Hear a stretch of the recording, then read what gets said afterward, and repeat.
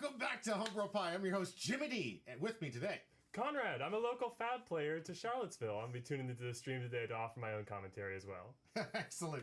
This man is not just an added commentary. This man is the brainchild behind what we are going to be providing for you today in some amazing content for some Flesh and Blood Pro Quest. Guys, the person that wins this tournament is going to get their invite to Singapore for the Pro Tour.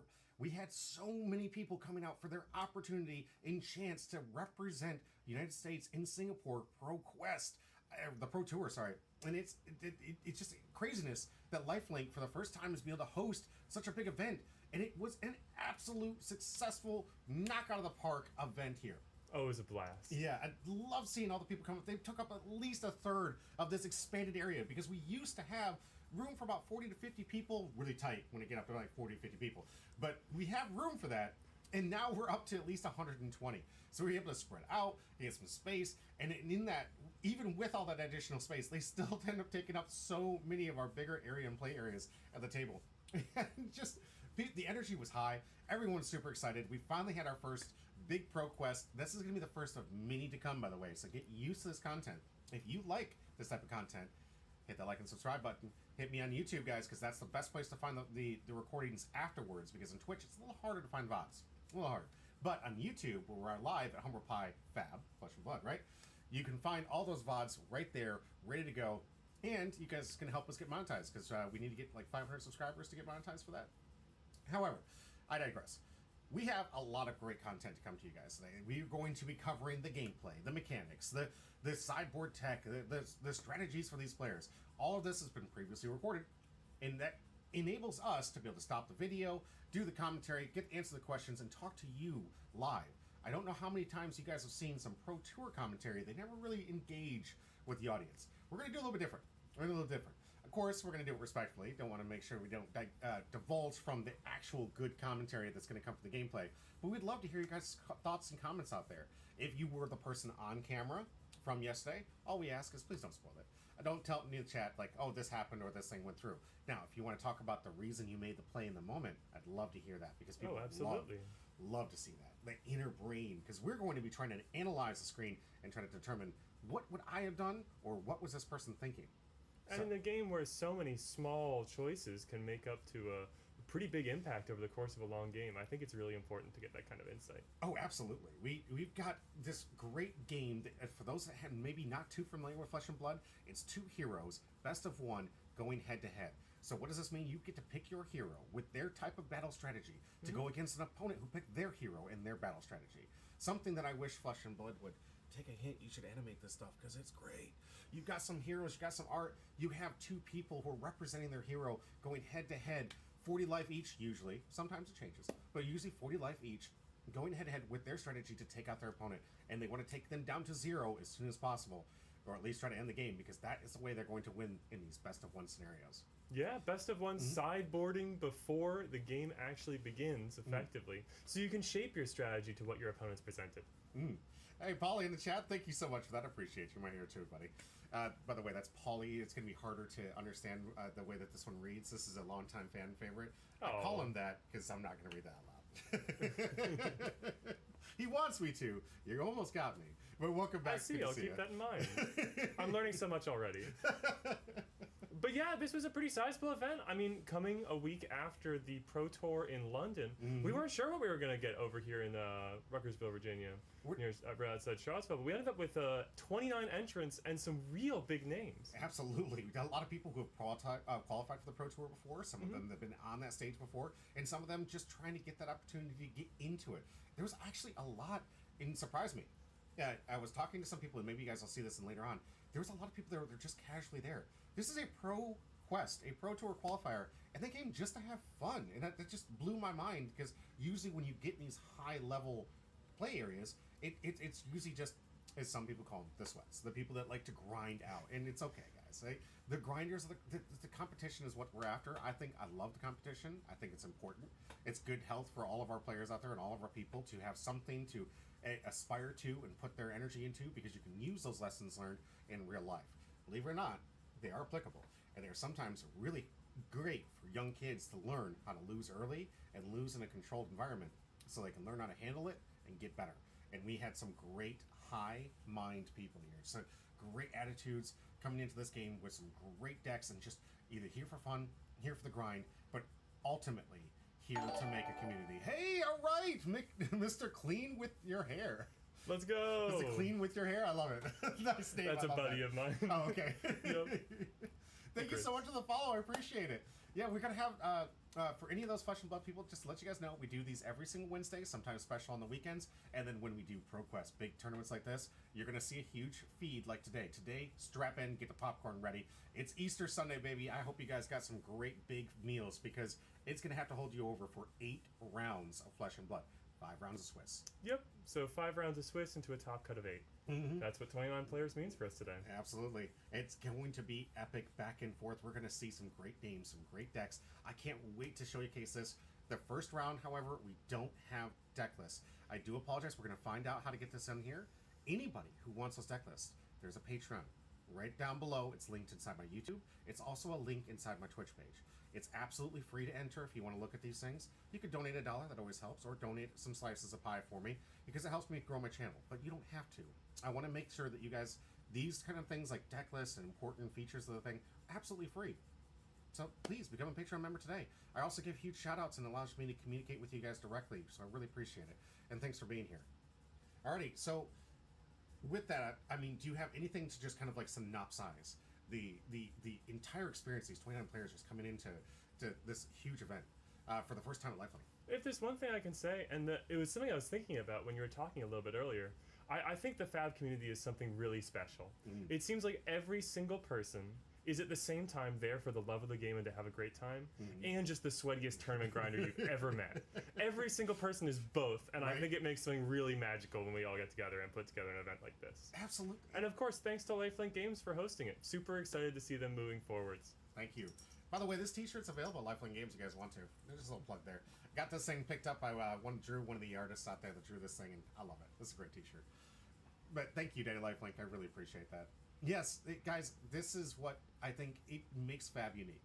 That you can have the players that can both be at the same time, and it's not something you find regularly within TCG communities. I know that there's some people, especially like in the Magic the Gathering, where I came from and where I started from.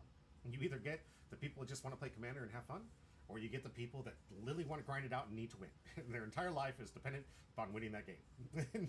And that mixture can sometimes make for some really cool dynamic, and sometimes can make for a little bit of hostility. But there's something I've never really experienced yet, and maybe I'm just too new to the game.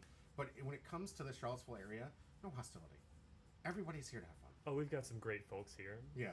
And I want to build this community even greater. We started off with, I think, about 8 to 10 players, and now our Wednesdays are kicking off to about 20, 30 people. Our bigger events are kicking off like we did here, and we're going to keep growing from here as long as people know that here at Lifelink, we host these really great big events with great prize support, always giving out the best packs, always giving out the best stuff we possibly can, and making it worth your trip to come out to Lifelink Games. So if you haven't been there, please check it out, guys. It's fantastic. We're in Central Virginia.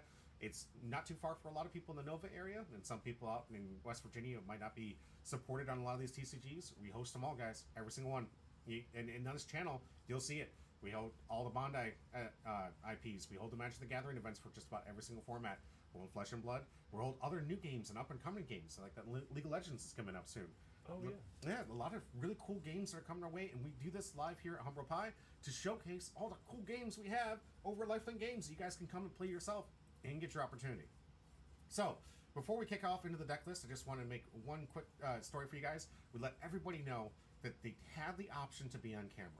Every single person there is not forced to be here. We just wanted to offer them an experience, something that they can't get in the early stages when they're going to go, and if they do qualify for the Pro Tour, they're not going to have a choice.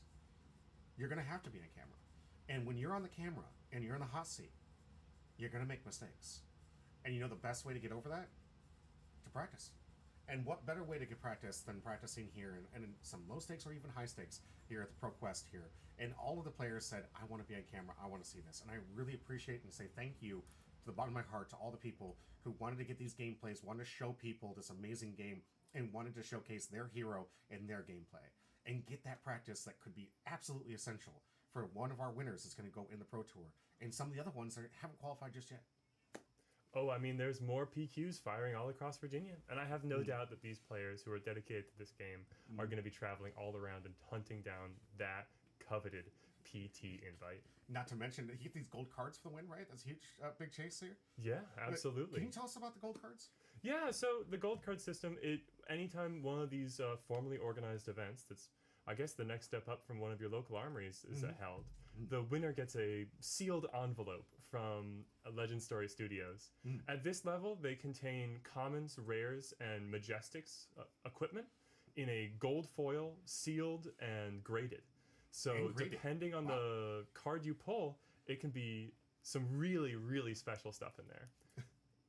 I love it. All right. Well, good luck to the person here. We actually have that on camera opened up, believe it or not. They didn't take it just to go sell it in the mystery pack.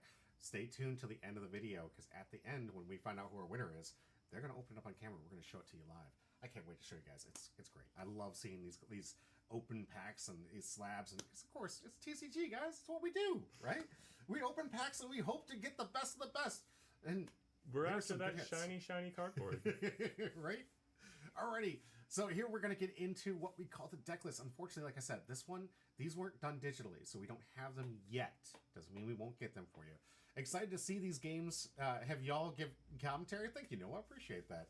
All right, Supernova, fantastic. Thank you for coming in here. I am super excited to get into these two. I can't tell you how much fun it was. There was a lot of work, and this man did a good 50% of it, if not 70% of it. Yesterday was killing it as we were going through trying to make sure that everything's organized. I will be the arm in a lot of these videos, reaching in to make adjustments to the streaming setup. Absolutely. Before we actually go on the deck list, I'm glad I remembered that, because can you tell them about exactly what we did to do the setup for all these games? Yeah, so my goal and our goal was to have this be as unobtrusive for the players as possible. Get them that streaming experience while at the same time being able to keep their minds focused on the game plan and in this complicated game that we love. And so there's a stream room at Lifelink Games, closed off from the rest of the game store, but where we have the camera rolling. The things we're trying to do, I was keeping track of time. The judge for the whole event was mostly in the other room. Absolutely. So if the players needed to call the judge, they just talked to me and I'd be able to run out. I was sort of like the universal gopher for the whole event, just running around doing what I could to help out. Absolutely. It added a whole new level to these types of experiences. I've always kind of expected our channel to kind of grow like this, to have a studio hand, someone who's in there to make sure that the leader abilities or the hero abilities, what are commander abilities, all are being clearly displayed on camera so everyone knows what's happening. Because there's sometimes, you guys have played these games where you don't know, did they activate the hero ability? Did they do this? Hey, we got ourselves a subscription train! Baby, thank you so much. I appreciate it. Chaos Bug, thank you, and welcome to the chat. And thank you for the kind words, World of Better Gaming. Yeah, I think it was a great event. Thanks for putting forth the effort in streaming and making an experience so much fun. This is coming from YouTube.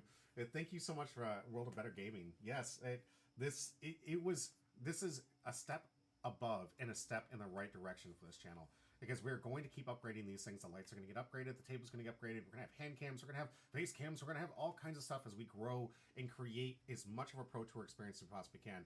And this was a huge step, as we were saying. Having someone in the studio to represent those damage counters, to represent what was happening on the screen, and now with the commentary to back it up, to help you at home follow along with what's going to be happening here. So great advances within the studio, and I truly thank you so much for your work yesterday. It's going to showcase itself infinitely. I mean, it was a blast. Yeah. And at the end of the day, I got to spend all day watching some pretty high-level Flesh and Blood. And I think, honestly, when you get to watch it yesterday, you get to watch it again, and there is something to watching these card games. Like, you might be out there wanting to get some more reps in playing, which is a way to learn. But the multiple people have different ways to learn. Sometimes they like to watch, some people like to read, and some people like to get into the game. So for those that just like to watch and can learn from that, there's a lot to be learned here. Because they say, the wisest people learn from other people's mistakes. So maybe you can take that opportunity to maybe learn something here and make sure you don't make that mistake in the future, or find the right line to get your big win. Got some chats over here. Hello, sound very low? No? Sound pretty low? Is it? I could turn it up a little bit here. Super low to me as well. Sounds about right from Electrum. Maybe they got their volume all the way turned up. I will turn this up just a little bit for y'all and see if that's too much. Sound far Sound away. far away. I should say. Flak flop. Okay. Well, I'm turning up the volume. Well, we appreciate you all talking about that appreciate and calling that. it out. Yeah, it is low. Okay. I'm turning up here. What are we hearing? Are we hearing it too loud now? And a great follow. Thank you. Anna Banani. There's a lot of great names. Annie, thank you so much for the follow. I appreciate it. So I'm trying to get some feedback here. That's getting better. Sounds better to me. Thank you, Polly. Appreciate you. Nice to try to catch. He tries to catch me off guard every time. Every time. You're disciplined about it, though. You're disciplined about it. Looks like we got sound from a mic or no. Sound from the other mic. Oh, both of them should be recording. I can see it. Yeah, they're both on. They can both see here. The camera mic? Is there something? Oh, no. Let's find out if maybe the reset. Sometimes this happens. Thanks for the catch. No, it's at Focusrite LNR. It's on the right right mic here. Sounds good now. All right, back to this one right here. Yeah. Solar flare, something like that. Who knows? I really doing the best I can from this side of the studio. Hopefully it sounds good now. We're gonna go with that and hope that works with everybody else here. And it's a brand new design here. Oh wait, the stream loves to see more flesh and blood content. Yeah, and Lifelink Games calling out this nice little design we have here for. Pretty sweet. Yep. Thank you for the check. I did. All right, sounds good. So that's what I'm looking for. All right, perfect timing because we are about to get into the actual coverage of this here. First, we're going to start off with some deck lists. Like I said, don't have these ones, but I have a brainchild here that understands exactly how these decks work. So please, Conrad, take it away. Noah is on Aurora, Shooting Star, and that's the aggro deck of the format, right? The one who's gonna be proactive and the one that everyone's building their strategies around. Aurora is sending efficient 0-for-4s over and over and over again until the opponent's dead. And if that weren't good enough, she has some real spice in her action, or non-attack action, and her instant suite that we'll have to keep an eye out for. The opponent is Zach on Enigma Ledger of Ancestry, which is an illusionist, so there's always something funky going on there. It's more of a mid-rangey plan, but with some powerful combo elements. I think that if Zach's gonna win this game, it's gonna be dependent on him walking the life totals down, trading little by little with Noah, and throwing important disruption to make sure Noah can't go crazy with full hands. But then comboing late game to set up a powerful board that can keep pushing through for lethal damage. Noah, I think, can combat that mostly by just going for really strong individual hands. A specific combo, Arc Lightning and Flicker Wisp, is something I'm looking for in this game. Just being able to push through unavoidable arcane damage, trigger any of the effects like Channel Lightning Valley to draw cards, and capitalize on some gigantic aggro turns. And I love that this almost exists in like every single TCG out there. Aurora, like you said, is the proactive deck, the one that's putting the aggression on. Folks, Noah is the beatdown, and Zach... Hey, a huge trade coming in with the subscription. Hype trade incoming. Thank you so much. Thank you so much, Daddy Lifelink. I appreciate it. Mick Mousy, good to see you. Thank you so much.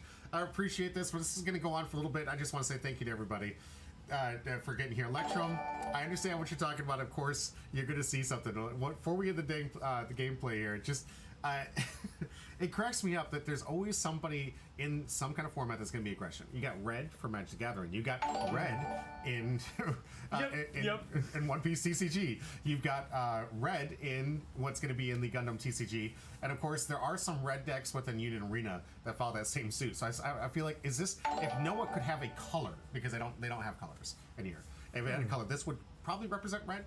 Folks, it's quite that simple. If you look at the deck list of the standard Aurora, and we do have another Aurora deck list to look at a little bit later on, there's a lot of red cards in there. And this Enigma, she's blue. She's without a doubt blue. Okay. All right.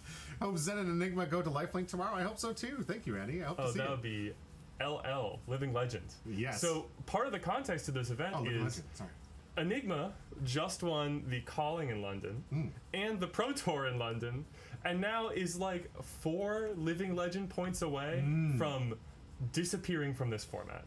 And she is locking down a ton of stuff. All the decks that are able to do well into Aurora really struggle against Enigma. And so it's possible that if Enigma picks up enough wins across the PQs on this weekend, she could be gone by Monday. looks like Jesse TV is calling you out for casting StarCraft. Did you cast StarCraft? Did I ever cast StarCraft? I think we had a little bit of fun doing that once or twice. Yeah, okay. I didn't. That's something I didn't even know. Thanks for the little drop and little nugget there. You have your own social media out there that you do some content with? Oh no, just something I did fun with friends for a little while ago. Okay. Must have been during college, I think. Probably. Okay. I don't think they're talking about me because I haven't done any StarCraft yet, unless I look like someone. No, and I know my dear friend Jezer TV. Okay, good. And thanks for the correction, by the way, because some of these abbreviations and acronyms are going to go over. I see LL as Lifelink because that's But how can we not? Yeah. and that correction was fantastic. Enigma is actually already a living legend. Already. Ding dong. 1,002 points. Ding so dong, far, she's this gone. will be the one of her last events. And you know that I have lost a lot to Enigma in the past, but also I got my Pro Tour qualifying win on Enigma herself. So it's a little bittersweet for me. I've got some friends who really, really adore the deck and have done incredible things with it. So it's a little bittersweet to think about the times we've had, but geez, that deck was strong. All right, well, there you have it, folks. We didn't know it until today. This is it, the last event you're going to be able to see this hero in action, and I can't wait to see it in action. So we're going to get into the gameplay. Let's see it. Oh, yeah. All right, starting off again, reminding everybody we are live, or I'm sorry, we are currently live, but the video recording is not. This gives an opportunity to stop some gameplay. So if you guys have any questions or comments or anything that we want to address that might intercept with the game, we can absolutely do so. It's one of the unique things about recording. Not to mention, if you were thank you for the subscription. Thank you, Jess. I appreciate it. Yeah, if the fact that we have this opportunity to showcase this and then let the people who played yesterday come in and comment on it, because I know Noah's in the chat already, so maybe Noah can provide some deep thoughts for in the moment moves. I'd appreciate that if you could, Noah. And please, no spoilers. No spoilers. I want to know. I don't know who won this one. I was outside. You do. But it's okay, because I'm sure you already forgot about it. Because we're going to watch some good games here. All right, so as you said, Noah is trying to go all aggression. Zach, does Zach have the defense necessary to take this into the late game and really start working with those combos? Right, and because so much of Aurora is based on hit effects, and all our cards come in for 4, will Zach have the blocking 4 defense reactions that he'll need to cover up those critical breakpoints? Looks like Noah was going first and just opted to Arsenal here, setting up for a more powerful turn 3 and leaving the first proper turn to Zach, who will start off by playing Restless Coalescence. So there's Ward 2 on the board, protecting the life total a bit, and sending in the weakest link. One of the more relevant on hits, these are the things I was talking about where you're sort of walking the life total down, offering 6 damage, and on hit, look at the hand, and if there's anything that doesn't have a block value in there, like this electrostatic somersault, it would be torn out of the hand and Zach would draw a card. Instead, Noah's going to block 6 with 2 actions, and then return them to the hand with that electrostatic somersault. Ooh, wow. So effectively blocking 6 with 1 card, one of my favorite cards coming out of Rosetta. Right. And I mean, that's just me as a mid-range player. I like to block. So there's this whole aggro deck, and I'm just focused on how you block best.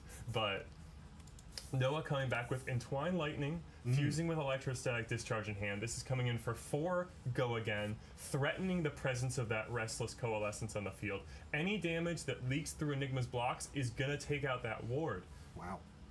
So it looks like Zach is saying no blocks here. Okay. Trying to maybe set up for a larger turn. And on a deck like Enigma, where you're trying to play a little bit more mid-rangey, it's always interesting to me what hands they keep the full hand and take the damage for. I think that's the thing to watch out for. Absolutely. Here we go. 4 more coming in with Go Again. I'd love to see you get these little markers here. For those that can barely see it here, if you see this little sword dagger moving around, this is a representation of Go Again, meaning after the attack they can actually take an additional action given they fulfill the requirements, or given the card says specifically just go on again. Yes, Go Again.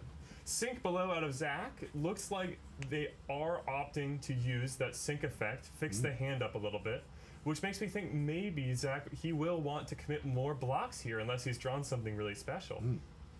Supernova says, I ran Crown... All right, I'm going to stop this because I don't want to miss... This game is going to be a flinging of swords back and forth here. So this is one of those cool out times where I can stop the video real quick and get to some of the chat out there. The equipment suite from Aurora is always changing depending on what context the match is. How does it look in this game?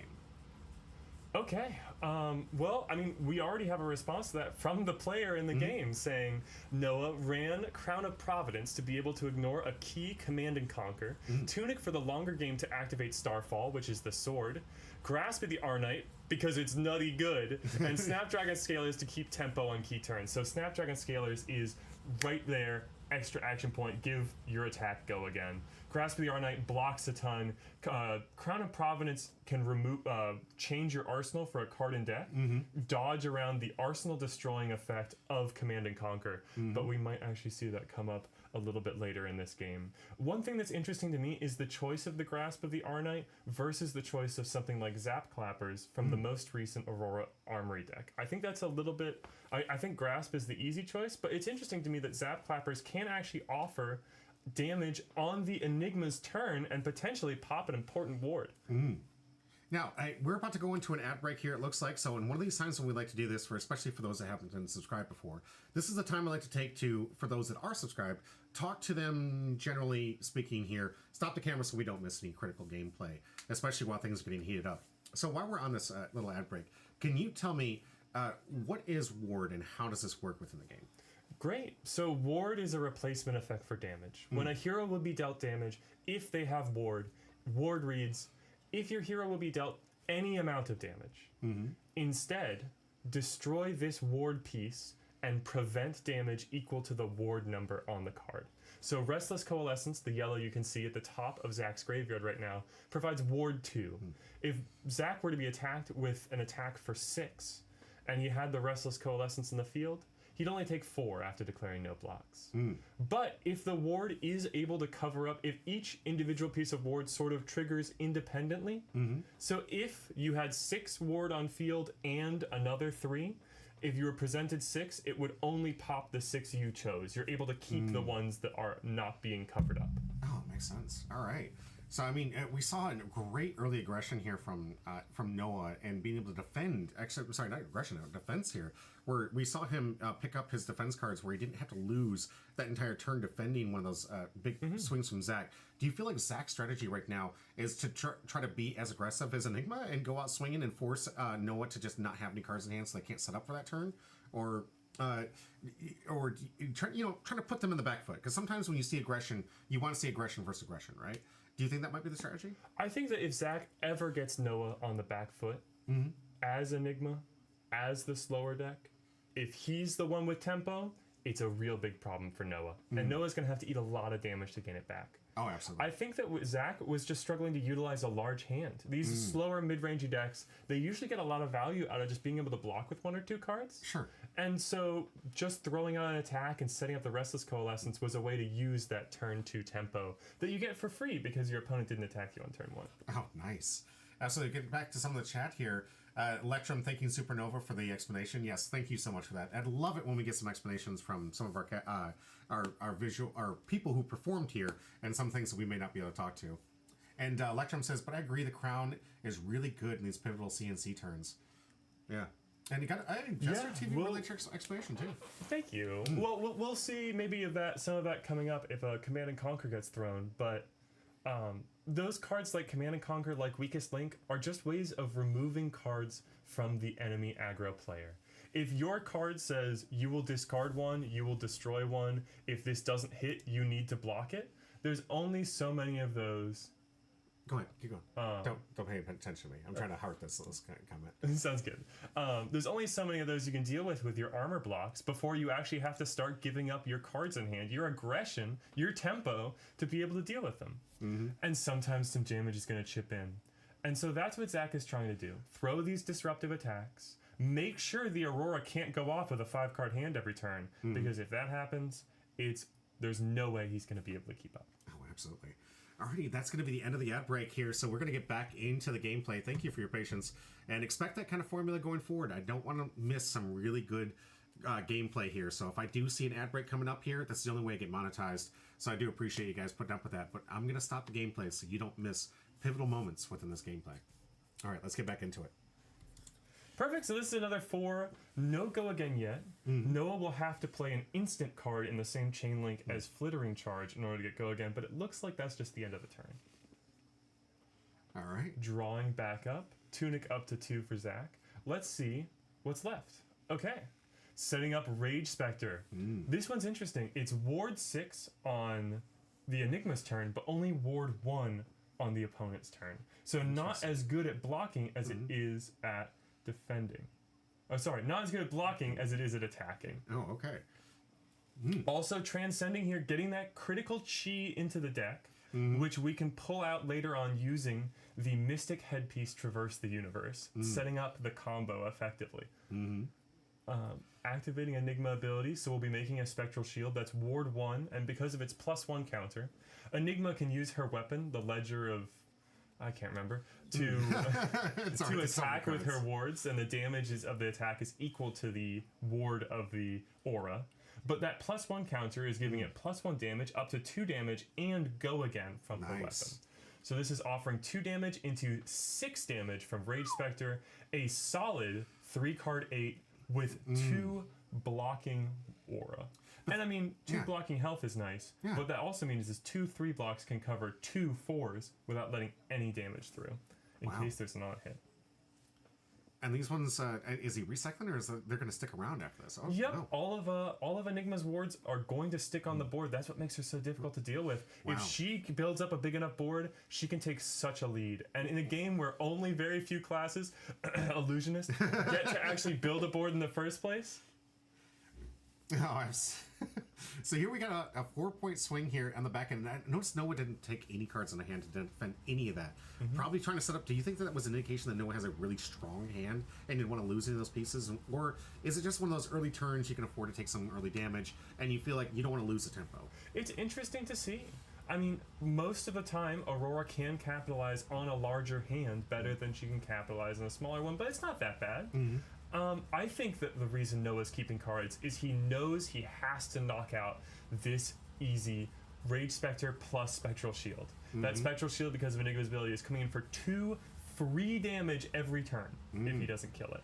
And with the Tunic coming up, the Rage Spectre can swing as well.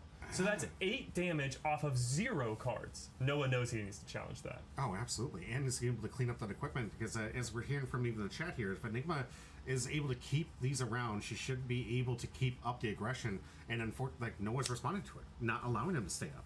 Yeah? And this is kind of what I was talking about earlier, where you think, oh, well, what's in Zach's hand that he doesn't want to block? Right? When you already have Rage Spectre with Tunic and the shield in the field, what's so strong that he's holding on to it?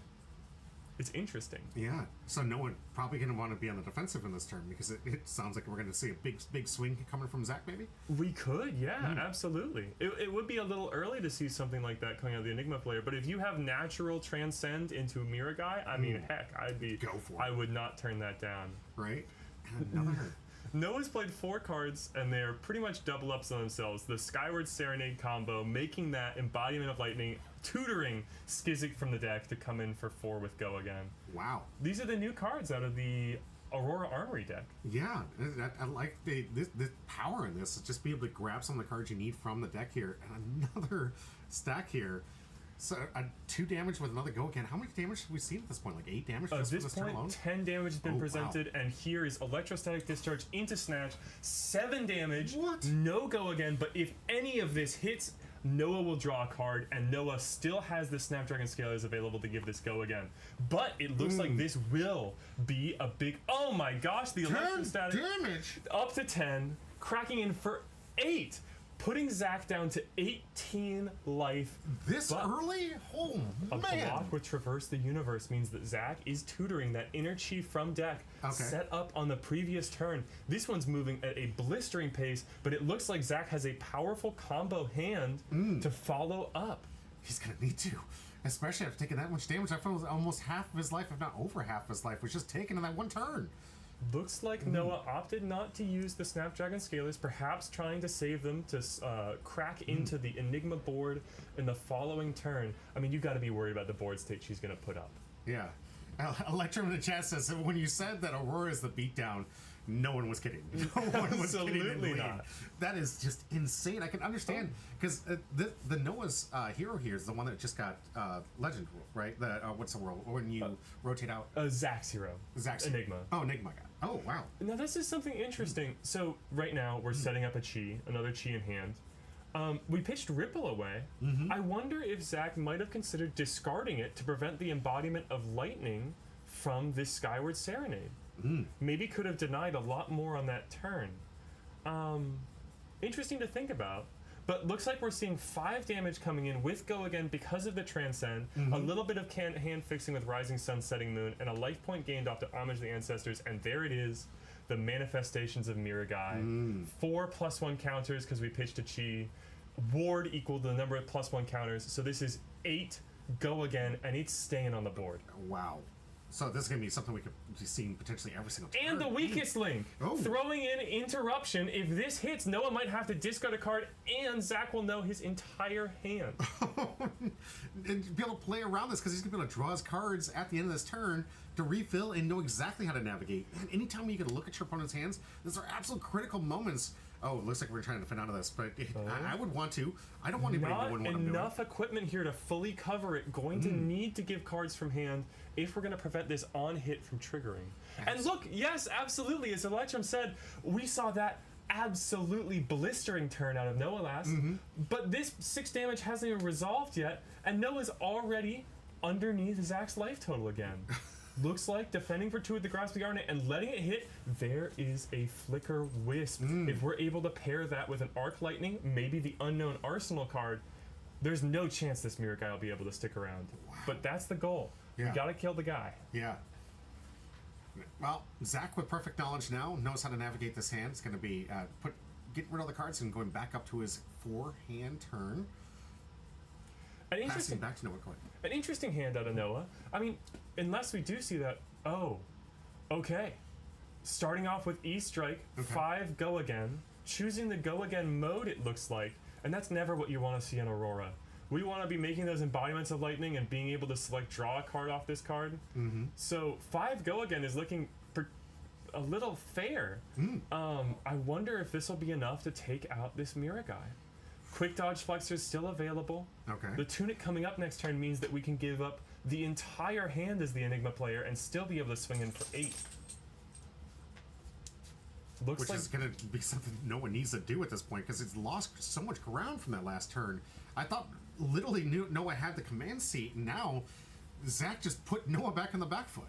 Looks like this was my mistake. Noah's reminded me in the chat that he actually selected the draw a card function here and is going to need to end up to commit snaps. The Snapdragon Scalar's foot piece, which is currently we're not able to see because of the name tag up there, in order to give this Go Again. So right now this is offering 5 no Go Again, and Zach's got to be scratching his chin, thinking, what sort of mischief is going to happen here? Because, you know, it could be the Snapdragon Scalars. But maybe there's another Lightning Press in Arsenal just to use as an attack reaction to pump it over the top, and we're going to pitch the rest maybe into Aurora activation. It's those kind of things you need to be sitting at as the Enigma player, thinking, how can I keep this Mirror Guy on the board, or can I keep this Mirror Guy on the board? Hope he has a right defensive hand here, because I already know building up a 5 attack swing just to start off. Does someone have Go Again? Not right now, but he'll either need to commit the Snapdragon Scalars or find a different way to use the hand. Looks like Zach's saying no blocks. Noah reacts with the Snapdragon Scalars, giving it the Go Again, and the Mirror Guy's down. Oh, didn't have the defensive hand or just didn't want to defend it. Just 12 value out of that dragon. Just 12. Just 12. Just a fourth of your life total. Just 4 block and 8 damage. Looks like the Electrostatic Discharge picking back up the Manifestation of Mirror Guy. And because that wasn't discarded with the weakest link, that must have been the draw from the Enlightened Strike. Oh, alright. Okay, here's 2 coming in. Is this one perfectly blocked here, the first attack? It is, but Battlefront Bastion only blocks 2, but it says when it defends alone, it leaves 1 point of block sort of floating. Okay. Now, coming in with the Lightning Press, looks like it should be enough to push through the breakpoint, which is going to be 4 damage because of the on-hit effect of that card there. The last attack action, Noah's Chain. Let me count up. So that was the Arsenal and 2 cards committed to defending. So it's a 2-card hand, and there you go. The 3rd copy of Weakest Link. Folks, if you just keep throwing 2 for 6s at them, eventually. Yeah, they're just going to get beat down. This is, wow. Oh, wow, that's some efficient blocking. Never mind. There's the press. Oh, welcome back in, Canuck. Hey, Canuck, good to see you. Welcome. Long time no see, Canuck. Good to see you. Hope you're enjoying this Flesh and Blood content. So this is 6 damage coming across, which, if Noah says no blocks, maybe Noah doesn't even have a non-block card in hand and can just say, you know what, who cares? Goes down to 7, which is a critical life total because that is less than Mirror Guy's attack. If Zach is able to make another guy, that's the real danger zone. All right, so starting off with 6. Do we have a go again on this one? Or No, I think this is just the only 2 cards in Zach's hand. He's just tossing this out either to deal some damage or to try and get Noah to commit to blocks to protect the cards and the knowledge of his hand. And as we've said before, the knowledge in that opponent's hand just tells you exactly how to set up that turn. I mean, it was so powerful in Magic the Gathering that like the 2 damage just to see your opponent's hand card got banned because that information was just too powerful. So I imagine, would you say it's one of the more strong mechanics within Flesh and Blood? Any ability to just be able to see what your opponent's working with for that turn? Oh, I mean, it depends. I have been a big proponent of playing Weakest Link, even when your opponent isn't necessarily playing no blocks, because I just love to have that hand information. But that's not always an argument I've won. Noah showing off a hand that, I mean, should be able to send 4s efficiently, but there's another Flicker Wisp, and it looks like there's no Arc Lightning to be seen to combo that with. Enlightened Strike out of the arsenal. Will this be for 5 go again, or will this be for 7? I think he's stocking up here because we got the chat here. This could Zach is setting up for lethal on this turn, getting him down to 10, and is currently representing an opportunity to have the right hand to end it maybe next turn. So I think Noah saw that writing, right, and is now trying to put the aggression back into Zach's hand to get those cards in the hand. So there isn't going to be a chance of that lethal. And this is scary. Zach holding other cards, opting to take these 7, going down to 6. If Noah's able to keep a full hand, I mean, that's something that Arc Lightning and Flicker Wisp could do basically by themselves. Looks like Noah has drawn 4-0 for 4 reds. All right. Coming in. Oh, looks like Spectral Manifestations creating a Spectral Shield, and it's getting 3+1 counters because there's no other wards in the battlefield. Coming in for 4 damage with Go Again and still sitting on a card in hand. 1 resource floating here, so if Noah opts for something like a Sigil of Suffering to try and pop the ward on Zach's turn, he'll have that 1 resource to commit to Arcane Barrier. This is just 4, and Noah's going to need to challenge this because this is going to be 4 for free every turn, but I'm not seeing any Go Again in Noah's hand. Interesting to think about. Down the line, Noah's in the tank here. I think it feels like this is going to be the last few stages. Each of these heroes able to put up 10 damage with a decent hand pretty easy. And we're gonna see a lot of back and forth. This is where the games get tight, guys. As soon as you get underneath that 10 life, every single turn could potentially be your last. So now you're making these critical blocks, these critical saves here, along with some critical swings, because you're trying to close it out and see if you can get your opponent with a bad hand. Am I right? Oh, without a doubt. And this could be something interesting to think about. That Crown of Providence, there is Noah reaching for it, isn't just a tool to dodge Command and Conquer by swapping your arsenal out for a random card in your hand. It's also a way to swap a card in your hand for hopefully something different. If Noah can find a way to set up an embodiment of lightning, his hand could be looking a lot stronger, especially with that Tunic counter coming up. Any source of Go Again means you can also swing Starfall. Oh, looks like commits Exude Confidence as well. So this is going to cover it fully. 4 block represented there. And we'll just have to see what Noah's able to pull off the top of his deck to try and put together a turn that can crack this board state that Enigma's set up. I know it's just 1 little token, but this is a really, really scary board state. I have lost to this more times than I could count. Oh, wow. Yeah, Noah's in the chat here even telling us that it was a real feel-bad moment when he had to use the crown there, just to make sure he could survive that turn. Feel-bad move using crown just to try and get a functional turn, right? Oh, here's 4 coming across, blocked with 3 from the Enigma Chimera. Looks like maybe Zach is willing to give up this Spectral Shield, but, you know, that just makes me frightened of what could be coming next. Anything from Noah here currently doesn't have Go Again, but if he was able to pull an instant off of the... Nope. Looks like no Go Again here. Okay. But we're able to crack through that board state. So even if we're not threatening much on Zach's... Oh, gosh. Pitching 2 red cards to activate Aurora.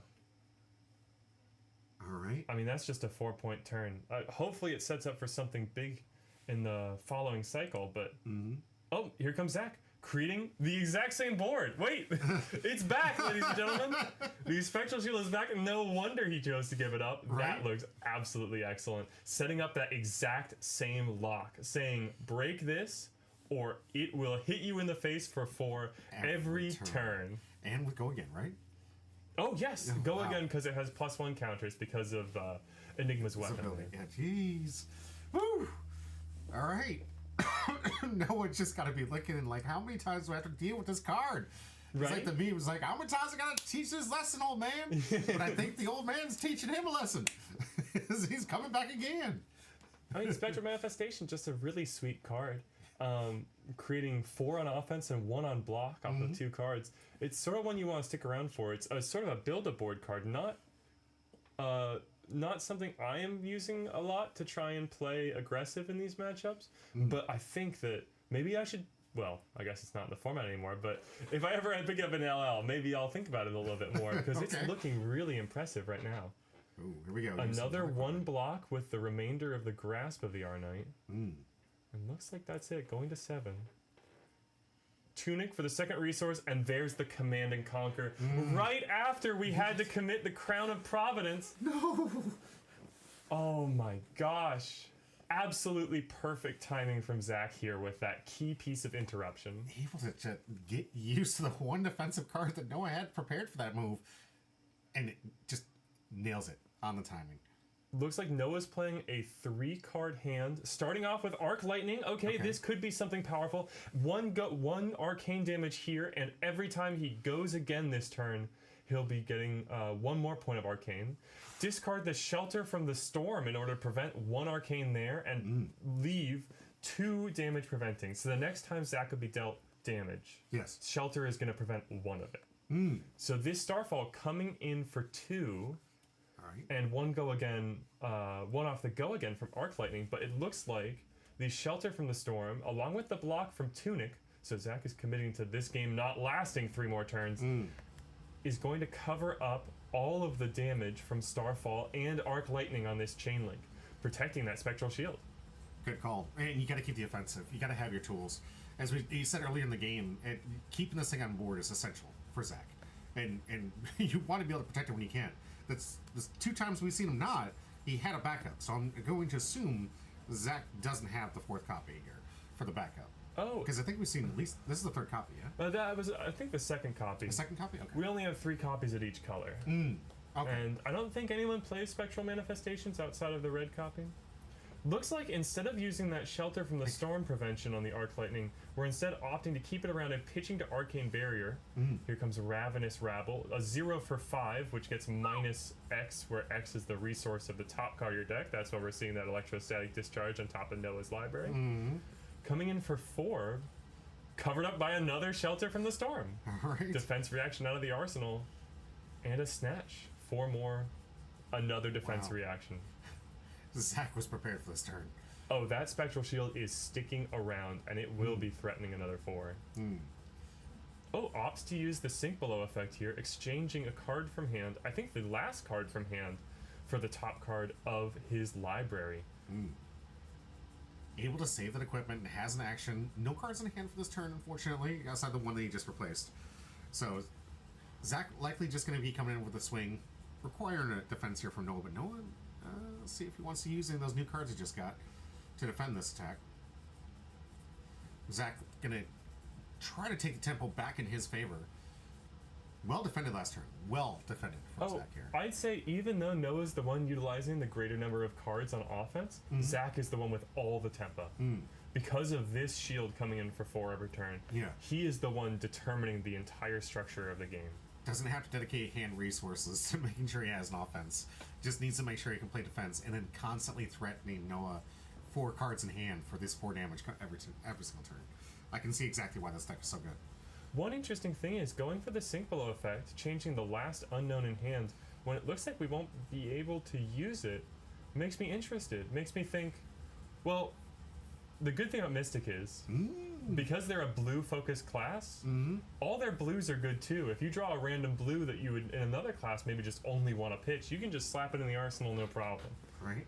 Zach choosing the arsenal, the last card in his hand, redraw up to 4. Oh, and another big combo turn. This time wasn't forced to block with cards for the Command and Conquer. Gonna come in with that Arc Lightning, threatening 1 Arcane on every source of Go Again this turn.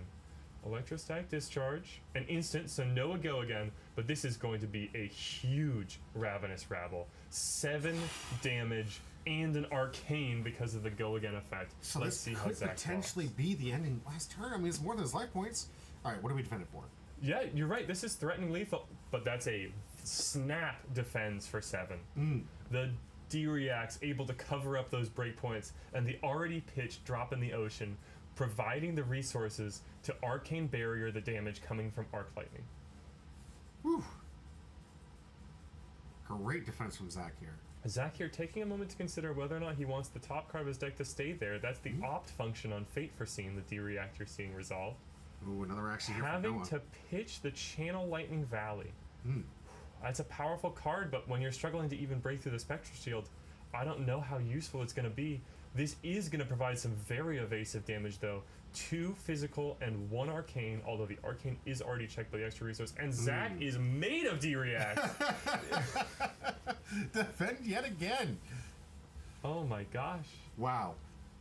But that's just the power of being able to say, I don't even need a card in hand to swing the Spectral Shield. And next turn, it's threatening lethal. Yeah. Noah only has 1 point of armor left, and that's on the Tunic, something you want to keep around. We're going to need cards out of the hand to deal with this. A simple 4-point swing coming here from Zach, threatening lethal right now. And of course, it now demanding cards out of Noah's hand. And this is that tempo swing that we were talking about, where Zach seems to be in the driver's seat. He's forcing Noah to play off tempo and forcing to have to defend where Noah wants to be on the aggression side. They don't want to play. You don't play an aggressive deck to play defense. That's not how these work. And the game completely changes when you get to these low life totals. When the first person has to block instead of just wants to block, it completely changes the texture of your decision making. Supernova, seeing the rewards of being able to watch this game over again, rewatching those D-Reacts were so well timed. I needed my exude confidence on these turns. Yeah. All right, so able to block at least only to take 1 point of damage for this turn so far. Yeah, drawing both of those. I think there's both of the exude confidences on that one awkward all red, all 0 for 4, no go again hand. Pitching it down and dirty, that's an interesting tech card. Anti-illusionist, maybe pop those phantasmaclasms. Only offering the 1 here. So this is a little tricky. The Starfall is a 1 cost, 1 attack weapon that gets +1 and go again if you play a lightning card at all during your turn. And we know Noah has a lot of lightning cards. And a lot of lightning instants as well. So this is where I'm interested to see what he ends up playing here. Yeah. Looks like Zach is going to commit to defending, and there's the Electrostatic Discharge. The instant that pumps it up to 2, gives it go again, and sets up for a big 7 on the next swing. Here's lethal. Here's Noah lethal. represented. Yes. Zach has to defend now. Let's see. I mean, another 3 block plus a D-React would block this pretty cleanly, but at the time, Zach still has 3 cards in hand. Only so many of Enigma's cards don't actually block. There's the defense reaction, able to keep 2 whole cards in hand, which is getting really scary now that Noah's down to only 2 health. There's a card called Astral Etchings. It's a 1 cost non-attack action without go again, but if you have a Spectral Shield, you can use it as an instant. And it puts +3 more +1 damage counters on any piece of ward. So, if Noah commits to blocking this for only 3, an Astral Etchings out of nowhere could spell the end of the game. With 2 cards in hand, taking a point of life just to play this. Looks like actually, oh no, the Restless Coalescence, maybe just as bad, sucks all of the +1 damage counters off of that, and that's going for 2 no blocks, and Noah's hand means that that's going to come across for the 1 damage necessary to end the game. Wow. And your victor is Zach on Enigma, the Ledger of Ancestry. What a game! All right, let's go to West for quick. I really love some of the chats over here. Electrum just going off with it. You get a D-react. You get a D-react. You get a D-react. There's so many D-reacts. Defensive reacts for those out there. Absolutely epic gameplay going back and forth right down to the line as you want to see these card games. What did you think of the experience? I think it was really exciting. I think the D-Reacts were... I love resolving a Fate Foreseen into a Sync Below, sit on the top of my library, draw just the card I want.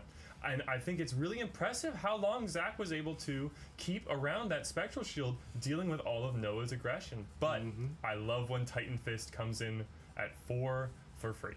Right. Absolutely insane. It shows you why Enigma is heading into Living Legend after this weekend. And Supernova here saying, see you around, Enigma. Can't say that I'll miss you. Good game overall, though.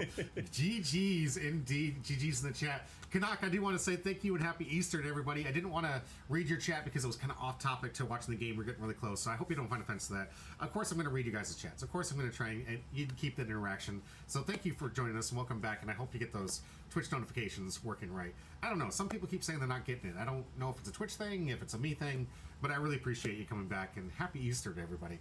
Guys, we're going to take a quick break. We're going to get our studio set up for round 2 of this matchup. We got a deck list of the 2, right? One of the 2? Yes. Okay. We do have a deck list of the 2, so we're going to showcase that. Remember, if you want to find the deck list that we do have currently, you can go to my Patreon right now. There's a link inside the YouTube and a link on my Twitch down below where you guys can get on the Patreon. You can see this deck list. The links are available, ready to go. And you guys can see which rounds are coming up and what decks you might want to check out yourself. Obviously, and I don't think an Enigma is going to be one that you want to copy right now, because I'm pretty sure that one went bye. But I digress. Guys, we have some awesome content. That was just round 1. We have 8 total rounds. That means 7 more rounds of content coming your way. Buckle up, grab the popcorn, grab whatever you have at your disposal. We're going to have some amazing ProQuest gameplay coming your way. Thank you for being here. We'll be right back.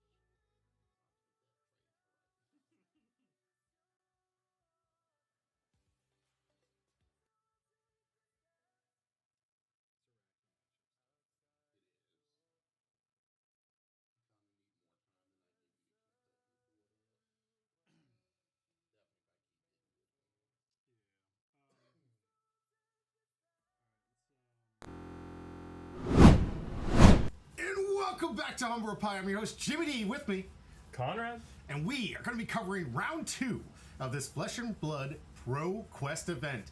This is, strap in guys, 8 rounds of epic gameplay.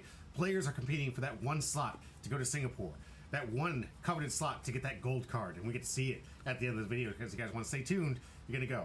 I do want to apologize to most of the people that are frequent watchers in here. I always give away free packs. Today I came unprepared. I did not actually have any Flesh and Blood packs because I like to keep packs in tune with it. So I will entice you, if you guys are enjoying this content, follow me on Wednesdays too, where I do more Flesh and Blood content. Because this Wednesday, because I forgot to bring packs here, I'm going to be giving away, not 2, not 4, 6. 6 packs I'm going to be giving away to anybody that's going to be commenting or in the store playing Flesh and Blood this Wednesday. So please come out there. You guys can be out for those 6 packs. And this is my apology because I normally give away packs. I usually have things like hit exclamation point join right above got Conrad's head right there, and almost perfectly displayed right there. You can hit that. You usually can anytime I go live. I usually give away packs for whatever TCG I'm covering. Today unprepared, and because it's on me, you get rewarded in a future video stream. So if you guys want to join us on Wednesdays, hit that follow button, hit the like button, get those notifications on so you guys know when to come in. All I need from you is to come in, chat something like we've been seeing today, and you'll be automatically entered into one of those free pack giveaways. But unfortunately not today. Today's going to be all focused on the Pro Quest. That Conrad guy is quite a cutie. 112. Oh. I love it. I love it. I love our chat. You. Guys, we have a lot of content to get through, a lot of things, so we will be reading your chats. We will be going through when we can. If it's unrelated to the gameplay, I'll probably miss it and I'll get it to you later, so don't think I'm ignoring you. I'm going to stay focused on the comments that are focused specifically on what we're watching, because as we've seen from the game 1, and we're going to see from a lot of these rounds, some of these turns are action-packed, and I don't want to miss it. So I don't want to take the chance that I might read something that takes us out of the tempo of how our players are playing. So I'm going to keep that in mind, and I hope you guys do too. So don't feel disrespected that I'm not seeing it at the moment you say it. I can see your comments from YouTube. I can see your comments from my Twitch chat. So please comment if you guys want to share something. If you were on camera and happen to be one of the 2 players today, we have 2 great players representing the next one, Syndra and Mara. 2 amazing players with 2 amazing heroes that we're going to talk about in just a minute. I can't wait to show you. We got a deck list. Which one deck list do we have? Do we have Syndra's or Mara's? Mara's. So we do have a deck list to showcase for Mara, and that one is out there on Patreon for you guys. Absolutely free to join. If you guys want to donate, that's fine. I don't care.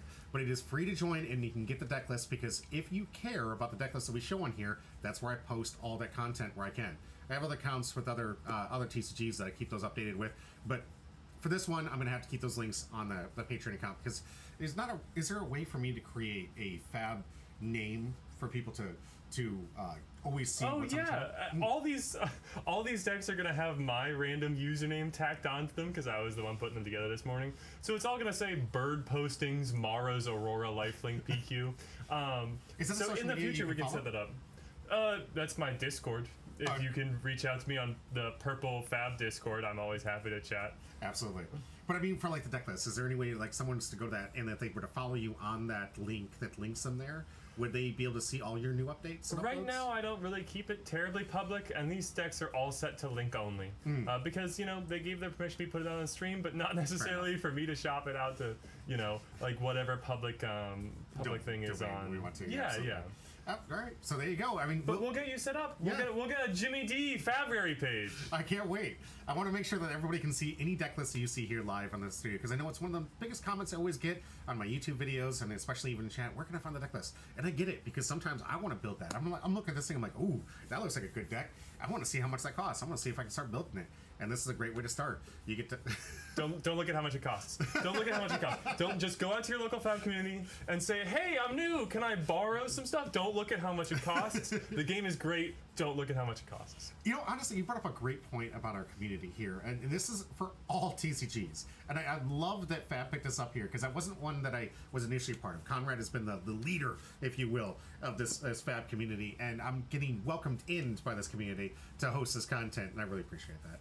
But that's sweet of you to say. You guys are providing the same thing that we do for all the rest of our TCGs. We have decks, shop decks. We have, for everything that we host and play, we've got random things on the side to allow people that want to try the game without having to buy first. And they're giving you tier decks. I'm talking at the top level tier. If it's in the meta and it's a high level play, We've got it, and we've got people there to help you learn how to play.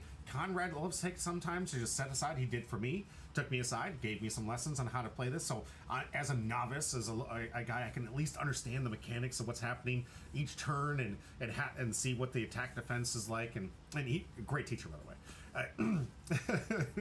But we have that everywhere at Lifelink Games, and I hope that we can encourage you guys to come out and play this, because there's nothing more fun to me than an in-person type of a gameplay where I can be right in front of my person and just have a great conversation and talk about some of my favorite hobbies and meet some amazing people, which is what we have represented within our community. And they are able to loan out decks. Be respectful. I didn't play this particular event, but my decks did. My main deck was piloted by Rachel, playing Prism, and my buddy Fenton also grabbed my Kano deck. So I wasn't lending out anything fair or balanced, but I was certainly lending out some stuff. I do appreciate the update here. It says, does Conrad's superior posture intimidate? Also, hi Luke Goblin. Not intimidate. I am impressed, though. I am absolutely impressed. He's also quite taller than me, by the way. So I don't know if there's much. There's not much I can do. Flesh and blood. Yeah, I think what we're gonna do next time I'm on stream, you guys might see me on a booster, and I'll just have like a little booster seat here, be like, okay, huh. I can lower my chair. Hold on. There we go. You have to. Folks, flesh and blood. Yeah. Not intimidating. I'm definitely humbled by your presence here, so I appreciate it. Let's chat about Mara, because if anyone, this is the star player for this event. Mara is a battle-hardened champion. She is a Pro Tour finalist, and she is a super serious competitor and one of the faces of the game, to be honest. Super excited to have her here playing and for us to be able to share that with you. Oh, absolutely. You want to talk about Mara's deck list? Yeah, is that up on the stream now? Let's do it. Excellent. Alrighty. So we're mostly looking at a decently standard Aurora deck list, because so many of the red 0 for 4s are good. You know, they see play in a lot of lists. So we're just going to highlight a few interesting tech choices. Shock Charmers puts some respect on Kano and the other wizards. And Face Purgatory is a card that's been seeing a lot more play. The Spell Void 2 on this Shock Charmers is what I'm talking about. Kano, who's trying to combo you for your whole life total on your turn, is really interrupted by that little bit of arcane damage prevention, preventing his stacking damage from truly getting started. If we take a look at the Face Purgatory, this is a new piece of Runeblade equipment out of the Rosetta set, the previous one before Hunted. And that's not a new card, but with the Armory deck providing a bunch more strong non-attack action cards, I think people are generally pivoting towards this card as a really powerful blocking option into decks that are sending big attacks. Scrolling a little bit further down, a single red Battlefront Bastions providing a true popper into the Prism. So, while that won't be relevant into this upcoming matchup here, I think it's an interesting tech point. And a choice to make to include one of these 7 attack blockers. Huge. What I will say is, if you're playing with me, please don't play these. I would love to hit you with my Herald, and I really, really don't like it when you pop my attack and I can't go get Triumph. Looking throughout the rest of the deck list, it's looking like a lot of the red cards we're always looking for. The burn-up shocks, the E-strikes, the somersaults and discharges. If you'd scroll down just a little bit more. As far as what gets a little bit more interesting, the spicy one-of copy of Weave Lightning is not something I've seen since the beginning of Rosetta. I think that this is just an option as it's coming in as a non-attack, and it is a Lightning, so it is going to set up all your things that care about having played a Lightning, but it's just not one I've seen for a little while. Played around with Sizzle as another option in that slot. Is choosing to play the full set of the new cards. That's 3 Cyward Serenade, 3 Skizik, and 3 Written in the Stars, as you can see in yellow and red. All of these cards are from the new Aurora Armory deck, and I think they've been seeing a lot of excellent play. The community remains a little divided on whether or not these are significant upgrades for the deck, but I think they're really exciting to see played in this game. Of course, that Flicker Wisp and Arc Lightning there, setting up for big turns, but playing into the hero that Mara is presented against this round, I think she might actually be looking for the best defensive value her deck can provide. I like it. Now, and the other one, unfortunately, again, we don't have the deck list here, but can you talk to us at least about the hero? Oh gosh, yeah. So this is Vincent. There's a little bit to be said here. Vincent is the only Shadow Rune Blade in the game right now. There's an old Shadow Rune Blade, one of the most broken decks of all time. Shadow Rune Blade gets an extra cards in their hand, which is they have cards that they banish, and they can play those banished cards. But for every turn they end with cards banished, those cards are dealing them continuous damage. Blood debt. Okay. So, I mean, that could be a strategy some of the players use against them. I mean, if you're going to be losing that life, that incremental life here, if you can take advantage of that, that might be a strategy here maybe from Mara to try to utilize. Oh, yeah. I'm not something an aggro deck typically leans into, but when heroes get complicated like Vincent, you change your stance playing into them consistently based on what they're showing you. Fair. So Vincent is able to play cards from Banish using the Rune Gate ability. Those cards have a cost, which normally be paid by pitching a card, but she's able to play them for free if she has a number of Rune Chant tokens equal to their cost or greater. Oh, interesting. Now, Rune Chants are tokens that, when you declare an attack, destroy themselves to deal 1 arcane damage to the opposing hero. Wow. So, Syndra on Vincent has the option to put together some really exceptional 2-card hands using those Rune Chants and Rune Gate abilities, but maybe playing Blood Debt to keep a larger hand to really crack through an awkward board state. That sounds awesome. I cannot wait to see how these two decks go together. I need to set up a poll here eventually where we can have like polls and things for the people who weren't participating to see which one you think is going to win. But personally, just off from what you're seeing here, deck for deck, not player per player, but who do you think has the advantage in this matchup? I would actually say that this matchup is the reason to play Vincent right now. Vincent struggles a lot into these big blue heavy decks like the Enigma we saw last round. But when you face up against the Aurora, and Vincent has a great suite of defensive tools, you can play that block 2, send a huge attack with evasive Rune Chants that often also offers some crazy disruption, which I hope we'll be able to see this game. I would say that Syndra is probably the one with the matchup advantage in this upcoming game. All right. Oh, this recorded PQ, we're live. So we are currently live, obviously, Riku.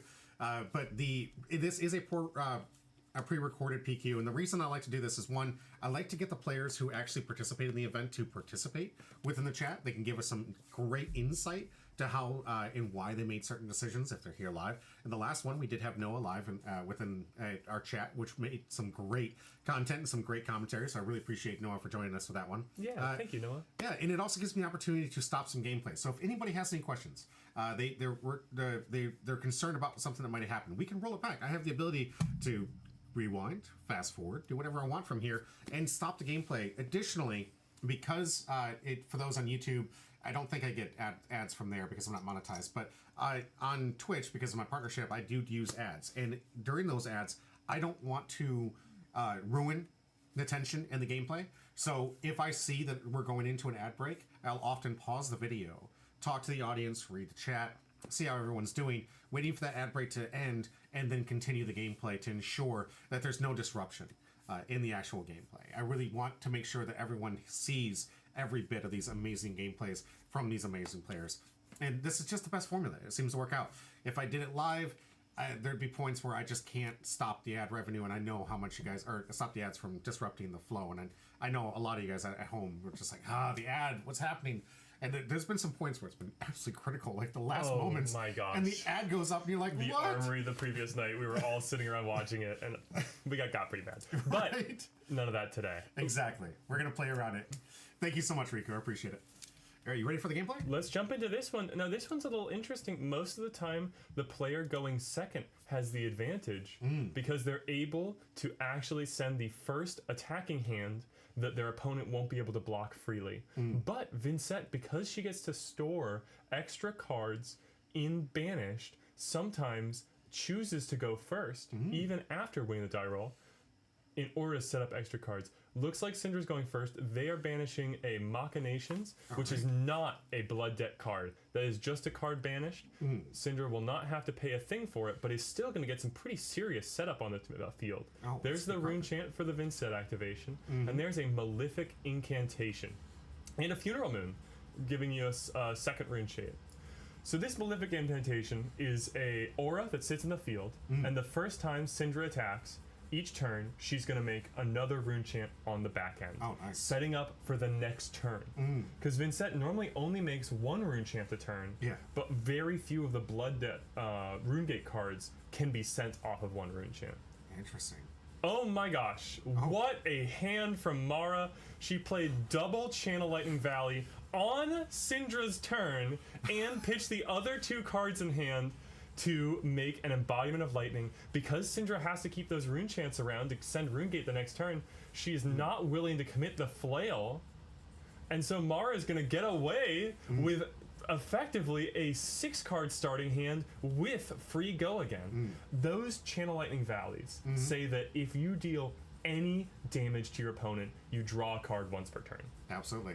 And we got chat here from YouTube. Riku asking, is that Mara Ferris? Yes, it is. Yes, it is. Yes. A lot of altars and custom art there. She is the one behind, what is it, Blackwing Studios, I think? Look at that gorgeous alt art tunic down there in the bottom right corner. Right. Oh my, I don't know whether that's almost certainly her work, but she does incredible work. Yes, she does. So, and I'm so excited to have her on screen. Here's something interesting. Burn Up Shock coming in for 1 point of Arcane. Usually the last thing I'd be thinking about, because the Burn Up on hit, any attack will deal 4 damage once per turn. Crazy punish if you can't block it out. But here, that shock, that one little point of Arcane, is threatening 2 draws with the Channel Lightning Valleys. It's already heating up, and it's only turn 1. Syndra, they discarded a Haunting Rendition, which is preventing the next 2 damage total dealt and making another rune chant. That's a really smart way to get around that awkward shock without having to pitch a whole card to Arcane Barrier. Here comes Skizzix, threatening 4 damage, but of course also another 4 from the Burn Up Shock on hit, and the Channel Lightning Valleys, each drawing a card. A lot of crazy stuff happening here. I feel like there's just so many cards being flung at once here. An entire hand from Mara just being dropped immediately with just this, I got it. A hand and a half. Oh, pardon me, that embodiment of lightning is from the Aurora activation on Syndra's previous turn. This Skizzix is coming in for 5. Wow. Needing... And the Lightning Press, pushing it up to 8, over the top of the blocks from Syndra. Jeez. Do they have a defense reaction to cover up the remaining points? No. That is 3 points over block, meaning, and 4 points from the burn up, 7 points of damage and 2 drawn cards. On turn 1? And that, of course, had go again. Jeez. That is insane. Riku in the chat says, yeah, I do a lot of altars too and recognize the tokens, but never assume. It's fair, but I appreciate it. Yeah. Interesting to say, I think Syndra is one of Mara's locals. Syndra is also using Mara's custom altar tokens. Oh, fantastic. Electrum, what a turn indeed. This turn was just all Syndra's turn, and then turned into Mara's just dominant turn. That was just absolutely insane. There's so much card presence. I can barely even keep track of it as a new person. There's just so much in the board state. Noah in the chat says, wait, I want this Aurora turn. Wait, where was this in my last game? Right? This is insane. But at this point, all Mara is offering is just the damage in the cards. The Channel Lightning Valleys have already drawn. The Burn Up has already resolved. And she's just offering another casual 6. Casual 6. Putting the opponent to 1/4 of their life down. In 1 turn. Yep. Right off the get-go. This is a blink and you miss it kind of matchup sometimes. Oh, and the Electrostatic Somersault is going to give that Flittering Charge go again before returning the Flittering Charge to the hand. Could be offering another 4 damage. Oh, is Mara thinking about it, maybe? Debating.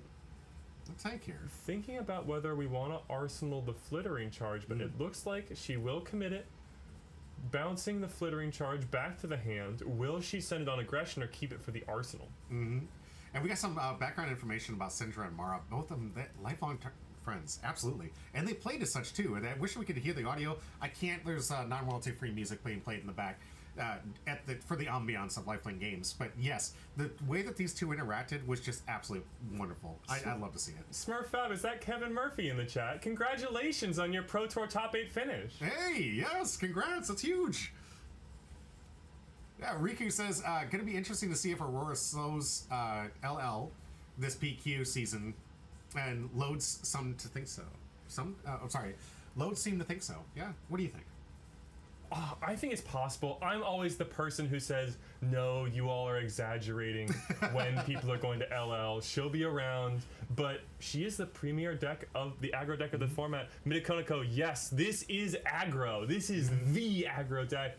But here is some really evasive numbers from Syndra. She's offering 4 Rune Chants, which even a blue in hand isn't enough to fully Arcane Barrier out, and 6 damage on Widespread Annihilation, the biggest attack that Vincent can offer.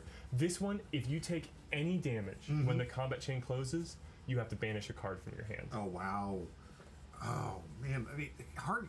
You only usually have about 4 on the static here for your baseline here, and losing any one of those pieces can be absolutely detrimental to the way that you want to play the entire turn, because you have to use your hand for using the resource and for actions, and just one card is quite devastating for those who don't realize that you're already playing with limited resources. Yes, you get to reload at the end of your turn, but if you don't have it during the start of your turn, that could literally just take away that entire turn and just make it a non-existent turn.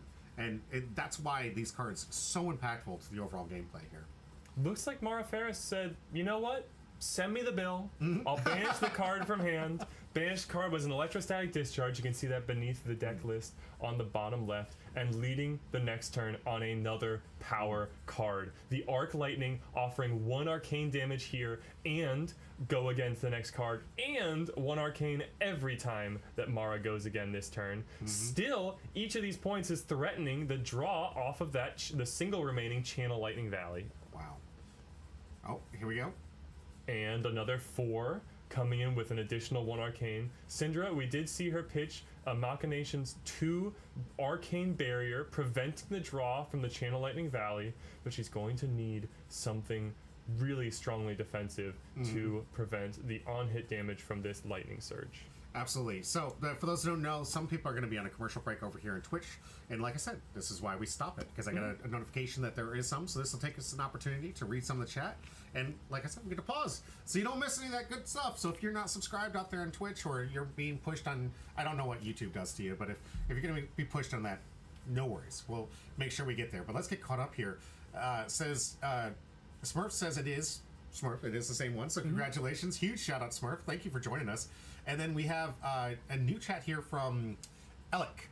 With Enigma leaving, this stuff better into Aurora get better, like Florian. So she may lose a little steam. What do you think? Yeah, so this is sort of a continuing conversation of what is the meta gonna look like when the big bad Enigma is gone. And it's interesting. Those Guardian decks that really just are able to lock down Aurora and prevent her from really going off, those are the ones that we're losing to Enigma. With her gone, I wonder if they won't be coming back in a big way. That is a question to say. And then going over to the Twitch chat, we have Midi Kaniko asked, is this aggro? God, I love aggro. And Electrum responding immediately with, this is premium aggro. Yes. Following up with, I'm not entirely sure what Vincent qualifies as. What do you think Vincent qualifies So as? Vincent is one of those decks that has sort of a switch out plan. Like Enigma, she's a little bit of a combo mid-rangey deck. In this one, she's just playing, you know what, Aurora's the beatdown, I'm going to be the slow, I'm going to be control, I'm going to try and prevent Aurora's on-hit effects from snowballing the game and send efficient turn-by-turn damage, hopefully taking advantage of the free resources that Vincent can put together to make sure that she's able to ride out the aggro nonsense that Aurora can throw. Right. Finishing off, Electrum says, battle of some absolute titans. I couldn't agree more. And going into the last little bit before the commercial break ends, Riku from YouTube says, true, I mean, Aurora is inset popular over here, but I'm guessing that's more since we haven't gotten the armory decks yet. Oh, where would the armory decks not be for them? This over near Europe, you think? I don't know. I don't really, I figured the armory deck rollout, I know we had some issues getting it in at Lifelink. Oh, yeah. To take some, we did it to have delay, even with some of the product that we were trying to get. And Riku follows up with, only issue with playing Guardian again is New will eat well. Right, and there's your triangle, because New can't really touch Aurora. As many cards as New banishes from Aurora's hand, Aurora still just converts really easily. 4+4. Hey, gotcha. But New eats Guardian. It's It's not even horrifying. I It's a cannot one-sided express fist to you how horrifying it is. You'll have to see it. I'm sure we will. I mean, you follow And along then with this Guardian channel. beats Aurora, and we establish the triangle. Right? Yeah. That to me is what the next meta is going to look like. But Florian might be the factor that throws everything off. I think that deck's something special. Right, clip that right there. We'll see. This could be the Nostradamus call of the next season. We're gonna get back in the gameplay. Thanks for the ad break. All right, so this is all being done on Cinder's turn, right? No, this is Mara's turn Mara's now. turn, okay. She's sending in some damage, and looks like she is able to connect for that 4, so she will draw off the channel Lightning Valley. Go ahead, I'll take care of this. We'll have to see what the follow-up is. When you play Arc Lightning, you want to be able to resolve as many Gulligan effects as possible. I just don't know how much Mara was counting on that card draw, which she was able to access, to put together the plan for the rest of the turn. Flittering Charge 4, no go again right now, but if she plays another instant, it will be going again, getting that extra damage from Arc Lightning, and of course, the power of whatever instant she's throwing out. We've seen 2 Channel Lightning Valleys so far, 1 Electrostatic Discharge, and 1 Lightning Press. So my money would be probably like an Electrostatic Discharge into another big attack for 7, but... And we... All right, let's... Oh! Hey! Continuation.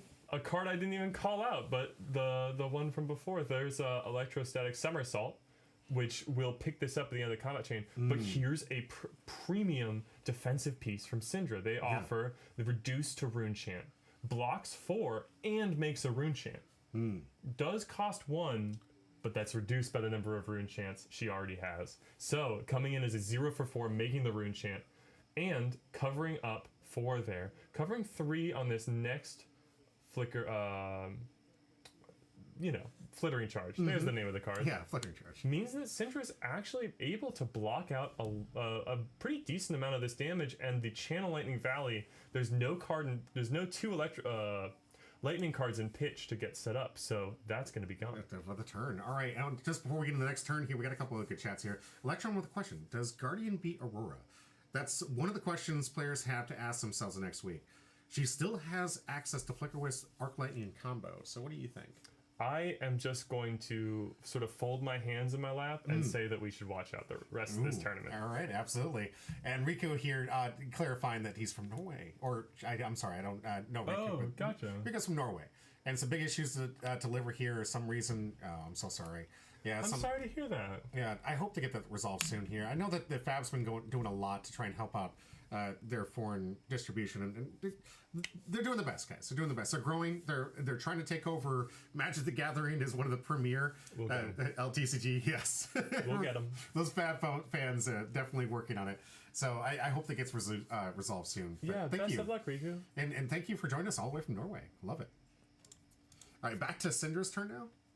Let me get myself situated. I believe it is. There's the start of turn Banish to Vincent, and there is a heck of a card, Deathly Whale. I think this is a red one, or is it a blue? A yellow, actually. So this is offering 3 Rune Chants, 5 damage, and if any damage goes through to Mara, Syndra will be making an extra Rune Chant on the back end. So there's the one Rune Chant that they made from the Malefic incantation. But that second Rune Chant and the third on the following turn means that Vincent would have access to pretty much any of the Rune Gate cards. Oh, wow. Super super powerful consistency piece here. I mean, we're seeing near 10 life being taken. Near 10 life being taken almost every turn. This is insane. Like every time I turn around, I blink, and the other player is just taking 10 life. But there's the aggro deck gameplay. Send me the bill. Mara, Right? no box, no arcane barrier. You can have your enchant. My hand is more powerful. And let's see what she's got. Another burn up shock, offering that critical on hit to every attack this turn. If any of them hit, that's 4 extra arcane damage. Jeez, we could see another 10-point swing coming from Mara here. Just taking the one right now. Yep, Go there's again. the one from Shock. Let's see what she follows it up with.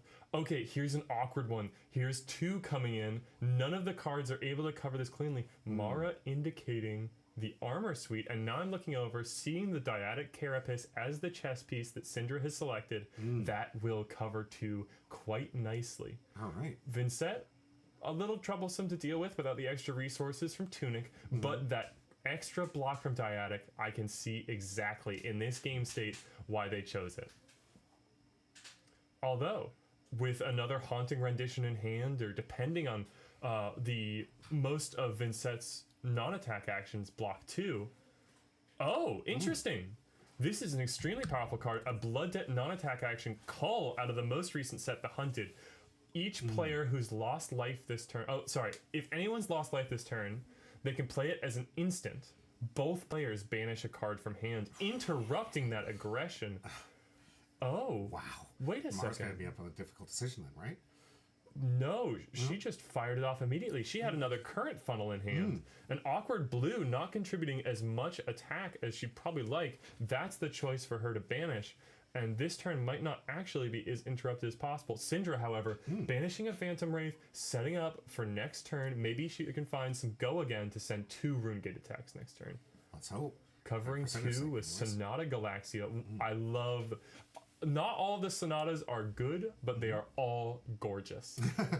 That sort of figure on that card, I think, is really pretty. It really is. I love the artwork in here. Like, I heard that you do some anime reworks for some of the heroes and stuff. So recently at, I think it was the World Championships in Japan, they offered a few anime style Japanese alt arts for some key heroes. But here we're back in the embodiment of lightning from the 2 resources floating, channeled into Aurora's ability, setting up go again on the Enlightened Strike, so we're free to choose the draw a card function. This is offering 5, another awkward breakpoint. Oh, look at him grabbing some of that equipment. Yep, okay. She'll cover 5 pretty easily there, and finally, I believe that's Electrostatic Discharge, but it's just coming in for 4. I don't believe there's any fuse to get the extra arcane damage. 4, threatening 4 more on hit. Hands over on the life counter there. Looks like that means no blocks. 8 damage coming through, and we are racing to 0. Right? Almost every card in their hand seeing play on every single turn. It's just absolutely insane. I'm like, when are you gonna take a breather? Take a turn just to pass and redraw. I feel like it's just not happening from either player here. They're both presenting a great offense every single turn, even having defended through some amazing swings from both players. Another Malefic Incantation on the board means that even though the old one is running out this turn, Syndra will be able to keep up this level of aggression. Wow. Oh, Riku, I see you talking about the Slay card over there on Mara's health counter. I don't actually know what's up with that, but I know it's signed. I think it might just be a keepsake or something like that. Might be. Here's 4 and a little bit of Arcane as well, making sure that Syndra is keeping up, offering damage. Oh, did you catch what the banish was that turn from hand? Or No. Interesting. Do you want me to go back? No, don't worry about it, but I guess it wasn't relevant. Maybe another non-attack action that doesn't contribute to Blood Debt. Alright, Mara's turn. Trying to put back on the aggression after Syndra refilled here. Starting off with a... Yes, Entwined Lightning offering 4 go again, fusing with the Written in the Stars from hand. Now that's only drawing a card if Mara is able to deal arcane damage, and right now we're not seeing any arcane damage being offered. And without the grasp of the Arnite in the arms piece, Mara opting instead for Zap Clappers, there's no reliable way to get a hold of a rune chant on this turn. She'd need something like an Arc Lightning or a Burn-Up Shock to be able to get use out of it. But maybe that's just going to be a pitch to make an embodiment of lightning and get that Starfall evasive damage.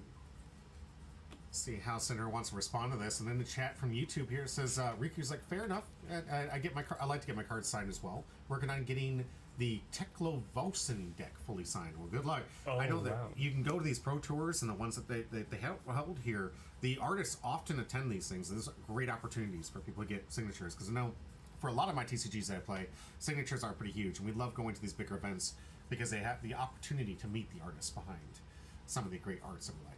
Yeah, I'm a big fan of the hero Olympia. Hopefully one day he gets a card that's good. And I've got a great signed playmat from the artist on his specialization out of heavy hitters. Mara Also, excited to see you build in Tech of Austin. I think there's some gorgeous ways to foil out that deck. Right. Okay. Oh, another go again. Here's another. Skizzik drawn without the Skyward Serenade is kind of awkward. You need to make that embodiment of lightning in order to get it up to 4, but thankfully had the 2 resources from the blue in hand there. Lifelink coming in saying, I saw so many signatures yesterday helping with the deck checks. I imagine it. People love the signatures. Like, shout out to the artists. They're the ones that make all this art possible. And we have our own artist here at Humble Pie who's been doing a wonderful job with our tokens and creation. I really appreciate you, Midnight. I hope you're out there and doing well. But she helps out with a lot of our stuff, and I love working with artists because they really enhance the experience overall. And Riku's saying he's about 30 to 40% signed. Wow, well done. It's not an easy task. Snatch here from Mara buys out the last block on the Dyadic Carapace there. I mean, that is giving up some Arcane Barrier, but Syndra still has access to AB1 on her arms and on the tome there, equipped in the offhand. Phantom Wraith is a big attack. 3 rune chance and 7 damage coming in, but there's no effect on this one, just a big number. All right, well, 7 attack that Mara might want to defend. Who knows? Might have life for it. I know that at 10 life, as soon as you get underneath it, here's where things get dicey. Either player could end the game out of nowhere with just 1 appropriate hand. And going all the way down to 6, that's huge. Mara saying, this is the turn I want to fight back. 10 is a very reasonable number, something Mara can pull off and close this out. Let's hope Syndra can block it. And potentially, maybe it might be a signal that Mara just has a bad hand. We're going to find out. Let's see it. Oh, I was going to say, if she did block it, that would be the first time for Mara this game. She's been all no blocks, and this is a big turn to fuel it. Arc Lightning, the Aurora specialization, 1 arcane damage coming through, and more for the rest of the turn. Syndra already pitching the blue Deathly Whale to try and prevent some of that damage. Now, Arc Lightning is contributing Go Again to the next action, so this Enlightened Strike is, with already Go Again, is going to be 5 and drawing a card. Keep that aggression rolling. Absolutely. Another one of Mara's altars. Take a look at that thing. Beautiful. Hard to see from this perspective, but all the writing on that card is written, I believe, in the Volcor language that Command and Conquer comes from. So that's gorgeous. I think one of the things I really want to do is start getting real up close pictures of this so I can post them on my social media as people are playing with these beautiful alts here. And that's something I want to do in the future here. Now that I'm seeing so beautiful cards being played from amazing artists. I love it. It's interesting. I don't know how the altar scene works for different games, but in Fab, people are actually more willing to change the text box than they are really the art, because we recognize the cards by the art after staring at them for so long. That makes sense. But I love getting that full art border thing without having to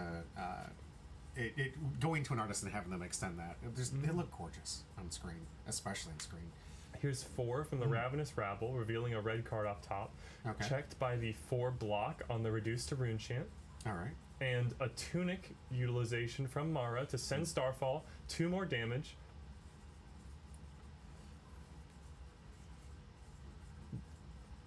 Something interesting to note, Zap Clappers from Mara on block. Mara can reveal a instant card in her hand to deal 1 damage to Syndra, who has to be thinking about that. 1 is almost 0 in that instance if you don't have an extra card in hand, and that's a hefty price to pay, especially when Vincent often can't arsenal a number of cards in her deck. Yeah, and not to mention this is playing kind of against Syndra's deck strategy here, although not taking any damage right now with what they have in Banish, but now likely unable to play the strategy from Banish because it can only take so many life points at 3 points. If she ever gets stuck with a card in Banish, it's going to be a big problem. Yeah. But this is the next big piece of interruption after Widespread Annihilation. This is Widespread Destruction. 6 damage, 3 rune chance, and if Mara takes any damage, she'll have to banish her arsenal. Not to mention that this is threatening lethal. On top of that. Yeah. So Mara has to defend at some point here. Come on, Mara, defend something. Like you said, taking hit after hit after hit, and now we're down to the final stages. 6-3 is alive. Every single swing, every single turn could legitimately be our last. Not just with an epic hand, but just with a mediocre hand, like tools like this. So we'll see how Mara wants to defend this. Has to. Still a good bit of armor here from Mara. 5 points, well, 6 points including the tunic. So if she decided to keep the whole hand, she could commit the full armor suite. Those boots that provide her Arcane Barrier 1, the Lightning Greaves, also have a block. and they are battle worn, so they will stick around and allow her the opportunity to continue to Arcane Barrier Rune Chance. I say continue, start to Arcane Barrier Rune Chance. You got to see that the stress on Mara's hands here, just not wanting to make this decision and wondering, like, is this going to be the turn? Like, if I screw this up, this could be my last turn. I need this hand to try to put the pressure back on Syndra, and I might have to give up some critical cards just to stay alive.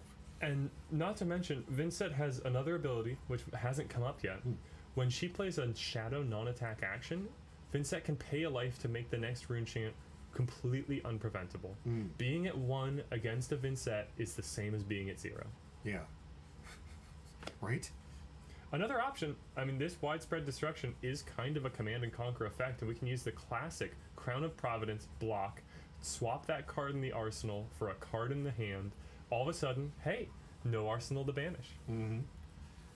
So you think Mara's just thinking, like, how many turns can I survive with this, and what do I want to give up? And like, I'm trying to think of like the inner mind here, Mara. Just, do I want to set up for 2 more turns for the kill? Do I need to set up the perfect hand to end it now? Because right now I realize that if I give Syndra 1 more turn, it's over. Or, I mean, help me out.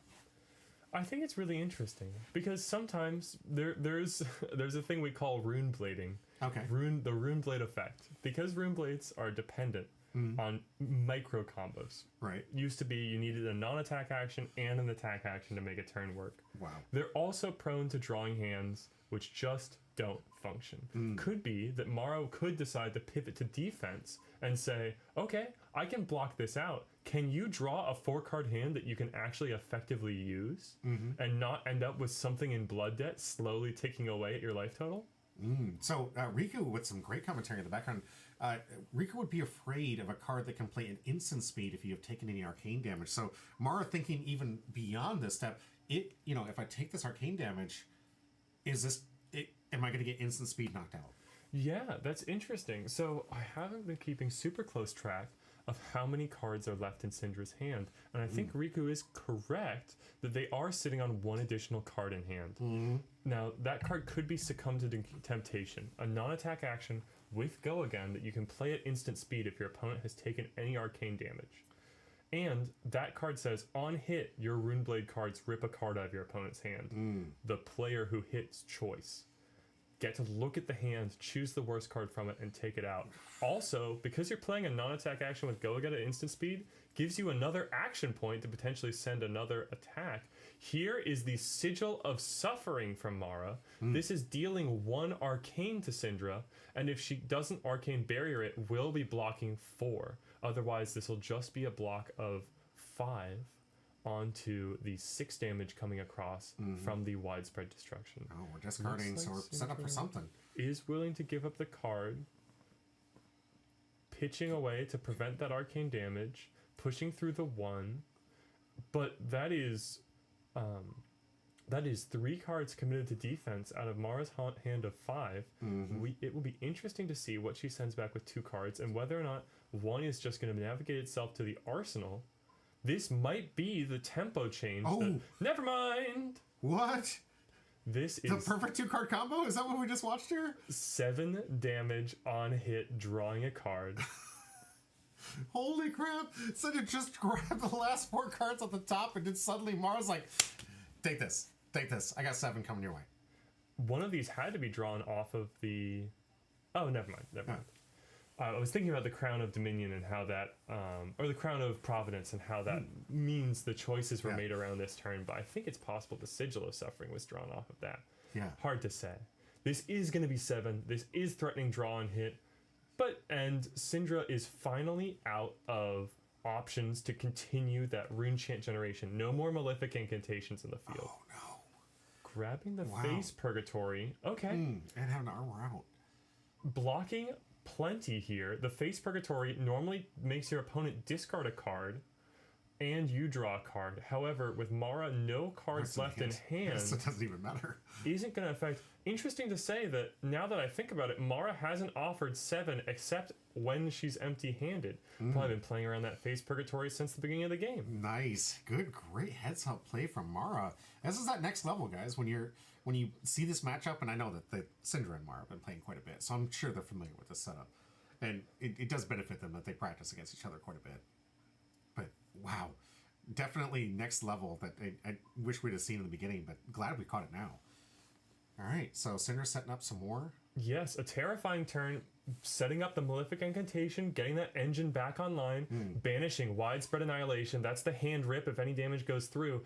But relying on the on the arm piece once per game effect to make 2 rune chants, that can make Blood Debt cards really hard to get out of banish if the Syndra isn't able to keep up solid rune chant generation. All right, well, this could be it. I think we're looking at the last couple of turns. If not the last turn, we got to find out what Mara does for this defense. This is a lethal threatening attack.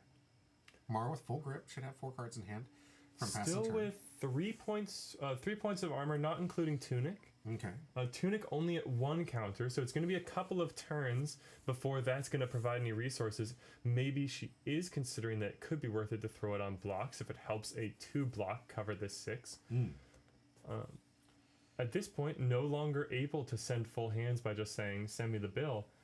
Ooh, here's the Shelter from the Storm, preventing 2 damage from the rune chants and a red pitch of an electrostatic somersault, arcane barriering the next. Here is 6 block, utilizing armor, showing the instant card in hand to deal 1 arcane damage with the Zap Clappers, and potentially putting Syndra to a very dangerous 2 health. Looks like that's going to be the last card in Mara's hand, though. Yeah. The Electrostatic Somersault, which is a very powerful defensive option because it can pick up not only attacking but also defending cards. This might be the pivot where Mara says, okay, now I'm going to see if you can actually play the cards out of Blood Debt that you put there. Right, and that's just absolutely insane. The attack from Syndra and Mara's just like, no, you take a damage. Yep. You take a damage. That was a great swing. You take a damage. 1 more point of block. Hard to see up there in the very top right, but yeah, Syndra does have 1 more point of block on the boots. Also, a critical point, both the boots and the book can provide an extra action point to help utilize these big 4-card hands. 5 cards with the arsenal that Mara is offering. It's going to be up to Syndra to utilize this big hand and to solve the puzzle that Vincent presents to find lethal and find evasive damage in a way that can push past Mara's blocking ability here. All right, start it off. Banishing Widespread Ruin. That is a 2 cost, so with the rune chance we have available, we are already going to be able to send that attack, not taking any Blood Debt this turn unless they choose to. Yeah, Somersault and Arsenal is very huge. Yeah, especially that now we've pivoted to this blocking strategy, at least for the past turn. There goes the Malefic, setting up the next rune chant, and I'm wondering, there are a lot more cards in hand here. What possible options does Syndra have? And Mara's going to be thinking the same thing. It's like, just 1 bad block, one misplay, and you could just see an instant take the game right from underneath you.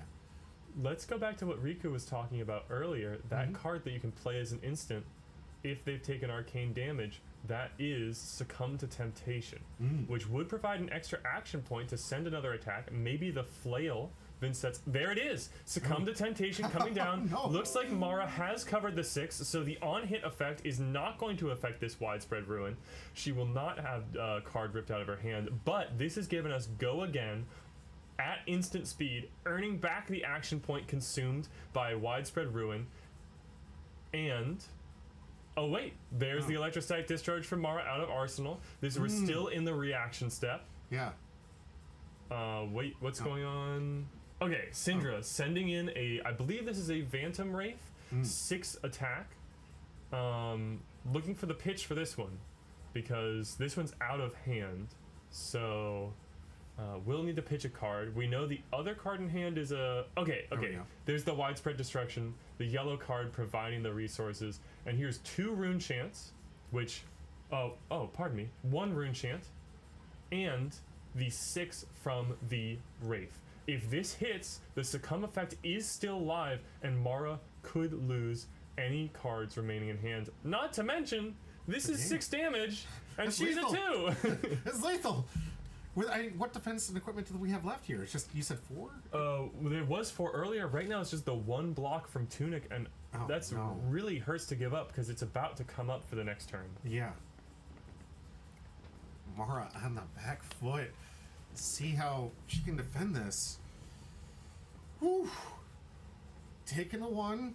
And because of this option to throw these evasive, annoying, and interactive effects into Aurora, this is why I think Vincent has really got something powerful in this matchup. We saw those crazy turns, especially that absolutely absurd turn 1 that Aurora was able to set up for this game, but still, lethal damage is being threatened right now, and Mara is committing 2 more cards in hand. I believe this will leave her with 2 cards, which is probably going to translate to a lot of damage and a lot of difficulty for Syndra to keep their own cards in hand. It'll be interesting to see what Mara still Without has. fragments now. Syndra now absolutely out of fragments, yeah? Pardon? The Yes, no more rune chance. rune chance. Means that there's only 1 rune gate for 1 effect. If Syndra doesn't draw a Deadwood Dirge, she may not be able to rune gate during the following turn. Absolutely. Coming down to it.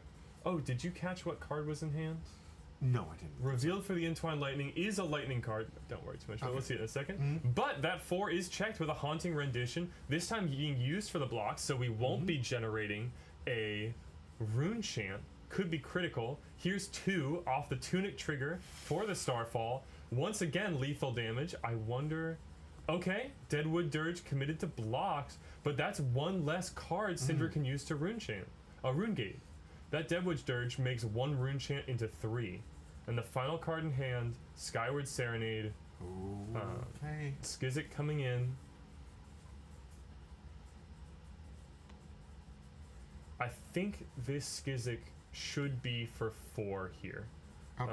Coming in off the Embodiment of Lightning. But ultimately, the judge wasn't in the room overlooking the game.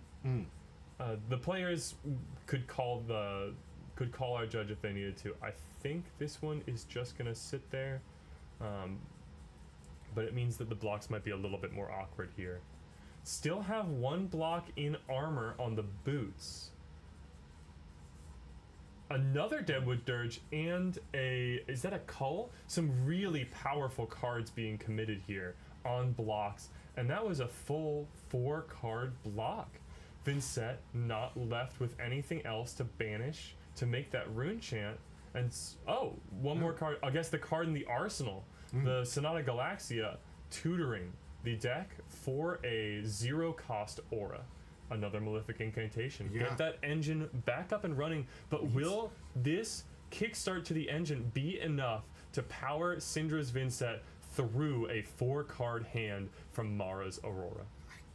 I fail to see it, but it's possible. Absolutely possible. Oh, it looks like we're in the middle of an ad break right now. I think so. I thought I just missed it. I do apologize for anybody that might be in an ad break. We're getting down to the last little bit. I thought I hit the dismiss button to push that ad break, but if you are an ad, and I do apologize about that. Let's catch up on chat.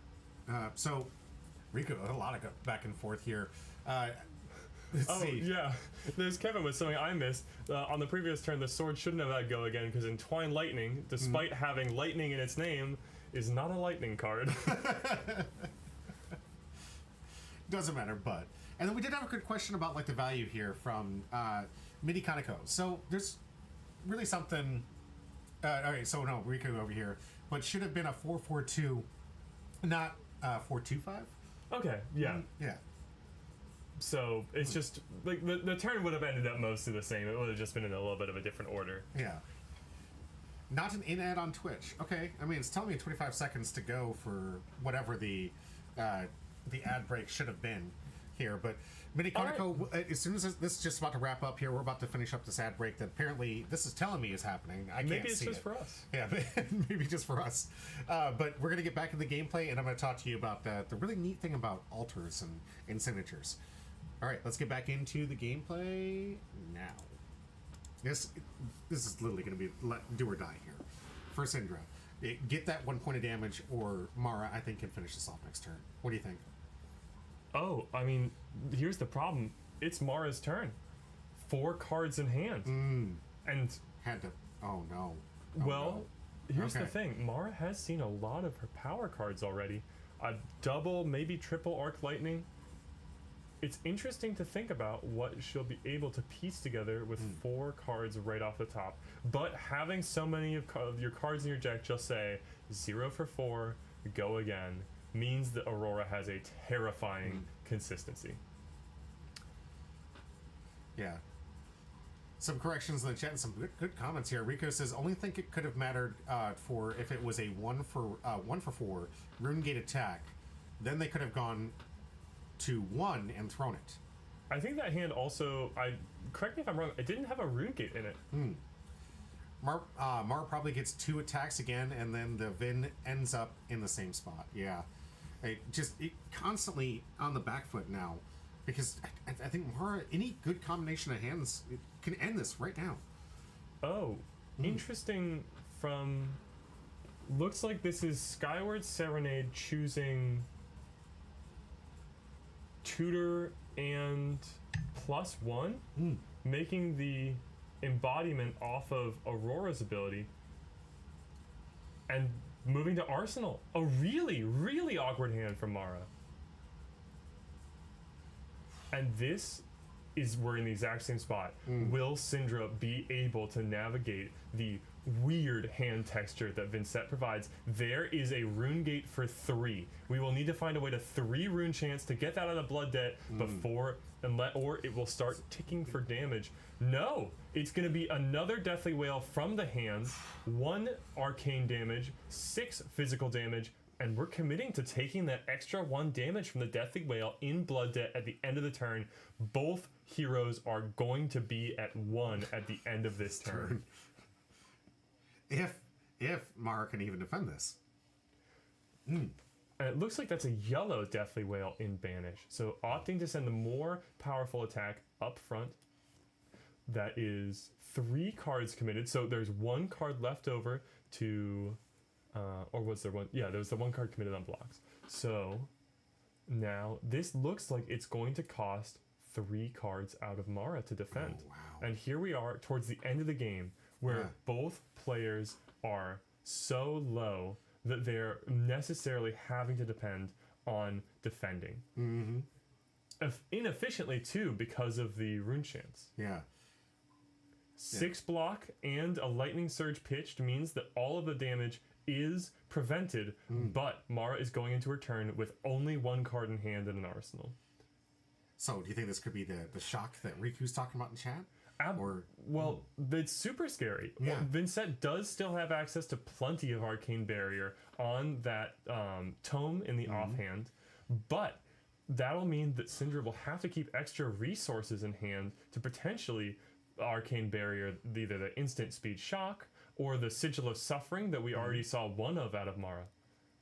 So, interesting to note here that Syndra wasn't able to get out of that banish. So, if for any way is not able to get rid of that card, this could be the last turn for Syndra. Wait! 4 damage covered up by the defense reaction. Pressed over the top with Lightning Press.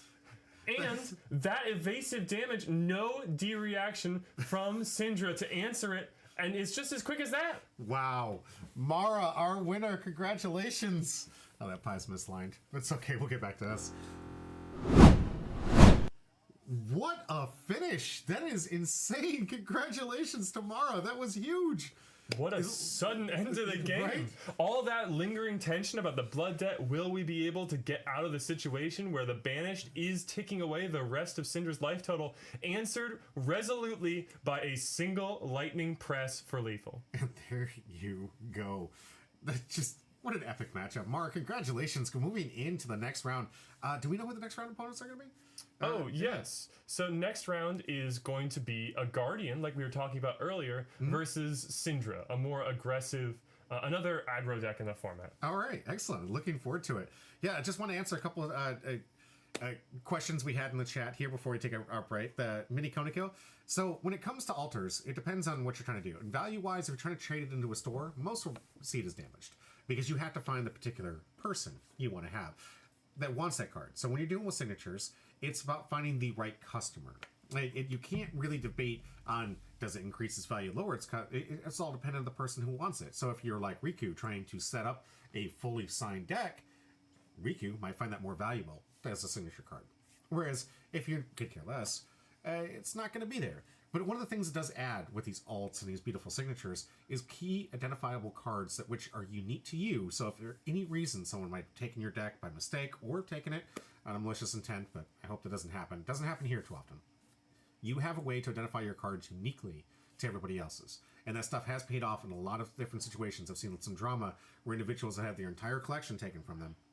But because they had those alts and had those signatures, they were clearly able to identify who had taken it and identify their collection and get it back. So there's actual added benefit. Not only do you get to have something more personal with the artist, to have something that's really nice to you, that's unique to you, but at the same time it's clearly identifiable, and if you find the right customer, it could be more valuable. Or if you try to sell it to a store, it's probably going to come back damaged because the store doesn't know if that customer exists nor how to find the customer. So to answer that question is very complex. It's not, is it more valuable? Depends. Right? Yeah. Yeah. Alrighty, guys, this is going to be it for round 2. We got round 3 coming up, as we already said. We're going to get the board set up, take a quick break, and we'll be back for round 3. There's 8 total rounds, so buckle up, get ready. We have a full fab day, and I hope you guys are having a great time. I thank you all for being here. The chats are fantastic. Keep them up. We love talking to you guys, and I hope you guys are enjoying it. Thank you so much. We'll be right back.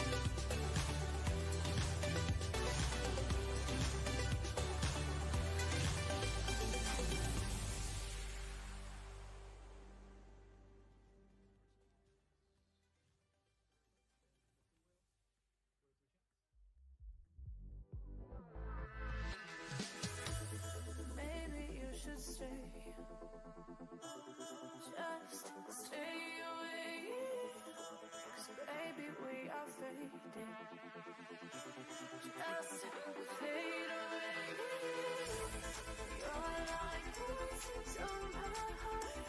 You're the voices in my soul, running deep inside my soul, and it's tearing me apart.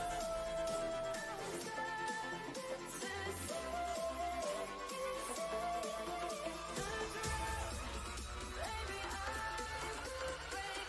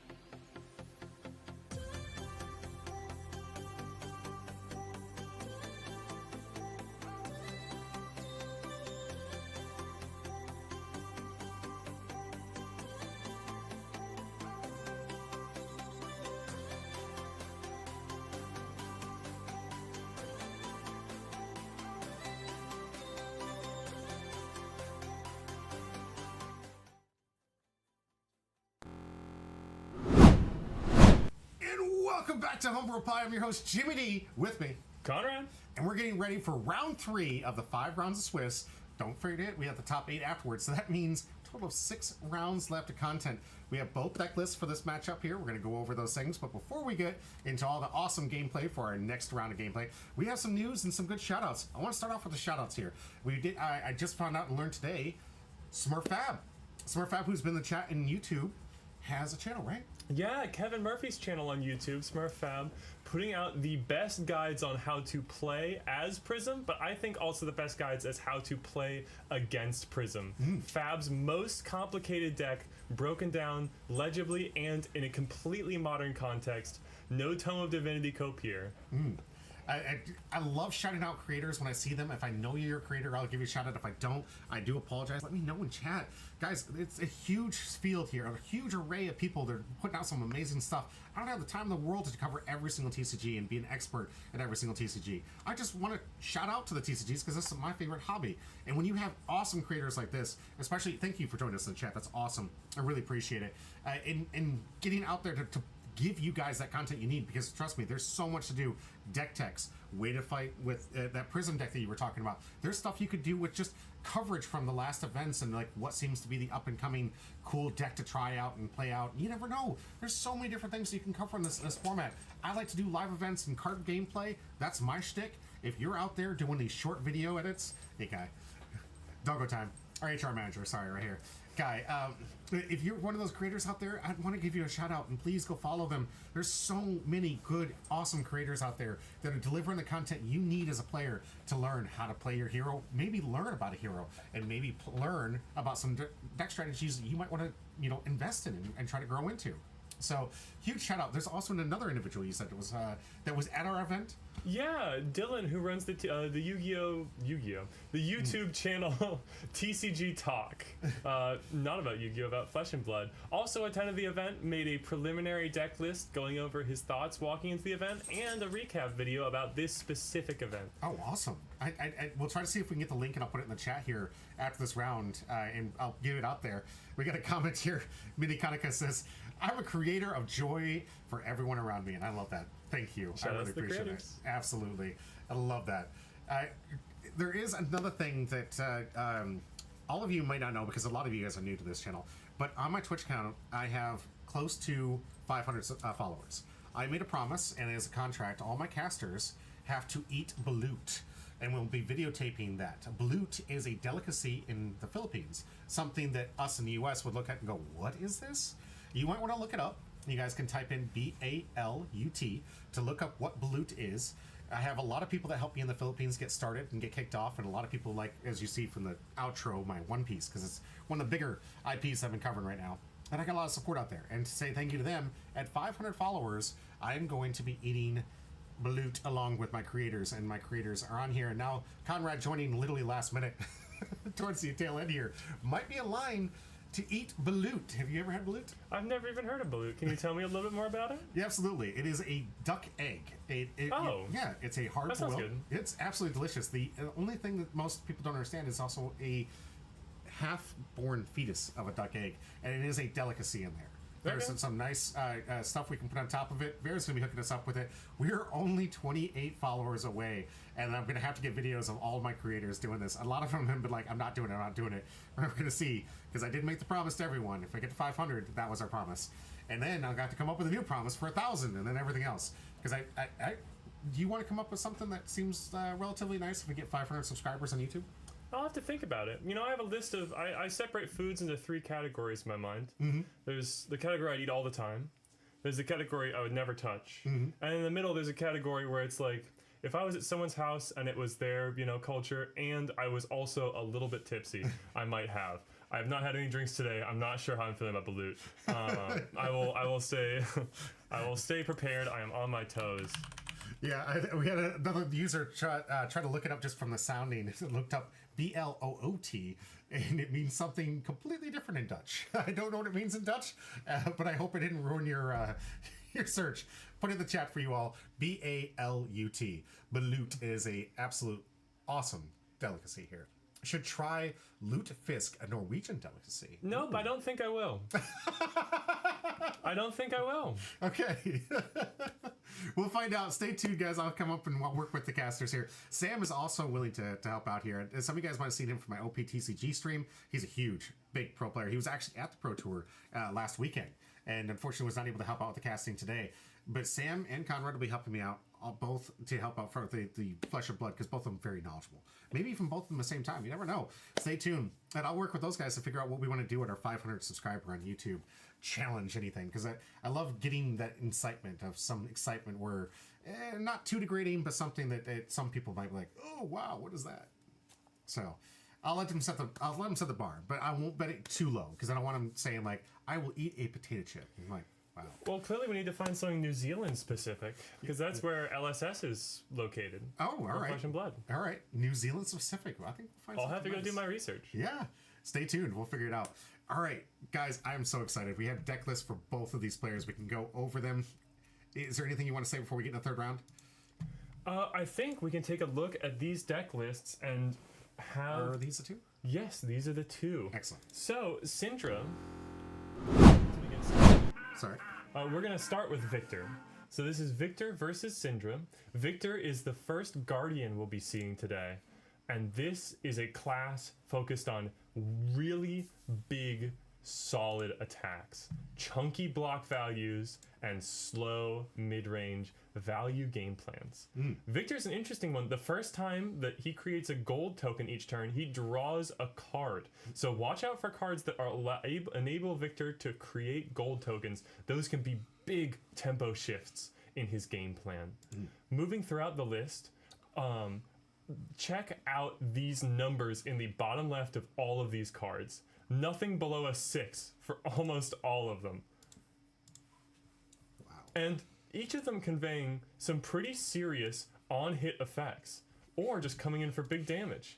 8. This is a deck that when you give it the resources, it can throw something gigantic and terrifying at you. This one, Spinal Crush, going to be especially dangerous for the Syndra player. If it deals 4 or more damage to a hero, action cards, activated abilities, and attacks they control lose and cannot gain Go Again.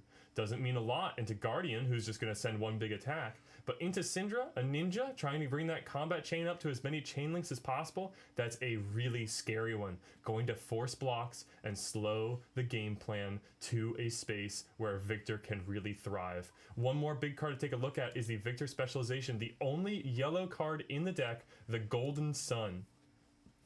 He pays his way to success, ladies and gentlemen. He is not afraid to cheat. By sacrificing a gold when playing Golden Sun, it gets an additional +3 and overpower, meaning that only one action card can be used to defend it. This is how Victor is going to close out a lot of his games with that gold he builds up over the course of the round.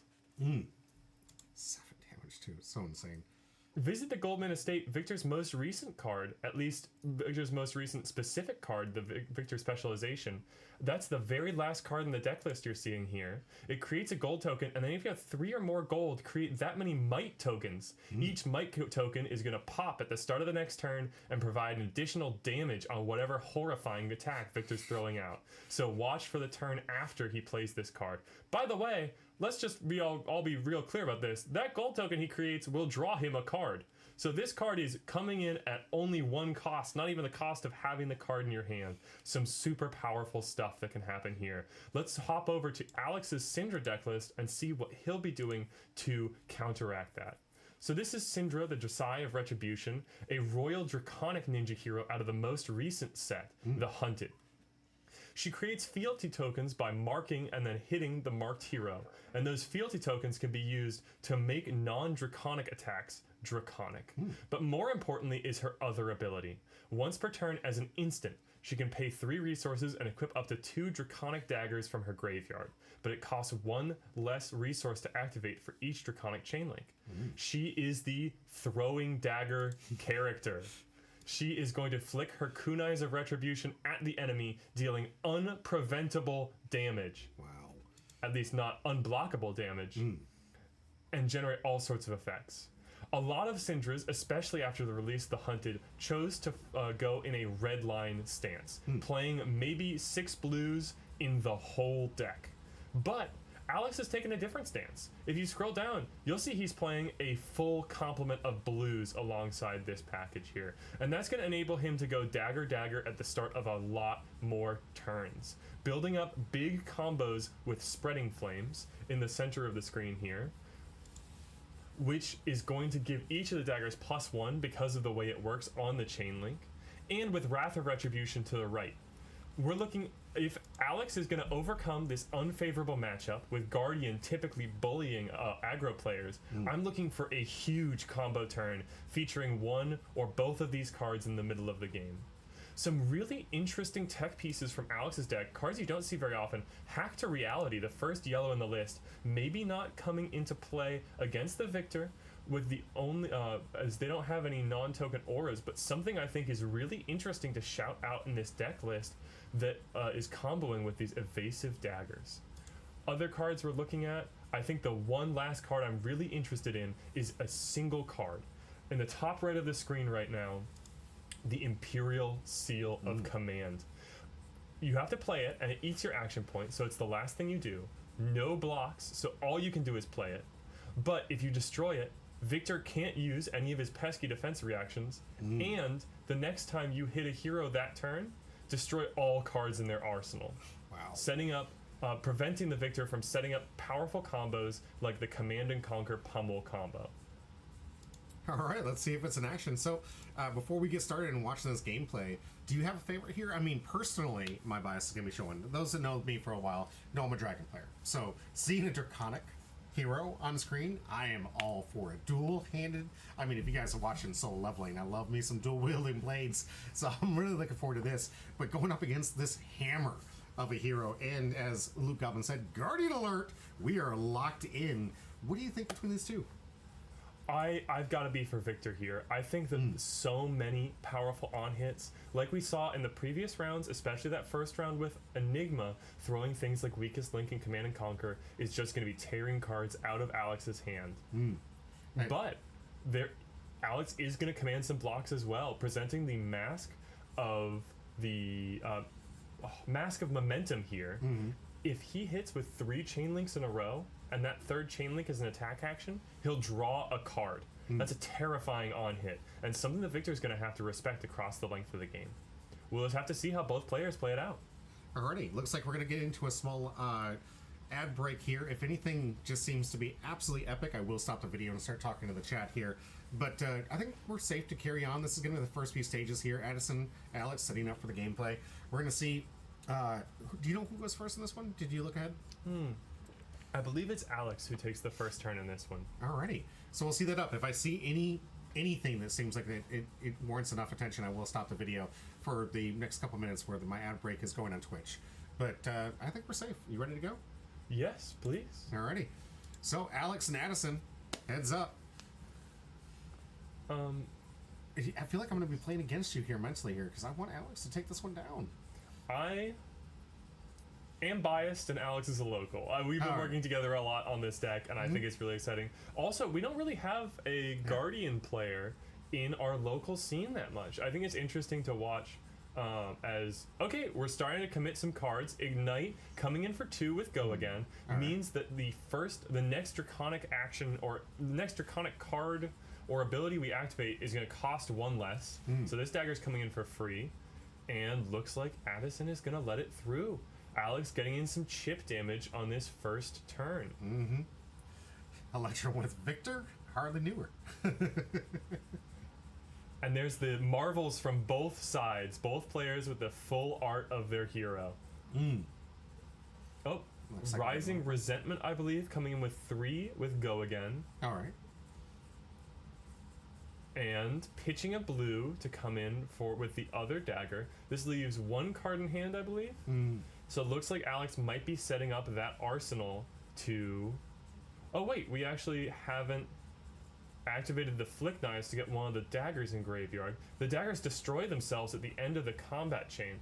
So if you don't manage to get 1 in the Graveyard to bring back with Syndra's ability before the chain ends, you can be in a really tricky spot. Looks like Alex is going to do that now, but it is going to mean going off of the arsenal, throwing out this Devotion Never Dies.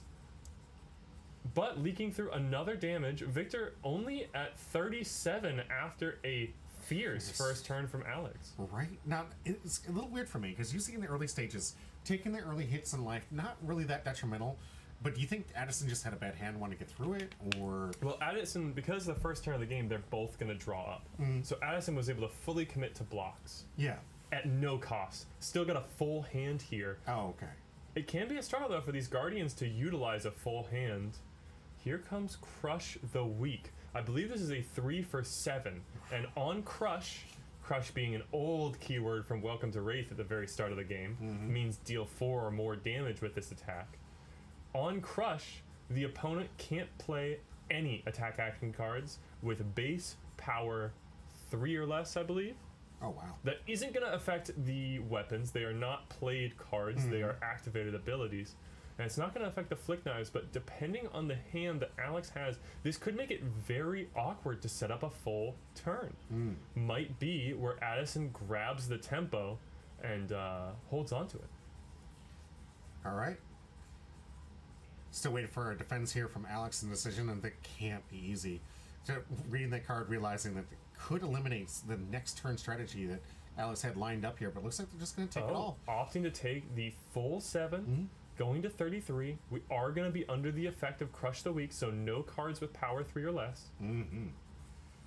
Electrum saying the Guardian feeling a bit bare, noticeably only 3 block by default if you disregard the quick dodge flexors. Yeah, Guardian, a class known for its fabulous blocks and equipment, is presenting a headpiece with 0 block on it and tunic with only 1.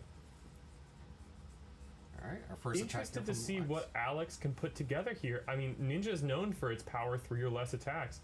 Here is Demonstrate Devotion, coming in for 4, making a fealty because it's the second Draconic Chain Link. There, that critical 4, these 1-cost attacks that can be included because of the blues in Alex's deck, looks like they are dodging nimbly around this Crush the Weak effect. Concealed, what's this? Throw Dagger, flicks the dagger without having to activate the Flick Knife, so already putting it in the graveyard. And if this does damage, if Victor can't find a Shelter from the Storm, for instance, this will draw Alex a card. Looks like it'll connect, so Alex will be drawing from the Throw Dagger. Nice. Getting some resources back here. Alex, with his still go again yet on the stack? Or are we done? This will be go again, and with that new card in hand, I'm interested to see... Oh my gosh, we are still in the reaction step. There is a Concealed Blade.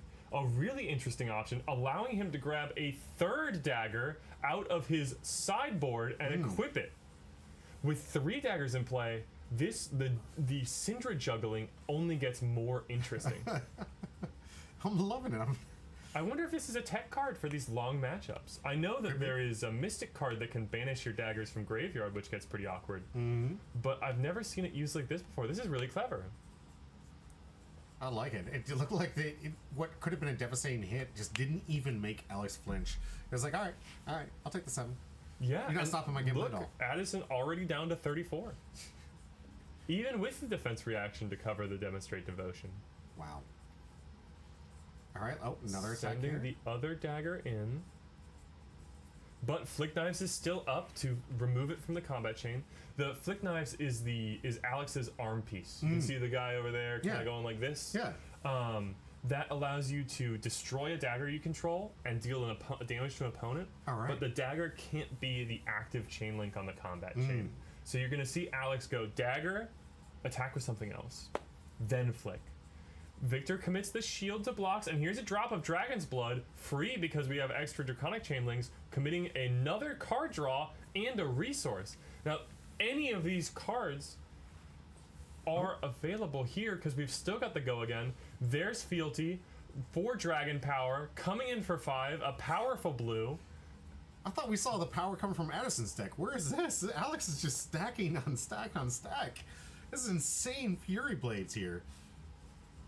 Let's see if Addison could block out of this additional 5 damage. Alex just guns a-blazing. Just dagger knife, dagger throw, dagger throw, dagger throw. I love it. No go again here. So if Alex does have any cards in that continual card draw he set up, they will just be going into the arsenal. But now is the point at which we see how many cards is Addison trying to save to take back the tempo. Card like Spinal Crush, very dangerous, but you're going to need to play it and pitch 2 cards to take care of it. Using an equipment here to try and get some of that, absorb some of that defense here. Gauntlets of Iron Will, providing 2 block now and 1 block later, can play nicely around with attack reactions that buff power, but not very many of those in the Syndra deck. So it looks like just going to commit those 2 blocks. Electrum says, this is a lot of damage that's probably going to breach the Guardian's defenses. I would 100% agree, as we just saw that happen. Just a Command and Conquer. No more cards in the hand, it looks like. So this, and with no arsenal for Alex, this is just raw damage. I don't think this is going to be able to provide that tempo swing that Victor's looking for. What is going on? Sorry. A little bit of an echo here. Yeah. Oh, wait! Additional 2 cards in hand that I completely missed. Here is the Pummel. delivering on top of the Command and Conquer. This is the Guardian's true combo, up to 10 damage, destroy your arsenal, and rip a card out of your hand because of the pummel effect. And because of the effect of the Command and Conquer, no defense reactions can be played. It is an unanswerable combo that has stolen both the blocking card and another card from Alex's hand. Let's see what he's able to do with this 2-card hand coming back. I can't imagine much. That's such a huge swing on turn 2. Taking that much damage already on the back foot. Alex, what do you... Maybe can fling and then pass?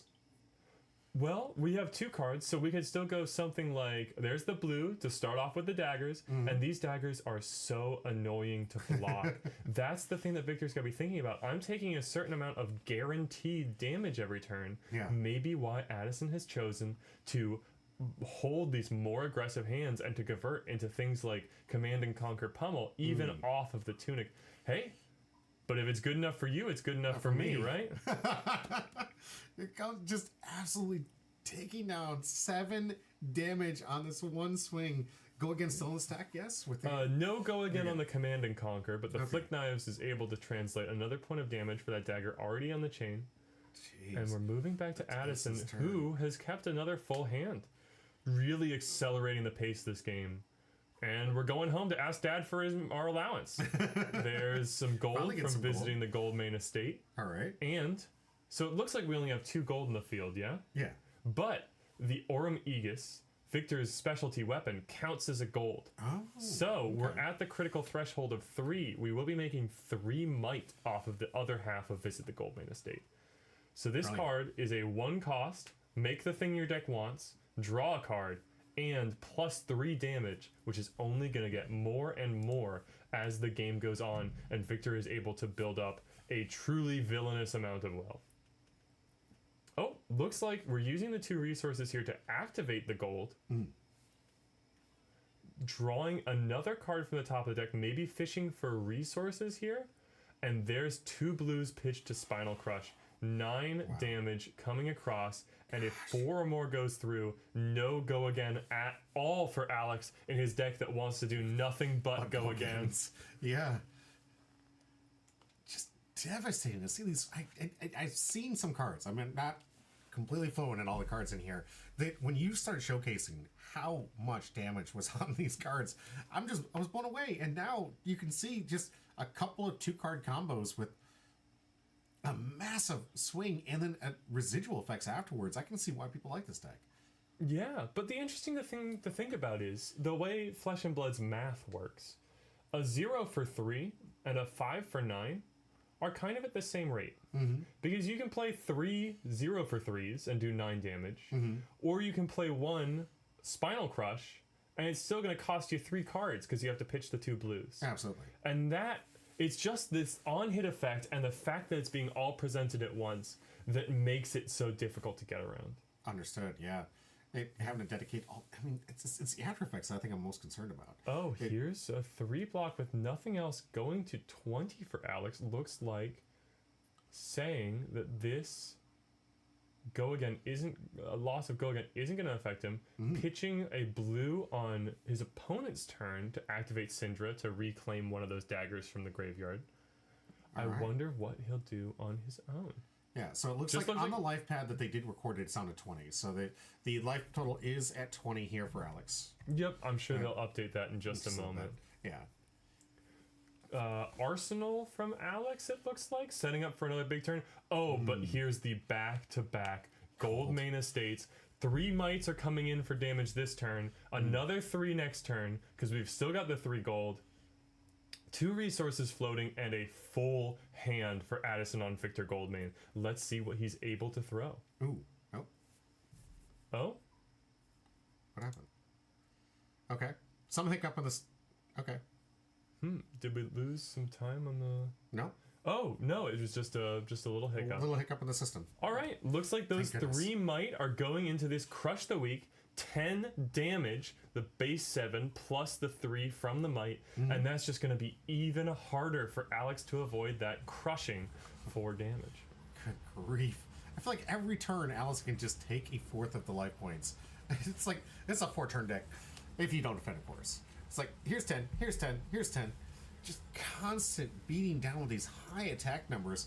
I'm glad we had the dice for it, but I'm beginning to wonder, it's like, if this thing gets any kind of power creep, we're going to need dice for a D20? Yeah. So we actually are missing the next stage up from these dice, capable of going, these go up to 12. They go to 12, so it'll okay. be 13 to 18, I guess. Which you do see sometimes with these really tall decks, Yeah. like we'd call Alex's deck a wide deck, and Addison's a tall one. All right. I love that a lot of these TCGs seem to bleed over each other in some lingo here. But Yep. it looks like a 3-hand defense. I think those are all blocking 3 or no. Oh yes, Blocks. looks like 2 of them blocked 2. So while the effect isn't going through, still 3 damage being leaked through blocks to Alex. Let's see what he's able to fire back with. Does have a card in Arsenal. Only gave up 3 cards in hand, so 2 cards, 1 in hand, 1 in Arsenal for Alex here. We'll see if we can get some little chip and incremental damage if we can. All right. From Looks Arsenal. like Rake the Embers, so +1 to every Draconic attack this turn, but just getting that out of the arsenal for the other card to take its place. Just continuing to set up, trying to make that big combo turn happen to get back into the game. Here's 3 mites from Victor, a full hand plus an arsenal. Let's see what he's able to do with it. Scariest possible thing I gotta say, another gold mana state. Keep the Right. pain train rolling. We'll see if he has it. Just like, all I can see from Addison's hero here is me, big stick. Yes. Big stick, go boom. Yes. Every single time. It's great. It's beautiful. And Electrum says, sometimes gold is the payoff. Gold is the payoff. Don't talk to me about gold is the payoff. Oh my gosh. One All day, this they've gold. given Olympia so many cute little cards, and the gold is still the payoff. Right? Spinal would be soul crushing here. Oh, yeah. Absolutely. Hey, There we there go. he is. Spinal Crush coming in for 12. Better block. Here, the largest I've seen so far on the channel, 12 attack from 1 card. Just go. Let's go. Says- Electrum. That's huge. And 2 more cards here. This could be representing the pummel up to 16 and rip another card from the hand. I wonder if Alex will block around that. Oh, you can't. 12 block is probably the most you can summon up out of a hand of 3s. Yeah. Unless we have like a defense reaction from the Arsenal, which I don't think Alex set up, but maybe. It's interesting to think about. Yeah. I haven't seen any defense reactions out of Alex so far, but there is a very powerful Draconic defense reaction. Loyalty Beyond the Grave. Only covers 3 damage, but if you banish 2 of them from your graveyard, you can draw a card. Helps you be defensive while also putting together these big combo turns. Looks like Alex 4 cards from hand and still has to take 2. gonna give up his next turn, but we know that Addison is going into the next turn with no more might. All We're right. out of the cycle. Okay. So we've survived 3 big might swings. We hopefully can put in some kind of offensive because right now Alex has been on the back foot every single one of these turns. Every single one. Having to give up all the resources, and this at least the third turn had to just concede to not put in any kind of Sam, pressure. welcome back to the States. Hey, welcome back. Good to see you. Sam in the chat, thank you very much for joining us. Hope you're enjoying the content. We found a Victor to watch. Yeah. Check this out. Addison on Victor playing against Alex on Syndra. Is that what Sam was running over? Not in this particular tournament, but when we first joined the game, our my first proper competitive season, because he got running faster than I did. He was on Victor and I was on Kasai, and we played that matchup so much. And he loves him some Victor, like he said in the chat. And Electrum says, this is where the Guardian deck could hiccup. Can they convert all the cards in this hand? Yeah. And it looks like the most Addison can do is to pummel a Titan's Fist. I mean, that's still 8 damage coming across, but because Not this bad. pummel is only targeting a hammer and not an attack action, that discard effect is not going to translate. Still 7. This is the 8 damage. first 5-card hand Alex is going to be able to convert. Let's see what he can do with it. Needs to do something. I mean, 7 to 22, and against Big Hammer, go boom. You've got to be able to put up some kind of defense. in previous games, we've been saying, oh, you know, they get down to 7, one attack could seal the deal. Yeah. Here, I can guarantee it.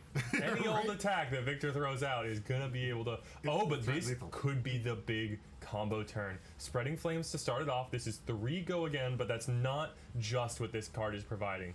Every attack, every Draconic attack this game, this turn, is going to get 1 extra damage if it is... if its base power is lower than its chain link. And here is the other huge combo card from Syndra, Wrath of Retribution. 3 go again, and each of the daggers gets +1 and attacks for free this turn. Wow. These daggers, normally 1 cost 1 damage, have been translated into 3 damage, 0 cost monsters. And if Alex can find a way to put them both in the graveyard, he can re-equip them and do it all again. This Wow. could be the combat chain that brings Alex back into contention on this game right after Addison missed on the tempo. Wow. Yeah, that was a hiccup that I think Electrum was talking about. And Alex just taking... Here we go. First attack. We'll see if he has the right card combos. Counting explain up this? the damage. 3 go again coming in. What I'm looking for is, I mean, if I'm just like writing stories, that we get blood runs deep in this hand. We're able to flick both daggers without committing the flick knives, and we're able to keep going. Addison's converting armor on defense using the quick dodge flexors, paying 1 as a defense reaction to block 2 on all these combat chains. But at the end of this turn, that powerful blocking ability will be gone, Yeah. leaving him with only 2 block and armor. Not a lot for a Guardian player. Oh, 3 block. Pardon me, I missed the Ormegas, the shield. But I mean, we block with that, we no longer have as many gold. So all we're waiting for is Alex have some way to put these daggers into the yard? Yes, right now, I think the damage has been translated, so we decided not to flick knives there. Rising Resentment, 4 go again because of the... Oh, here it is, Test of Strength. Clashing, each player reveals the top card of their library. Oh my gosh, and a Golden Sun on top. The player with the highest damage revealed wins a gold token, and Golden Sun winning a clash means another gold token. And we made a gold token. So Victor's drawing a card. Oh, that's gold! I can't imagine, unless it was a mirror match, that you would have any fear off the top of the card missing when it comes to damage. Oh, but mirrors can get real exciting when the real clashing begins. Blaze Headlong, 5 go again, and we flicked to get that dagger into the graveyard. Looks like that Golden Sun off the top. We're just going to commit it to blocks. We're going to say, okay, that's a powerful card. You know what else is powerful? I just drew a card for free, and I'll block with it for 3 more health. Wow. Covering the 5 with the last resource floating there, using the quick dodge flexors. Here is the Syndra activation, but that dagger is still in one of the hands, so we're only going to be able to get back one of the daggers here. Yeah, Addison correcting on that. Good call from Addison, recognizing this space. There's a lot going on right now. It can sometimes be a little overwhelming when you have that many cards in play. Good catch on Addison here. Double gold now. Our Aura, what's this? Aurum Aegis can block, and we visit. It should be online. Yep. The next visit is looking really scary. 5 gold effectively on the board here between the 4 tokens and the Ormegas shield. Jeez. Looks like we are going to commit another dagger. Oh, wait, that was the activation of Alex's boots, the Dragonflight Scalers, giving one of the daggers the ability to attack again. Coming in for 3 more damage, asking for a whole nother card out of Addison's hand, pitching it away for another quick dodge flexors activation. But I think Alex wisely saying, well, if I attack again, you're just going to quick dodge again, and I'm going to be without daggers. So ending the turn here, crazy combo turn, got through a ton of Victor's resources, armor permanently destroyed now, but Victor still with a healthy life lead, although Alex has all the tempo. Yes. Addison just passing it back. Grab 4 cards. We'll see Alex musters up another amazing turn swing here. Good start, good start. Here's Ignite, coming for 2. Oh, but it looks like Addison has hit the clash cards. This one's an interesting one. They're going to clash twice. And if the winner makes a gold, already scary, but also a vigor, a free resource, and a might. First clash goes in Addison's favor. I mean, his is the deck with the big attacks. And the second one, wait, that's a tie. Clash of Might is a 4 cost, a 4 attack, and so is Aura of the Dragonfire. Looks like. So what happens in a tie? In a tie, no one's making any resources. But here's the thing, Victor is not above paying his way to victory. And by sacrificing a gold, we can reclash, putting the Art of the Dragonfire back in the bottom of Alex's deck. Let's see what's actually on top while the refs are watching. Blood runs deep. Only 2. So now we are going to win that. Vigor, Might, and a gold, which means that Clash of Might that was on top is now drawn by Victor's ability. I love the lore on this, just in the battles themselves. It's so clever. I can already see Victor just being like, nah, do it again. Do it again. Yep. Just tossing the gold and being like, nah, that never happened. This was out of Heavy Hitters, which was sort of like the tournament arc set. Yeah. It was the deathmatch arena, and Victor is one of the chief competitors there who was known for paying his way to victory. Absolutely devastating. Great turn. 1 damage right Addison across here. I mean, Addison has a lot of cards in hand and can use them to try and close up the game, but Alex still has a nigh on full grip. Here we come in Blood Runs Deep, which is automatically going to flick the dagger, trying to come in for 1. Can't prevent it. We have 3 chain links now, so we can grab back those daggers from the graveyard. Blocking with Clash of Might, another clash. We already know that Alex's card on top is not very large. Oh, but Addison's is even smaller, sink below a defense reaction. Ooh, nice. Nothing there, so it looks like that Might is going to go over to Alex. I can tell you from my experience here, this is when we're revealed that Addison only has 1 Might token with him, and I am opening up my binder and flipping to the back to find one of my own. So in a moment, we're going to see my hand reach in with Might token to... Gosh, I'm so glad you were there. I want to catch up in chat while we're waiting for this. Electrum, Victor's ability might allow him to pay the judges to gain Clash reroll. I mean, if they start making tokens out of real gold, I mean, you never know. You just... fling that over there. I mean, let's talk about this gold token Addison has in the field. That's an $100 card. Is it really? I love it dearly. It's the original promo gold token. I think it's out of it. I'm not sure what it's out of, but you know, gold is a token that you can get for free. But I do love getting a nice high rarity on that cold foil gold. Oh, nice! It's so funny because some of your comments can be so valuable with that cold foil edition. And is this the token? If you play cold foils, you win more games, folks. I don't make the rules. It's gold. Arts from Dynasty. Okay, maybe it was like an old Armory promo or something like that. I don't really.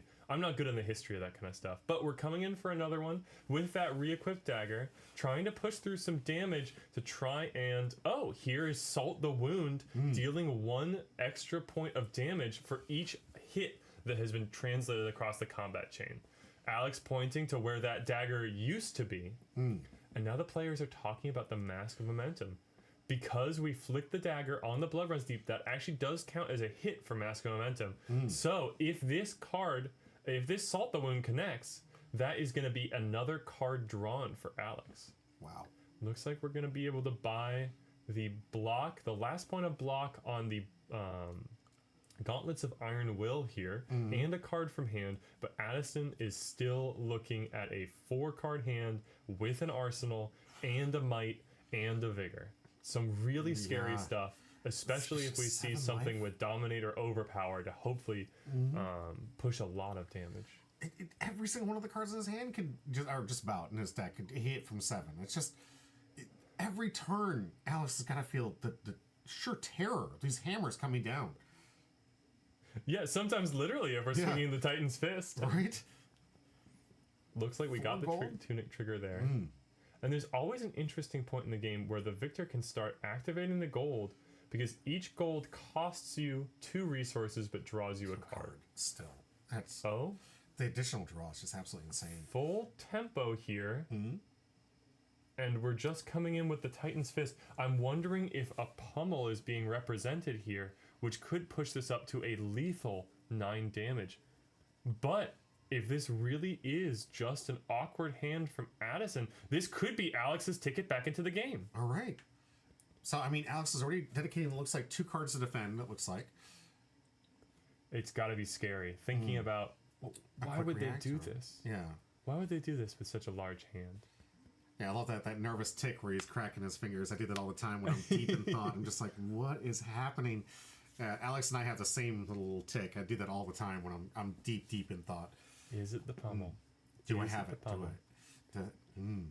And in games like this game is played up pretty quickly. Yeah. This can be a good chance to check on what the time in the round is and say, maybe it is really worth it to sit here for a little while and just go over the possibilities. Yeah. Alex ends up committing 6 on block. Is going to be the pummel. If Alex had not blocked, that would have been lethal. That's bringing us up to 9 damage. So this is going to translate to 4 damage. Oh, looks like one of those is a 2 block. Wow. 3, not a safe spot for Alex. Addison going to fill up. If he can defend through this turn, I think it's just a simple couple card combos, and he should be able to hammer his way to victory. It's scary. There's a lot of evasive damage in Addison's deck. The overpower on the Golden Sun, the dominate on Macho Grande, stuff that can necessarily close at the end of the game. Alex does have some remaining armor here. I mean, not pieces you want to block with. All of them are one and done blocks. But 4 points of armor left. Compared to the 1 left for Victor, actually makes this look a little closer than it seems. Just 5 damage coming across from a 2-card hand from Alex, and we'll see what Addison has in store for us with a 4-card hand. All right. Okay, First Enlightened reaction? Strike. Okay. This could be go again, or it could be just coming in for 7. Interested to see what happens here. Looks like it's 5, so this will be 5 go again. I'm wondering. Alex effectively being at 7 with armor. Right? Wow, Doesn't yeah. isn't that, it's closer than you'd think. And with the flick knives dealing one damage that can't be blocked every turn, if Alex is able to extend the length of this game, he might actually be able to whittle Alice Addison down to the point where no damage can be prevented anymore. Yeah, it's just the chip damage. I like the tempo going back and forth. FYI, we just got notification that there's a ad being pushed over to Twitch, so if you're not subscribed, you will be forced into an ad. But I'm going to stop it because we're getting close, real close, to the tail end of this matchup here, and I don't want anyone to miss the conclusion of here or be interrupted with the tempo here. So let's just go over this. We got Alex in hand, full grip. Ready to go. A good grip from what I'm seeing. That's Spreading Flames. That's a potential scary combo turn if he's able to keep on any sizable number of cards. Absolutely. But he's got to fight through this 5 damage here from Addison and hope to get back that turn to get the big combo. And Alex, what do you think? Needs like about 3 more turns? Well, this is not the end of the game. Alex probably needs a little bit more. Victor can really block. It's just that that unblockable flick knives damage that's really a problem. If you told me the number of turns Alex probably fully needed, if Addison committed to blocking everything, Yeah. I'd say at least 5, which is scary. That is incredibly scary. And this 5 damage here that Addison's throwing, this is go again. Yeah. Not a keyword that the Guardians are used to having, but this could be the smallest thing that Addison's throwing is another 4 damage from Titan's Fist. Fantastic. I mean, when did this come out? This new go again for Victor. We're talking about. Enlightened Strike? Yeah. Oh, is that an Arcane Rising card? It's been a long time. It's a generic card. Okay. It's we've seen it be played really well in Aurora because by already giving it go again, you get to choose one of its more powerful damage or draw effects. But this is one of those generics that sees playing a lot of decks, like the Spring Tunic that you can see in the bottom left-hand corner of the screen as well. Absolutely. Yeah, we got about 20 more seconds left. I'm trying to milk this time, but yes, a huge shout out to Lifelink. Thank you for helping out a lot of these guys not to deal with the ad breaks that go in through. If you subscribe, of course, you don't. If you get the Basil Bucks, use it. I appreciate it. And if you have Amazon Prime, you can use the Basil Bucks to get the subscription and not have to worry about those pesky little ads.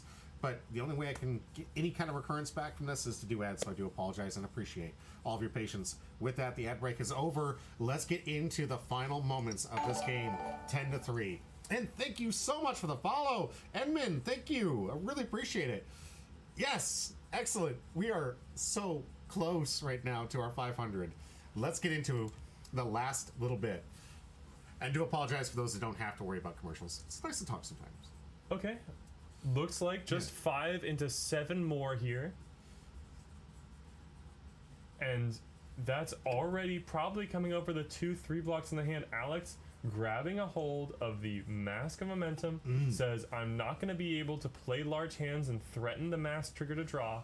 I am just going to be playing small hands, trying to chip in damage from now on. I prefer to have the health now. All right.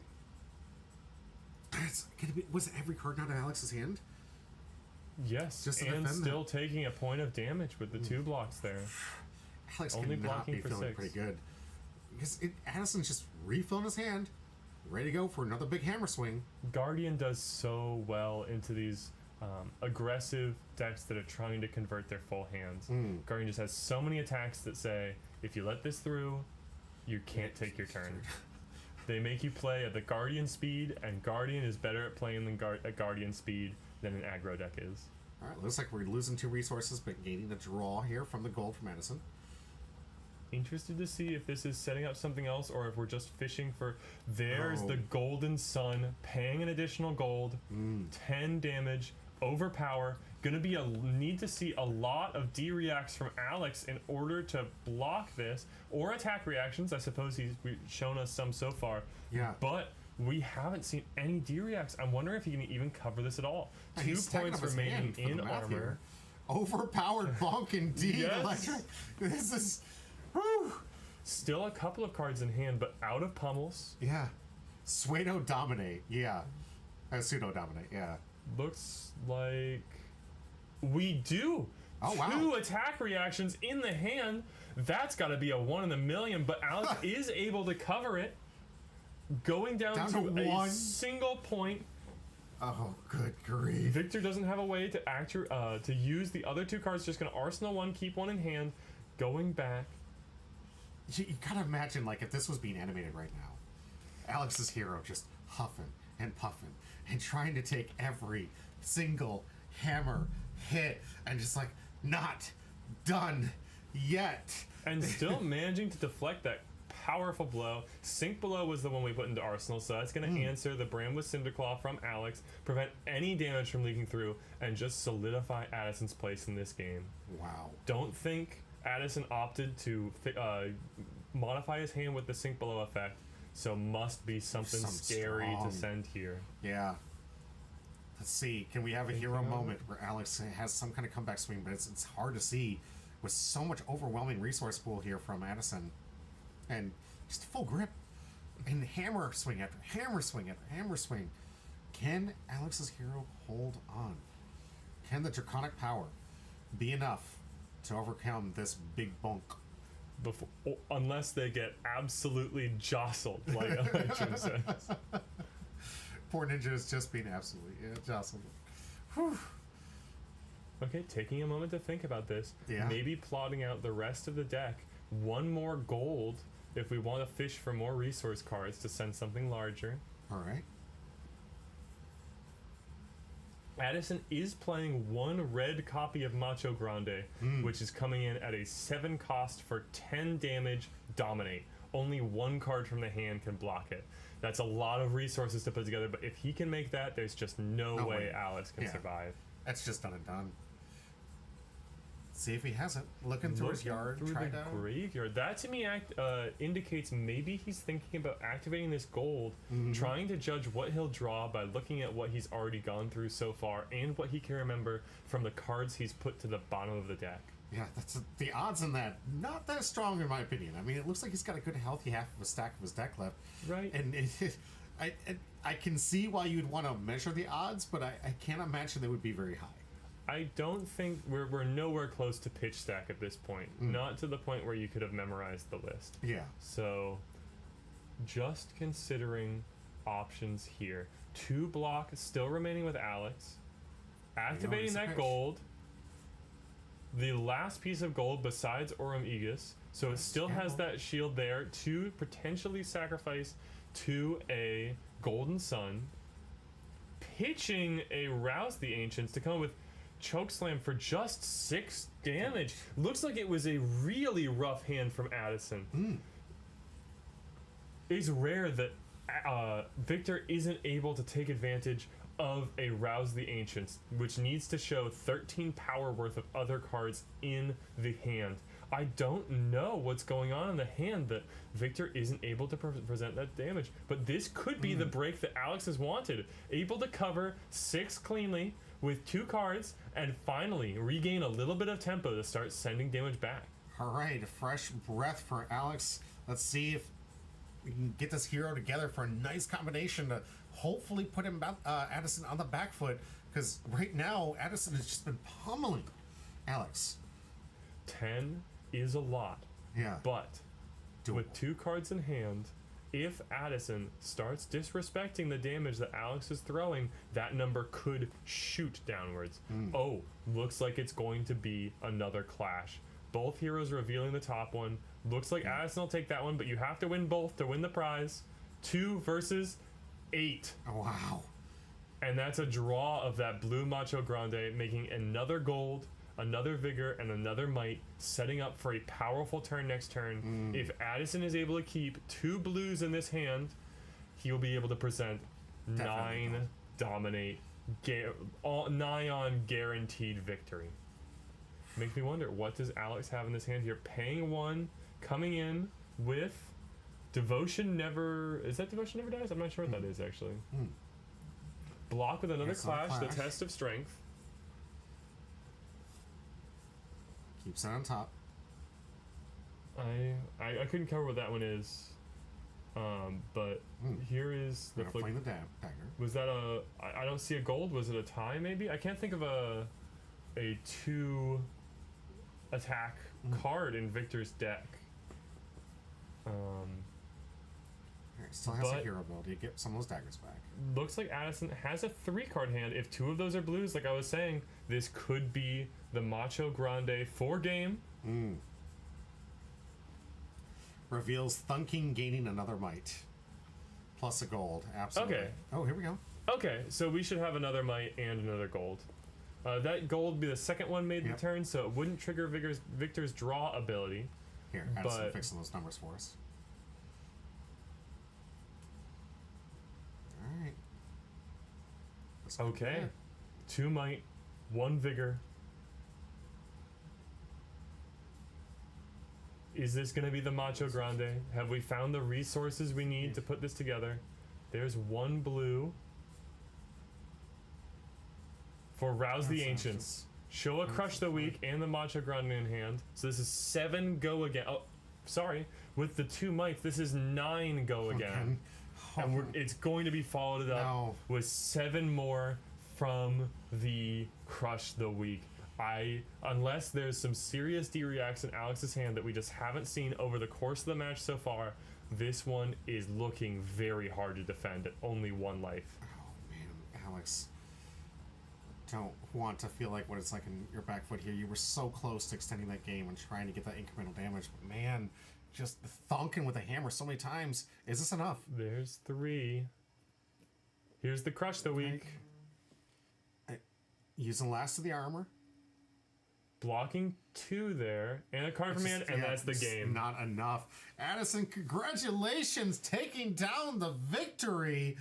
Thunk, thunk, thunk. Our assassin has been defeated. Go back to us. Great. Great match. 2 great players. I hope, man, that I was still pulling for Alex. I really wanted to see some draconic knife throwing, take that thing down. But unfortunately, sometimes the gold from Daddy and the hammer of Thor, it's just too much to overcome. Still a really impressive game. That's one of the most impressive combo turns I've ever seen out of that blue line Syndra list.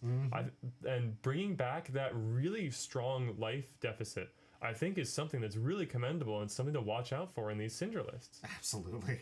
And I love the pun from Electrum over here. Addison becoming the victor? Yes, perhaps becoming the Victor Goldman. I love it. And Luke Goblin, breaking news, Trust Fund Child is his ninja with hammer. Absolutely. Guys, GG's indeed. That was such a fun match. We have 2 more rounds of Swiss left after this. Wait, do you know who's lined up next? It looks like it's going to be Mara versus Dakota, another Guardian player. All right, Mara back on camera. Can't wait to see it. This is just, I love looking at the deck and all those alt arts and just beautiful signature cards. Can't wait to see him back on camera. We're going to get into the 4th round. I think that's like 4.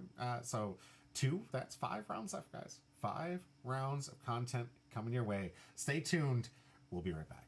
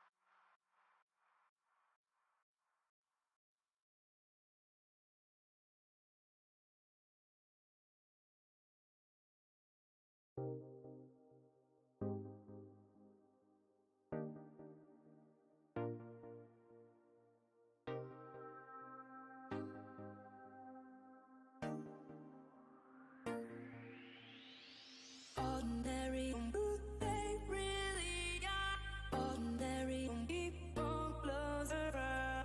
Ordinary, who they really are. Ordinary, people close around.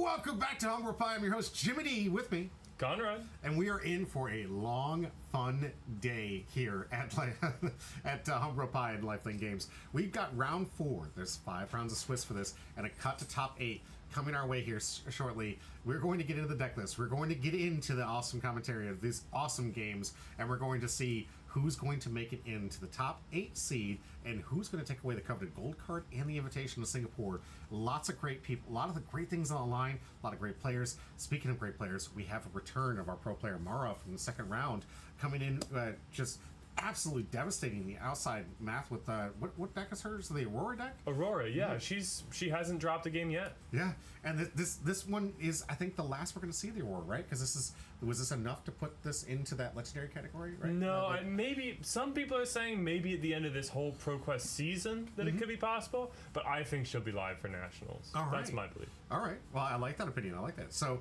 we're going to get into the deck list. We're going to show some really cool differences because we have a return of the Bonk King himself, the Man of Gold, Victor himself, coming in to check this out. We're going to check out that deck list. We're going to briefly go over what Aurora's list. You guys have seen it before. If you guys go back to the early VODs, and you can always catch it on Patreon if you guys want to see what that deck list looks like. Absolutely, please go check it out. Alrighty, let's get into the deck list. Yeah, it's going to be a real challenge for the Aurora player because just like you saw last round with Syndra playing into Victor, Guardian is able to throw out these big attacks that demand respect and demand cards.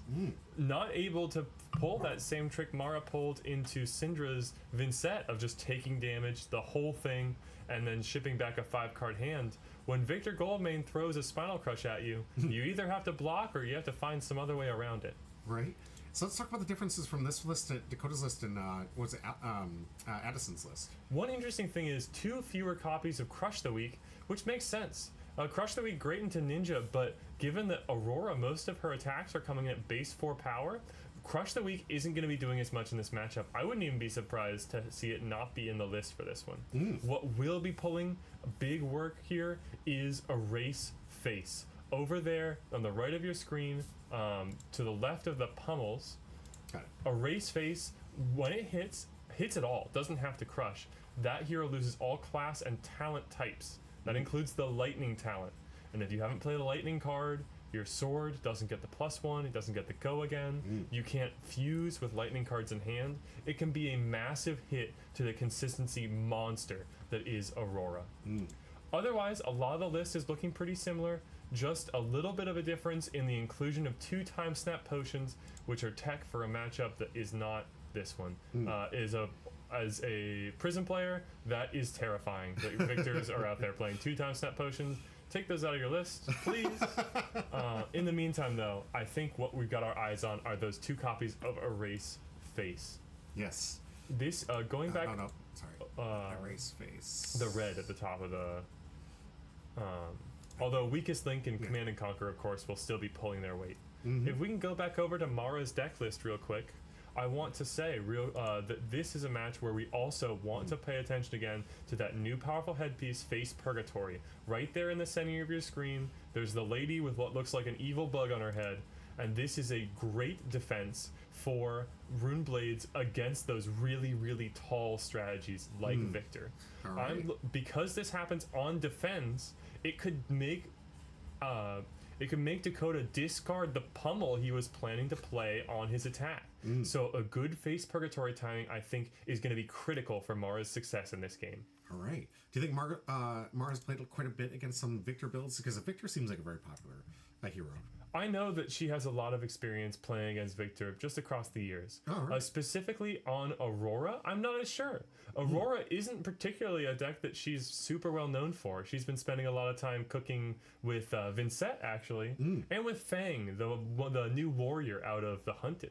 So I'm interested to see how this plays out. Yeah. But I think that what it's going to take is, if Dakota ever loses tempo, for Mara to be able to put together a really powerful Arc Lightning Flicker Wisp turn, just like I was talking about before with Enigma.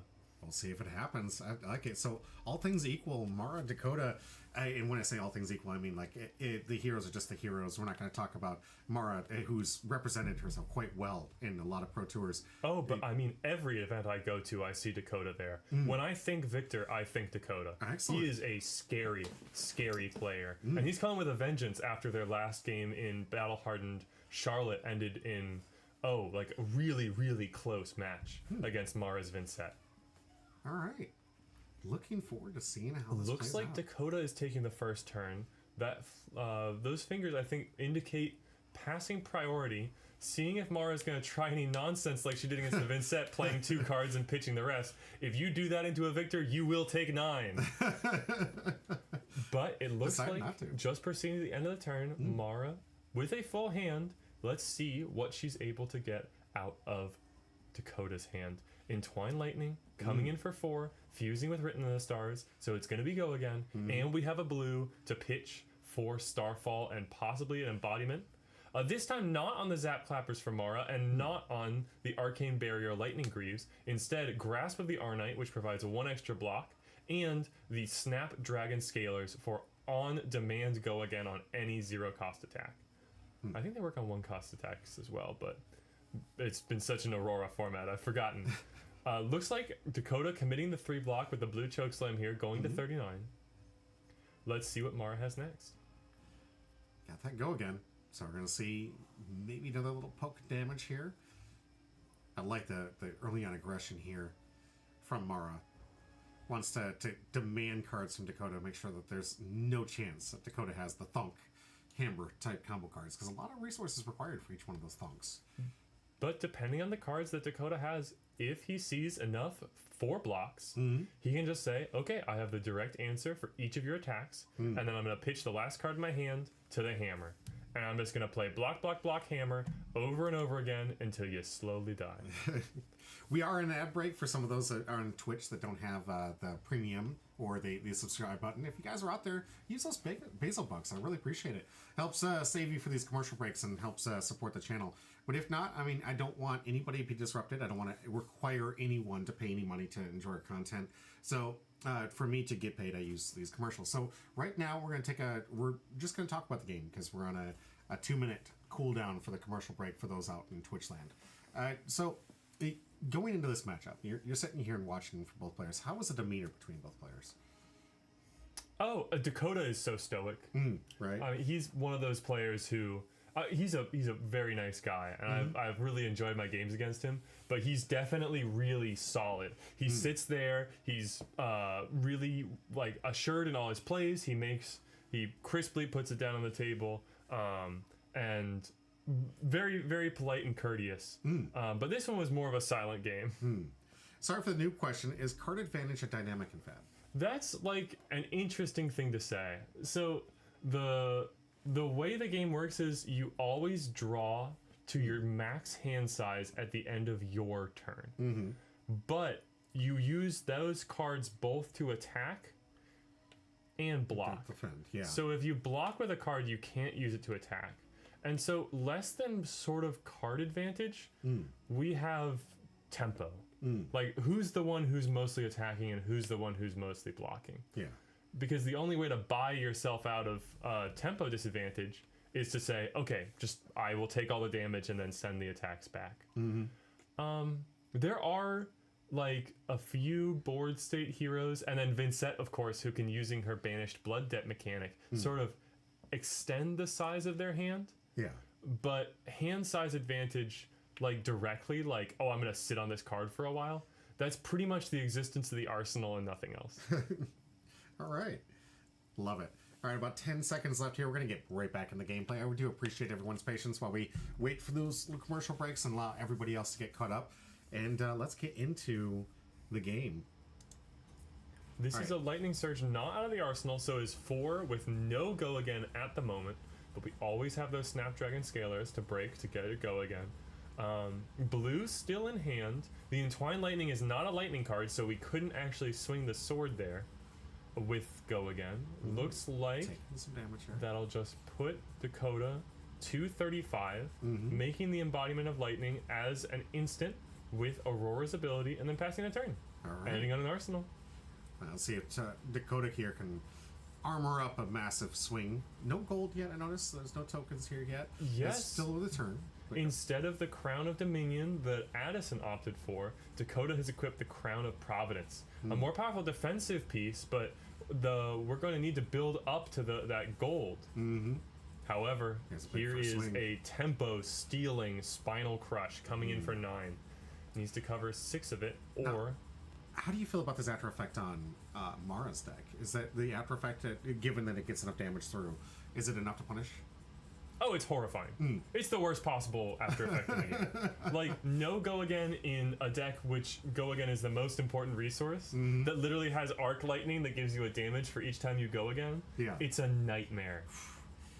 But the fact that you only have to block so you don't take 4 damage instead of it being any damage leaking through, I think is valuable. We could see Mara off for the Fake's Purgatory here to try and rip that last card out of Dakota's hand and cover up the crush effect on Spinal Crush. Excellent. That's what you were talking about right before we even got in here. We'll see. Mara makes this decision. Supernova saying, drawing extra cards has traditionally been very powerful effect in FAT, and many of those effects have been banned. But as it all depends, and you can convert damage and get use out of the cards you draw. Absolutely. Always, always, always the case. There is a way to increase your max hand size, but you have to join the dark side and play Lucius. And I love Dakota with all these signature cards here. The things that we've been talking about, Mara huge on the alt arts and the signatures, but Dakota matching that energy with some of these signatures. We had Lifelink games in here talking about the decks they were really enjoying looking through. Yeah. I actually walked out while they were deck checking Dakota's deck. It's gorgeous. The signatures, the cold foils, it's gorgeous. I love the players that dedicate to it, because there's like usually in TCGs there's like 1 or 2 decks I like to little bling out, if you will, or try to get the max rarity and really take care of, and those are my pet decks. And I think what we're seeing here is Dakota, in the love of this Victor deck, is taking the time, patience, and just built together a very beautiful deck. So hats off to him. But let's go back to the game. Mara swinging in 7. Pretty Yep. huge. Pretty huge 7 for with Mara. go again. So this flittering charge isn't going to need an instant card to be played to continue the turn. I see in Dakota's hand he's got a Visit the Goldman Estate, but maybe not something he wants to commit to early on before he has 3 gold, because it wouldn't make him any might tokens. I mean, if Victor is able to extend the length of the game. Oh, well, here's something interesting. Mara's pitched a Sigil of Suffering, so she is playing some defense reaction tools in the matchup. Oh, all right. So she Good isn't choice. necessarily committed to full-on aggression, maybe trying to arsenal a D-react, keep more cards in hand to block out O's effects like Spinal Crush. Saving the arsenal. Looks like that's the Gonna be end of the to turn. All right. So, gonna be another 5-card hand next turn. With the Tunic counter coming up, it can be really dangerous, but Dakota has his own Tunic counter and a 2-card hand to crack in for some damage. Will this be Titan's Fist for 4, or will it just be Arsenal? Will it be Titan's Fist for 4 or something else? Here's the weakest link. All right. 6 damage on hit. Show me your hand. If you've got any no block cards in it, like Aurora often does, they get discarded. Discarded. Wow. And Dakota draws a card for the arsenal. So this is something that Mara does not want to hit. Not But at we've all. already committed that face purgatory that you'd normally use for blocking a big single blow. Oh, looks like it's going to take. Finally, some life points being taken from Mara's side. And there is a no block in hand, but Mara's just going to play it as an instant in response to the trigger. Guess. So that's one way to get around Oh, it. and look at this hand. Oh, Arc wow. Lightning, set up for a combo turn, Enlightened Strike, no embodiment to pair with the Enlightened Strike right now, and we really want to push through damage, because this Channel Lightning Valley is going to draw us a card if Mara can deal any damage to Dakota. But looks like Dakota has another hand full of those beautiful Guardian 3 blocks. Yeah. Oh, another Visit the Goldman Nice. Estate before we found any gold. We're drawing things in the wrong order. No. He really wants to see the Clash cards coming in first. Yeah. Where's our test of strength? Where's our trounce? Oh my god, the arsenal card is Flicker Wisp, fuse with Arc Lightning from hand. This is dealing 1 damage, and every action card dealing damage this turn deals an extra 1. Dakota, only presenting AB1, will not be able to prevent this Channel Lightning Valley from drawing a card. Just having to give up that golden city like that with no extra value.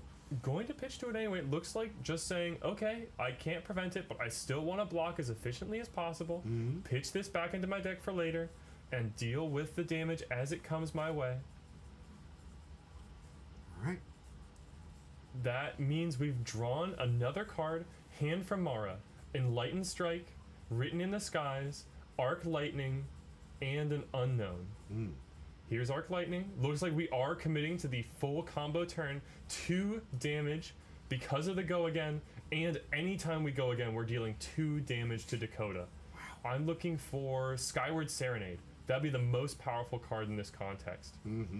Looks like instead we've got Written in the Stars, give and go again off of the Arc Lightning, so that's dealing 2 arcane, drawing a card, creating an embodiment of lightning because of the Written in the Stars effect.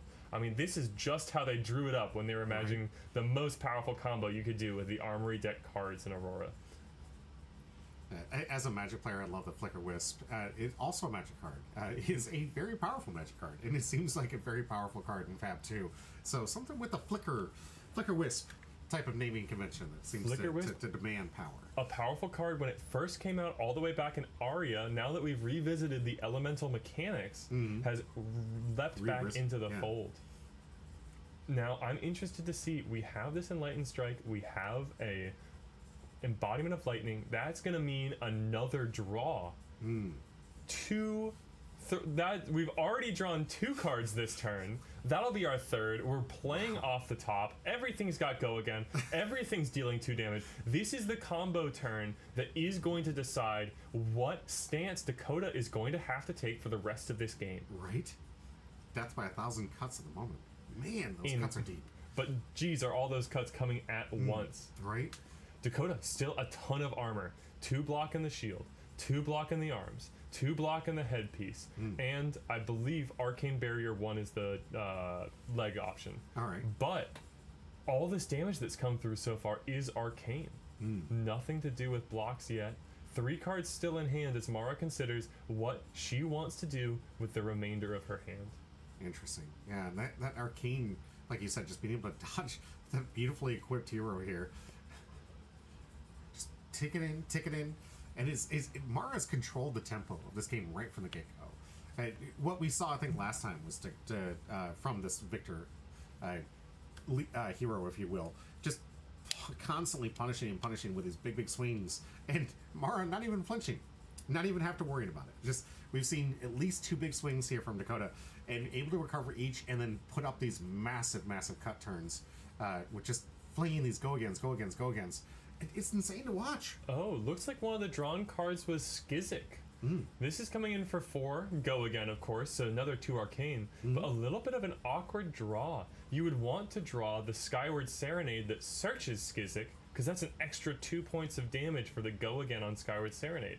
Also, that's going to be eating our embodiment of lightning. We're going to need to make another one off of Aurora's ability, pitching 2 resources, if we want to actually have that Enlightened Strike be drawing a card.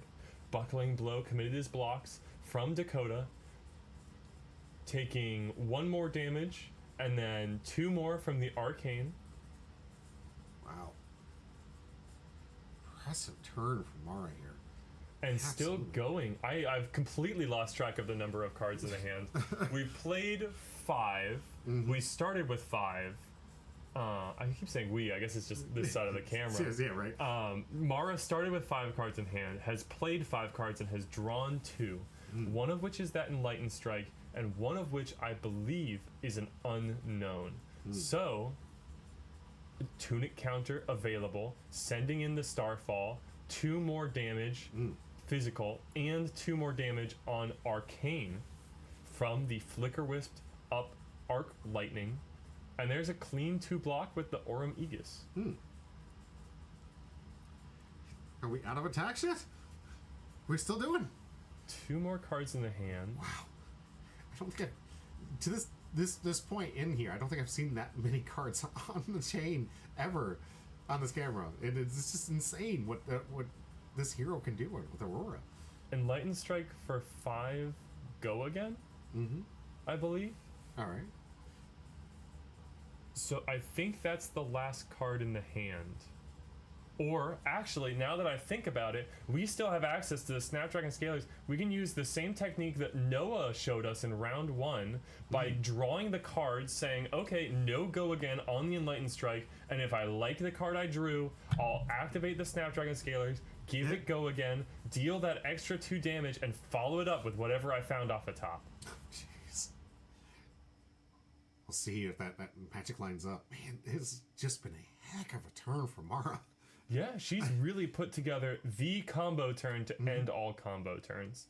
I mean, another Skyward Serenade could be absolutely devastating here if she's able, but she's just able to find another 0 for 4, probably with go again from her deck, and come in for another 6 on top of it.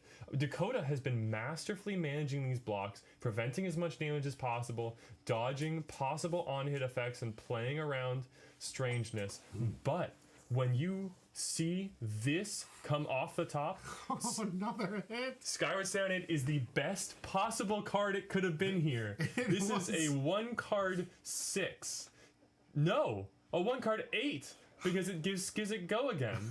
2 arcane damage from the Skyward Serenade. What and is this combo? 4 physical damage from the Skizik.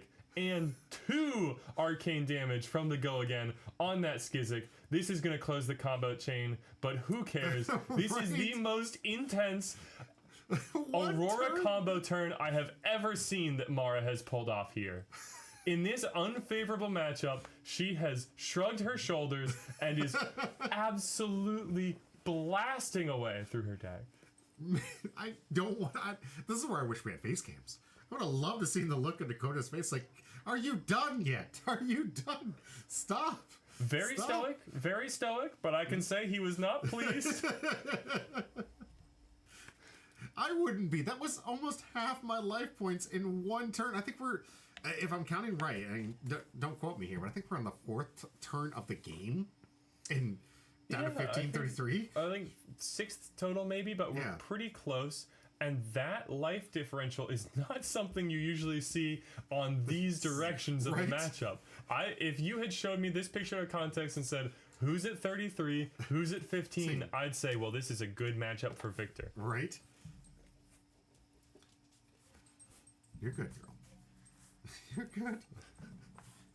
Squeezing in all the bets much you can. Looks like Dakota is now considering pivoting his blocking plan again. Previously was willing to accept the damage from those attacks, trying to preserve those last 2 cards in hand, but now seeing just how much damage it is going to be, maybe he's thinking about renegotiating his understanding. I said that this would determine the speed at which he travels. Maybe this is, we need to full block and just send hammer for a while until I can find a really strong hand. Yeah. tempo stealing effect now that the face purgatory is gone.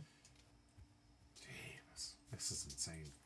This is It, Aurora. It's beautiful. This is aggro. Yeah. Was Mito Kaneko earlier? Yeah. Is this aggro? This is aggro. that is Takes the 4 and the takes 4 damage total, blocking with the gauntlets of Iron Will just to preserve some life. Keeping those 2 cards in hand. Let's see what Dakota has for us. Oh, sending in Chokeslam. I mean, a big attack for Yeah. sure. Off the tunic counter, 8 damage, and on hit, Mara's attacks can't gain any additional attack. all right. So Right. if there were any way to pump them up, like the lightning press instant that pumps them up, or the effective Skizix that gives it additional damage, those won't be effective. But that isn't the most terrifying on-hit effect or on-crush effect That for Dakota Mara has, to yeah. be staring down. Yeah. What do you think of the odds that we see a chain like that reaction like we just saw from Mara? Oh, it would be really. I think that the odds you see, I would say you see that kind of power combo not even once a game. That seems like a once in 10 games level of just drawing the perfect card off the top of the deck. I'd say she can definitely set up another Arc Flicker turn, but that without the boots, without those series of draws, it would be really difficult, especially because we've gone through, I believe, 3 Skizix, even though we've only played 2 Skyward Serenade. And without tutoring one for another, it's hard to get that combo. Ravenous Rabble here, revealing a yellow, not what you want to see. This card is looking downright fair as a 0 for 3 of 2 block, not what we were hoping for. With that yellow on top, you hope it flips red and you're only getting the -1, but it looks like that'll be able to be cleanly covered up. And Electrostatic Somersault, throwing it again, showing off that yellow card again. Oh my gosh, Mara must have really been hoping for a red on top there. This, I mean, it's still sending in some damage, but this could be enough for Dakota to make some room and throw a really terrifying attack. Yeah. Needs to. I mean, Yes. Dakota on the back foot right now after taking so many hits from that last turn. It was at 1/3 of the life to Mara. And now, usually, I mean, like you said, you see that in the opposite direction. And I can't imagine what's going through Dakota's mind. It's like, man, why am I on the back foot? I should be putting Aurora on the back foot. I want to point out, not only is Mara firing every cylinder in the deck, Dakota has still not found a single Clash card to generate gold. We are a very, very poor Victor Gold man right now. Daddy didn't revoke the Yes. trust fund on this turn. Did not want to provide. Here's Enlightened Strike. This is probably 5, draw a card. No go again on this one. But still 5 damage. And leaving an extra card for the next turn. Those 5-card hands are the ones that are going to be able to push past all of Dakota's blocks and armor and defense reactions and chip in the damage that Mara needs to close out this game. I mean, what do you think the odds of this being a defense reaction from Mara in the arsenal, given the fact that we've seen the sideboard tech in here? This went more defensive, right? Yeah, she's left herself the room to pivot into a defensive plan on to kind of cope with those effects like Spinal Crush. I think it's interesting, but right now, while she has all the tempo, for her sake, I sure hope it isn't, because a D-React drawn when you're able to command every card out of the opponent's hand is just a card you really can't manage. Here, Dakota saves some cards in hand, taking back up the Tunic, and looking at what he can do and what he can throw to manage a reasonable offense into Mara. This is 4 damage on the Titan's Fist. Just an efficient conversion of resources. That card could have blocked 3, but instead we're going to use it to send 4. Just doing the simple value math and hopefully finding... Oh, there's the D react we were talking about, combined with a Channel Lightning Valley. This defense reaction is a 0 for 3 block, and it deals 1 arcane damage to them. If that arcane damage isn't arcane barriered, isn't prevented, it'll go up to 4 block, covering the hammer.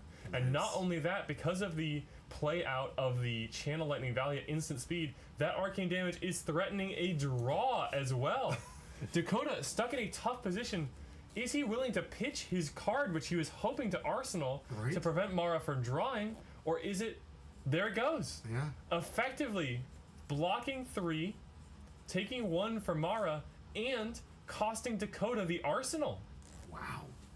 What a turn. Now 4 cards left. Dakota to draw back and pass back to Mara. That's still no gold. Still no gold from Victor, which is just insane at this late in the game to not see anything.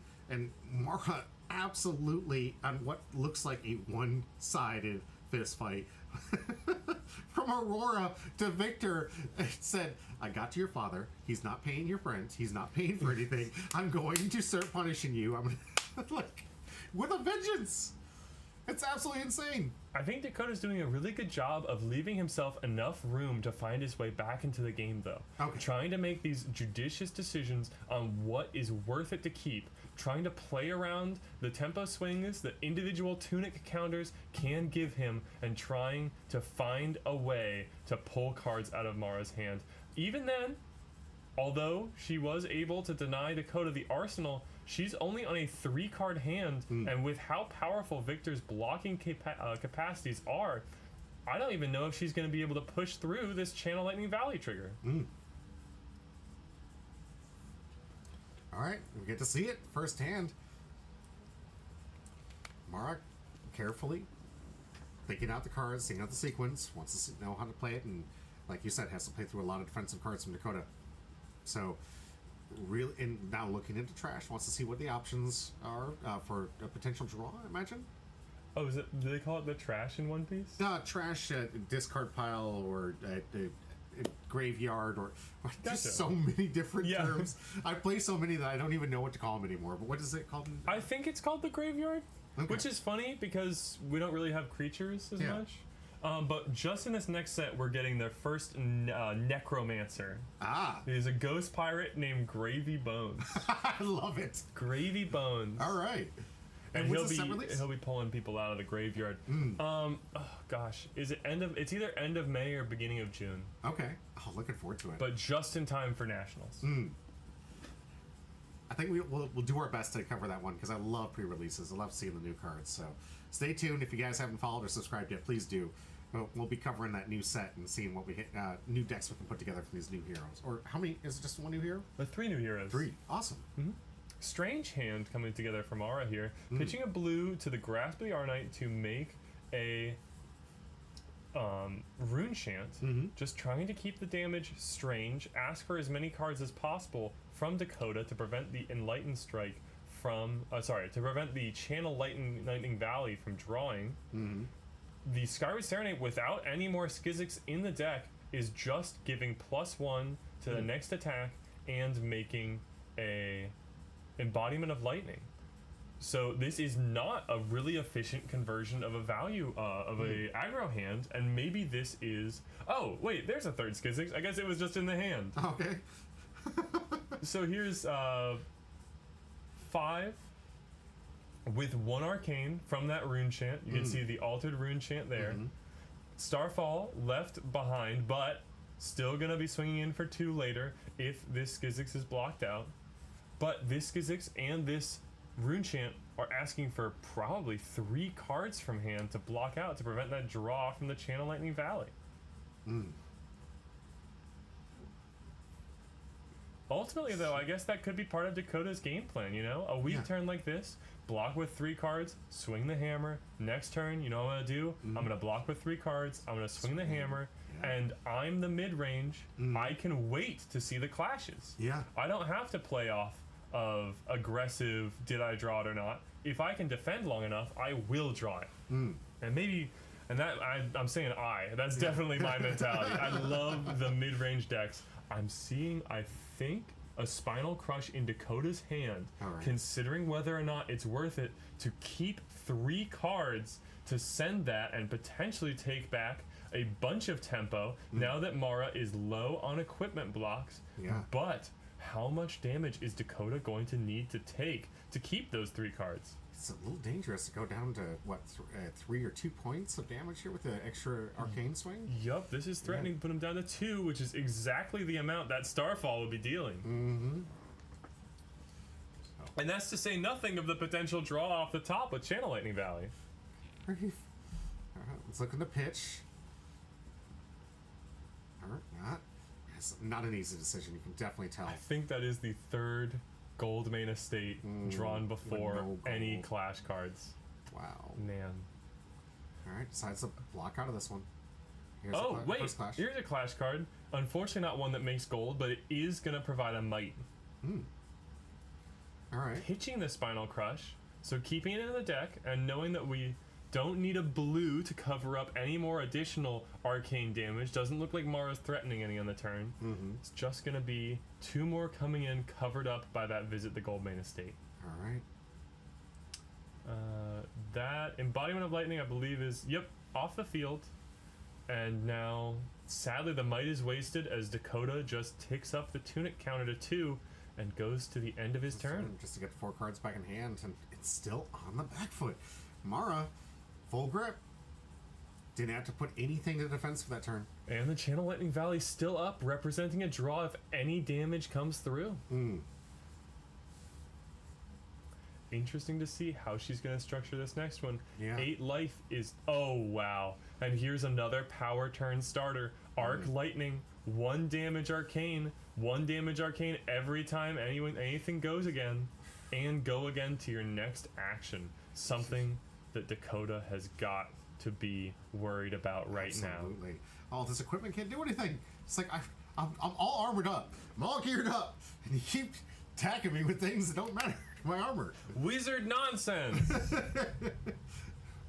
I got all this gear. I paid a fortune for this. And you're just like, nope. All that heavy, bulky Guardian armor. And it's the Null Rune boots that are going to be his way around it. Wow. Always the thing that I think is funny. I think Guardian does such a great job of having all these big plated armor pieces, just like you can see in the art of Victor Goldmain. Oh, yeah. But let's not all forget, he is wearing a dress right now. That is the Fyendal Spring Tunic. Yeah. All right. It's a lovely summer dress, green and gold. Beautiful. But seeing Dakota looks like he wants to put up some kind of defense here. I can't imagine. Got the blues in hand, it looks like, to be able to Arcane Barrier this, but trying to think about what the rest of Mara's turn is going to look like. There's Thunderquake, pitched 2 more resources floating to prevent additional Arc Lightning damage across the turn, and let's see what the follow-up is from Mara. Gone in a flash, 4 attack, and 1 arcane on the go again. Gone in a flash, if any instance played, that can return to your hand and provide another 4. Looks like Dakota has the Sink Below, covers the 4 cleanly, and has the resource to prevent the arcane damage. Electrostatic Discharge, +3 to the next attack, returns that Gone in a Flash to the hand off its own ability once the damage has been resolved. That's actually interesting. I think Mara missed an opportunity to mess with Dakota a little bit. If you Electrostatic Discharge while the Sink Below is trying to resolve... Oh wait, ignore the complicated ruling nonsense I was saying. We've got our first Clash effect. Trounce, this is the big one, wins the first Clash. It's gotta win the second. 6 damage in the second, and nothing from Mara, but that is a Lightning Press on the top of the deck, creating the gold that lets Dakota draw a card, 3 more block on this turn, going to be able to cover up these awkward breakpoints, and blocking out the 2 with the Trounce, the actual block of the Trounce, and using that last 1 floating from the Arcane Barrier. headed into an ad break now. Do apologize. Yep, those on Twitch might be forced into commercial break. We're getting down to the last bit, a few turns here. 8 life points from Victor, 24 for Aurora. Victor literally on the back foot from what has been most of this game. We've seen the most insane combo and flurry of cards that I've ever seen in this game on my very first big coverage of a ProQuest here. So happy to see it live here in the studio. Hope you guys are too. Hey, just an impressive turn. One of these winners, whoever can win this thing, is going to go in the final round and be a representative for the undefeated, right? For this round, because after that 5 rounds, you have at least one undefeated. Yeah, absolutely. So this is round 4 right here. We've been following table 1 across these rounds. I mean, at this point, given that they're undefeated, whoever wins this round will be with us for the next round and deciding who's going to get that coveted first seed into top 8. Yeah. So no die rolls, right? You get to choose, right? Yes. Whoever has the high seed is whoever has first seed is going to play against the player who's 8th, who just got in on the breakers, Right. And they whoever has the highest seed is going to choose in each of the matches who goes first and who goes second. And that's insane. This is best of 1, so that decision extremely it is a huge weight to have that ability to carry through with these. And one of the things that I really enjoyed about watching Fab with you, and we had this conversation yesterday, it was interesting that in Magic the Gathering, and not trying to throw any shade, but it does seem really funny that the biggest goal of Magic the Gathering is to play the least amount of Magic the Gathering. So if you can win your first 3 rounds, get double buy-in, draw, like your whole goal of going to these tournaments is to play the least amount. And in Fab, I was expecting heavily that 1 and 2 were going to be like, we'll draw in, we don't really care. And no, they were like, no, we're going to play this out. I want that first seed. We're going to see. I came here to play a card game.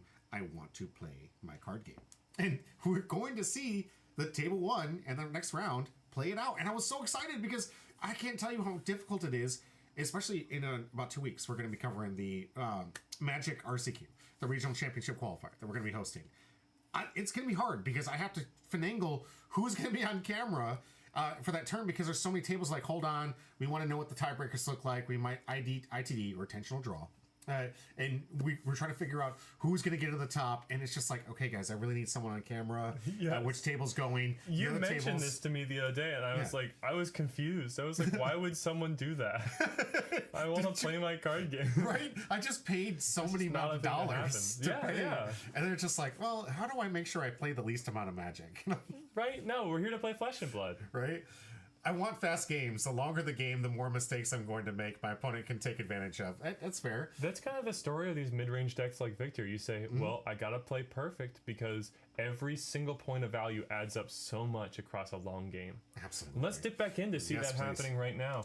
Victor, Dakota choosing to play as defensively as possible, leaving up the room. Okay, thought I heard saying for a second. Leaving up the room for him to get back into the game later on. Finding these clash cards, which have got to be coming up more frequently now that we haven't seen them for so long, gonna give Dakota the space to extend the blocks and still send damage. Hopefully chipping away at Mara's high life total until he can put himself in a position to demand cards from hand. Right now, deciding on the blocks here, throwing down a choke slam that's only blocking 3. I'm wondering if there's going to be a defense react coming in to cover the other 4 because the channel Lightning Valley still has not triggered for the turn. So any point of damage is going to represent a draw for Mara, even though this doesn't have Go Again, and she has no way, as far as I can tell, of accessing Go Again right now. Oh, but she does have another card in hand. Maybe Dakota's saying, oh, sure, draw the card. You can only arsenal one of them. Yeah. Thinking on blocks here. 1 card left in hand from Dakota. Looks like that's a go ahead. Proceeding to damage, yeah. Dakota So taking 3. Mara draws the damage, card, but we've hit resolution and there's no Go Again, so that's all the action points for Mara's turn. Such a significant chip away here. I mean, every little bit get closer to 3. That could indicate just that turn. Like, you leave Dakota at 3 life, and I think Mara just has just any combination of cards that can pretty much chip through that. As we've seen right here, that 3 arcane damage that just could not be defended by Dakota. And we see so many of these because we're playing 3 ofs, we got max amounts here, that we're likely going to see a similar combo chain that Mara can put together if Dakota can't start adding the pressure that's so needed right now to get Mara to use more cards for defense. Oh, looks like instead of arsenaling, Mara chooses to pitch both of the cards in hand to make an embodiment of lightning, setting up for next turn in a different way and keeping that channel Lightning Valley around because she had 2 pitched lightning cards. Nice. So definitely threatening lethal next turn. Like setting up says, all right, I'm betting the next 4 cards are going to be an extremely good hand. Here is an interesting turn from Dakota. 1 card remaining in hand, Tunic counter up, 1 resource already available from the Vigor that was on the Trounce last turn. No swing here would be a heartbreaker because the we've already missed the Might activation once this game. Looks like a Command and Conquer in hand. Dakota could use the Tunic to send in Command and Conquer for 7, but Mara doesn't have an arsenal to threaten. Yeah. On top of that, it doesn't even have the advantage with the life points the way they taking 7 here from Mara is nothing. Yeah, Nothing. that's just what she wants to do. Declare no blocks and send a full 4-card hand to threaten the on-hit of the Channel Lightning Valley draw. And in the tank here, not an easy decision for Dakota. Cannot imagine Looks like like it's going to be an arsenal. Choosing to save the Command and Conquer for when it can threaten an arsenal, passing back to Mara, maybe committing another full hand on blocks and waiting for that opportunity to strike. Alright, back to 4. We'll see what Mara was able to draw from those 4 turns. There's a test of strength in hand. A 4-block clash card that could really give Dakota the resources he needs to come back in. Especially if Mara ends up on an awkward arsenal this Command and Conquer can threaten. Yeah. So, Dakota not out yet.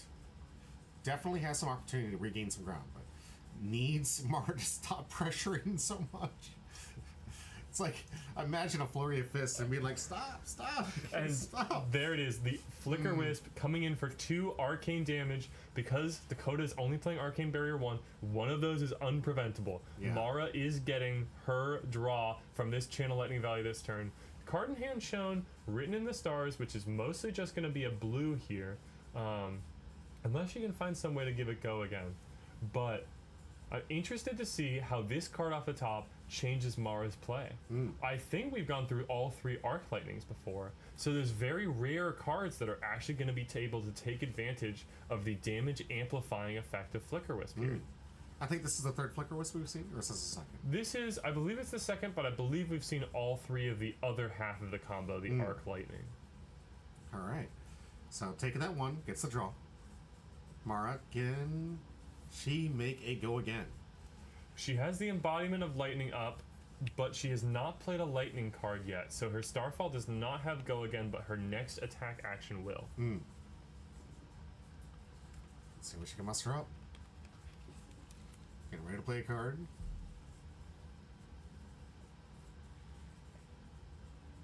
In the tank, is she afraid of a defensive reaction, you think, from Dakota here? I think both these players are just recognizing that the match actually isn't going to take that much longer in the turn count. And because of that, they can take a little bit longer in time. Yeah. Kind of think through all the options, consider the best way to structure your hand now that it looks like time in the round isn't going to be as much of a consideration. And what are the time rules for Flesh and Blood? Yeah, so time rules 55 minutes per round. At the 5 minutes of which is dedicated to choosing your sideboard at the start of the game, presenting your heroes. At the end of the 55 minutes, they go to turns. Okay. So whoever is playing currently gets a turn. Then the opponent gets a turn. And then if neither player has died, it's a draw. And draws not that beneficial for Flesh and Blood? Worse than a loss. Oh, really? Worse than a loss in your pairings. Just because of the way that Gem calculates pairings and standings. A tie is about the worst thing you can get. You'll see a lot of players actually concede in time Yeah. just to avoid the tie. Wow. All right. And gem is the application that they use for pairing. Yeah. Yeah, Okay. absolutely. Mhm. I actually couldn't tell you what it stands for. I need to need to take a look back at that. But gem is what we use both for pairings and for managing tournaments. Okay, excellent. And I found the application to be pretty friendly to use on the other side. Only had the experience of just making sure it can push the pairings, get to the next round, and the neat way it stacks up all the players, which is unique to it. Yeah, and now they've added a deck construction feature Oh, to. brilliant. Yeah. That's how we're able to access some of these deck lists. Players have submitted them. Yeah. And I love that, like, towards the end here, everyone seems to have submitted it. So, loving the convenience of not having to have to deal with the paper. And I know, like, a lot of people want to be defensive about what deck they're running, what hero they're running in the first few rounds. So, when you're paired up against your opponent, you always have the paper folded, and they're putting the Yep. deck box over top of it. It almost looks like you're in prison trying to guard your food. You're like, no, don't look at this. And then when you get it collected, they're just like, trying to like, don't look, don't look, don't look. But you can do it digitally, no issue. Game and event management. Oh, there you go. Gem. Game and event management. Thank you. Yeah. Lifelink coming in clutch. Appreciate it. This Starfall is only for 1 damage. No go again. Mara will need a lightning card to play. That Sigil of Suffering, not once again being an awkward card to kind of manage on aggression. But we're pitching it there instead of the Written in the Stars, so trying not to navigate into Arsenal, not anticipating needing the block value on the next turn. There's the Electrostatic Discharge, which is going to be +3 on the next attack, but more importantly, now we've played a lightning card. So Starfall is up to 2 and has that critical go again. Oh, man. And with each one of these, an arcane damage just chipping away slowly but surely. Not this time. Without the Arc Lightning, the go again isn't providing any damage. It's over there. I'm sorry. Ooh, Yeah. Current Funnel, a really awkward hand. Looks like the last 2 cards in the hand are blue, so this is just going to be 5 damage off the Electrostatic Discharge. Should be able to cover it up with the, I believe that's the Test of Strength Clashing, yes, and the Shield. Cranial Crush revealed 8 damage. I couldn't see what was going on from Mara, but I have no doubt that Aurora is not playing any cards with 8 damage in them. No. Oh, Like, this here is it not is. a loss. Snatch, only 4. Yeah. Yep. So this will give Victor Goldmane that draw, that gold, and the Cranial Crush in hand for 3 additional block. All right, Victor finally playing Victor's game, with getting those resources where it needs to. We'll see if that can be enough to turn the table. Now with 3 cards in hand, the Command and Conquer in Arsenal, but also, I believe, a Spinal Crush in hand, not even needing to opt for the Command and Conquer. I'm interested to see if Dakota goes for this Spinal Crush, because that could really buy back some tempo in a serious way. 4 life, seemingly out of the threat's edge. Seemingly. It doesn't mean now. But from my perspective, looking pretty good. Now with our first big swing, the hammer of... What is this one? 9 damage of what? Spinal Crush. This is the one that denies go Go again again. if it Yeah. crushes. So Mara is going to need to defend for 6. Here is the Grasp of the Arnite, blocking 2. Probably doing the math right now to figure out how much needs to be blocked to prevent this from happening, because that is going to be an absolutely devastating blow for Mara. It's a little awkward. 1 card from the hand plus the Grasp doesn't actually cover up the crush effect. You need to either give a second card or the Spring Tunic, which is such a useful card in these really long games. Debating about giving it up, looks like. Yep. Gonna give There's it up. the Grasp of the Arnite. So there's the 2 block. Tunic on the side. Mara still thinking in blocks. Doesn't want to give up an aggressive turn necessary to close this game out. But having to give up 3 Ooh. cards That is... to make that, what, 3 damage? And let's see. 3? Yes. Yeah. Those 2/2 blocks, they always feel awful Right. to block with, but you wouldn't be able to take advantage of the go again on any of those cards if Spinal Crush connects for at least 4. Ooh, here we go. Burn Up Shock, interesting. So 1 Arcane coming through on the shock. Burn Up, if any attack hits this turn, That's additional 4 damage. But with that big block having to be given, I don't know if Mara's going to be able to push through this effect. No. Dakota looks like he has regained some tempo yeah. and is no longer being threatened for lethal as easily and as consistently on Mara's turns. And a free spell here. Here's Snatch. I mean, the on-hit of this is just win the game, but I have no doubt that Dakota with a 4-card hand will be able to cover this one up. Oh, looks like keeping a big hand, just blocking with Golden Sun and with the Tunic, keeping... Oh, yes, and there's the Lightning Press, up to a total of 7 damage. This... Oh, that's the game. Not to throw it That's over. the game. Wow. No defense reaction from Dakota means that Mara wins her 2nd game on stream with a Lightning Press. Hey, Lifelink, thank you so much for the follow. I appreciate it. What a finish.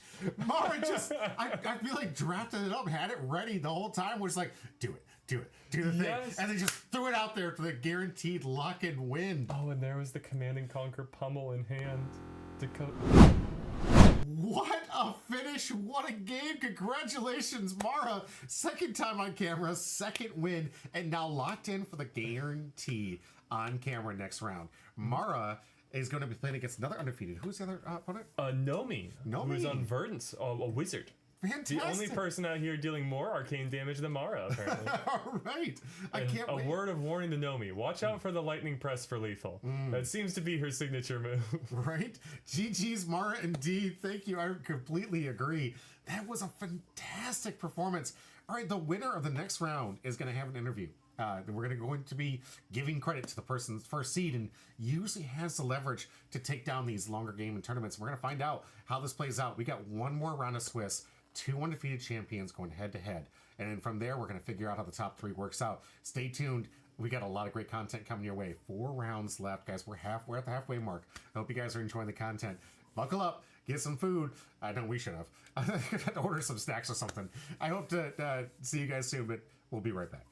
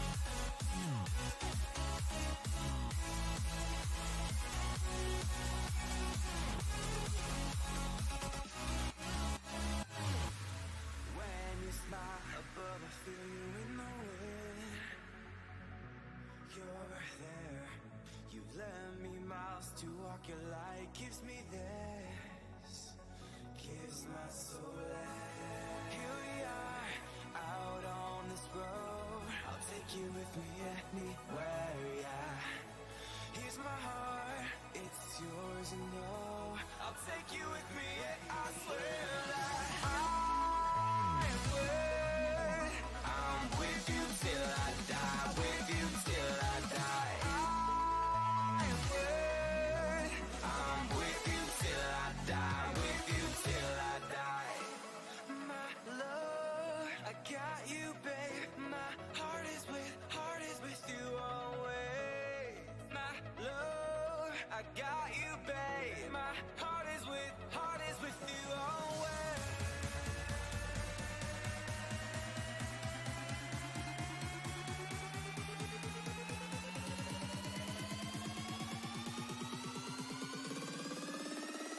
I am always with you.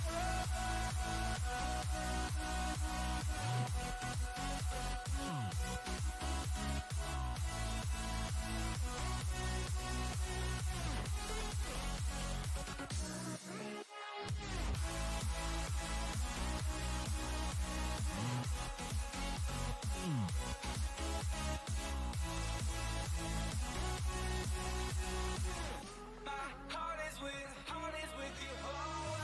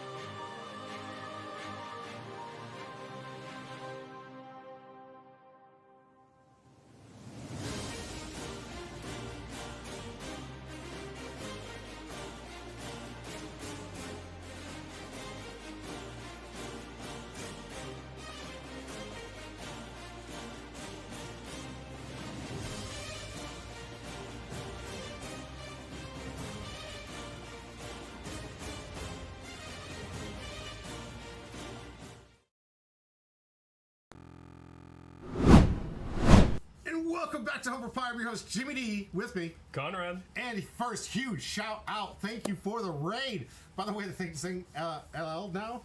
Zen is gone. Zen is gone. Both of the ridiculous threats out of, or at least 2 of the 3 of the most powerful decks ever conceived that came out of the set last year are now gone over the course of the last 2 days. 2 days. Wow. Thank you so much for this raid. I appreciate it. And fellow creator, if you guys haven't followed us, please do. I love to share the followers and share the groups and communities as we're all trying to build something and we're all sharing the same type of content. So huge shout out. Thank you so much for the follow too. Thank you. Getting so close to our 500 goal that I've been having since I started up, and then of course we get always up the ante every little bit here. But I had to jump back real quick as soon as I heard that there was this a raid, and wanted to say huge thank you.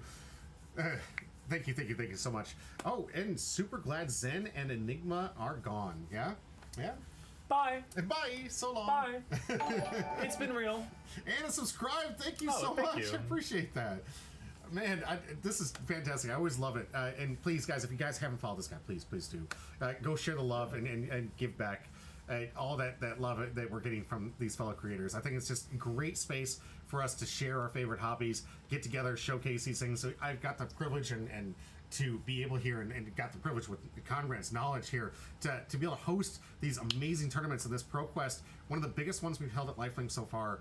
I'm super excited to host it. I think it's been a fantastic experience. This is one of many more to come. I've got 3 weeks of back-to-back heavy coverage like this. Next week's going to be the One Piece event where we're going to be covering down the big regional qualifier or nationals qualifier, if you will, for One Piece TCG, and following that I'm going to be doing Magic on the Sunday. So I've got 3 busy weekends ahead of me covering massive tournaments that are being held at Lifelink Games, and more to come. I can't wait to hold bigger and bigger tournaments, maybe some big ProQuests with like hundreds of people, and I guarantee you the way that this game's been growing, it's extremely feasible. I think out of all the TCGs, I want your honest opinion. I know you're biased, but honest opinion, which one do you think has the potential of taking over MTG? Taking over MTG, I mean, that's its own thing. Mm-hmm. But I think Fab really is something special. I think the community is excellent, and I think that the design of the game is so tight, it is so exciting, and so infinitely rewarding to pour more and more of my time into. Right. Always learn something from a game, and I'm always able to come back to the next game with that energy from it. Oh, right. And I love that the Fab want to play the card game. Like we were throwing a little shade, if you will, MTG, that some of the best when you're in the tournaments, and this goes into Grand Prix where people back in the day would grind out so they could have 2-round buys in the beginning. Not just to sleep in, but it's so funny that there were so many like advantages in MTG where it was like, listen, I want to win the early games quick so I can get those double ITDs to get into the top cut, or I want to win so many of these events here. And it seems like in Magic it was always the objective to play the least amount of Magic in order to do the best at the game, which just cracks me up, because to me, as a player who's a prominent best 2 out of 3, because I like to see more gameplay, and I think that it allows for in my opinion anyways, more competitive gameplay, because if I have an opportunity to pivot, maybe my strategy didn't work the first time, and I can find the right strategy to come back from that, you can create some great drama, great content, and some great quality. Like some of the pros in Magic have always said, playing more Magic and being able to do well with more actually stimulates a better player than someone who plays less. But that game in itself, the way that it works, it's really play the least amount of Magic to do the best at it in some cases, and it completely flips the script in Fab. I think that we got a great final round coming up here. This one's gonna be a quick one, guys. Stay tuned. Don't blink. This one looks like it's gonna be pretty quick. We got 2 great heroes. The first time, Mara, of course, it dominated last round. Is gonna be on camera here now against Nomi, and Nomi's playing what? This is Verdant's Thorn of the Rose, which is the first wizard we'll see on cast today. All right, some comments here. Fab, for real, is the most competitive TCG right now and the most open and friendly community. Couldn't agree more. Honestly, this community has blown me away. And how welcoming they were, how much they wanted to get this kind of content out there. How usually when I hold events, like I told you guys in the beginning, I have to talk to people. It's like, hey, I'd like to put you on camera. You're not required to. There's no stress, no pressure. But you guys can come on camera and give you an opportunity to watch your gameplay, re-watch it afterwards, maybe learn from that experience. And every single person eagerly was like, yeah, of course I'm going on camera. Of course I'm going to be on there. I'm honored to be on that camera. I'm honored to host these people on camera. And the community was so welcoming of this experience altogether that it blew me away. And I loved how the players got together. You were helping out with some decks to loan out so people could play in these things with top tier decks. Huge shout out to that. Well done. I appreciate that. And the rest of the community doing the same. It seriously is one of the most friendly communities out there. Electrum says, Fab feels like the best competitive TCG to come out. Games, One Piece, and Lorcana do have some good IPs behind them, though. Yes, the IP strength is something to be talking about. I think One Piece over Lorcana personally, because right now One Piece 30-year legacy, he hasn't missed yet. I hope he doesn't. And Oda, love you to death. Please keep up the good work. Please don't miss, but the man doesn't miss right now. So if there's anybody I would put as the new, I like to call him the Tolkien of our time and era for storytelling, because he's just doing that well. I've heard good things about One Piece TCG. A friend of mine who plays a bunch of competitive Fab, Sam, just coming back from the Pro Tour, he was in the Lifelink One Piece League, and sounds like he had a real blast playing the game. First time entering late into gets his invite into the championship qualifier, got second place for those who want to watch that. He's VOD. terrifying. Yes. He's terrifying. Yes, I couldn't believe he just picked up a deck. He's a stellar player, right? At least in Fab. Oh yeah. Oh, I mean, and it sounds like in One Piece too. One Piece has been doing fantastic. It blew us out of the water. He was like a new player, free win. No. Poyard says, I mean, dethroning MTG is a feat in itself, but I have to agree, for the few months I've been playing, Fab, it could be the one to do it for sure. I like that. I really think it's something special. Who have you been playing in Fab? Pollard. Yeah, we'd like to hear what you guys are playing. What's your style? Yeah. I am a mid-range Andrew myself. I think likely I'm going to come in with an aggressive tank, because it's really where my strength is in a lot of TCGs. Being a proponent, like seeing this Victor? Does that kind of catch your eye a little bit? The Victor seems pretty strong. I'm not going to lie. I don't Spinal know Crush for 9. I know that we saw it lose, but the Draconic double blade thing just definitely feeds into my internal player. I might want to try something like that. Arachne Marionette from the most recent set, like 7 heroes in one. Right. Super, super sweet. And assassins just tearing cards out of your opponent's hand. Really cool stuff. That does sound like fun. But yeah, I think that's where I'm leaning when I get into this thing. And I will. Because trust me, guys, I like to play all these TCGs. We'll have a deck to lend to you when you come in. Oh, fantastic. I really appreciate that. See how welcoming these people are? Yes, Victor is absolute gold. Let's go! And with Enigma gone, he's almost playable again. Yes! Just gotta dodge the new and we'll be fine. Right? Just dodge it, guys. Just dodge it. All right. We've got a fantastic match to showcase. Let's get into the deck list. Showcase this again. Enjoy the commentary with us, but this is going to be the fastest round of the day. And to speak to that, and then also going into the top 8 cut, where time is not a factor anymore. We're going to have a lot of time to stretch out. So enjoy this quick game before we get into the top 3 rounds where these players are duking it out. No mistakes can be afforded. Best of 1. You want this invite. I can't wait to get to it. Let's find out which one of these players today, Nomi or Mara, are going to be the number 1 seed. And following this, we're going to have an interview with the winner of this match. But first... yeah, let's talk a little bit about what these decks mean. Wrong one. Where am I at? Right here. Yeah, okay, sorry. So, as far as Verdance goes, we've seen Mara playing the Aurora be that beat-down aggro deck, and mostly she's been playing against Control, the deck trying to slow down the game. This is the first time she'll have to stack up against Combo. Wizard is dealing arcane damage, and arcane damage cannot be easily prevented. Can't throw 3 blocking cards in front of 10 arcane. You're gonna need to pitch to that, and only as much of the arcane barrier you have. So Wizard has access to true damage in a way that other classes just can't capture. Check out Verdant's Thorn of the Rose. This is one of those Earth heroes. Thorn of the Rose. That the hero, sorry. Yep, this is one of those Earth heroes out of the most recent set, Rosetta. Only gets her hero ability when there are 8 or more Earth action cards in her banish zone. We'll check that out a little bit later, how you get there. But whenever she gains health during her turn, after she has activated her effect, she deals 1 arcane damage to the opposing hero, gaining little bits of health, chipping the opponent down, and stabilizing that end game while preparing a terrifying combo with the single greatest piece of equipment that LSS has ever printed. If you'll click out, and on the boots on the right, this is Storm Striders. It might not look like much if you're coming at Wizard for the first time, but this is the craziest thing they've ever done. As an instant, you can destroy it and pay a resource, and you can play your next Wizard non-attack action card this turn as though it were an instant. And this is how Verdance kills you from 10 on your turn. Wow. This means this commands so much respect. Mm-hmm. And as we look through the rest of our deck list, you can see the card that can put together enormous combo potential in Rampant Growth Life. This card gains 1 life and then amps X, where X is the total amount of life you've gained that turn.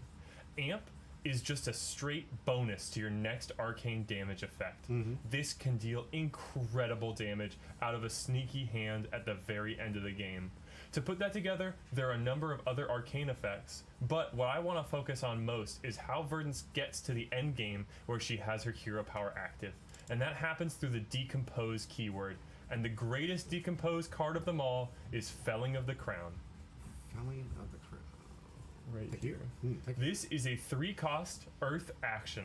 If there are 4 more Earth cards in your banish zone, it gets +4. Already a 3-cost 8 is nonsense. But it's Decompose. All Decompose cards, when you attack with them, you may banish 2 Earth cards and an action card from your graveyard. And this one has the most powerful effect. If you do, each hero puts a card from their hand on the bottom of their deck. No on hit, no on crush, no, on attack. I don't care how you block. That card is out of your hand, and it is a devastating anti-aggro piece. Nomi's game plan has got to be resolved as many of these as possible into Mara's Aurora to come in with massive damage and slow her way down. Well, the max amount of capacity of use here. Let's hope we see it. Absolutely, and a headpiece to recruit 1 more from the graveyard. One more card I'd like to take a quick look at is Seeds of Tomorrow, the 2 of blue near the end of the deck list. This can put a card from the arsenal on the bottom of the deck to prevent 5 damage. And that's not 5 blocking damage, that can include Arcane as well.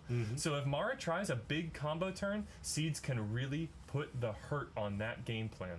Oh, absolutely. This will be a test of how reasonably Nomi can decompose and proceed towards her Felling of the Crown game plan versus the pure aggressive consistency of Mara's Aurora. Let's go ahead and check it out. This is going to be fantastic. Before we do, I just want to go back just so people can see. You can find Mara's list on our Patreon list. We've talked about this twice already, so we're not going to talk too much about this list again. We've seen it already. This will be our 3rd time on camera. Who knows if that's going to be the last. This winner here is going to get the first place. Between these 2 heroes, who do you see lining up pretty well? So, I'm a big Wizard fan, as you can maybe tell across this. I think that this matchup is a really tough one for Verdance, but it's just going to depend on how many Fellings we see. The more times I see that card being attacked with instead of blocked, the more and more I'm going to believe in Nomi's game plan. All right. I'd like to see it. So we see the 73 here. Do you think the goal here from Nomi is going to get down to 60 to try and increase the consistency of hitting this? Or Oh, absolutely. Into everything but the most defensive matchups, I want to run that 60 for consistency. All right. And there's some clear tech pieces here that probably aren't going to be in against Aurora. Evergreen specifically, in the middle of the screen at the top, that is a card purely for decks that are trying to run you out of cards. Apart from that, it's an okay attacker, but not as good as Felling, and a pretty terrible blocker. Not something I'd be interested in playing against an Aurora. That makes sense. Alrighty, we'll find out. These are the deck lists. Let's go into the gameplay. Like I said, guys, this is a really quick matchup, so we're going to find out which one of these wizards can fling the spells the fastest. In our last round of Swiss, Nomi versus Mara. Man, this was such an epic matchup. Interestingly enough, you can check out Verdance's magic staff there, the Surging Ether Tide. That's not going to come in for any physical damage. It's 2 resources and an action point to deal 1 arcane with Go Again, and however much it deals, Nomi's next spell deals that much more damage. Can split the turn sometimes, starting on a big hand and saying, well, I'm going to throw the staff at you. Do you think it's going to be an attack next? And I'm just trying to bait you into pitching? Or is this going to be an arcane damage spell and you're going to wish you pitched? Gets you on that sort of forked game plan if Verdance is ever able to keep a big hand into Aurora. Right. But based on our last few rounds, we can tell that is a real challenge. Right. Absolutely a real challenge here. And I love the sequence of the sleeves matching the Verdance. Yes. Gorgeous. Like, Nomi really taking care of her deck is great. That is a set of Heartbeat of Candlehold sleeves. That is the extended art chest piece That is a cold foil helmet and a Marvel Surgeon Ether Tide. Nomi does not mess around. Right? So it goes to say, when you get those cold foils, you just win, guys. Get those cold foils. Yes, both of these players are undefeated heading into this round. Looks like Mara has opted, I'm not sure who won the die roll here, but Mara ended up on the first turn. Nomi with the 4-card hand is going to see what she can put together. Looks like this is just going to be Command and Conquer, 6 damage, threatening that arsenal if this goes through. But the Crown of Crown of Providence for Mara is able to block that one out if it chooses to swap that arsenal around. Hey, look, she literally throws it onto the board. Seems like a pretty decisive choice for Mara to get around this one. Says the 4 damage, doesn't matter. I just want my 5-card hand. Right. Nice play from Mara. Beautiful play. Arno saying it loves the sleeves. I think it was an event that came out with those sleeves. Yeah, so the pre-release, not the pre-release, I think it's the world premiere in Florida. I think it was either Orlando or Miami for the Rosetta set was where you could get these. Oh, wow. All right, so Nomi electing to Arsenal once and 4-hand, so 5-hand, essentially. Yeah, interested to see what that arsenal is. A great arsenal early on for any Earth hero is the Decomposed Defense Reaction Rootbound Carapace. They all come in at, the red one comes in at 3, but if it decomposes, banishing 2 Earths in an action from the graveyard, that will put it up to 4 block and get you towards activating your hero's ability. Great during the late game, because I think there's only one resource to take from the graveyard at this point. Yeah.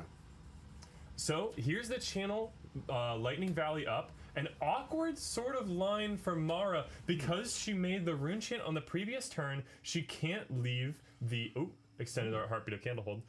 She can't leave the channel Lightning Valley in her hand to act as a sneaky attack reaction because that rune chant's going to deal a damage and draw the card first. But it looks like it's not going to matter. No need to be sneaky. Nomi is willing to take the 2 damage. Says, Mara, you take the draw. I think I'm wiser to save my cards than on blocking 4s and pitching to rune chants. All right. I like this. I love the sequencing here. It's so gorgeous. If Nomi was to call Bay, I think Verdance is Bay. Look at this. Yes. It's insane. All right. 4 damage coming through from Mara here. Oh, this is not Nomi's prettiest deck. Oh, really? Nomi has some really... Oh, I am deeply, deeply jealous of her Prism deck. Oh, right. It is something else. We haven't seen a Prism on the stream today, but the options for foiling out that deck are properly gorgeous. All right. Here's Starfall coming in for 2 damage. Just pushing through damage here. Nomi looks to be conserving a larger hand with which Wizard you always have to think. Because they have that evasive damage, they sometimes take hits to the amount that their cards actually do. If you can do it on the opponent's turn, they kind of have to nerf it a little compared to the 0 for 4s that Mara is setting up. So I'm interested to see what she's setting up for this next turn. Maybe another big Earth attack. Oh, here we go. Another swing. Yes, Electro's saying illusionist players are like the Jund players in Magic, max rarity, everything. I'm falling for it right now. I'm becoming that right now, and I don't know how to feel about it. Not wrong. As a Jund player, yes. It's Magic, it's red, green, black. Oh yeah, really favorite colors. When in doubt, man, Jund them out. Jund them out. Jund them. Is Jund still like a thing? I thought Jund hasn't been a thing in a while. It hasn't been the dominant presence, but it is always a thing that will keep decks in check. Like always expect the fact that it can beat anything. It's not great against anything, but it holds its ground against everything. And that's one thing that most decks can't say they can do. Another Heartbeat of Candlehold from the hand on blocks against the Skizzik. Art of Cod building up max rarity Acilio. Man, that's a tough one. After the weirdo buyouts on that one Marvel sigil, I feel like Acilio just got so much more expensive to foil out than he really needs to be. But that's the other wizard that came out in the set alongside Verdance, the Lightning Wizard. All right.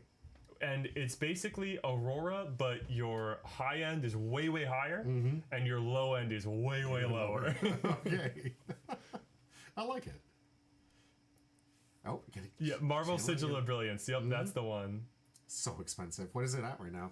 Something stupid. Okay. It like Marvels are always going to be more expensive, but Naturally. one person went through and bought out like the entirety of TCG Player from it, and it became a real problem. Like it shot up, it doubled or tripled in price. Here's the felling of the crown. Okay, this is what I was saying. This is what we were hoping to have as the main game plan. Decomposing, banishing 2 Earths, those 2 Earths we blocked with last turn, and the Command and Conquer that we sent on turn 1. Here's felling of the crown. Only 4 because the only 2 Earths banished, looking a little balanced. We'll want to fix that later. But this is still going to put a card from Mara's hand on the bottom of the deck. But it's balanced. It happens to both players. Right. It's just a coincidence that Nomi doesn't have any cards in her hand, so she doesn't have to. I love Nomi's playstyle here. This is the first one that always seems to play the card in the direction of the player, given the option to read. Important for TCGs. Read the card. And especially for the main classes she plays, Wizard and Illusionist, which have just the weirdest cards in the game. Right. Just the strangest, most convoluted cards in the game and strategies. Love to see where this one goes. Looks like we're going to just take the 4. Taking the 4. Okay, life totals are looking pretty even, and already up to 2 Earth cards banished here for Verdance. With the felling of the crown in the graveyard, that headpiece, the plume of Evergrowth that Nomi's playing, she can pitch a blue card to pick up any Earth action or instant from her graveyard. So that could be the second felling if Nomi can find the Earths and actions to block with to set up the Decompose effect. Second Channel Lightning Valley from Mara, but Nomi is going to dodge the damage and the double on-hit draw with Seeds of Tomorrow.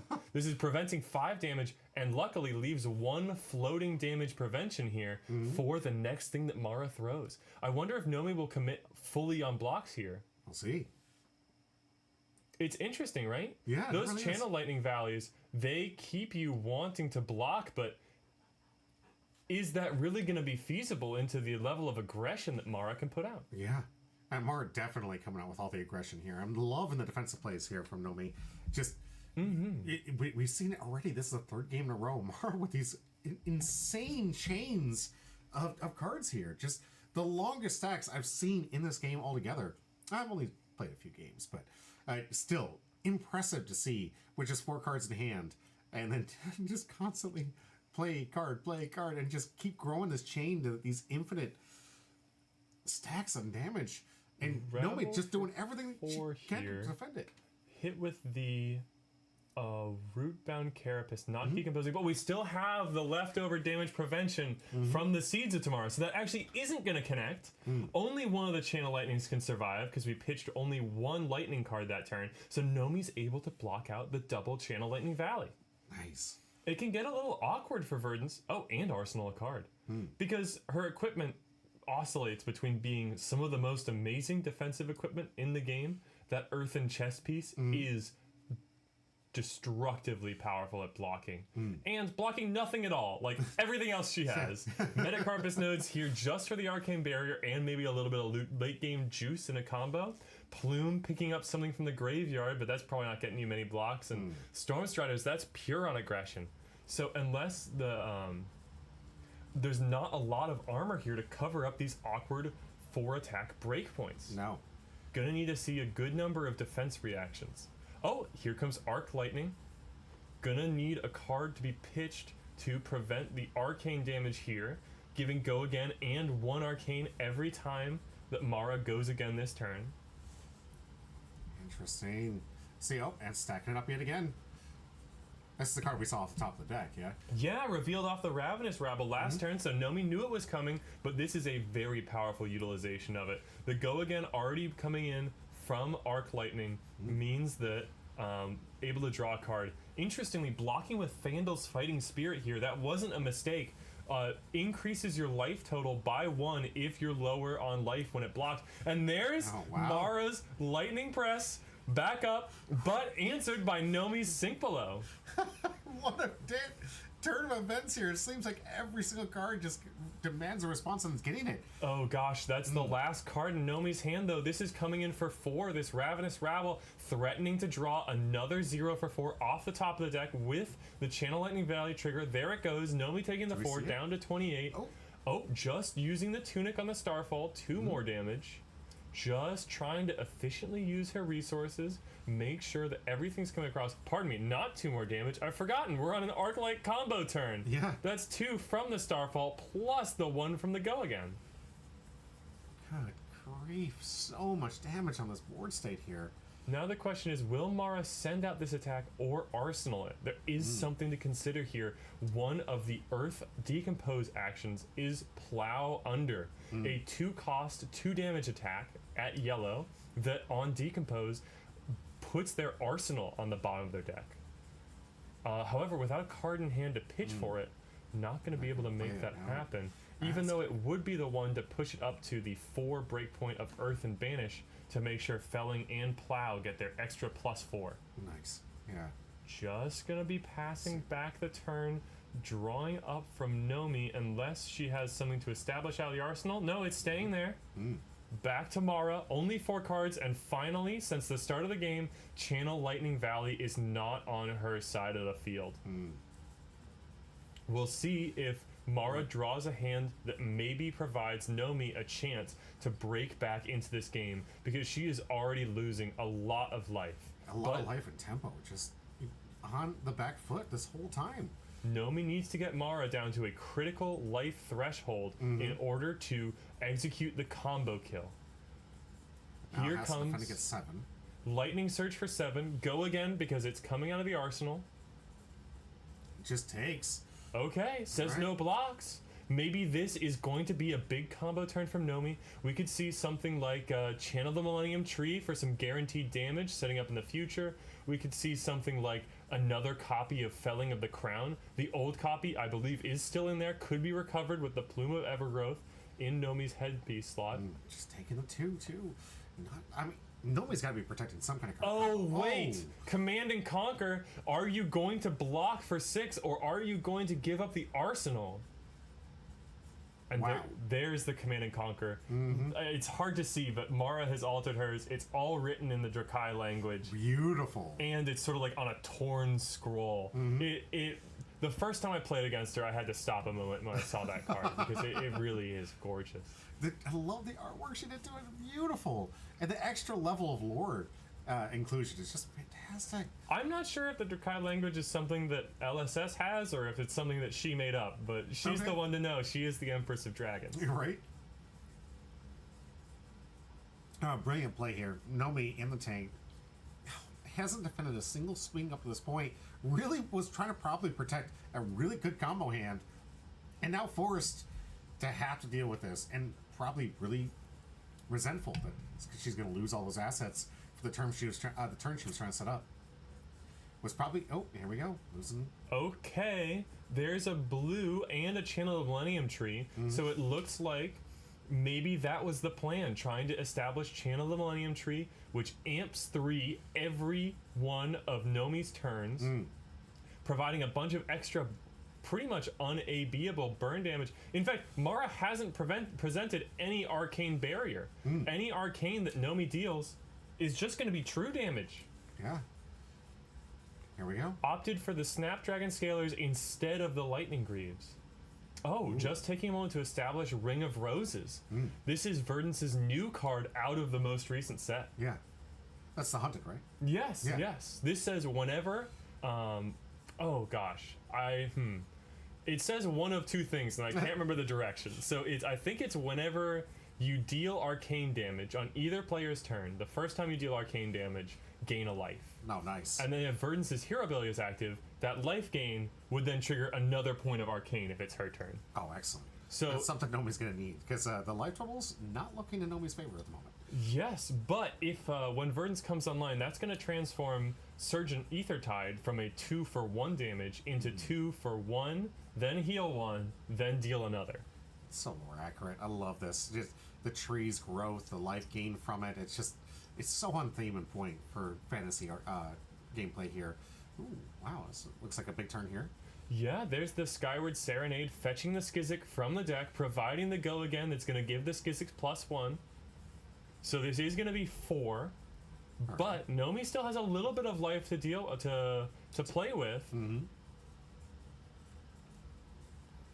just managing that consistent Aurora damage. Now that we've already seen 2 Channel Lightning Valleys, the only thing I'd be thinking of here is, well, what if they're trying to end the turn on a snatch? Blocking a little bit, just keeping the life totals high, extending the length of the game, trying to get as many triggers of that Ring of Roses as she can put together. Here's Starfall for 2.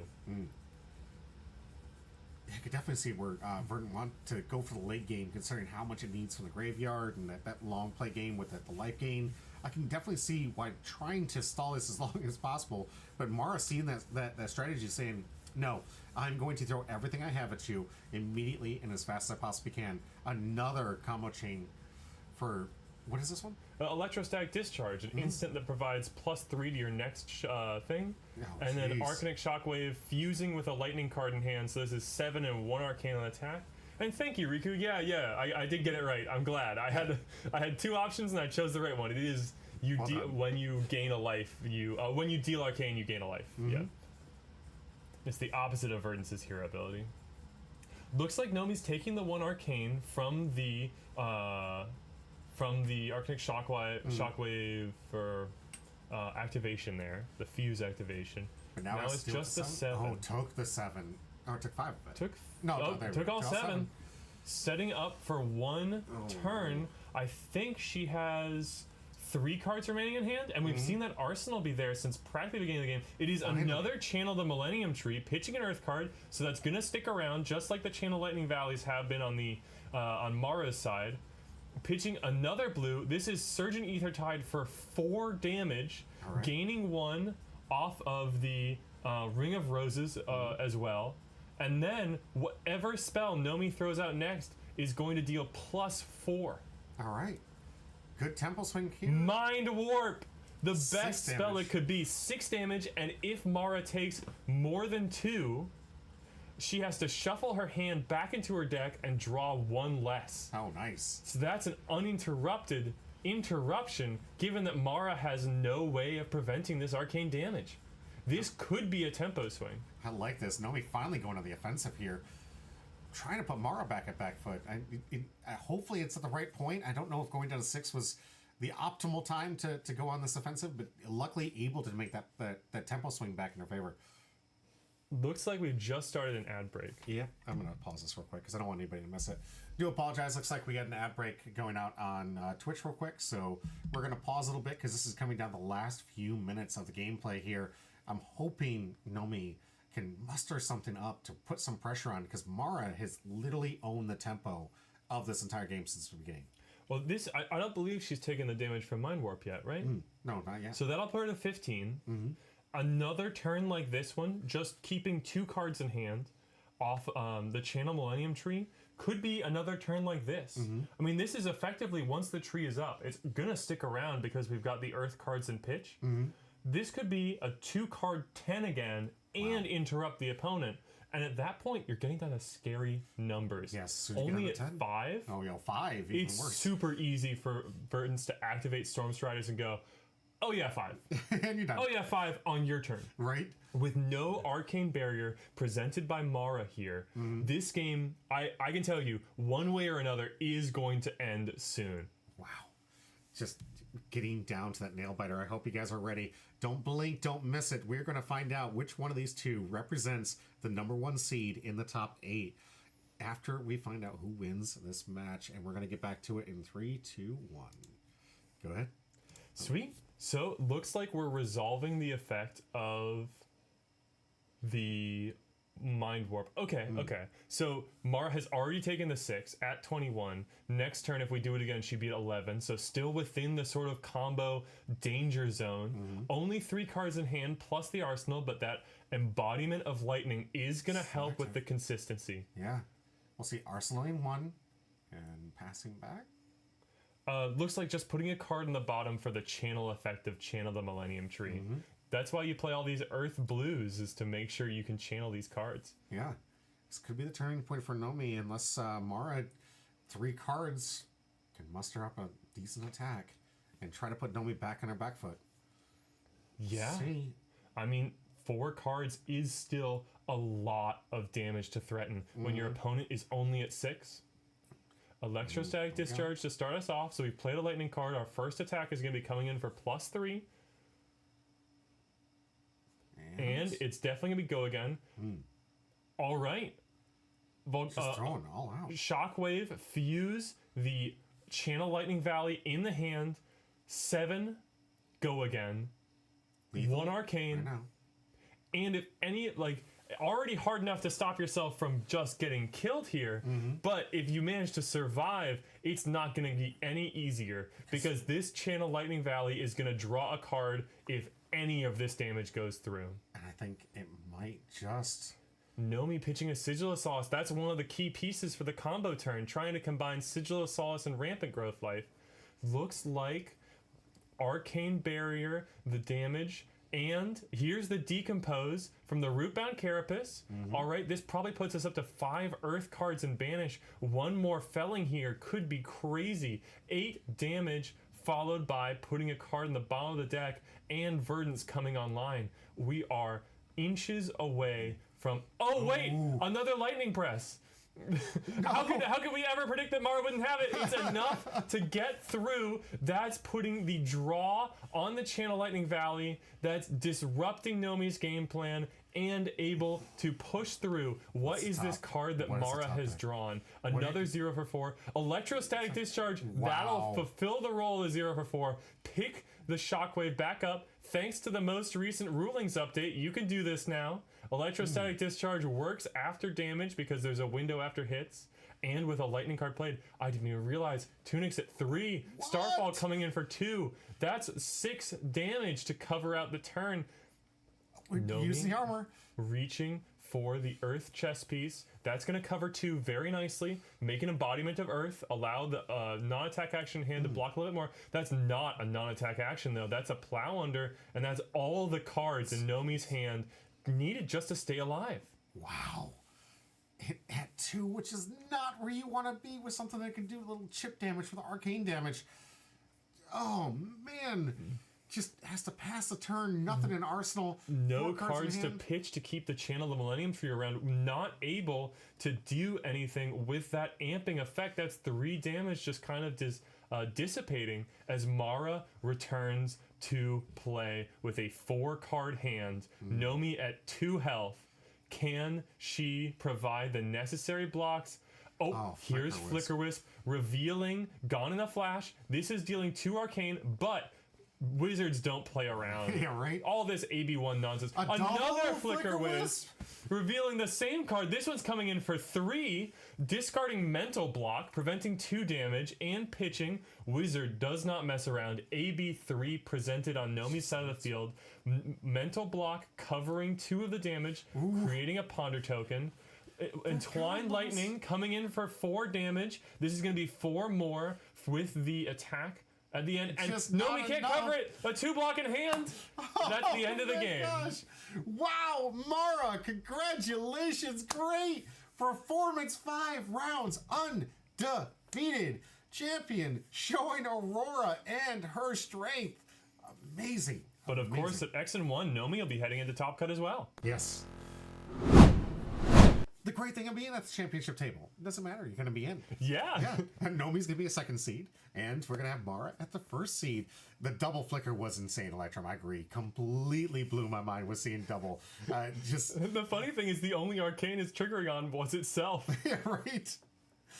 What a great match. I'm so proud of these players, guys. We're going to take a small break, but we're going to give the interview that we did with Mara in the studio, talking about her experience and how she did in the first 5 rounds. And then we're going to come back in here, get ready, get comfortable, put up on the blanket, grab that popcorn, get ready, because we have the the last 3 rounds in the top 8 of this Pro Quest. Now, we did things differently because Mara kind of dominated the camera for like 3 rounds. Yeah. So She was defending the top table well. quite well. But we wanted to give you guys some variance and show you some of the other players in here. So the next round in the top 8 is going to be, do you remember the placing of these 2? Oh, I think it was 3rd seed versus 7th seed. Okay. So somewhere in the middle of the pack, but 2 decks I don't think we've seen on camera yet. Am I right? Oh, actually, we've seen one of them is going to be Dakota again. Okay. Who we watched get absolutely high rolled by Mara last round, Wait, but for Vengeance. still made the top 8 and playing against Menion's Florian, Florian! I love it. the other Earth hero. Yes, we've seen Florian quite a few times One of on the this other Earth channel. heroes. On the Wednesdays, so a very popular hero in our local area. Oh, so, super. Yeah, really looking forward to seeing this matchup. 3 versus 7, so it won't be the 1 versus 8. We'll give you guys the information after that round to let you guys know who's going in there. But Mara gets the choice, gets the pick, and has been in a power seat this whole round. Let's see if she can take it all the way to the finals. You guys stay tuned to find out if that's possible. Right now, let's get into, let me prep it up before I transfer over, into this interview. Amazing, and thank you, Mara, for taking the time to do this interview. It was fantastic. All right, Fab interviews number 1. Let me pause it, turn on the volume, because this is always quiet in here, and get to the appropriate new scene. Alrighty, we'll be right back. I'm Humble Pie, Jimmy D here, right here with the interview with our top seed after 5 rounds, Mara, Okay, cool. taking it down. Sweet. No. I feel good. Yeah? Aurora's not an okay deck. No? No. Do you feel like it's going to get banned soon? No, I think it's gonna be a Living Legend soon, though. Oh, okay, I think, yeah. So, I'm playing Aurora today, which is probably a little bit of a surprise for a lot of people. I've been hammering the Vincent train pretty hard for pretty much since Rosetta. Absolutely. And then after prep for Pro Tour and doing about 1 million Vincent reps a day for about like 5 or 6 days straight in London, I was just like, I just want to hit people in the face. I don't know. Well, how's it jet lag? Because you just got back. That was last weekend, wasn't it? Yeah. How you feeling? Not too bad, actually. Right. Yeah, jet lag, like, I have such a terrible sleep schedule anyway. The jet lag backwards is like, oh no, I have to go to bed at 11 o'clock. The hours difference, I used to travel a lot. I've been in the military, so I used to do this a lot of times. Jet lag was always a killer for me. Yeah. Biggest thing for me was always taking a bath. That usually helps when you get the host country. Take a bath real quick, it helps you reset. It just little nugget for you guys. Little nugget for you guys. Yeah, but great to welcome back here, right back from the Pro Tour. Gears are cooking, and you're already top seeding this. Did you think coming here today that was going to be it? It was going to be like, you're going to sweep this? I never want to like go in assuming anything. I just kind of come here to play cards. Absolutely. Like, I think that's the best way to do it, honestly. Again, in Humble Pie, there is a theme, guys, about being humble, because when you get into these things, you know there is randomness to it. There is randomness in a card game, and you never know how it's going to go. I mean, have you ever heard the term better lucky than good? I have. Yeah. Would you feel you were more lucky or good? Because I know you're good. You've been in the Pro Tour. You've already qualified that. But do you feel like today luck was on more on your side, or just feeling like the skills really paid for all the practice? I did send a 33 damage Flicker Arc turn today, so I think if I say anything other than luck, that's fair, it's probably, absolutely. I don't know. Aurora is a deck that just kind of is a very consistent deck. Like Aurora is a deck that is typically pretty good at kind of mitigating that variance and just like sort of playing a lot of redundancy. Absolutely. Is that why you picked that deck? I picked the deck because it's easy and I get to hit people in the face. But it is a good deck because of that. I do think like Aurora, even we talk about going into the Pro Tour, like Aurora was pretty much the known quantity best deck. There's a reason that 33% of players of the Pro Tour presented Aurora. The deck is just very good. It's very consistent. It does the thing every turn. Absolutely. And that thing is a big number. So have you done any scouting to find out what the top 8 is going to look like? I have not. Okay. Not at all. So I have no idea what's going to be in the top 8. I know we've got at least a Verdance. Verdance and I played last round. We were both locked. And then the round before that, I played against Victor, and I think he's probably locked. Okay. Yeah, no, I don't know. I haven't really been watching too much. All right. Well, I mean, you're going to be up against the 8th seed because we're going to go to top 8 here just after this. I'm going to be rooting for you. You won't be on camera though because we've had you on camera so many times already. Yeah. Let other people have the camera. That's fine with me. Absolutely. Now, if Mara does go to the final, she will be back on camera. So stay tuned, please, because this could be it. You could be looking at your champion right now. I don't know because I recorded this well before we even got to there. So find out with us, me and Conrad in studio, as we get ready for the top 8 rounds. It's going to be 3 rounds, guys. 3 rounds of flesh and blood, all the way to the finish, and one of them taking home the coveted grand prize of going out to Singapore in the Pro Tour qualifier. Also, we got some really good packs that they may or may not open. We'll find out. We'll see. We're opening all the packs. We're opening them all. I love it. All the packs. Thank you so much for being here. Yeah, no Congratulations. problem. Thanks for having me. Really, congratulations. Great job. Great performance. Can't wait. Let's see. Kamara, continue it on. You find out here. Stay tuned. We'll be right back. Stay tuned.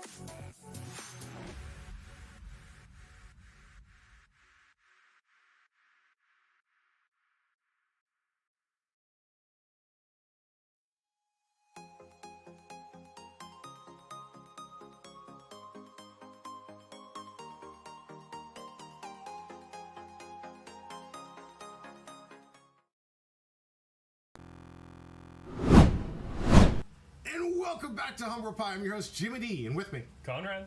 and we are in the finals, guys. The top 8. This is it. This is all the marbles, everything from those 5 rounds leading up to this. Every single player, untimed rounds. We're going to get into the finals best of 1. So it means it's going to be a lot of time to think, a lot of time in the tank. Get ready for this, and we're prepared for it. You may see us socialize about other things, not the game, just because we're going to make sure that we have some kind of continual flow of information flowing your way. And maybe we'll get to know Conrad a little bit better. Maybe get to know me a little bit better. Because I know a lot of you brand new to the Humble Pie stream. And I really appreciate you guys coming out here. A lot of my usuals actually not here today, which is okay, because it's probably not their TCG. And that's okay. I love the fact that we do cover a spread of all the TCGs. And then for this one, like we have right now for the YouTube channels, I have them divided by IP just to prevent any kind of issues between IP coverage. Because if I was to put Fab on top of a One Piece stream, I'd lose all my customers. The algorithm's a nasty thing, guys. So I have these uniquely out there for Humble Pie, FAB, or Fab, Flesh and Blood. You guys know it's out there. If you guys want to go hit that follow and like that button and watch these things in the VODs, I'd really appreciate it. It's a great way to see all this content. Thank you for the follow, Oh, King Eric. All right, thank you so much. And welcome back. I do want to say, I am sorry it took a little bit longer than usual. We've been at this for a total of 5.5 hours, and we need to get something to eat, guys. Dinner time, yeah. So we decided to take a little bit of break to get some little bites of pizza provided by my brother. Thank you very much, right? Appreciate you. Was able to order that stuff, and I'll, of course, pay him back. But I want to say thank you for giving us that time, because we got a long 3 rounds ahead of us. Great players who want this all in the same line, want to get this invite to Singapore, want to get that coveted gold card that we're going to see at the end of this video, and want to redeem themselves maybe, because like Dakota, who got literally kind of, I don't want to be degrading, but it seemed like Mara really owned that matchup. So we're going to have another chance of this deck list showcasing its power, because it made it, even after that loss, was able to make it into the top 8. And this is going to be the 3rd versus the 7th tie-up here. We're going to get in those deck lists, get in this matchup, and we're going to watch together how it unfolds and see who's going to go into the next round and play in the top 4, and eventually who's going to take home the last seed. I think you guys are going to enjoy especially the last match, because I really enjoyed it. But there was a lot of activity. We were there for, how many, were like 8 hours yesterday? Oh, yeah. Mm-hmm. We fired up at 11, and we were done around 9. Mm-hmm. Yeah. So 10 at least. Right? So it was a long day, and we're trying to summarize that here. And it will be cut a little bit less than what you saw yesterday, even with the added interviews and everything else that we did for this. So let's get into it. Let's watch the gameplay. Guys, strap up. And Arno, you're 100% right. Get some food, get some hydration. We gotta do this. I'm sorry? Yeah, let's run through the deck list real quick. So, we have a situation on our hands. So far, we've seen one deck play the role of the aggro, beat down aggressor, and one deck play the role of the blocking, walk it down, interrupting defender. But the tables have turned. And we have 2 defensive, mid-range, draw the game out decks against each other. And that changes everything. A whole different set of cards are going to be used this game that we need to keep our eyes out for. And deck damage as a concept is going to be in play. The idea of, do I block with too many cards such that I just run out of them? What if I lose my last important of this card to blocks? Trying to resolve all the damage in your deck, that's what we're here for. So I want to highlight that as we go through these deck lists. First of all, Fandel Spring Tunic. Giving you a free resource every 3 turns, critical, because this game's going to take a while. Yup, there we go. That free resource definitely can be used on offense, but on defense as well, providing the resource to Arcane Barrier Rune Chants coming in from Florian, the Earth Runeblade. If you scroll downwards, Dakota's deck does not have a red, what's it called? Macho Grande. Yeah, so missing some damage there. All gonna be all about these pummels. The Tunic Command and Conquer pummel combo is pitch a blue to Command and Conquer, 1 resource floating with the pummel in the back. Tunic, for an extra resource, throw the pummel on top of the Command and Conquer. If they only block 6, you come in for 4, rip a card out of their hand, destroy their arsenal, throw off their play. And if they block 10, well then they just block 10 on 6, you arsenal the pummel, you don't use Tunic, and you keep it rolling. That's if he can do that 3 times, I think Dakota's in a good spot to win these really long games. All the Golden Suns need to resolve. We have an ad break right now. Oh, it's fine. We're talking about the deck list, so All the Visit the Goldbane Estates need to be giving maximum value on might. All the Rouse the Ancients coming in, doubling up, making sure all that damage goes through. These big effects that Mara and Alex cared so much about as the aggro players. Spinal Crush. Spinal Crush has no text anymore. It's just a 5-cost 9. Not a lot of go again going on. Right. And let's take a look at what Menion's Verdance is going to be doing to try and outlast this. I want you to take a look at Florian's hero ability. Once he gets to 8 or more banished Earth cards through that decompose ability, like we were talking about with Nomi's Verdance, every time he'd make 1 or more tokens, instead he creates that many +1.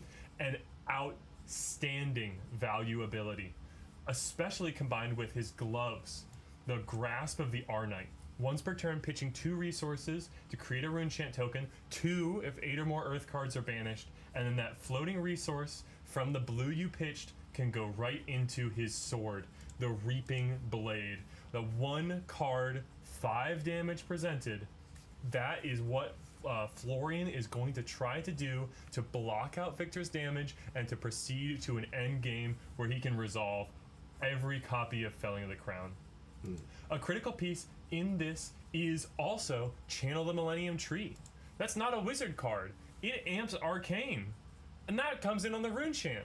That extra 3 amp, Rune Chant coming in for 4, people only play AB1 into Rune Blades. That's 3 free damage every time this is up on the field. And in a long game like this, that matters a lot. I would not be surprised at all to see these players running every single card in their deck.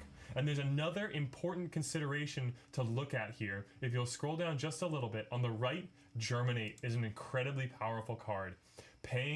The cost is XX, so you have to pay 2 plus X, whatever you declare X to be, but it creates a rune chant or embodiment of Earth token, then repeats the process. And with Florian's wording, that means it doubles up every single time. Resolving huge cost Germinates is how Florian wins in Fatigue, because rune chants don't disappear at end of turn. He could build up 30 rune chants and come in for 1 blast that Victor can't hope to AB. That's what this is going to look like. This is going to be a long, drawn-out match where Victor builds up gold and builds it to a point where he's got his deck pitched and memorized in his head, using the gold to navigate to the key cards remaining. 72 card deck versus a 70 card deck. Let's see who can last to this. What is bound to be pummel versus pummel versus pummel versus pummel between these two opponents. Now, obviously, pummel is a card. I'm talking about the act of someone throwing a big hammer or some big weapon or blade at that opponent constantly back and forth. Who's going to take the tempo and who might even deck out, given the fact that we have, like you said, you included all the cards in here because they are afraid of maybe decking out? Oh yeah, something interesting I think Dakota could have done here probably was playing with the idea of if you swing the hammer on turn 0, so the first turn, they block for free, whatever, you know, but then that's 2 cards less in their deck. That's true. But if those are Earth cards being blocked with, they're going to graveyard, they're setting up that decomposability. Alright, here's the first activation of many of Grasp of the Arnite, followed up with Command and Conquer, 1 Arcane, and the 6 damage from Command and Conquer, threatening Dakota's arsenal, saying, blocks please, let's play a nice respectful, we each block with 2 cards, we each send 2 cards game, up until we walk our way, slowly but surely, down to 0. First blood goes to Menion's Florian, coming through here, but that Command and Conquer is not hitting. No. 2-3 blocks right in the way. Menion seems to not be playing with a weapon this game. Got his got his Reaping Blade flipped down. That's an interesting choice here. Why would you choose that? You can't. I think it's just an issue that he's going to correct in just a moment when he goes to swing it. Here's that gorgeous full art Command and Conquer from the Hunted. You know, we begged LSS for a reprint, and they gave us, like, a legendary reprint. You know, it's a rarity upgrade. It still made the price of the card go down a little bit, but dang if it isn't gorgeous. Right? Okay, Arcane Seed's Life. Here, showing off the ability of the of the Reaping Blade in minions that will soon be equipped in minions hand. There we go. There we go. Actually prevents the player with the most life from gaining life. So even though that life should have gained him one, Reaping Blade having a little bit of an unintended consequence and denying minion 1 health gain. In these games, it is really dependent on these small interactions and decisions building up, because there's going to be so many turns. Yeah. A tiny choice here and there just builds and builds across the course of the game. Something I really like to pay attention to is which times Dakota pitches to Arcane Barrier, Sure. and which times he doesn't. Arcane Barrier, never going to be more than 2 damage, more than 2 rune chance, at least most of the time. Don't want to say never. Yeah. But when you pitch to it, you're not losing a card from deck like you would on blocks. It's going right back to the bottom. Oh, nice. And you can start to see Dakota's pitch stack building. One of the first pitched cards, not this turn, but one of the previous pitched cards was a blue Macho Grande. 8 dominate to close out the game. There's a Germinate being blocked with by Minion. Critical resources later on in the game being blocked with now, although they can always... Oh wait, no Plume in this matchup. Running Face Purgatory to try and interrupt big effects. Interesting. All right. And the different context everything takes in Fatigue. Enlightened Strike, normally, you know, the fact that it puts a card in the bottom as cost instead of pitching is whatever. Absolutely. Right? Like, it's just a different way of pitching for the card. But when you're trying to keep your red cards in the deck, having Enlightened Strike to put it to the bottom instead of having to pitch for it actually is pretty critical to maintaining those important resources as the game goes long. Absolutely. Many with another one of these blade attacks. I feel like we're going to probably see a lot of this. The same type of 2-card combos, using those resources to get in for those little chip damage, seeing Dakota block, throw out a big hammer, seeing Minion block. I think we're probably going to see a lot of that, right? That's what you're kind of predicting? Yeah, absolutely. Something interesting here, Minion has overpitched. Has the blue Sotomaro, could have done this off of that. Chose to pitch the blue Bramble Spark as well alongside it. First of all, setting up the fuse, Bramble Spark with the Sotomaro in the hand, and moreover, keeping valuable pump cards for big late game attacks. If he's able to pitch stack, so pitch another Felling of the Crown next to this, that could be the late game combo that ends up closing out the game. And that's the kind of stuff these players are thinking about on this turn 2. They're thinking, what is turn 20 gonna look like? Can you imagine? People talk about 3D chess, right? They're like, oh, you got to three moves ahead. In this matchup, you have to think 20 moves ahead. You have to be thinking that far. I mean, everyone's 3 Command and Conquerors, right? Yes. Right. So you really want to save up to make sure you can save for those Command and Conquerors, because you know you're going to need that the armor late game, per se. So we've already seen 2 of them played, 1 from each side, and we're expecting to see maybe them hold reserves on defending for each one of those Command and Conquerors that might come in later. Absolutely. Or if you see your opponent pitch something scary, you pitch your own Command and Conquer and say, well, if you need to set that up, I'm going to throw the Command and Conquer then. You can track, as long as you know that both decks are around the same size, you can reckon you'll get back to there at around the same time. Absolutely. And Victor has the advantage there, making those gold tokens he can use to go through his deck, accelerate the rate at which he's seeing the pitch stack. Nice. But do you feel like the gold runes might be to a detriment then? Because as we talked about, this being such a grindy matchup, the gold runes allowing him to draw more, which means he's going to see more of his deck, which could potentially lead to a deck out, if that is the case, right?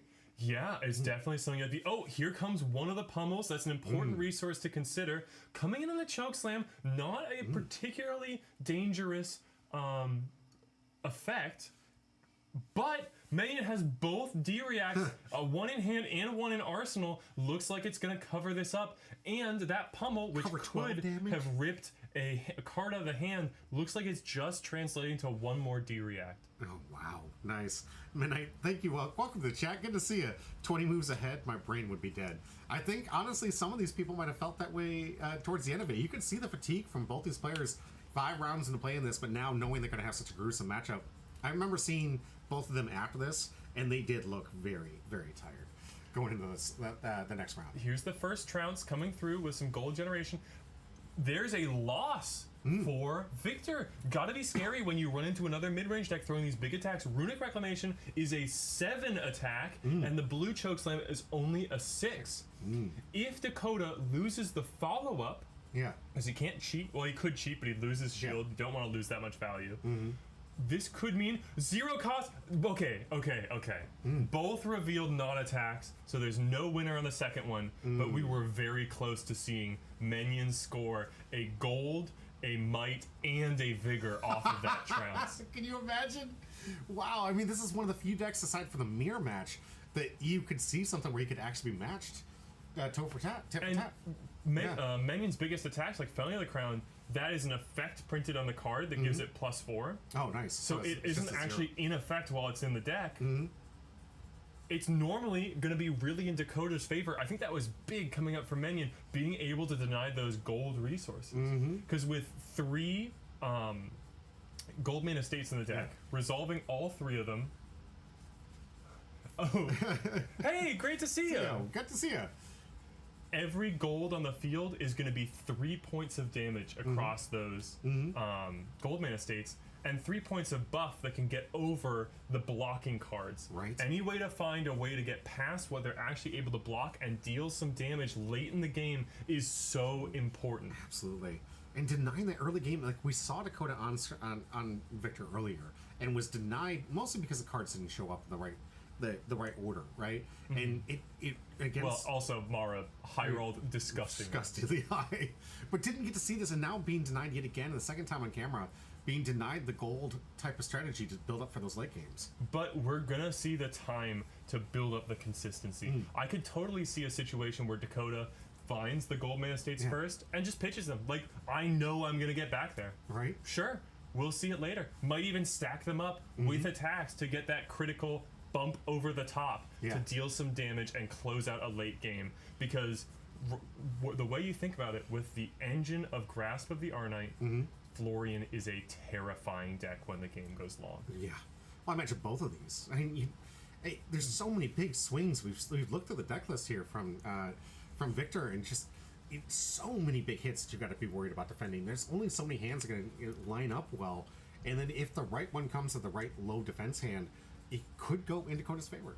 And an interesting thing to think about with those big attacks. Yeah. If you play a Cranial Crush, it's 3 cards to present 9 damage. Okay. Which we talked about earlier is effectively the same as having 3 go again, 3 go again, 3 go again. Yeah. But the difference is, when you do the 3 go again, 3 go again, 3 go again, that's 3 cards going to the grave. With the Cranial Crush, it's 2 cards going back to the bottom. So all these huge Guardian attacks are super fatigue positive.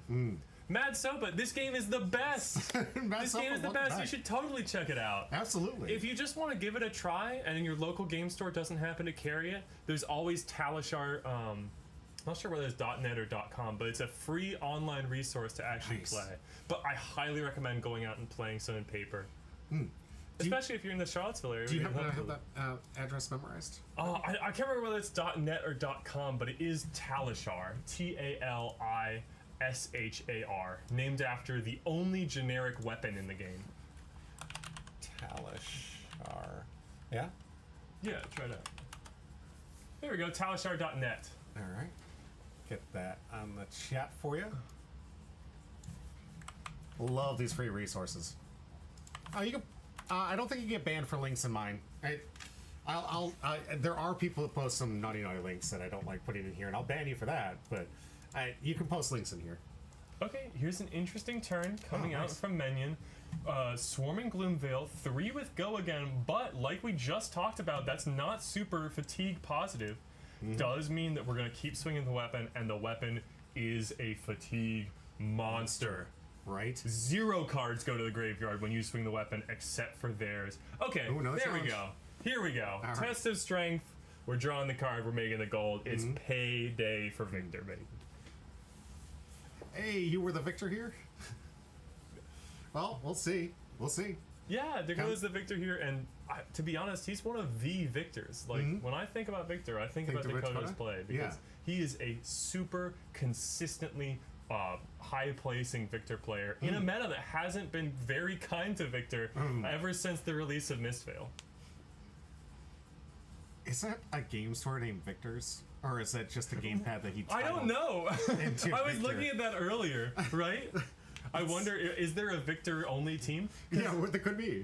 There were some other Victor players sitting in on one of the games, and they were all talking to each other about Victor. And we had the Victor contingent come out to Lifelink games for this podcast. Victor's got his own fan club. I love it. Here we go. Thinking about this block on the Reaping Blade, and this seems like a simple solution. You know, you've got a 3-block in hand. Either you push or you don't. But these choices are the ones that are critically important in a fatigue game state.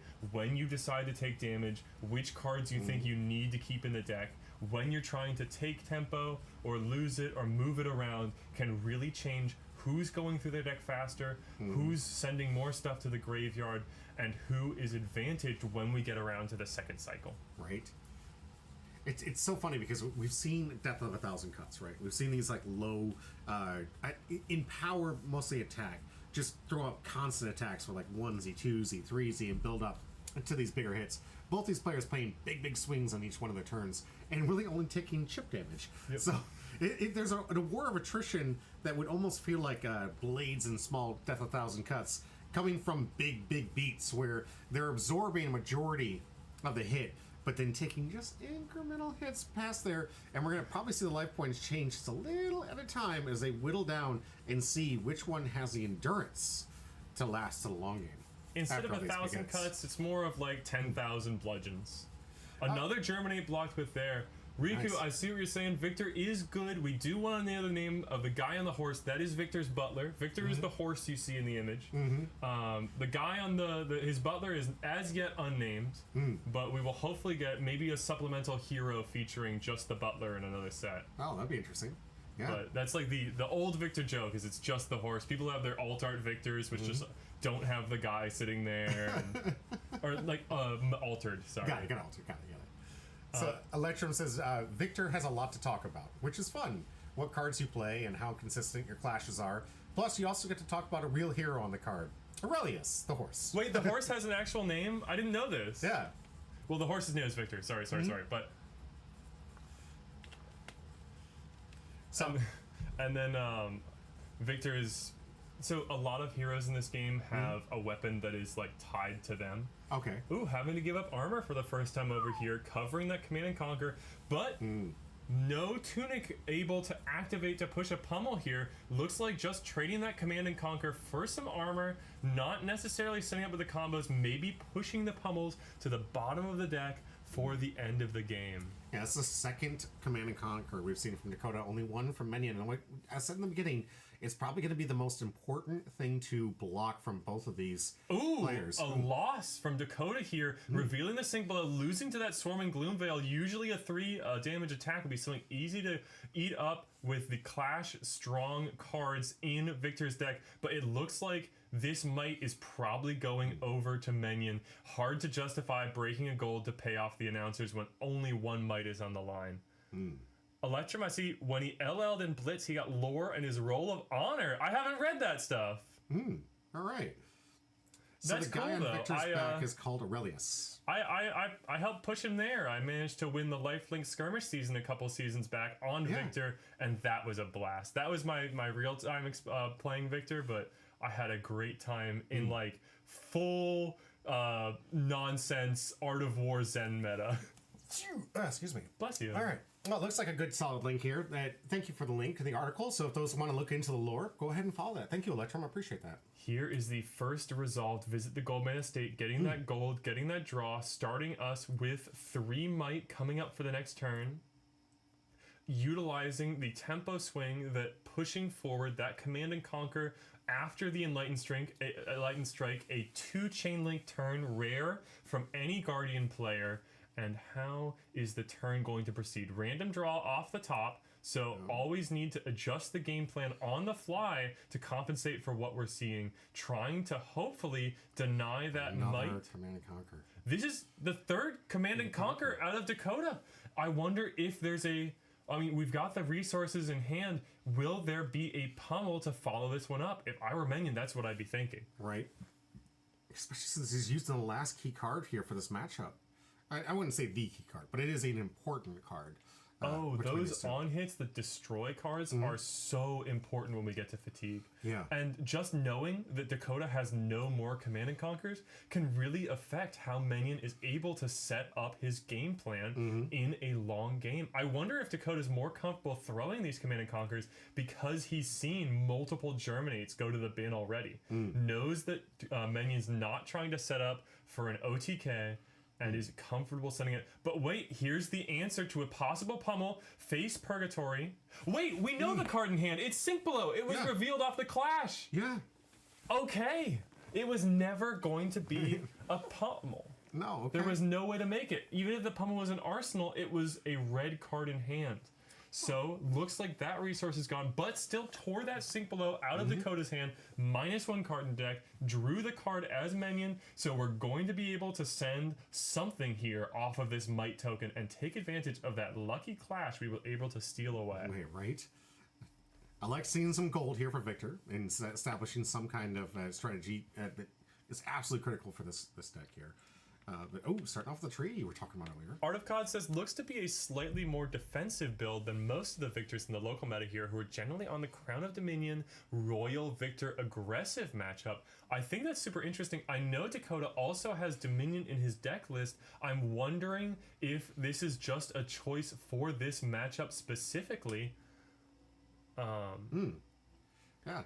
Tree means we're getting guaranteed damage here, though, and that matters a lot in these long games because these players have so many defensive resources at their control, and they are rarely so able to send enough damage to overcome those defensive resources. Every time damage leaks, it is an important step forward in advancing Minion's arcane-based game plan. It's quite interesting seeing some Victors playing only Crown of Dominion. Electrum, what do you think? Crown of Dominion is the card that starts in your head slot and makes you a gold at the start of the game. When I played Kasai, I adored that card. I adored it. I thought it was the best ever. That was back when cash-in was still legal. But I think Crown of Providence gives you extreme control over your hand and your arsenal, especially in these situations where you can be proceeding to oh wait, Yeah, Dakota's in the chat here. Dakota doesn't play Dominion. Never mind. I'm remembering a different list. Yeah. So what is the sacrifice for? What is it? You get rid of the crown to sacrifice the gold theme that's kind of like auto based on equipment. For some other defense, like a higher defense. Oh well, Crown of Dominion blocks 2. Oh, sorry, Crown of Providence blocks 2. Where Crown of Dominion, another awkward clash from Dakota, revealing another Sink Below on top. Thankfully, that's no attack from Minion, but looks like we are gonna bribe the judges. Put that one to the bottom and see if we can't reveal. There we go. Yep. A buckling blow with 6 attacks seals the deal. Make back the gold we spent and draw a card. Nice. Covering the 4 off of the cheeky Might. That actually lines up pretty well. Yeah, so Crown of Dominion makes you the gold, which is really nice. Translate to 3 damage across the course of the game. Crown of Providence, 2 block, so 2 value already, and then can swap either your hand or arsenal to fix your hand a little bit. Overall, what a critical thing is, it's just another card that you have free to play tech cards in the deck. Like, you make the choice of whether or not you want to play tech cards in the form of equipment or tech cards in the form of actual cards in your main list. And that 80 cards sounds like a lot, but when you look at all the options you want to cover and consider, especially in these cards that feel comfortable running more than 60 cards a lot of the time, Absolutely. it gets so tough to make those final choices. Now, while Dakota is low on life here, the amount of resources and the way that this deck works together, Dakota looks like in a very strong position, having the gold, having the vigor, having these token representations to really start making those big turns that we talked about happen. Do you feel like he's more, even though he's lower on life points, he's more in control of this current board state, or do you think Minion right now has everything necessary to make the long game? It's hard to say. Well, I would say that Dakota offers way more relevant on-hits for the matchup. For example, this Erase Face threatens to completely remove Earth from all of Minion's cards during the next turn, can be awkward, and really demands blocks. This Channel the Millennium Tree is a terrifying threat. Just because it deals that guaranteed 3 damage, and just because these players are so excellent at defending, Yeah. it's more about those effects that push damage over the top than it is actually about tempo. Minion, a lot of his most powerful turns are actually just 1 card, activate Grasp, send Reaping, and that's going to play best into Fatigue. Doesn't care a whit about having to block with multiple cards. Here, committing the bark skin of the Millennium Tree, making an embodiment of Earth token because there are 4 or more Earth cards in Banish. I think right now we're looking at 5 Earth cards banished, so probably 1 more Decompose effect before Florian is online and Minion is in the state where he can start really taxing Victor's resources. Nice. Good play and good heads up play from Minion here. Going back to the chat here, mainboard COD, COD. Crown of Dominion and COP sideboard. would be Crown of Providence. Balance of Justice is one that controls for your opponent's drawing a bunch of cards. It says if your opponent's drawn 2, destroy this to draw a card. Extremely powerful in the right matchup. Used to see a lot more play, but they banned almost every pot of greed in the game. Would make sense. It was something. That was quite a ban list. It broke my heart forever. Cash In and Kasai was one of my favorites of all time. I was playing a lot of pitch stack Kano at the time, which is a nightmare of a deck. It definitely needed to go, but Good. in any case, here is a big turn from Minion, just off of a 2-card hand, or is this a 2-card hand? We activate the Grasp. Yeah, just off of a 2-card hand. Wow. We have 10 damage presented. Not 10. I'm sorry, because the tree is triggering here. So this is 5 damage worth of rune chance, 8 damage worth of physical from felling of the tree, felling of the crown, pardon me, and Dakota's gonna have to put a card onto the bottom of the deck once the attack trigger goes. That's gonna make covering this 8 even more awkward. Right? Because this is the one you said on attack, right? So it's like you don't Yes. even have to worry about damage getting through or excess or any other. Just attack. Yeah, just And perform this an attack. And you're good is to go. what makes Florian so scary in these long grindy games. This ability to push through damage turn by turn. It's no surprise to me that Dakota's going lower on life, but if we get back around to that second cycle, Dakota is going to have the advantage of all those attacks and the gold to get to resolving reds every turn. You know, Felon Yeah. comes in for 8, but there's only 3 of them. And having it be 3 cost, crazy powerful into aggro, doesn't matter as much into a deck like Victor Yeah. because he cares so much about the deck damage. Dang. Balance of Justice is still super relevant versus Brutes, and as a Prism player, absolutely relevant versus Prism. In Victor himself, I would be I would be sort of not as concerned about balance. I feel like if I was choosing something just for the Prism, I'd go with something like the Time Skipper leg piece to get an extra action point. Okay. I know Dakota has 2 time potions in his deck for that matchup, I assume. But right now, I think the Crown of Providence, if I had to choose one of the 3, is a really strong option. Here's an interesting interaction. So, here we go. this is a clash. Minion reveals a non-attack action, so no resource, no attack value at all. Dakota reveals Rouse the Ancients. Yes. Which is an attack that comes in for 0, but in Fab, 0, the listed 0, is greater than nothing. So actually still wins the clash, resolves the trounce effect, might, up to 5 might, vigor, and another gold. So we're drawing, I think it was a Cranial Crush on that second reveal. Yeah. In any case, a powerful resource card that can be used to utilize these 5 might and push a powerful turn. Nice. Only 1 damage getting taken and now lost the tree for Minion and then go to pass the turn, load up, and leave it back to Dakota to see if he can start an offensive. Still behind on the points though. Oh, hold on. We're on a bad break. Sorry. That is the same ruling, that clash ruling, that means that Victor wins clashes when his opponent has no cards in deck. Jeez. Man, what a game. Yeah, let's go into the chat here. Because I noticed that a lot of people understand this Victor deck pretty well. Crown Dominion just means turn 0 grabbing those 3 mites and visit the gold main, setting up for the first turn. There's a lot to go against in a local player's deck. It's a lot more swingy generally. Feels both builds are solid, and they have their own good bad matchups, which is I think the case for a lot of TCGs, right? I'm sorry. You always have these. You try to predict the meta, right?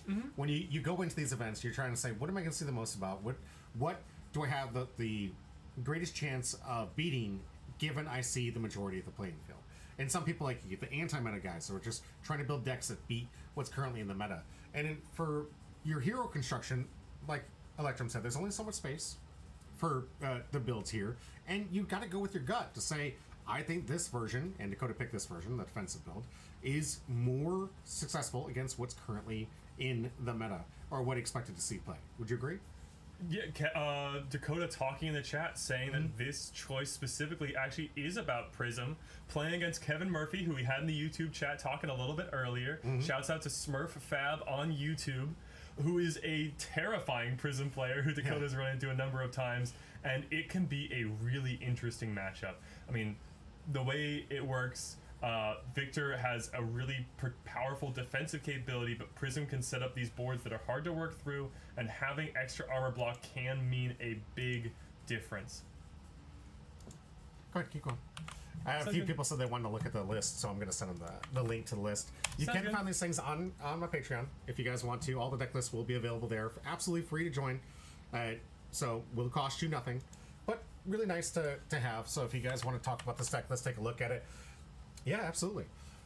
Want to make sure you get it. So any of the VOD people or people watching this after we recorded this thing, please go to my Patreon. It's linked down below. You can join for free and get the deck list and see what we're talking about here. But yeah, great deck list. Really enjoyed it. And see, yeah, we're back from the break. Let's get back to the gameplay. Really interesting to see how those small deck list decisions really affect different matchups, especially with the pre-sideboarding effective in Flesh and Blood. Ooh, coming in off of that Vigor, here's a Golden Sun. 4 cost, normally 7, up to 10 if we break the gold, plus 5 from the might, a terrifying 15, bigger than we have dice to represent. Wow. I'm gonna use 3 or use 2 dice to represent this. This is great. Minion looking to block. Here's 1 3 block in hand. I wonder, is that just the first block, or are there defense reactions we're gonna see here? Okay, up to 7 block, throwing down the shelter from the storm. Here's the pummel off the other card in the hand, going even further beyond the idea that we can't cover it, up to 17 damage, discarding a card from hand. 19 damage, that's insane.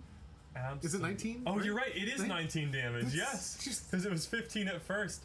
And discarding a Plow under one of those powerful Decompose effects. In fact, the Decompose effect that would set Florian to having an active hero ability. Wow!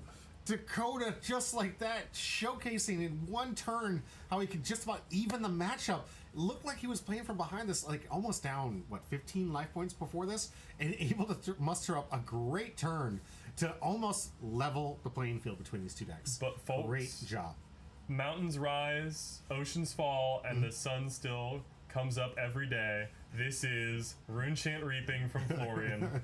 Every turn. The consistency of this deck, sending 5 damage now that Florian is active every turn. I do want to shout out Noah Byros coming in on our first round, lent me his dice for the day. His particular damage dice show up so much better on camera than mine did. So we traded around. I still have his. I'll get those 2 back to you at the Armory on Monday or when next I see you. Really appreciate you lending those to us. Absolutely. As you were saying, this is the biggest number his dice have ever had the honor of representing. That was insane. And Dakota just saying, I kind of just love playing to have that kind of play. It just feels amazing. Put the big number down. Right? Golden Suns for 20 plus, right? Electrum, it's huge. Fun fact there is a Victor Discord where people show off their biggest attack from stuff like Visit Goldmane. All right, yeah. Yeah, when you start stacking those things up, oh my gosh. Especially when we get into the world of really, really, really slow decks, you can take the time to set up that damage. Right. Okay. Hey, it happened again! Rouse the Ancients, winning over a card that doesn't attack at all, and securing another gold and the draw of that card. Rouse the Ancients, a great card to utilize with a large hand, which Dakota seems to be preserving. Rouse coming in for 7 go again at 3 cost if you can show off 13 points or more remaining of damage in your hand. Let's see if Dakota's able to put this together for this turn. 22 been the highest Golden Sun so far from Dakota. Wow. Hopefully we'll see something like that coming up later. Three away. 19 already represented. Yep, and we see that Minion still has control of the life totals. That Channel the Millennium Tree went to a great extent to push the damage, and there are still 2 of those in Minion's deck, I believe. Oh, actually, maybe one was blocked with early on. I'd have to go back and look. Hard to see now that things have been decomposed, but... Oh, I know, we've been so late in this game already, and we still have a long way to go. Every card matters here, and every card you can account for. When you get an idea of what cards are going to be in the list, you just watch them go. You tick them off, And when we get really far to the end, you can check your opponent's graveyard over and over again, figuring out exactly what they have.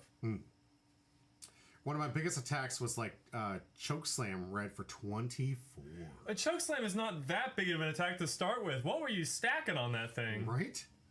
That's an insane number. That's a very healthy Chokeslam. I will say, talking about Fatigue Madness, one of the decks I played right before they burned all the books, right before they got rid of all the draw 2 effects, was Pitch Stack Kano. Another wizard, the combo wizard. Okay. I would just set up my deck so I had the perfect series of cards on top, pitching, Brilliant. never doing anything, pitching, and then I'd hit people for like 700. Good grief. That's possible. Yes. That's insane. I would play like 30 cards in a turn on their turn. Yeah.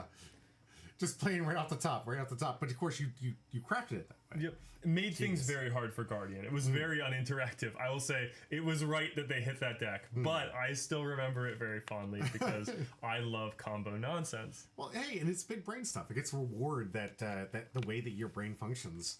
And that's what's great about this, because you have different play styles and different decks and different heroes that play differently. And it opens it up for people to play their favorite types of strategy. Yours, combo, right? Yours, the ability to think the long game and take that big pressing on your own brain power here to think 17, 18, 20 turns ahead and restack it up and know that you're going to get to that point where you see the card and you're like, this is where I start. Engines go. Let's go. In my opinion, Pitch Stack Kano is the easiest stack deck. What Dakota is doing right now, maintaining this knowledge of his own deck, of his opponent's deck, maintaining his understanding of the resources, getting ready to set up for that late game damage to dig with gold, that is so much more, because those game plans change on the fly. And I think that's so impressive, the stuff that both Dakota and Minion are able to do with that late game setup options. Electrum says it was like 8 + 7 + 8 + 1 base attack. First visit, second visit, and that might from the Thunk being clashed. Wow. I love that Thunk is still on the decks. I love Thunk. Hey, another clash. That is a big, big card right there. Macho Grande. Oh, and this one taken by the Golden Sun. That's an extra gold, because when the Golden Sun wins a clash, there's another paycheck, some more allowance being offered to Victor. Clash is finally Keep going paying his Dakota's way, and I only say that because we watched some weird clashes happen the last time he was on camera. Not going really his way. Well, I don't know. The problem with Mario wasn't necessarily how the clashes went; it's when the clashes went. Yeah. Which is to say, when Dakota was at single digits.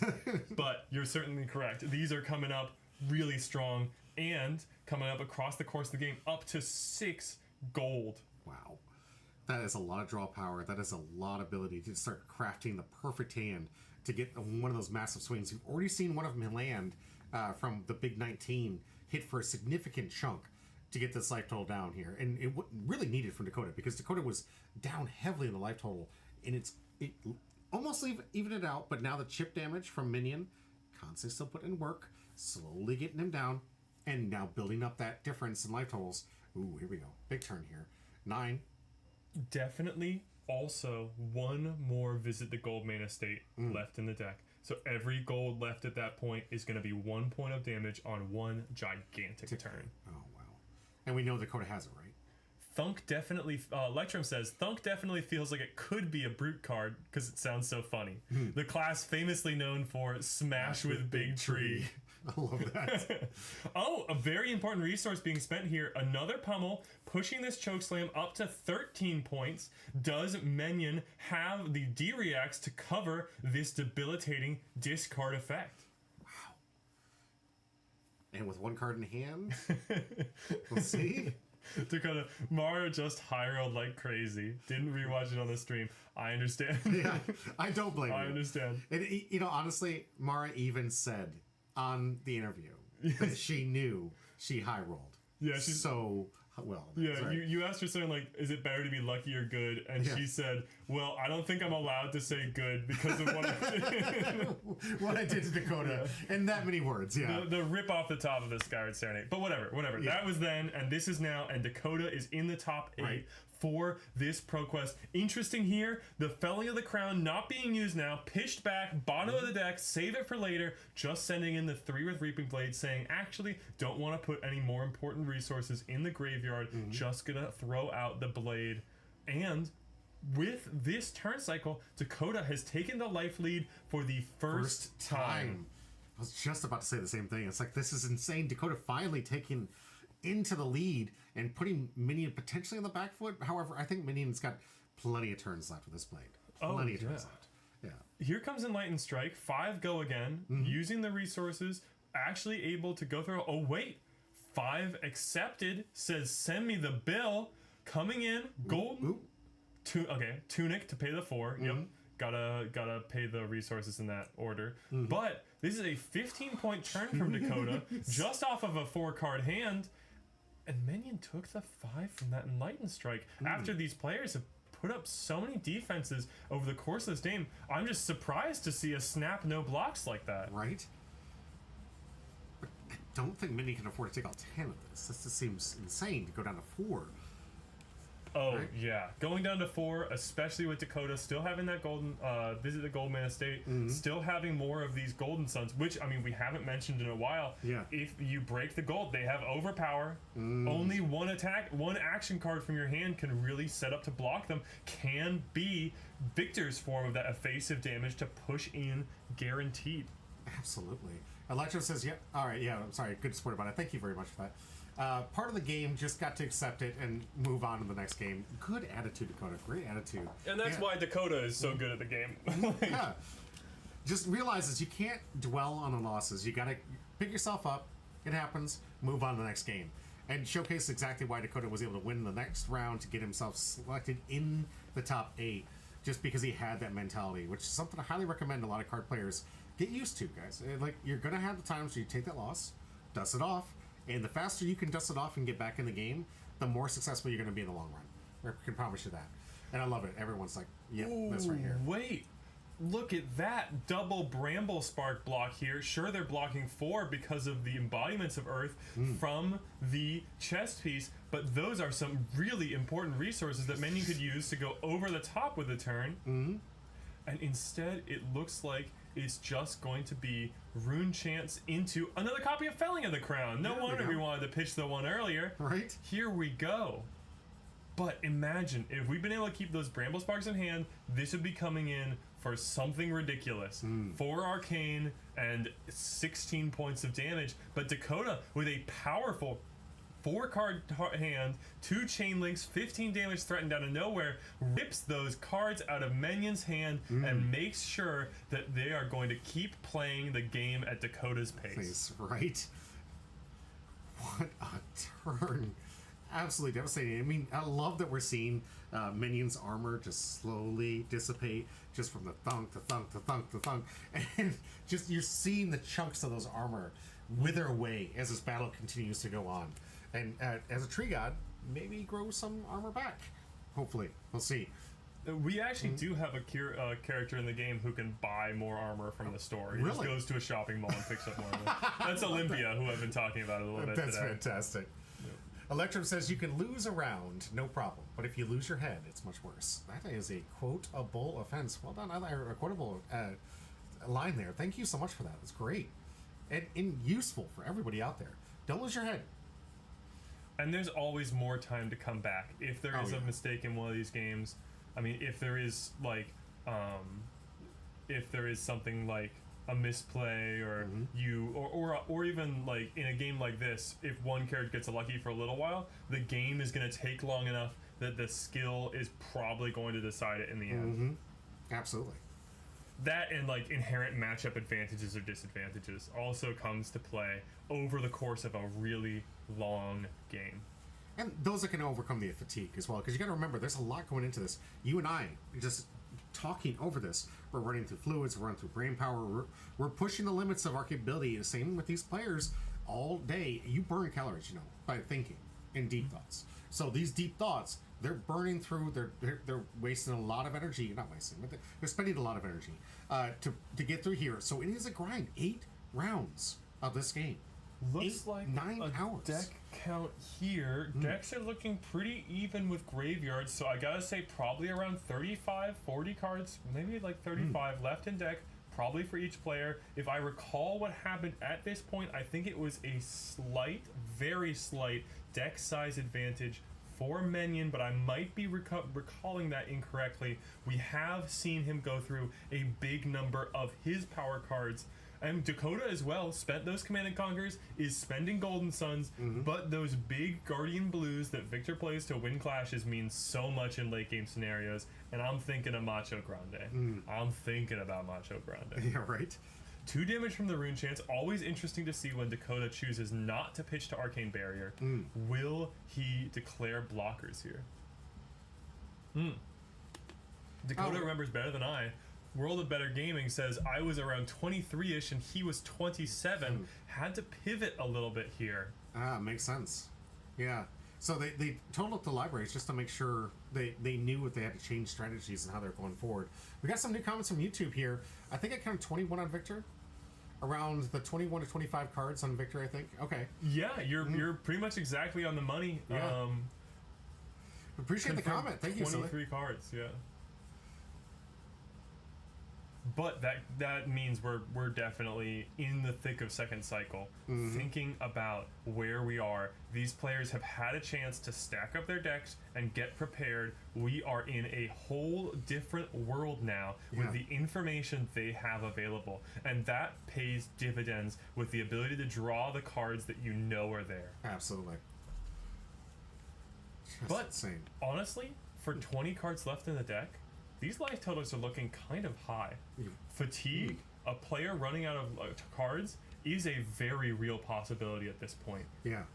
So do you think that they're going to change their... either of them going to change the strategy to try to deck out the other? Minion, I think I've been trying to piece together what his strategy is for fatigue. We see that because of those early blocks, it's not going to be Germinate combo OTK. I think the plan is to resolve those big attacks with the final Bramble Spark in the deck, with the final Felling of the Crown in the deck, and close out the game with the Channel the Millennium Tree guaranteed burn damage. Yeah. Every turn you can keep that around, and if you keep pitching, you can keep it around for a while. Is 3 away from Dakota, so Dakota has to be considering those breakpoints and deciding when to take the damage, because Minion's going to offer 5 points every turn. 2 Rune Chants off the Grasp of the Arnite because Florian is active, and the Reaping Blade. Well, let's say you're Dakota here. Do you want to use the gold to draw? I mean, in this situation? Well... or do you want to draw just because you want to set up for a big swing that you know the Minion can't defend? Dakota is trying to set up a series of big swings that Minion can't fully defend.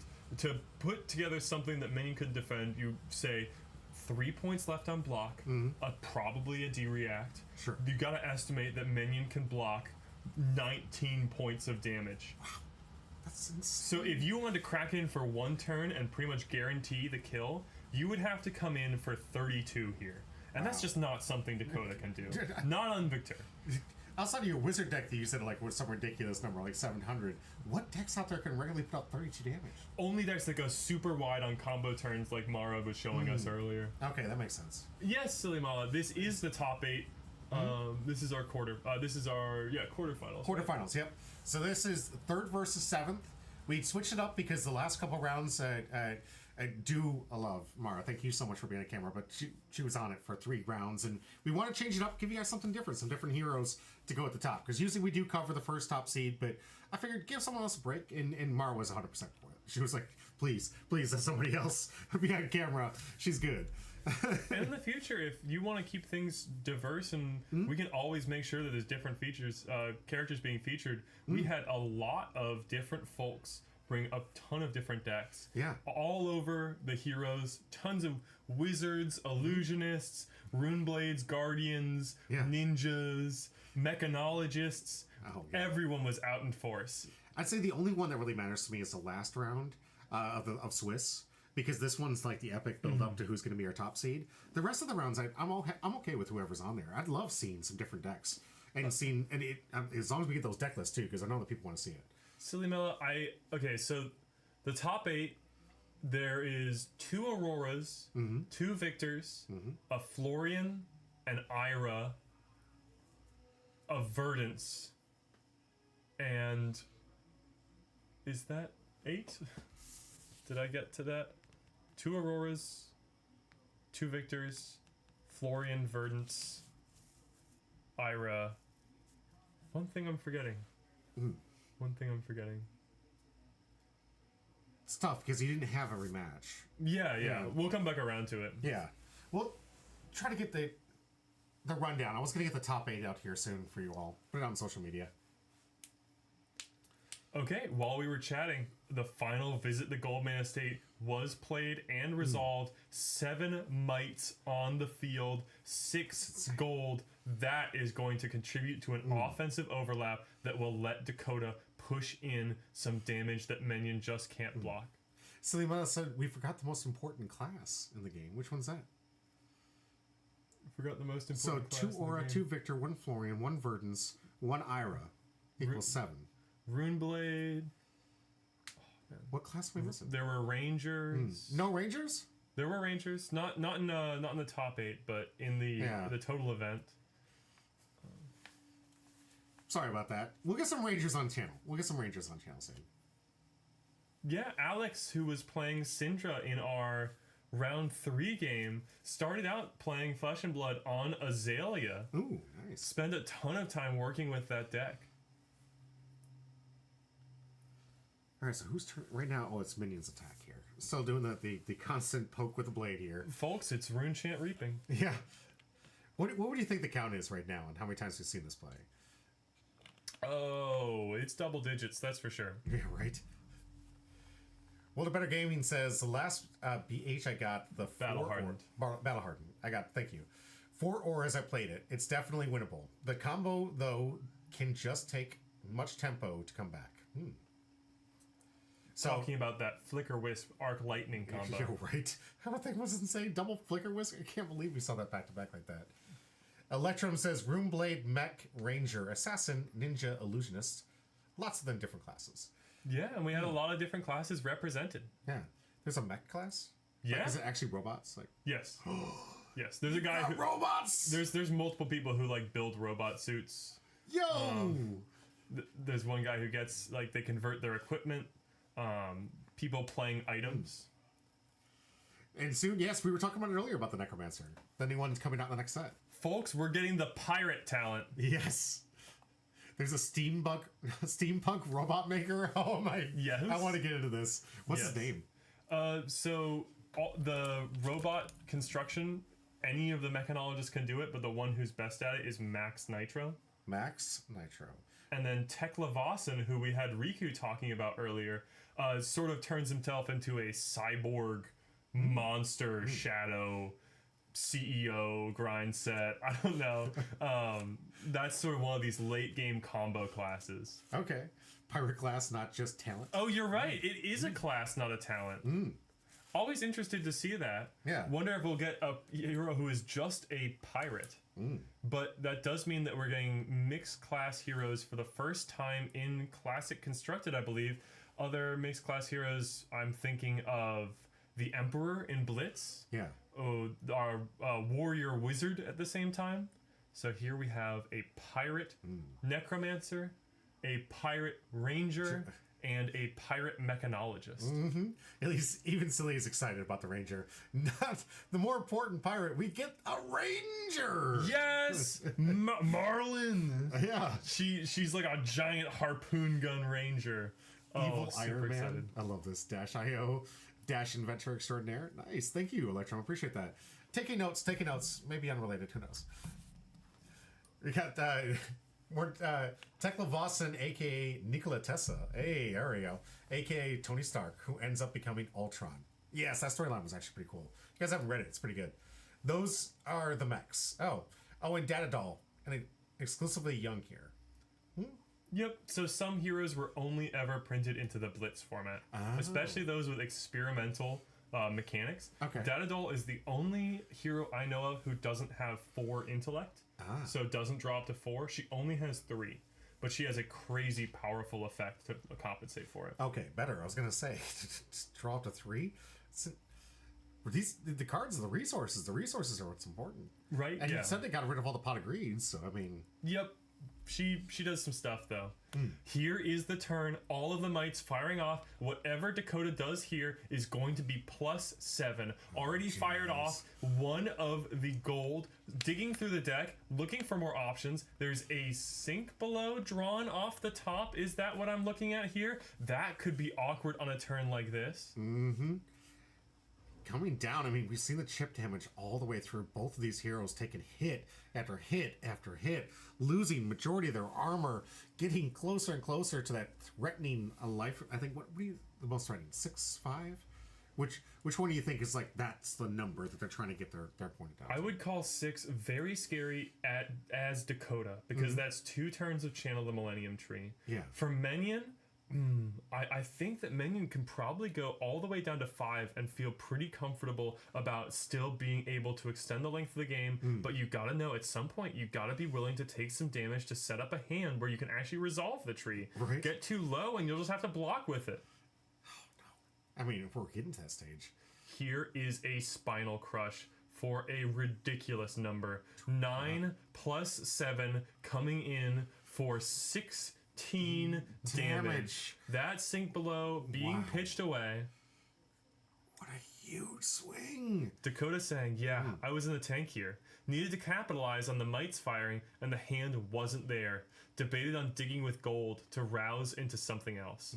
I think rouse the ancients, last card in hand, probably going into the arsenal here, but can't quite recall if that was the case. Here is a block with the last Bramble Spark in the deck. Remember, we pitched that, we over-pitched that earlier to keep it in the deck as an option. Sink below, covering a little bit more damage, another sink below, and a Rootbound Carapace. What? 12 points of defense reactions on top of the Bramble Spark, covering a total of 14, decomposing to get the extra point of block on the Rootbound Carapace, only taking 2 damage. That is insane. Did me Jinx showed me a Coke. Like, that was insane. 16 damage, and they were able to defend that much. And Dakota saying here, so many D-reacts, exactly what he was worried about. Yeah. That was supposed to chip in for a lot of real chunky health damage. Yeah. But now, Minion even gets to fire back the core turn. The combo. The combo yes. is being resolved even through the 14, 16 point Spinal Crush. Many just not giving up. Dakota is going to need to find another way to make the overlap happen, especially because the last time they counted cards, Minion had the deck size advantage on Dakota. Jeez. The fatigue plan wasn't working. The burn plan with the final Gold Main Estate failed to materialize. Dakota is going to need to pivot to plan C. And what that is, I can't tell you. Yeah. I'd be out of it here. I'm still on plan A, which is like Command and Conquer Pummel. That's what I'd be spending all my time thinking about. I would have lost this game 30 minutes ago. Right? This is insane. And at that, we do have to take a quick break. I do apologize. We do have an ad break coming up to those people on Twitch. So to make sure that they can still follow the content and not miss this epic gameplay, we're getting towards the tail end of this very long matchup. Those who don't know, in top 8. There's no timeline. So we want to have a resolution of a game.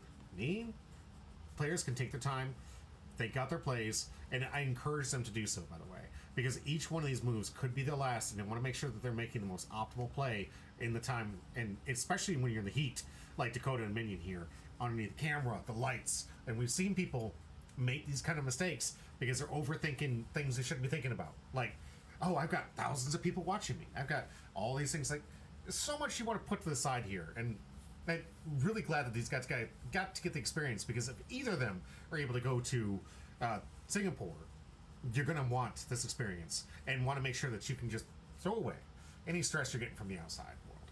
You know, just focus on the game, focus on what's on hand, keep Dakota's attitude. I love that. That is great. Ooh, lost one? Doesn't matter. Who cares? Back in the game. And Supernova says, this game is great. I agree with you. I think this game is great. We got about a minute left of ad break here. What do you think going into this? Like, who's got the tempo lead right now? Tempo lead, I think we're beyond tempo existing. Now we are in the absolute nitty gritty of the last few points of fatigue, the last red cards in their deck they can resolve. Yes.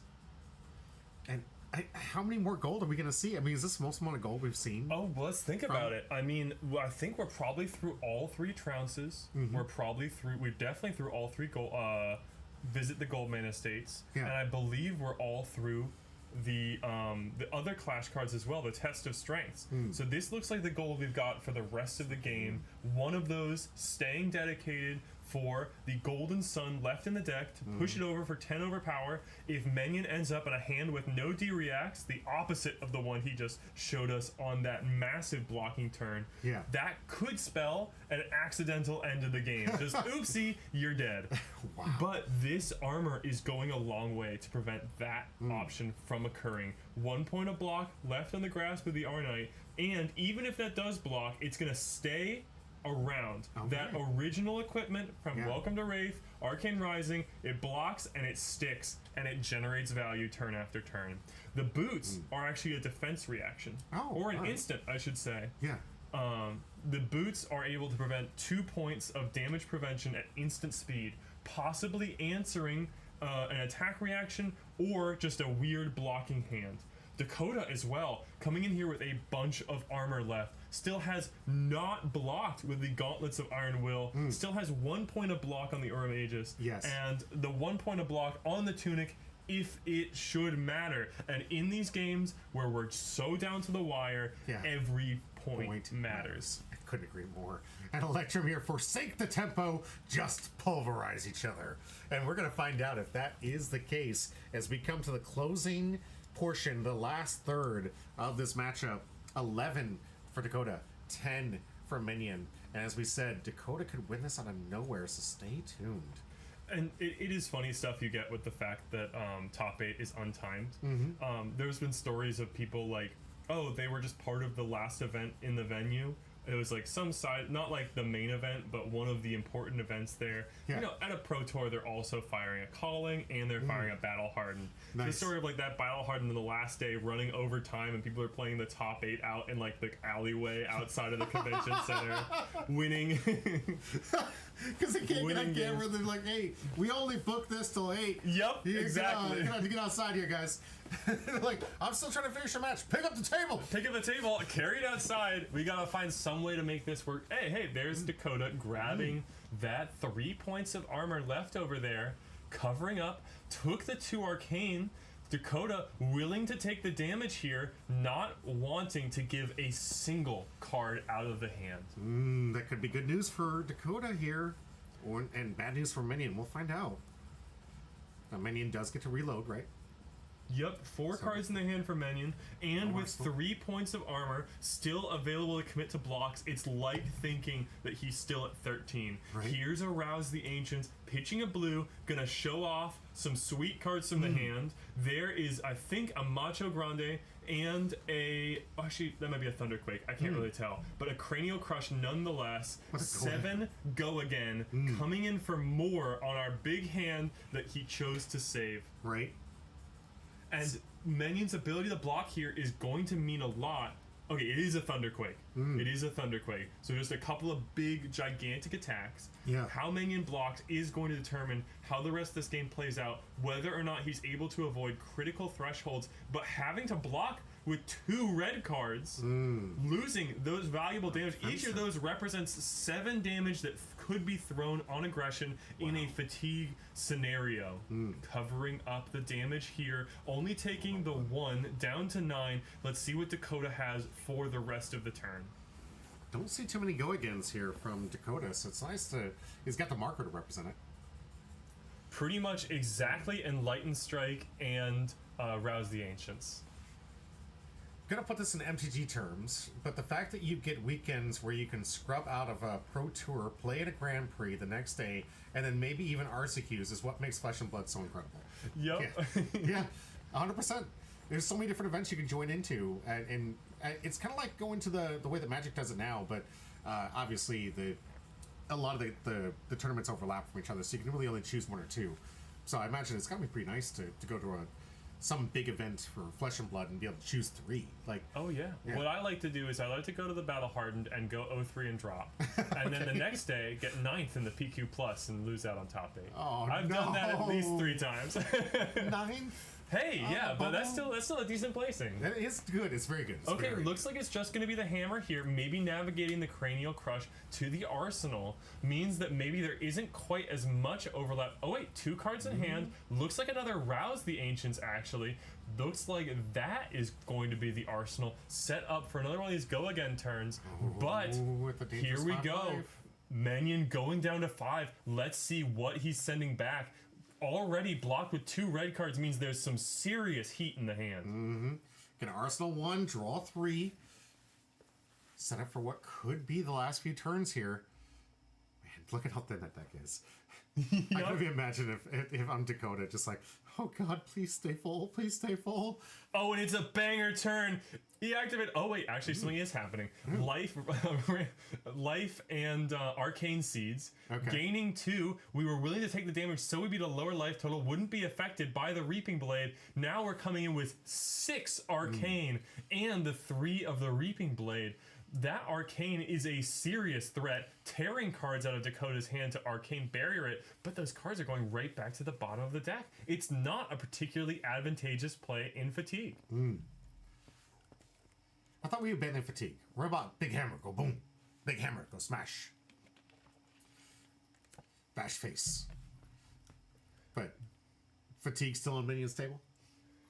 I'm starting to wonder, because the Minion's deck is starting to look very, very thin. Seriously. I wonder if Dakota hasn't taken over the Fatigue tempo and is now the 1-up cards who is making the decision that are tearing the cards away from Minion. Especially with all of these important and critical red cards pitched to the bottom to preserve them earlier, being forced to block. Enlighten Strike and Runic Reclamation covering up that Rouse the Ancients represents a total 14 that won't be resolved and instead becomes 6 on block. That isn't necessarily a value change, like the way that resources are counted turn by turn, but over the course of a whole game, thinking about how many cards are total in the deck, it matters a lot. Yeah, Counting sure does. the power cards left in Minion's deck, there are 2 trees and 2 fellings in there. So, looks like 2 more crazy power cards left in Minion's deck. The Felling of the Crown, possibly chipping in, and then that last channel, the Millennium Tree, able to convert upwards of a 9 unblockable damage. So it really just needs 1 chip point here to lock that kind of strategy into place. We'll need the life total to be able to pitch that much to the tree in the first place, though. True. So, needs to be able to take cards out of Dakota's hand, and that is what these rune chants are doing. Dakota pitching Rouse the Ancients, saying, maybe I don't need to go again this turn, I need to not take 6 Arcane. Just looking in the shadow of Minion's graveyard over deck, the thing just makes that deck just look like it's only like 5-6 cards. So, I mean, those cards that we know still exist are going to be closer to the top, a lot closer than we think. Here we go, pitching the Cranial Crush as well. Yeah. Looking like Dakota may block with the Spinal Crush, another big attack out of the deck, but keeping a card in hand, probably for Titan's Fist, coming in for 4 damage. All right. There Nothing we taken go. here. Coming back with a hammer. I am curious if you're still in the chat, Dakota. Why do you put your Titan's Fist in the middle as opposed to your hero portrait? I saw that especially when you had the shield out there. Yeah. Just something I don't see a lot of people do. Yeah, interesting take. I like that. All right, so we got our first attack 4 coming in. See what minion does for defense. Plenty of resources. Okay, I believe that is a red rootbound carapace. So with the decompose, that is going to cover the 4 damage. Although if I've misread and it's a yellow, it'll be okay. Looks like it is a yellow. 1 point of damage leaks back down to 5 for minion, and keeping a 3-card hand. Germinate. Set up. Oh, here we go. Okay, here we go. Paying with 2 blues. X is equal to 3. So, going to make a rune chant or an embodiment of earth, and then repeat that process 3 times while gaining 4 life. Back up to 4. Choosing a little bit defensive, making 2, using one of the activations on an embodiment of earth, which of course is going to be doubled up with Florian's effect, and 6 rune chants for the following turn. Minion setting up for a potential blast on this following turn. Look at how thin that deck is, too. I haven't been counting. Will the Felling of the Crown come up and force out the card to the bottom, pushing through even more damage? Right? I love Dakota's comment here. Could you slide them straight up and not move them around? Nothing special. Nothing special. I guess when you're taking that like sort of block and send the hammer game plan over and over and over again, it gets helpful. Right? I know I used to do some weird stuff. Put like the Kasai dynamos in the other hand slot sometimes, so I'd remember to take the counter off of them when I was early on. Oh, Golden Sun in Dakota's hand, so we do have a lot to protect. Here is 7 from the arsenal to rouse the ancients. This could be 7 into 10. Minion being protected by those 2 embodiments of earth, giving 2 additional block value to all the non-attack actions he blocks with this turn. So this condemned to slaughter, normally, which would only block 3, is instead blocking 5. Wow. 2 non-attack actions, and that can cover up the entire Golden Sun. Although, with the overpower effect of Golden Sun, you can only block with a single action. So that might be getting around the embodiment of Earth. But with the turn already set up to advantage minion on blocking, is it worth it to resolve your last copy of Golden Sun here? Dakota checking again, looking through the threats, trying to measure out what's left. There's the there's the Felling of the Crown. There's the Channel of the Millennium Tree. How much can be said to be left? Right. Or is Dakota going to just be able to proceed through the rest of the deck with simple Titan's Fist swings? I gotta say, I love players like this. The ones that can look at an entire deck, kind of tear it apart to see what's left, and then make the determination of what they expect to see. Really showing Dakota's practice in the game, the reps he puts into it, understanding the matchup, and just taking advantage of whatever advantage he can by using that knowledge gained by checking this man's graveyard. Yeah. 2 cards pitched for the Golden Sun, sacrificing the gold, 10 overpower coming in. Yeah. Dakota talking in the chat saying, yeah, I had to play around. Had to play around all the D-reacts, had to play around the last copy of Channel the Millennium Tree, like we've been talking about, offering that unpreventable damage. Yeah. Here, 5 block from the round, this round's on me, off of the 2 embodiments of Earth, and 1 more from the Grasp of the Arnite, taking 4, going to 3, but preserving 2 cards in hand with these 6 rune chants. So will this be the turn that we were talking about? Is this going to be the unblockable damage? 2 cards in hand is enough to make the tree, but not to swing the blade. And these rune chants are only going to fire off if minion sends an attack. So it looks like it's just going to be the Reaping Blade coming in for 3 damage with 6 arcane following it up. And now that we're getting into these arcane effects, Dakota is taking a serious lead in deck size. And here's a Clash effect. Let's see what's up next for these players as Clash of Might hits the board on blocks, revealing for Dakota Channel Millennium Tree, not Channel Millennium Tree, sorry, I had it on the mind. Thunderquake for Dakota and a Condemned to Slaughter for Minion, meaning that Dakota will take this clash and make an embodiment of might for the next turn. Oh man, Manny gonna pass it back to Dakota. Dakota coming in with a hammer, At representing this point, lethal. It is absolutely Dakota in control of the game. These arcane effects have stacked the deck in Dakota's favor. Even though all this damage has been presented, it is Dakota's deck that is stronger now with more cards in it and less worry about fatigue. It is on Minion to find the necessary resources left in the deck to push through that 10, to set up the Channel the Millennium Tree, and to make it run.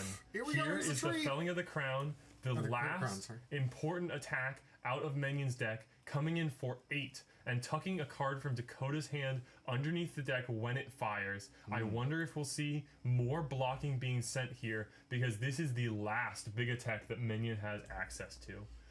Any critical life threshold Dakota goes to here is what Minion will plan for the rest of the game, trying to set up the tree that can come in for lethal. Dakota's chosen his card. Put it in the back. Let's see how he defends. Nope, not convinced. Nope, not convinced. Takes it back. Right now, gotta be a lot of blues in Dakota's hand. Yeah. Thinking about which of these subtly different attack actions that I've gotten set up, that I've put in this particular order, can serve me best here.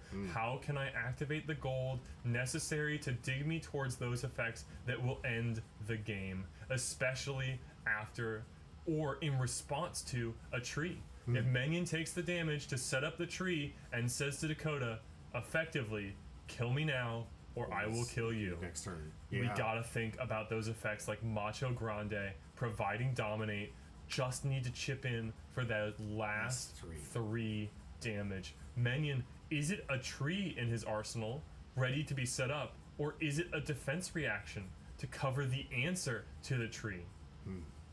That's just something we have to think about, and that's what Dakota is running through right now, thinking about which cards to commit to blocks and which card to put back to the bottom on this attack from Felling of the Crown.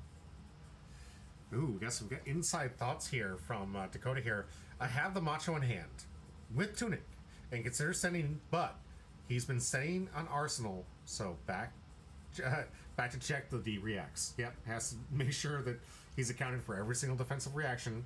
And I believe there's still a few left in deck, so Dakota takes the conservative line, says, you know what, I'm happy here, I'm okay with this, I have the deck size advantage, let's extend the length of the game, it's only working for me, I'll just pitch this Thunderquake, come in with the hammer for 4, put you on an awkward breakpoint again, or go to 2, and say, what have you got? I gotta say, the next pointed damage coming through, just the chip damage. The next big thing I love about Dakota, the big brain here, is he's been thinking about keeping his life points just outside There's of the tree. There it is. 2 earth cards in pitch means that this is going to be sticking around. 3 damage on the Reaping Blade as before, but the first of these 2 rune chants is coming in for 4. Pitching to it means that unavoidably we're going to 6. And that's just 2 turns of the tree being up. Minion stacked his deck, he's set it up so that he has the earth cards that he needs to keep channeling this tree, and he only needs to pitch to keep it around and to keep that unpreventable, boosted, amped arcane damage rolling. But Dakota recognizing the breakpoint, saying, doesn't matter if I'm at 9 or 8 or 7, it's 3 chunks coming in off this tree that's gonna kill me. Thinking about using that Tunic activation, Minion is asking the question right now, saying, this is my game plan. And it's up to Dakota to find a response that is either going to close out the game beforehand or deny Minion the resources to keep the tree around and firing. What a match. Coming down to this, Dakota, man, I don't know what it's like in your seat, but I gotta be telling you, I'm sweating right now just thinking about it. All right, here we go. Pitching a blue arcane barrier on each of the rune chants would leave you with 1 resource floating, but still taking 3. That amp is so dangerous. And still, Minion looking very, very low, very fragile at 2 health, but the well-grounded in the boot slot on Florian is representing an instant speed ability to block any 2 damage. So, healthier than he looks, and positioned with this channeled tree to set up for the kill. Taking 3. Down to 6. Just outside of the absolute lethal, but still a lot to fight against here, Dakota. Committed the Thunk to blocks. Gonna keep a 2-card hand. Maybe an a arsenal. hammer plus an arsenal. Thunderquake pitched away. That's not necessarily a card you want to be resolving. Here we go. 4 damage saying, well, give me a card. Even just blocking with the boots here is not enough. Minion able to block with a non-earth card. So going to be able to hopefully keep earth cards in hand. Yes. To keep the tree around. 2 more turns of the tree is all he needs. If he can navigate 2 earth cards to the pitch here, it will be. There's one. Activating Grasp of the Arnite, making the 2 rune chances before, representing 5 damage. 1 resource floating. So tomorrow, target a attack action. Target an action card with cost, I believe, 2 or greater from the graveyard. Put it back on the bottom of the deck. Right there. There's your Felling of the Crown. Headed right back. Earth in the Second yard. Earth card hits the pitch zone. Channel of the Millennium Tree will be sticking around. This is representing lethal across 2 turns, and now everything is clear to both of the players. It is a simple question. If Minion on the next turn keeps even a single card in hand, there's nothing Dakota can do to prevent the lethal damage being carried across from the Amp 3 on Channel of the Millennium Tree. This turn needs to set up to not just survive, because this is 8 damage being threatened from Minion, but also to kill, to set up The last turn. an answer that goes past all blocks and the well-grounded to chip in for that last point of damage on Minion. And that arsenal card for Minion has been sitting there for how many turns? And we know it isn't the tree. What Yeah. else could he be keeping in there? The suspicion has to be, what if it's the last defense reaction, carrying and providing the lock to this combo kill plan. Wow. Here we go, folks. But if there's ever a turn to start digging, if there's ever a turn to start firing gold, and to use abilities like the Sink Below to work and change the cards in your hand, dig further into the deck, looks like Dakota's not going to opt to. He's right where he wants to be. Let's see what he's able to navigate with what he knows about the cards that have been pitched to the bottom of his deck that we're deep into now, maybe even the 3rd cycle through them, and what we have access to with the Tunic resource, the gold remaining, and Victor's propensity of playing these gigantic blue attacks to win clashes. Oh, man. Checking one more time through the graveyard, counting the defense reactions. It's gotta be DX. Some of them are banished as well. Those Rootbound Carapaces are earth cards, so they can end up in banish for Decompose to try and push together a final understanding of what Minion can defend. Imagine if it is an earth, if it is a dereactant arsenal, that's representing 18 points of blocking. Of course, that's with a full hand. If Minion has to keep at least 1 card, and a blue at that, and not all of these earth block 2s, our earth cards actually block a full 3. Some of them are coming in for block 2. We saw Sotomorrow at the top of the graveyard, the 2 canopy shelters on the bottom of the deck. We're also coming back around on the Felling of the Crown that Sotomorrow set to the bottom of the deck. Even if Minion is unable to keep a single card here, he still has access to that Felling of the Crown to possibly push through lethal damage with the additional rune chance coming every turn from Grasp of the Arnite. Dakota has started cracking gold. That's 2 gold down off of a blue and a Tunic trigger, up to, I believe, 5 cards in hand now. Here's Rouse the Ancients, pitching a blue and showing off 13 more points of damage in the hand, so that this comes in for 7 dominate. What is in the hand? Macho Grande plus another blue. I believe it's a choke slam. 7 coming across. What Minion blocks with here will show us a lot about how this game is finally going to wrap up. Those being the only 2 cards in Dakota's hand mean I believe either there is a cracked gold in the future. Oh, having to commit the well-grounded here if Dakota is able to set up for dominate, but I don't believe he can. That Macho Grande costs 7.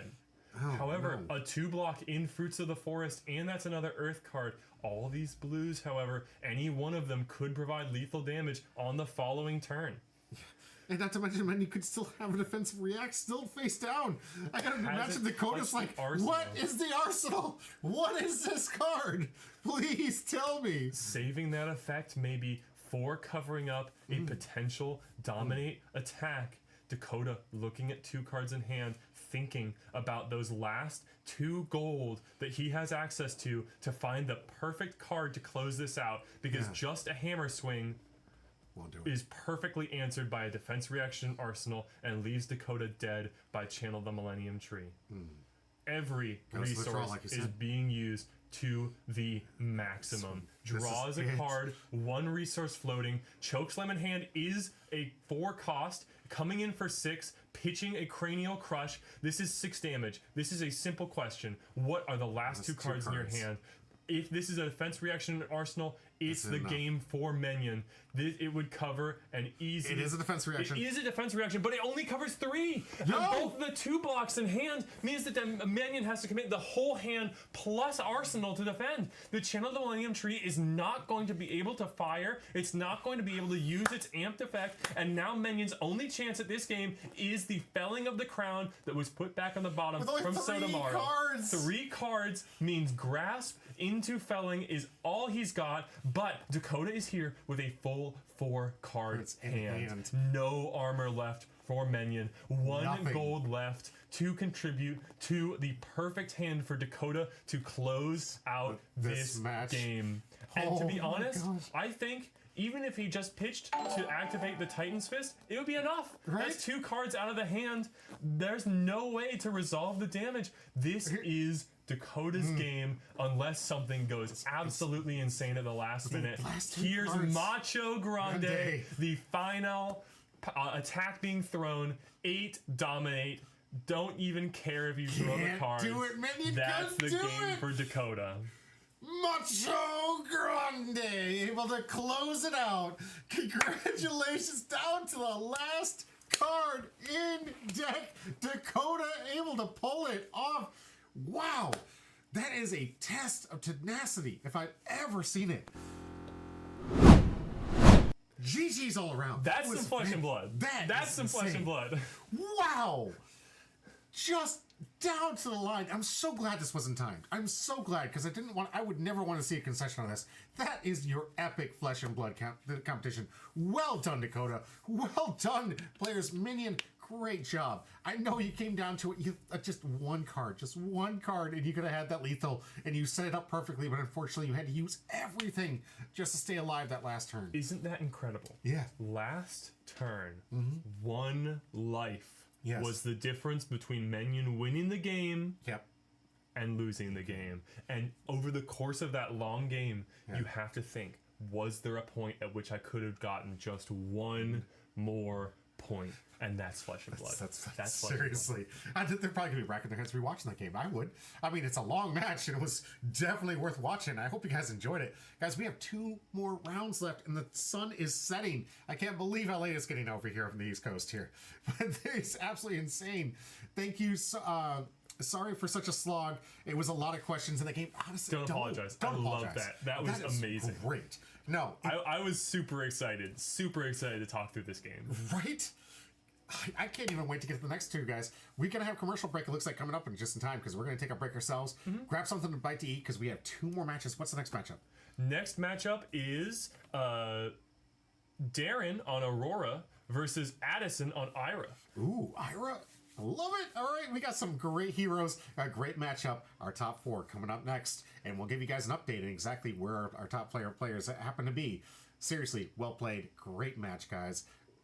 Thank you for being here. Stay tuned. We got 2 more rounds. And the final round, winner it's going to be chosen. Thank you so much for the subscription, Tay-Hove, and the follow from before. I'm sorry I didn't want to talk about the follow because we're right in the heat of it, but thank you so much, guys. I really appreciate it. And catch you around Art of COD. It was really great speaking with you. Absolutely. Thank you so much. You can watch the VOD anytime on YouTube. Flesh and Blood. It's Humbro Pie space Fab for Flesh and Blood. So check out the VOD there. Really easy to find. And anytime we go live, it's always there. So you guys can catch up. And we've got a big stock of Armory games there if you're looking for specific matchups you're thinking about. Absolutely. I need to get those like hashtags out there so you guys know what the leaders are. Or the heroes. All right. Stay tuned, guys. We got some more great content coming your way. We'll be right back.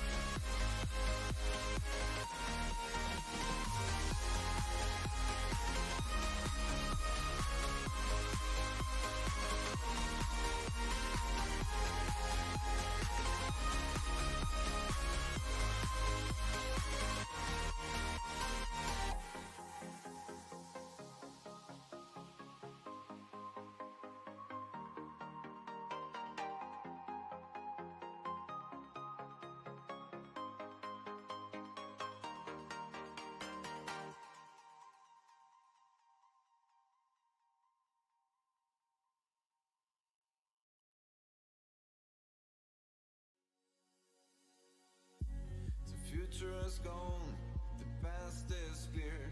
The right is wrong and my end is near. The lights are dark, my heights are low. My feelings are starting to flow. Still dreaming of the perfect day. She will come and say that she needs someone to fly away, make a great escape. Through the blue highway, through the blue highway.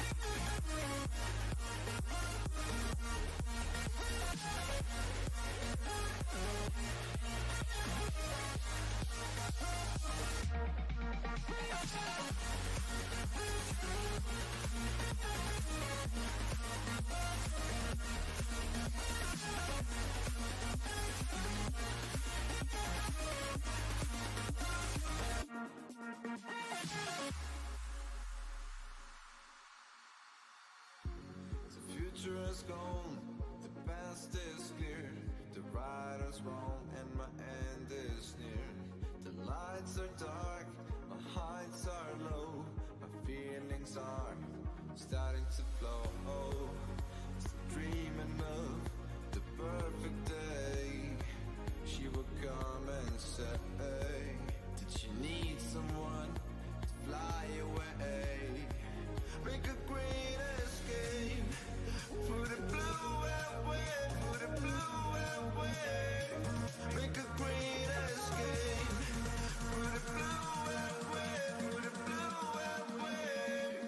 Make a great escape.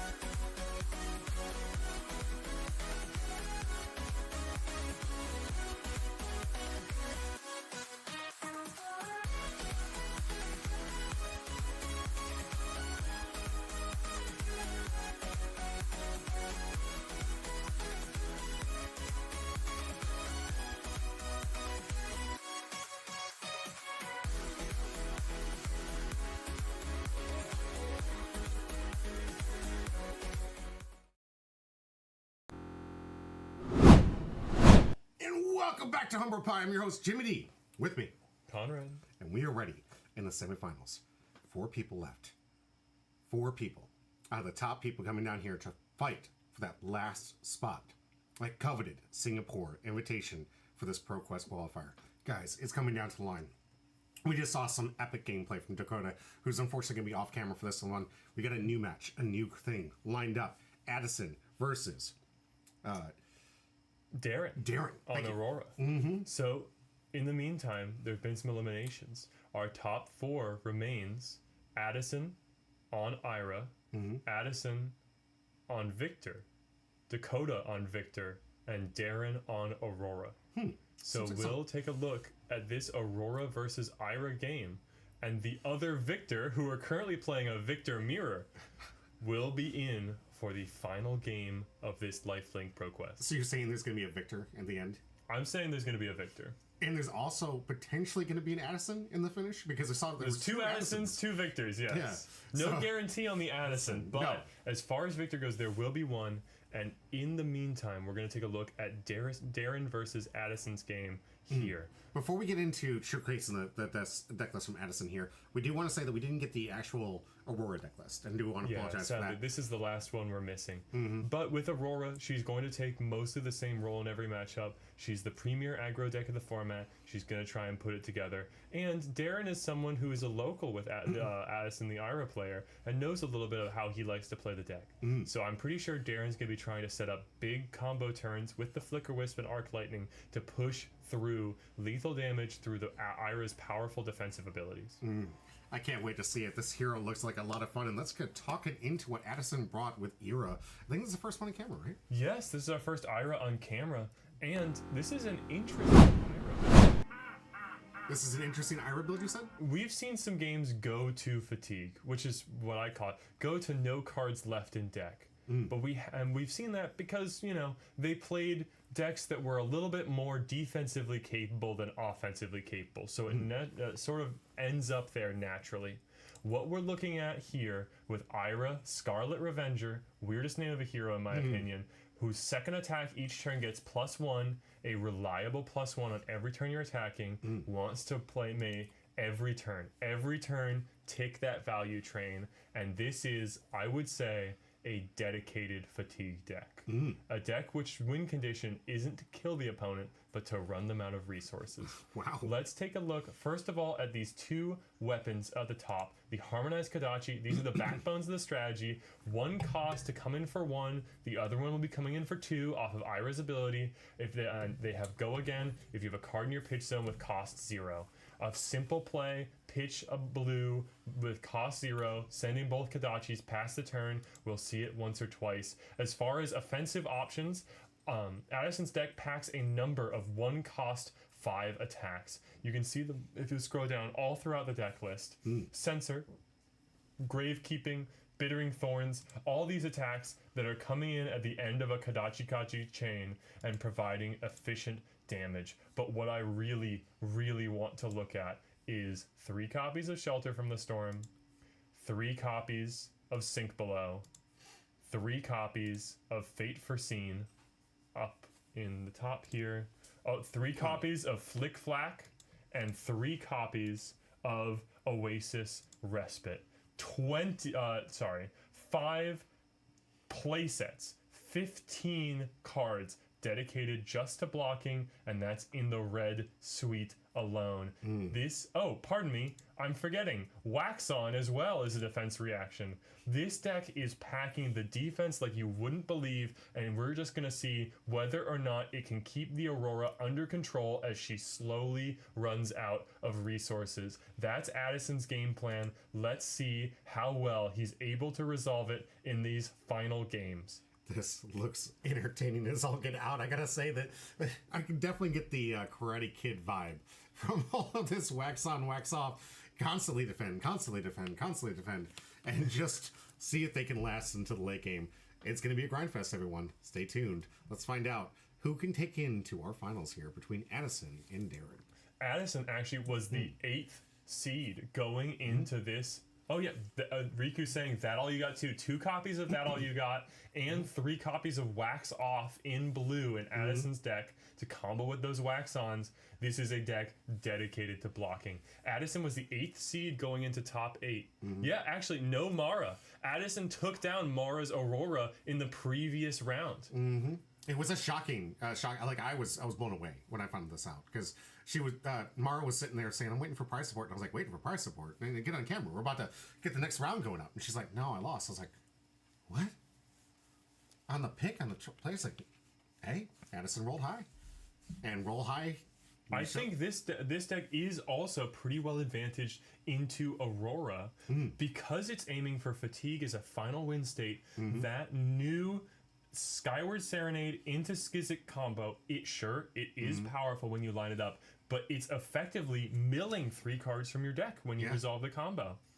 And that just does not leave you in an advantageous spot into these dedicated fatigue strategies. Here comes Addison on the first turn, chipping in for 1 damage.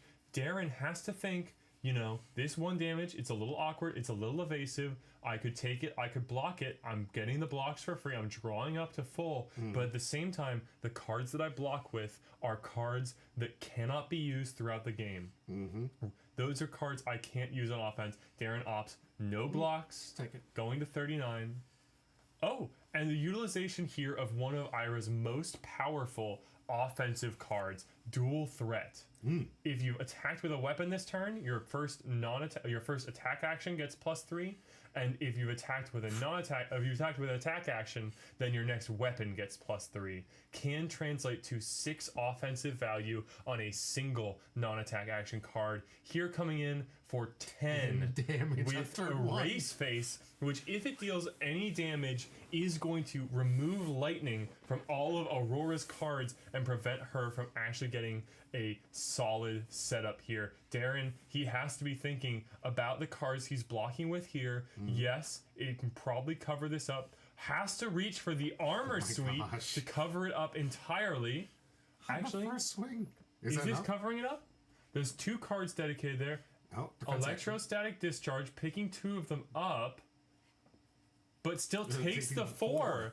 That Erase Face effect must be 2 no blocks in the hand, chipping in for 5 damage total on turn 0, and debilitating Aurora's next turn with the removal of lightning from all of her cards. What a swing for turn 1 on Addison. That's absolutely insane. Electrum, it was an upset to see Mara. Yeah, after a fantastic run, I 100% agree with you. That was absolutely insane. But by the way, if you've never heard the phrase Kadachi for 1, be prepared for that to be ingrained throughout this match. Dachi for 1? Yeah, Kadachi for 1. Dachi for 1? Yeah. Luckily, we won't be the people doing that. This is all quieted. We got this thing muted right now, so we could have the door open.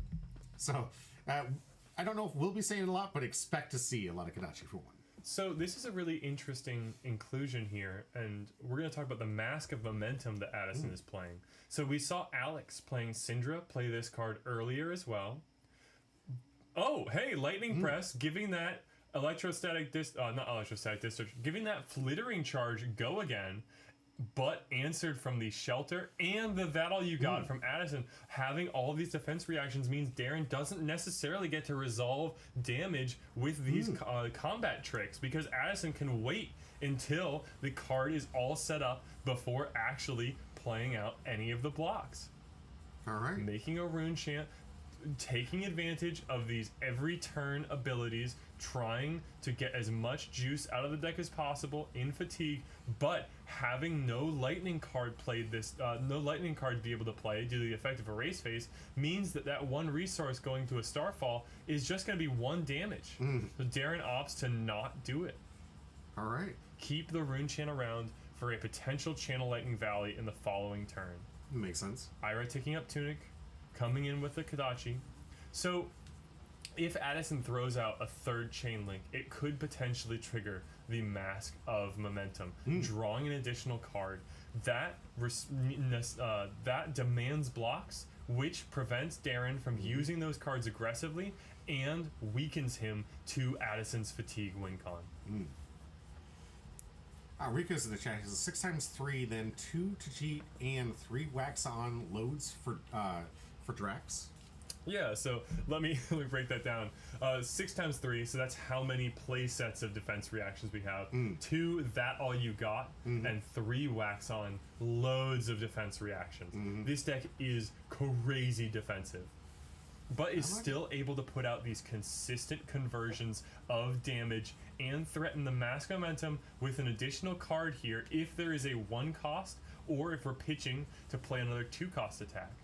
Another awkward thing that Ira can take advantage of is sending in a Command and Conquer or other important on-hit as the second chain link, getting the advantage from her hero power to make it difficult for the opponent to block out that on-hit effect. This one is Censor, coming in for 5. On hit, name a card. Your opponent cannot pitch or play that card for the rest of their turn. Makes it super awkward for them to be able to utilize a hand if you get the knowledge and you have the experience to name the perfect card for the scenario. Yeah, but it really pays off for those individuals that line up, research the matchups, research the cards and the decks that are going to be in the format. I love cards like that. And I love anything that rewards people for doing the heavy lifting, the big work that they have to put in here. Electrum in chat says, Ira and Mask of Momentum have an interesting dynamic. You threaten a card drawn, but the card might be a blue card, and you intend to defend with only from hand. Yeah, normally I'd say Ira really struggles with Mask Momentum. It's not as scary as it looks, because half the time they're going to draw a card, and it's just going to be a card, like Electrum says, that you'd prefer to block with. However, what I would say is, on the other half of the time, it doesn't matter that there's no go again, because Addison isn't looking to draw additional attacks. He isn't looking to pile on a big turn. He's looking to draw a D-React and navigate it to the arsenal to answer more Aurora damage. And that's the strength of playing strictly towards this Fatigue win con. Now, if you play towards Fatigue and you play against Enigma, it's over. Oh, yeah? She will eat your lunch. There's no way you can get past the ward board she sets up if you aren't dedicating yourself to dealing damage. Makes Defensive decks hate Enigma, but against Aurora, where all of their D-Reacts are answering these 4 costs, 4 attacks that Darren is continually throwing out, it becomes really, really dangerous for them. Here's the channel. Do you think this is why Addison chose this deck? Thought they were going to see, because we've seen so much Aurora. Would you imagine that that's what Addison was thinking? I was going to see a lot of Aurora, so I want to bring a near perfect counter. Yeah, it's interesting to think, because these this answer, and Aurora is the premier aggro deck of the format. People are thinking and planning around the entire meta with Aurora as the base of the understanding. Okay. So I think that it's really reasonable to bring a deck like this. We saw Decimator Fang do a lot of work at Pro Tour London. Oh, here is the Lightning Press, up to 7, coming in. It does Addison, yes indeed, has another That All You Got. Strangely enough, these are exactly the other That All You Got was the one used to answer this Lightning Press the previous time Darren threw it out. Not the perfect use of That All You Got. If that card is blocking the Starfall, then it means that you'll be drawing a card at the end of the turn. Okay. Also, shouts out to the weird Victor on That All You Got, who looks kind of different. It says Victor Goldmane is the one saying the text line, but he looks a little different than the one. Different. He's not a horse. That's also a big thing. But this Starfall, all this stuff is threatening the Channel Lightning Valley activation. Addison having to pitch a blue card to prevent the Rune Chant earlier on means that there is no card left in hand. Just a Tunic trigger and the rest of the turn with an empty hand. Wondering if this trigger will be converted to 1 offensive damage, or if he'll choose to save it to combine with his Oasis Respites in the deck that cost 1 for prevention. Looks like Addison is opting to conserve that Tunic trigger for another time. And hey, this might be a good time for it. Arc Lightning coming in for 1 Arcane and threatening Arcane on every go against source this turn means that Channel Lightning Valley is continually being threatened with every source of go again. Gotta hope to have a good system to pitch and the resources to both block and pitch to prevent these powerful on-hit effects from resolving. Nice. Just love the way this is set up here. And I gotta say, like, a comment on the side here, I'm looking at Addison's deck. Looks maybe triple sleeved. Is an intimidation tactic for the Starvation deck, you're looking as if your deck is just so overwhelmingly big. It's like, listen, I've got blocks for days. Look at that. I've got. You think I'm gonna run out of cards? No. You're gonna run out of cards. I've got this for days, and I just love the way that it seems to stack up. Clearly, the largest I've seen a Could deck. be a thing, but also I saw an extended art Shelter from the Storm in there. I think he's got the full play set. That's a $200 card. You want to protect those with your triple sleeves, I imagine. Here is a very important card for the matchup. Okay. Exude Confidence, if it isn't defended by an attack with greater or equal power, means no D-reacts at all this combat chain. Oh, no. And because Aurora can give it Go Again with the Arc Lightning or with the Embodiment of Lightning, thankfully, at least for his game plan, Addison has the Amnesia in hand that is a 6 attack card to block it out and make sure that he still has access to his defense reaction suite. This is still going to be 6 damage, activating the effect of Exude Confidence to increase the power by pitching that Written in the Stars. Right. So coming through for 6, and the Go Again means that there will be an additional Arcane from this Arc Lightning. But it looks like Addison's willing to take the damage here because only 4 blocks, no defense reaction to answer it, and Darren draws a card with the Channel Lightning Valley. Oh, I mean, the draw card is just helping out the fatigue, right? It is, but those are trying to resolve. If Darren just plays a 4-card hand and never draws, Addison block value will line up too cleanly. Darren needs to draw cards on these big combo turns to push over the damage, to prevent offensive overlap, get past all those blocks and deal damage. Just like we were talking about the last game with Channel the Millennium Tree, drawing cards is the same function for Aurora in matchups like this. All right. I gotta say, it feels a little bit different here because I knew that we read through the deck list and saw what was in there. Addison, I was expecting to see a lot more defensive, just sitting in the back, pass, go, wait for the turn, try to navigate these combats to reduce the amount of damage. But if you look at the life total, Addison's been putting up, Ira has been put 13 damage already. Just random flings. I would not expect to see this early in the game in this reverse order. I would expect, Aurora, got an 11-point or 9-point difference. Yeah, makes sense. I know Ira, the defensive deck, in the lead with life points. And that just shows you what it means to be a defensive deck in this game. If you can put them down to 1 first, it doesn't matter if you can never chip through those last points of damage if you never have the overlap to get there. Right. Because eventually you attack them with Kodachi, they have to give you a whole card. Second Kodachi, they have to give you a whole card. And now you've pitched a card to do that. You're so up in deck, you're preventing them from coming at you with those cards, and you're thinning their deck until there's nothing left. Nice. That is the advantage that Addison has, and it's called being Kodachi locked. If you're at 1 HP, you have to give so many resources just to stay alive. Right. And I think Mini Kanoko nails it on the head with this one. Football games are won with defense. So, I would completely agree. Yeah, and this is exactly a representation of this defense right now. Looking forward to seeing how this plays out. We do have an ad break coming up in 5 seconds, so I will be stopping. Do apologize to everyone out there, but want to make sure that we, especially in the finals here, I don't want the finals to have not the full content covered. The semifinals. Semifinals, yeah.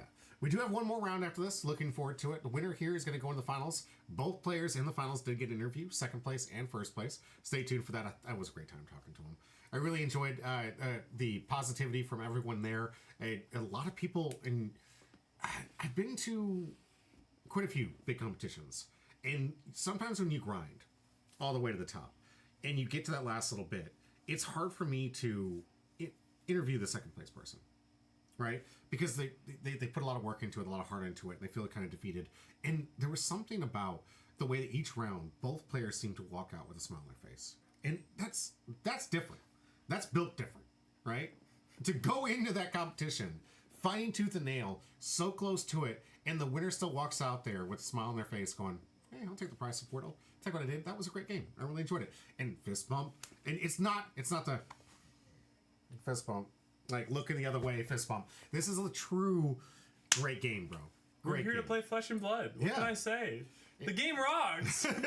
It's a blast. I'm happy every game I get to play. Right?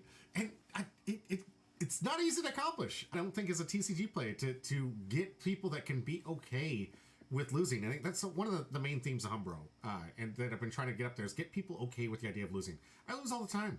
The losses help me get better at the game. And as long as I'm with some good friends, some good family, some good people sharing a hobby of mine, I don't really care. I don't care. So long as I'm learning something, I'm getting better at it. And somehow, in every single person that I've had the pleasure of interacting with in the Fab community has figured that out. So I think there's something about this game, man. I think there's something about this game because it's tough as nails. Mm-hmm. You lose these games to the smallest mistakes. Right. There's all of these little choices that add up so much. Mm-hmm. I think it's a game that humbros you right off the bat and sets you on a stage where you can be so, like I was saying earlier, everyone is both a sweaty grinder and there to have a good time. Mm-hmm. And that's an interesting thought here from Miniconoco. It says, is it the game? Or is the game somehow attracting good people? And that could be it. Maybe there's something about the mechanics. I really think it is. Yeah. Because there's no real way to... There's very, very rarely a way to cheese out a victory. Mm-hmm. This game really, really measures skill expression. From the top to the bottom. Even in aggro mirrors, there's so much room for choices to be made and for you to learn from every experience. I think that, especially in tournaments like this, it rewards the people with a good attitude, who are having a great time, who are traveling to these events. I really adore the Flesh and Blood community. Same. Yeah. And I appreciate that, guys. We're back from break from the Twitch, so now let's get back into the game. Right now, it is... Whose turn is it right now? Right now, I believe one of the players is drawing up. We've had the pitch card from Addison. If you go ahead and unpause it, we're going to see that Darren's picking up the deck, just finishing up his turn, that big Arc Lightning plus Channel Lightning Valley combo turn. Addison with one card in hand, going to his turn. Let's see what he can put together. Oh, wait, never mind. That was a blocking card. Looks like Addison, no cards left in hand, just going to move to his turn, tick up that Tunic counter, and proceed to end phase. And this is exactly what I expect to see a lot from Addison, honestly. A lot of I empty my hand, pass back the turn, maybe get out the kunai for one, as we said, the Kodachi for one, right? Yep. Kodachi, 1/2. Here's Entwine Lightning, showing off a Flittering Charge from the hand. Looks like we've got some 0 for 4s. That's our girl Aurora. She does that. Coming in for Go Again, asking Addison, do you have the defense reactions to cleanly cover this 4 breakpoint? Not here, it looks like. Going to be a Dishonor, committed on blocks, just blocking 3 there, taking 1 damage down to 32, with Darren on the Go Again, refunding the action point, and setting up for the rest of this 4-card hand. There's the Flittering Charge that was revealed earlier. Darren playing his cards close to his chest, only showing you what he's coming in with next. And let's see, does he have the instant card to give this Flittering Charge Go Again, or will this perhaps be an Aurora activation, creating an embodiment of lightning for next turn to finish out the turn? Another long chain combo here. There is the instant card, Electrostatic Somersault, pick up that Flittering Charge, put it back into the hand, but Addison looks to be interested in converting a hand on offense here, willing to take the 4, willing to take 4 more. Something serious is brewing in this Ira hand. Probably a powerful interruption piece that can interfere with Darren's ability to play out these consistent 4-card hands. Tunic up, and will we start with a Kodachi? Of course we will. Dachi for 1. Pitching some card with 0 cost, so this is coming in for 1 Go Again, and setting us up for Ira's ability. +1 to the second attack every turn, 2 more cards in hand. This, I think, is a reasonable time to look at that dual threat. Ira's best aggressive card.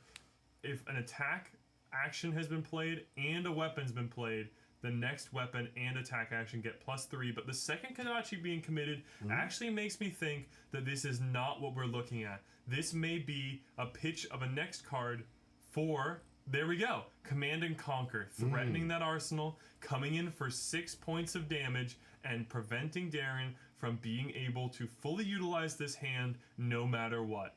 Darren, only with 4 points of block left, could give the Face Purgatory plus non-attack plus attack to draw an additional card and play a 4-card hand, but that's an important resource to be giving up. And with no cards in Addison's hand, he would not be discarding to the Face Purgatory trigger. Ooh, Darren. Looks like it's going to be Skizzix and a non-attack action blocking 2 with the final point on the Grasp of the Arnite, covering up that powerful Command and Conquer interruptive effect as the life totals even back out 24 to 24 with Darren proceeding on a 3-card hand. 2 in the hand, 1 in the arsenal. Love that. Let's change that to the phrasing that was very close to what that was. 2 in the hand, 1 in the arsenal. Or 4 in the hand, 1 in the arsenal. Love that.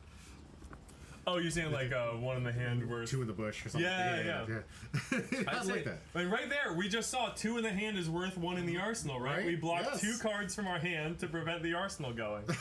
Ravenous Rabble flips a red, not like the Mara flip earlier where we saw the yellow. This one's coming in for 4 points of damage, going again. 1 more card in hand and the 1 in arsenal. Wondering if Darren is setting up any combos. Have not seen Flicker Wisp out of Darren yet. Oh, yeah, not at 3 all. block committed means Addison is leaking 1 damage, taking the 1, going to 23, but I'm starting to be concerned that Darren doesn't actually have the anti-fatigue combo set up in his deck. Without that, I think it's looking very probable that Addison is just going to be able to block and Kodachi his way towards Darren having 0 cards in the deck. Absolutely. But if they're buried, we could see a multiple Flicker Wisp combo. Here's the Arc Lightning being pitched. Save that one for later in the game. Maybe looking for the Flicker Wisp to combo with it. Could pitch it again soon to try and set up something serious. Pitch to the Rune Chant as well. The ability from Grasp of the Arnite that we saw Florian make such good use of last game. And here, Wax Off being pitched. That's a 0 cost, so this is a Kodachi with Go again. Love it. Think this is another card in the hand here for Addison. Maybe we could be looking at 1, 2, 5, the classic Ira setup. 1 resource remaining here, but also there's the card in Arsenal. Addison's been sitting on it for quite some time. I'm beginning to wonder what it is. Is it another defense reaction? Is it perhaps an Oasis respite that he's been waiting for this tunic to come out to efficiently use? Interesting that I think that may have played into Darren's choice to make that Rune Chant here. The tunic for Oasis doesn't make as much sense when you're already pitching a card towards Arcane Barrier. Right. But then again, is that... Oh, just looks like a Fluster Fist here. That's just going to be 2 damage, but that is 2 damage further towards the win condition of getting them low enough that they could block. And like Addison is being so kind to represent very clearly, this is a trigger for the Mask of Momentum. No Go again on this one, but if this hits, Addison will draw a card. With 1 card in hand and 1 card in arsenal, though, I'd be very surprised if that drawing a card is going to matter here. Yeah. Could be a free cast right there. Oh, here we go. Looks like Darren's going to respect it anyway. Throwing the 2 block in front of the Fluster Fist, blocking out that Mask of Momentum trigger, and moving to the end of Addison's turn. No action points to spare. Right. Passing back over to Darren, but that is another turn worth of Ira's ability being active, giving you that free point every turn, little by little, chipping away at Darren's life total and chipping away at the resources remaining in the Aurora deck. Life. This is the 1,000 cuts. I know I said it earlier in some of the other games because it really seemed like it, but I now want to take it back because I hadn't seen Ira on camera yet, and this is Death of 1,000 Cuts. Quite literally, yeah. 1,000 Kodachis. Yes. Kodachi, Kodachi, Kodachi. Here is another Arc Lightning. Darren drawing these back to back. I don't know whether that means he's set up really strong and seeing power turns, or if all these resources are coming too close to each other and not being able to be as efficiently used. Here's the pitch coming in for 1. That is setting up the Exude Confidence with Go again, though. Addison will need to block this with a card with greater power in order to keep playing those myriad defense reactions and instants he uses to defend himself. If he isn't able to defend here, Darren could sneak through an immense amount of damage. We've seen how much There they could put up before. is the Command and Conquer. So that is being blocked. Looks like talking about the rune chant, going to arcane barrier that before defenses are declared. But does Darren have the blue cards in hand to pitch to this exude confidence to pump it up to 6 or 8, putting it over the command and conquer and removing the ability of defense reactions to be played? No. Looks like just a tunic counter removed for the Starfall, coming in for 2, but of course 1 more arcane on the back as a result of the arc lightning declaring no blocks, taking the 2 and thinking about using this tunic counter. Looks like Addison will utilize the tunic counter to declare that arcane barrier there. Here is Arcanic Shockwave coming in for 4, revealing, fusing with a lightning card from hand to deal 1 arcane damage on attack, and then coming in for 4 more. Wow. Addison holding cards in hand, maybe setting up a powerful combo, but that was a powerful turn from Darren, decisively taking the lead and continuing the punishment by setting up an embodiment of lightning, pitching Skyward Serenade to Aurora's ability. Something to shout out as well, Arc Lightning and Skyward Serenade play along very well with each other, and Darren has just stacked them right next to each other on the bottom of the deck. As long as he's able to keep a Skizzix around for later in the game, he should be able to use those two to devastating effect. Absolutely. Well, here's our first Ganache for 1. Gonna take it and get ready for the go-ahead. Ooh, that's a nice one. What's this one doing? This time, the weakest link, using that Ira ability to bring this break point in, threatening 7, and on hit, look at their hand. If they have any cards that don't block, like a Channel Lightning Valley, like an Electrostatic Somersault or Discharge, you can tear it out of their hand and draw a card. Wow. But also, just that hand knowledge can be critical for a player to accurately and defensively block around Aurora's effects. Absolutely. And coming in, the second chain link means it's coming in for 7. 2 3-block cards are not enough to cover this. It's going to require more. I wonder if this is when Darren will choose to utilize his Face Purgatory. It'd be nice to get it out of there, because he's down 2 Commander Conquerors, if I remember correctly, Addison. So Looks like that's the utilization. This is going to be blocking the 7. No discard from Addison because it is an empty hand, but he's been playing around it all game. Not willing to let Darren get that discard, although cannot prevent Darren from blocking out the weakest link and getting the draw off of Face Purgatory. Brilliant. But Burn Up Shock is a critical card for combating fatigue matchups, and we just had to block with it there in order to set up the blocks for the Face Purgatory. Here, 4 points coming across, but no fuse from the hand, so no arcane damage on this one. We'll have go again from the embodiment of lightning created last turn, setting up the rest of this 3-card hand. No sight on the arsenal right now. Don't think there's anything right there at the moment. Sink Below answers it very cleanly and provides a little bit of hand fixing, putting a card to the bottom to draw another card. Oh, that's an awful rip on the Ravenous Rabble. Blue off the top means that this normal 0 for 4 has been halved in power. Oh no. Hope Darren doesn't have any more of those in hand. It's the worst time to play them. Right? You would, I mean, now that you know, would you just pass a turn? Or Oh, if I had another Rabble, it would definitely be going into the arsenal. 1 more card in the hand here, or pitch just to keep a card in deck while sending the Starfall. In fact, pitching random reds to Starfall is actually one of Darren's best ways to confront the fatigue game plan. all right. So hopefully Darren's onto it, because I gotta say that every time I see him draw 4, I'm noticing how tiny that deck's getting. It's getting very, very tiny very quickly. The graveyard, I think, just now has superseded the height of the actual deck itself. And you look over at what Addison's working with, and it is not the same story. Tons of cards left in that deck over there as they sit around the same life total. Here are the 2 Kodachis, and even with another card in hand, that looks like the end of the turn. Addison just going to pass it back, overloaded on defensive resources, not able to put together an aggressive hand. I wonder what that last card is. Darren's got to be reading, is it an Oasis Respite? Is it a That All You Got? Is it another Sink Below? Yeah.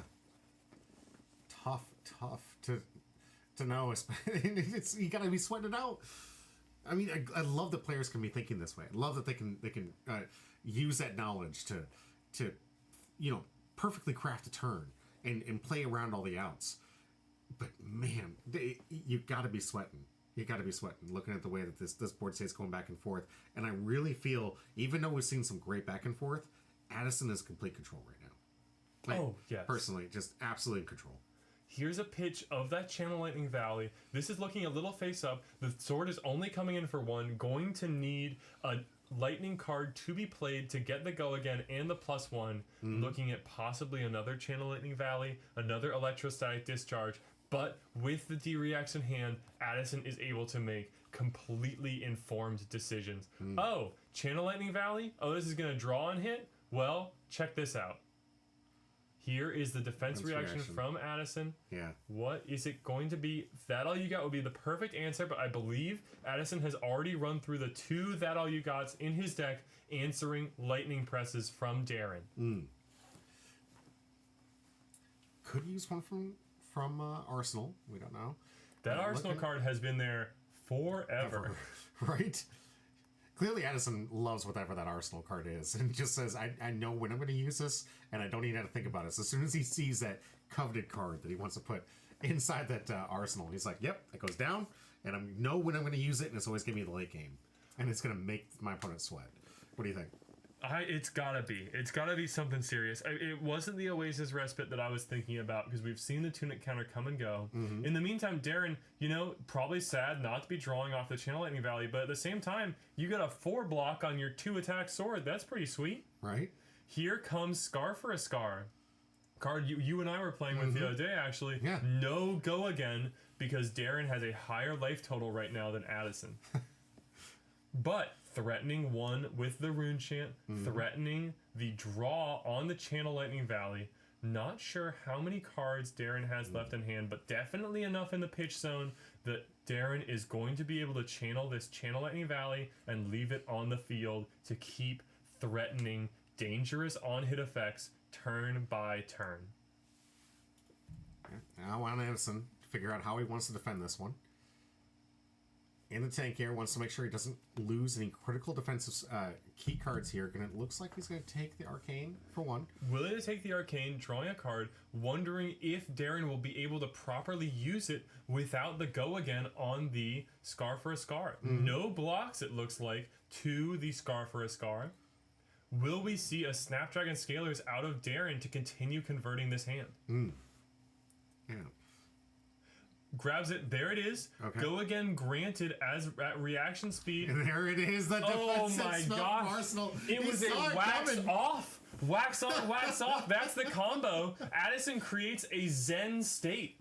This is going to stick Wow. around for 2 of his turns, and every point of damage Addison will be dealt is going to be reduced by 1. The most Nice. powerful defensive tools in a ninja's arsenal as Ira reaches her internal state of Zen and enters a complete blocking state. Here we go. This is coming in for 4, but really it's coming in for 3 with the Zen state. 1 counter on that Zen state, keeping it around for an additional turn, and Addison is just able to use the 3 blocks to convert. Decides not to, just taking the 3, says, you know what, I've got the powerful defense already set up. I don't need to commit more cards to it. It's time to keep reducing your life total and get you to the point where you can get Dachi locked. Wow. Addison, 2 cards still in the hand, because 1 played from Arsenal, 1 played from hand, and 1 blocking on the sink below. This is the combo he's been setting up since that card went into the Arsenal Right. turn after turn after turn ago. I loved how quick Addison was. He was like, I was waiting for this. Yes, it almost absolutely. saw it coming. You had the deck, right? Saw it coming? Or is that all you got? Maybe that is that all you got? It feels like that name of that card would be perfect, because Addison was like, listen, I got the wax off down here. I got my wax on. I'm ready. I'm holding on to this. Yep. I'm waiting for it. Oh, it came. There it is. I saw the play. Wait. Saw it coming. 1, 2, and here's the Zen state. It ticked down, but we're following up this Kadachi with Command and Conquer. Nice. 7 points of damage, and there's no easy way for Darren to block this out without using a Tunic. It's either give up the Arsenal and take 7, Looks like that's what it is. Oh, There's and the it gave him the Flicker Flicker Wisp. Wisp. That was the combo No. card that he's been saving to try and get past all of these blocks. But you gotta think, that's the worst possible thing to see when they've got the Zen State up. Right. Covering, answering exactly the Flicker Wisp damage. We'll hope that Darren has another one to pitch back to the bottom of the deck. There's another Skizzix. Is that his last one? We still need one in the deck to combo with the Arc Lightning, Skyward Serenade at the end of the pitch stack right now. But this is for Go Again. Answered properly and easily by all of Addison's 3-block blues. There's the sensor, blocking 3. Taking the additional point for the Zen State Yes. to make And it a positive 4 or a blocking complete 4. Ooh. there's the third Lightning Press coming in, pushing that attack up to 7. This will draw a card on hit, but Addison has the blocked out. Shelter from the Storm to block it out. Now blocking 7 plus an extra one from that Zen State means that the Next Channel attack. Lightning Valley will not be able to draw here. Here's the Skyfall. Blocking 1 from those Blade Beckoner gauntlets, getting +1 because they're defending a weapon attack. The other one being answered by the Zen State. You can see just how Oh my powerful it gosh. is in countering Aurora specifically. Right. Every one of these breakpoints just doesn't matter. 6 coming in with the Zen point, of course, reduction. And that's just so easy to cover with 2 cards from your hand. Wow, Addison just dominating the control of this board state. I think this is the last card from Darren's hand, too. Yup. So On Addison- hit, this would be a draw, setting up for a potential arsenal or pitched away for an embodiment of lightning. Addison measuring the aggressive opportunities holding these 2 cards presents versus blocking this effective 6 damage. Looks like he opts to say, Take the 6. you know what? Send me the 6. You can draw the card. I don't care. I need to be cracking in for damage to keep my win con ticking. I need to get you down to that critical life threshold where Kodachis are at their most annoying and get you blocking. That's the last Yes. turn of Zen State. It's going to destroy itself as we move into Addison's turn. Let's see what he's got for us. All right, Addison in these critical stages here really needs to set up. He's really close to locking up the Zen lock, this Kodachi lock. Can you explain a little to people what the Kodachi lock really is? Yeah, it's not properly a lock, but when you're at 1, you have to block both of the Kodachis. And defending with your 3-block cards on a 1-attack Kodachi feels awful. And Right. is going to drive you out of cards in deck so fast, especially combined with Addison's increased defensive capabilities with all of these defense reactions. Here's the 1, 2 resources floating. This could be another Kodachi into an arsenal, or this could be another one of those powerful 2-cost interruptive attacks. Addison really putting on some pressure here. Down on life points is 6 to 9. I know it looks a little bit upside down. The 9 facing towards Darren here, but we could see that change right now. And if Addison can get Darren down to what's feasibly 3-2 life, every single turn has to block. Looks like block. this is the commitment of the Fandle Spring Tunic, cashing it in for 1 health here, and there is the here we go. weakest link coming in for 7. Gotta feel Jeez. awkward. Now, no armor left to cover that breakpoint, asking for 3 cards out of hand to block it, or an additional trick, or else Addison is going to take a look at that hand, see everything that Darren is going to be sending back on offense, I know exactly and how to block it. additionally ripping a non-blocking card out of Aurora's hand. Those Channel Lightning Valleys, those Electrostatic Discharges, there were all out of Lightning Presses. I believe there are still a number of Electrostatic Discharges in the deck if Darren is playing them. Those could be a real liability against this 7 right now.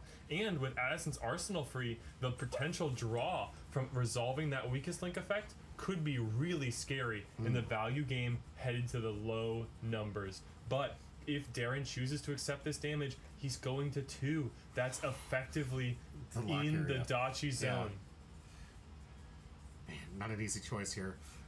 Darren looking at his options, looking through his own graveyard to find out what options and what possible combos could be left in his deck to be able to answer this. 6, very dangerous for Addison, but as we know, Addison defends very well, so not even that dangerous for this Ira player. I mean, I know if I'm at 6, I'm a little screwed. Not gonna lie. All right, looks like we're going to finally see the defense coming from Darren, who clearly does not want to give these cards up. Clearly does not want to have to defend against this, but knows what the alternative means. Here we go. 2 cards. What's we got? 6? Two So only cards, blocking 5, showing off. No blocks in that hand. Just blocking to preserve and protect the life totals. Looks like a Skyward Serenade and a, I believe, Entwined Lightning, offering 4 go again, fusing the Skyward Serenade and the ability to weave in this card in Arsenal. Blocking with that Gone in a Flash, utilizing that 3 block, not a lot of those that Aurora has access to, as Addison draws back up to full and it heads to Darren's turn. Addison, even though down on life points, looks extremely healthy, and especially knowing how to navigate this turn without that advanced knowledge from the last attack. Looks like it is Skyward Serenade, making the embodiment of lightning. Will Darren search the deck? No, the last Skizzik is in Arsenal. No search of the deck. This is going to be Skizzik 4/5, I believe. Yes, because we're choosing embodiment of lightning and +1 from that Skyward Serenade. That Entwined Lightning, that 0 for 4, whatever it is going into the Arsenal. Or actually, this is go again. It could be committed this turn, depending on how Addison chooses to block. Yeah. And it looks like we got at least, what, 4? There's a 4. There's a Fate Foreseen, opting, keeping that card on top. It looks like Addison likes what he sees, taking the 1 damage and proceeding down. Oh, maybe thinking about the card again. Nope, gonna stay on top, gonna take the 1. Here is the, not Entwined Lightning, but coming in for 4 nonetheless. And Addison's thinking about the cards in hand. The final Shelter from the Storm covers it cleanly. These 0 for 4 blocks are neatly covering Aurora's 0 for 4 attacks, and Addison is in control, even though he is at a lower life total. 2 cards in the hand to convert here. Here comes the Kodachi, 1 damage coming across, and no resources floating, actually. No go again on the Kodachi either. That's not a 0 cost. That's an Amnesia in the pitch zone. Taking the 1. Looks like that will be all for Arsenals. the turn. Takes the card out, bottom, drawing 4 new cards. This is a free 4-card hand for Darren. Let's see what he's able to put together with it. We've been talking about how powerful Addison's deck and his defensive play is, but this is a full Aurora hand into a 5 life point opponent.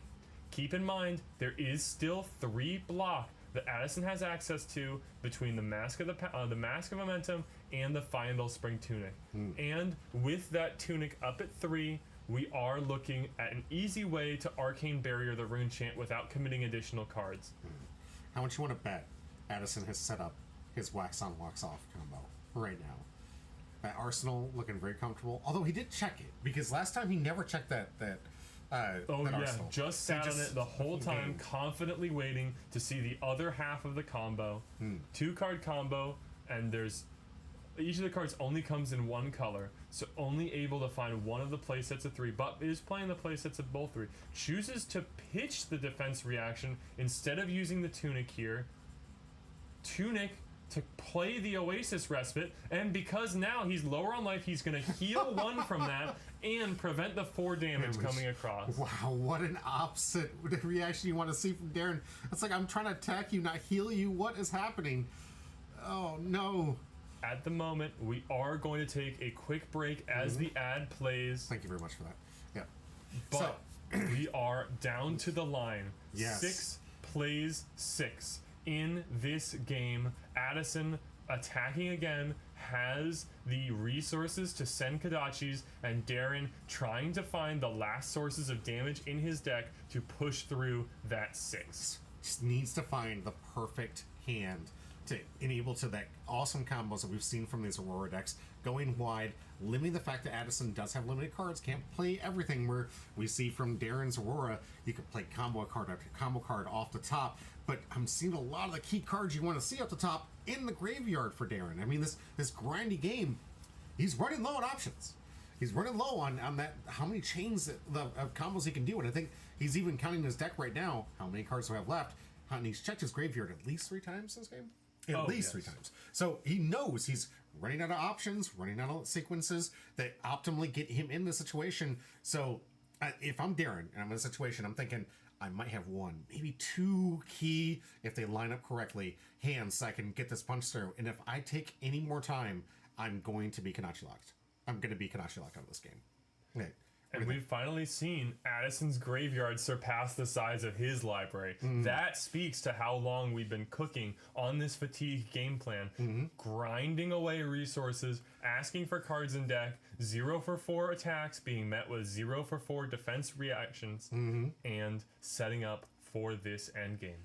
Yes, and it's going to be coming down the line. We got about 45 seconds for this ad break. This is on Twitch. Appreciate all of you guys for joining us. Thank you so much for being here. After this game, we're going to have one final round. Interviews with top first and second place winner. I can't wait to showcase all that and the gold pack opening. So, spoiler alert, they opened the pack. I can't wait to show you what it is. You guys got to stay tuned to see it. I know it's been a long day, 8 hours of long streaming, guys. Thank you for those who've been able to stay with us. And thank you for rewatching the VOD and skipping around and liking what you're liking. I hope to see you guys at the next time we go live with this. Until then, we still have one more game left, so stay tuned, get comfortable, wrap up in that blankie. Trust me, guys, you're not going to want to miss the final round here. But let's find out which one of these two players is going to be in the final round right now. All right. So 1 point. Coming Pushing across. that. Kanachi for 1. Set up Kanachi. with the resources floating to send the other Kadachi to potentially follow it up with a 1-cost attack from the arsenal. Holding maybe additional resources in the hand can be converted to additional damage, and at this point, it's not even the on-hit effects that matter. At this point, it's just the raw damage threatening Darren's life total. Accepts the 1, going to 5, and now here's the second Kadachi coming in for 2. Love these little coins he has. Do you know if they sell these in Fab, or is this something special made by some creators out there? Yeah, this is a super popular Fab creator, Metal Fab tokens. I have some of their stuff myself. It's excellent quality. And these big ones carry across really well on stream. Oh, an interesting final card from Addison. The last card in hand is Warmonger's Diplomacy. Each player is going to need to commit either to weapon and attack actions or to non-attack actions only on their next turn. And Runeblades, which like to swap between the two to keep damage evasive, is going to struggle with being locked into attacks. This may be Addison's answer to a stacked up combo saved late in the game. Yeah. What a play! And what a card design! And speaking of those beautiful tokens, check out these war tokens that Addison has available. Addison looks so excited to be able to use them. I was like, I've not really used these on screens yet. This is great. Oh, look gorgeous. Here's Are these expensive? Coming in for 4. Is what expensive? The tokens? The tokens. Oh, I can't speak to those actually. I bought my Metal Fab tokens a long time ago, before Warmonger's Diplomacy was printed. Speaking of expensive though, that card. Yeah, right. Here's the Flick Flack, blocking for 4, and giving +2 block to Addison's next combo card. Combo, a mechanic I haven't talked about a lot because Ira basically only uses it for Flick Flack. Here we go. Find the center is combo. Got it written down there somewhere in bold on that big wall of text, and she doesn't care about any of what the combo does. She just cares that it says it to cover 5 after this block from the Flick Flack. Right. Darren pitching written in the stars, making an embodiment of lightning. On his next turn, folks, that is an instant, so it is legal to activate through Warmonger's Diplomacy. And moving to Arsenal, closing out the turn. I love the confidence that we're seeing from the hands from Addison here. Just knows it just almost feels like you're completely out of options. Like that perfect lock, that perfect card. Knew is I'm going to put you on this action for the turn. I have everything I need to answer whatever you're going to throw, and just laid it down every time, just ready to go. And here we go. Addison committed to attacks. Now, Addison is locked by his own Warmonger's Diplomacy as well, locked into only weapon and attack actions, so will not be able to use another Warmonger's Diplomacy to potentially deal with the arsenal if there is one last big combo big arc lightning flicker wisp combo that Darren can put together. That Kadachi was threatening lethal though, and that's a dangerous sign for what the rest of this game is going to look like. Absolutely. This is where we talk about the Kadachi lock. You're going to be giving away 3 defense for a 1 attack and a 2 attack. You're going to be giving away 4 defense if you have it. You're going to be given resources that don't adequately align the way you want them to. And those are all cards that you can't use to attack with. Right. Here is something big, though. Exude confidence. If there's no big... Never mind, it's a big attack. Addison finds the amnesia necessary to block with here to prevent that exude confidence. The rest of the hand, if it weren't for that amnesia, all these defense reactions would be useless. And in a late game scenario like this, with life totals so low, that could spell disaster. I think that is the 3rd exude confidence, though. Here we are, Scar for a Scar. Effect is live. Darren at 2 HP, so this is going to be coming across with Go Again. Because he is a lower life. With another card in hand and a card in the arsenal, wondering what it is that arsenal card that has been set up met with the block from Darren, from Addison, but from Darren, the electrostatic somersault, bouncing the Scar for a Scar back into the hand, and with Darren still at a lower life total, it's still going to have Go Again, pulling cards from Addison's hand. But all Addison needs, all Ira needs to swing both of those Kadachis and threaten lethal is a single blue that costs 0. Yeah. Wow. All right. Ooh, interesting. Not 7 attack. 7 attack and putting another resource card from the hand to the bottom, potentially conserving big damaging cards and combo pieces for the end of the game. But here comes 7. How much can Addison defend this? If threatening lethal, of course, if he commits both cards in hand, that'll mean a turn that Darren gets with full 4-card hand.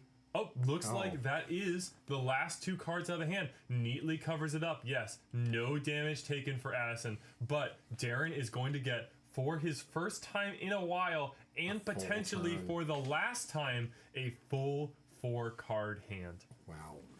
All right, we'll see if he can make the use out of it, because he's going to need to. If he doesn't, Addison is successfully initiated the lock. So, it's on Darren. 4 cards. What did you draw? Can Addison save a single card to keep this lock online? But it's got to be this turn. And can Darren punch through what is officially the most offensive deck in Flesh and Blood to date? I'm probably wrong about that, but this is definitely the most powerful one of this tournament. There was a particular meta dedicated to defense. Oldhim, the Ice Earth Guardian from the original Elemental set, Tales of Aria, was a defensive powerhouse. But Addison, with this continual value every turn from Ira game plan, is bringing back those memories. Here comes Burn Up Shock, threatening an arcane, and a single point of connection. If any attack hits, it's going to trigger 4 arcane damage, and that will be enough to close out the game. Darren just needs to, on this 4-card hand, find anything that connects. Already making Addison pitch a card to prevent that arcane damage from the shock. Here comes the sword. Looks like it'll cover up very efficiently with the Mask of Momentum. Rico misses your old man Oldhim. Oh dear. Oh dear. The Teklavossan player speaks. right. That makes sense, man. I hear you, Riku. It's like in other games, I know that there's been some missing decks, and oh man, certain unique combos. I gotta say, watching this one, and I know it's been a grind fest. There's been interaction with both players. Oh, absolutely. And sometimes when you have these alternative win con type decks, the other person's not even interacting with the opponent. So, and those games can be kind of fun, boring to watch because you're not really interacting with your opponent. But this alternate win con, every turn has been interaction from opponent to defender. This is great. This is good content. I know it's a grind fest. I don't care. There's every single turn has meaning, and that's important. Absolutely. I look back, I'm sad that I didn't get to play in the Oldhim meta. I think I would have had a lot of fun with those really heads up, pitch stacky, long, grindy games. Looks we like go. only a 3 block committed to the snatch. Oh, That and there's is defensive reaction. never mind. The wax on coming down. Unfortunately, not with the wax off. I think he was saving it for the wax off. Wanted to put up that moment of zen just one more time. But still had the answer. And also, if I remember correctly, has a card in hand. So that turn, this dedicated needed to be turned. Yeah, he's got 2 cards in hand. Rika This could talking be- about Drone of Brutality, Old Him, and Living Legend. Of course, with all 3 colors of Count Your Blessings, that is a monster of a fatigue deck. Right. Here we go. There is an additional card in right. hand. This Kodachi's coming in for 2. It is officially the very first Kodachi in the Kodachi lock. Darren now has to be committing resources. There's that Skyward Serenade pitched earlier. That means the Arc Lightning is in his hand. Nasty surprise, coming in for 2 damage. Nothing special here, but it is going to ask for 1 more card out of the possibility of this Arc Lightning combo turn. Written in the stars there, covering up the damage, but Darren is going back to his turn with only 3 cards in a dwindling deck to present the last 5 points of offensive overlap necessary to put this together. Looks like opting not to go for the Arc Lightning here, doesn't think it's going to be sufficient, just comes in with the Gone in a Flash 4, go again off of the embodiment of Lightning, and trying to put together what he can to ask for cards out of Addison's turn. Surely he must be out of D-Reacts at some point, right? Right? Maybe. And not this deck. Looks like hands on 2 cards here. Could be that there's no D-React in the hand to answer it. Alright. In the tank here. Thinking about it a little bit. Again, only 1 card needed. There you go. Oh, a 2 block as well in the erase phase, covering the 5. Looks like here are 2 points coming across from the Starfall. Those activations of Starfall, conserving cards in deck, only more important. Another 2 block Wow. Alright. with I 1 think card in the arsenal. Maybe. Oh, here it is. Wait, where's the Arc Lightning? Was I miscounting? Has it been multiple Skyward Serenade pitches? I guess that's the case. Sets up the embodiment of Lightning for next turn. Addison Well done with a fully 3-hand defended, but no resources to send back Kodachis. Could So- have maybe Tunic to send a Kodachi. It would have only been 1, but it would have been a resource out of Darren's hand. But maybe he's saving this Tunic to combo with an Oasis Respite or to play around a rune chant generated by that Grasp of the Arnite. Just fully committing to defense here. Darren's deck is just so small right now. I think there's probably like 6 cards left. And that in graveyard this is deck. so towering. Right? You can see the shadow being cast of it reaching across the table. Yeah, I want to comment on what this Kodachi lock really is. It's like you were saying, he could use a Tunic to get that 1 point in there. He's constantly keeping Darren in a lesser hand every single turn once this thing gets out there. So it means he's playing 4 while his opponent's playing 3, and just constantly getting his little poke damage, just saying, hey, don't take it. Don't dare take it. Don't dare take it. So he's on that +1 card advantage near every turn when these late games, which is exactly where you want to be in a defensive deck. The final Channel Lightning Valley played out to give the Starfall +1 and go again, already covered up by the nasty surprise. A chip in point of damage here could be extremely meaningful if it contributes to Darren being able to draw a red 0 for 4 that could contribute the rest of the damage in Addison's health. But Addison with 3 more cards in hand, probably a defense reaction, looking to cover up those breakpoints and prevent the Channel Lightning Valley trigger from resolving. Man, these are the final moments of this match. I know Darren just desperate for a nice hand that can poke through these defenses from Addison, and Addison has got to be feeling pretty confident at 5 life that he's going to be able to block. Here what's is a necessary current here. funnel, 2 coming through, asking for just 1 card from Addison's hand, but will provide go again to the next card played. All right, What there's the is simple left? block. Nope. Just the channel on the Channel Lightning Valley, putting that Serenity back to the bottom of the deck. Now that 2 cards are gone, going to Arsenal, passing the turnover, just resolving these awkward blues that have been pitched for resource early in the game, and here we go. 4. It is happening. I think 2 this is 2 cards, turns left. please. 2 cards, please. And I don't know if Darren can come back from this. He didn't put on the pressure and didn't see the hand he needed to see. Looks like maybe only 1 Flicker Wisp in Darren's entire list, and it was lost to that command and conquer. Wow. Means Alright. that just wasn't able to put together a combo written in the stars blocking. That the two. card doesn't attack. Find a block with. One more card in Addison's hand. If this is a 1-cost 5 attack, that is a serious, serious swing. Darren will be locking out with all of the cards in his hand. Nope, just goes to arsenal it. Probably another defensive piece. Keep the lock running. Keep the situation in his favor and under control as we return to Darren on a 2-card hand plus an arsenal, trying to force through an on-hit to And listen, make he's- oh, that cutting. Okay. Channel Lightning Valley contribute to the game plan. I think Darren has What 3 is cards in left? deck. Here's the final Arc Lightning coming in. 1 Arcane, setting up one last hurrah, one last combo turn. Pitching the wax off. 2 resources floating to contribute to paying for this Arc Lightning's effects. Here's 2, and the extra damage coming across from Arc Lightning, currently checked by the resources in Addison's pitch zone. Gonna ask for just 1 card out of the hand, and There at it this is, point, wax off. here's wax off, defending. Ooh, decide it. Yep. Yep. Okay, here's wax off. Taking the lick. Down 1. At this point, it might not even need to keep cards in hand. Addison has the advantage in the deck to keep rolling. This Arc Lightning is giving this attack go again, so coming in for 4, but answered by the Flick Flack and Flick Flack's effect, providing a defensive bonus to the next card. However, Darren just sees that, chooses to use the 2 resources, making another embodiment of lightning, setting up a little bit for next turn.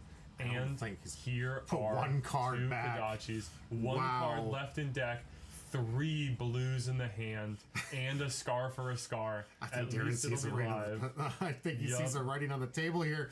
Just 1 card left after this. This is an official lock. I think Addison has taken this one away. Folks, we have a complete deck out. A Kanachi lock for the first time on Humble Pie.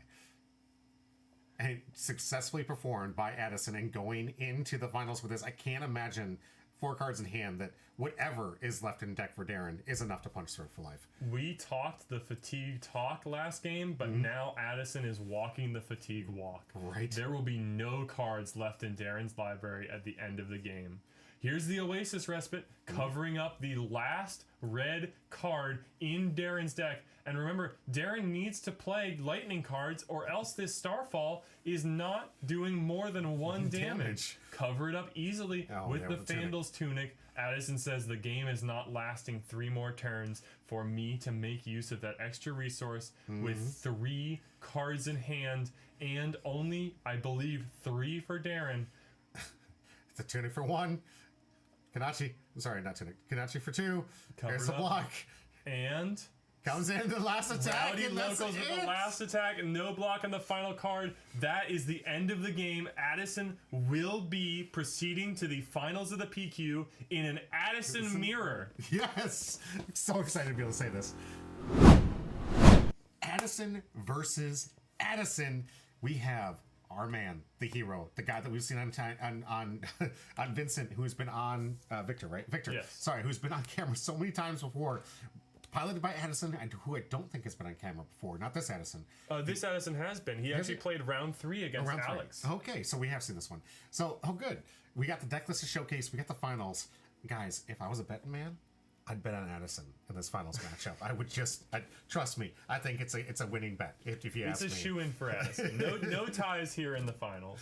We have 2 great players getting ready to play in our finals. We're going to take our last break of this station. We're going to get into interviews at the end, and we're going to wrap this thing up with a bow after Addison versus Addison in this awesome matchup. I cannot wait to see how Ira does against this Victor. Sorry, I got to get these heroes' names wrong. But against this Victor matchup, it's going to be great. Stay tuned. This is our final match. Guys, it all came down to this. One of these Addisons is going to Singapore. The other one with some great prize support and honestly, a great attitude. I can't wait to see the interviews. Guys are great. I love it. All right, guys. I'll be all Humbros money on Addison. Okay. Well, I win. I don't have much money, so you're not going to get much, but you win. Stay tuned. We'll be right back.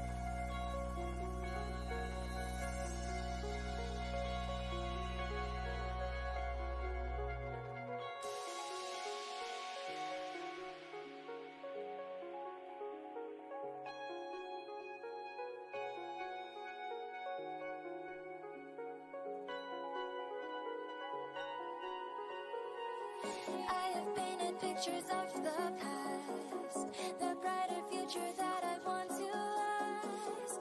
I'm looking for the place to share my dreams. I'll hold on tightly to what I believe.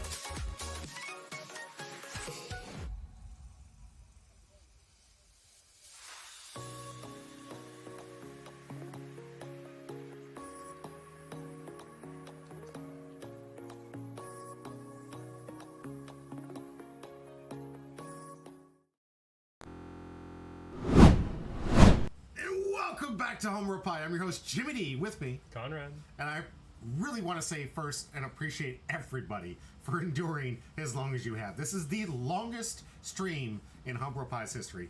9+ hours guaranteed, because we're 8.5 right now. We have the final round coming up here. Of course, an ad break, which is cool, because we're going to talk to you guys right now and just say to you guys that I want to say thank you. Thank you for joining us. Thank you for the subs. Fantastic. And look, a huge shout out to some comment I want to read right now that I got during the break. This is the epitome of how amazing our Fab community really is. This attitude right here, as I read out from Bard DeWitch, which was the which one player? Which was it? This is Addison, the Ira player. Addison, the Ira player. Addison B, I believe. Yes. I love that I lost to Darren to go 3-2, but to still squeak into top 8. We chatted after and he advised me to remove Bittering Thorns from my deck against Aurora. Then I beat him in the semifinals. He was such an awesome player, we laughed and bantered throughout the entire game. When I won, he jokefully said I owe him for that win. I would enjoy playing Fab and losing against him any day.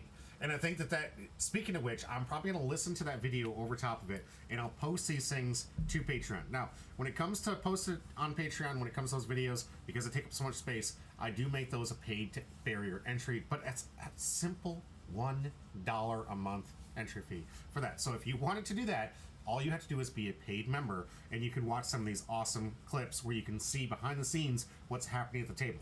I can't promise the audio is going to be great, because we're still working on that, but I can promise you can hear the banter between these two great players and listen to some non-royalty free music that happens to be coming from the outside, and that's the only way I can post it. I can't post it on YouTube, I can't post it anywhere else, because of the fact we create a really cool ambiance here at Lifelink Games. We like to play music of the 80s and 90s and some greats from the 2000s and plus. Like, we like to create a really fun experience for all players to jam with the music while also enjoying some awesome card games, and that's the environment we create and aspire to be. But as long as that continues, I have to do a lot of these videos the way, honestly, I prefer. Recorded first and done after, with awesome commentators like Conrad over here, being able to talk through all of these plays and try to give you guys that awesome in-depth analysis for how these plays go down. Not to mention the dramatization towards the end.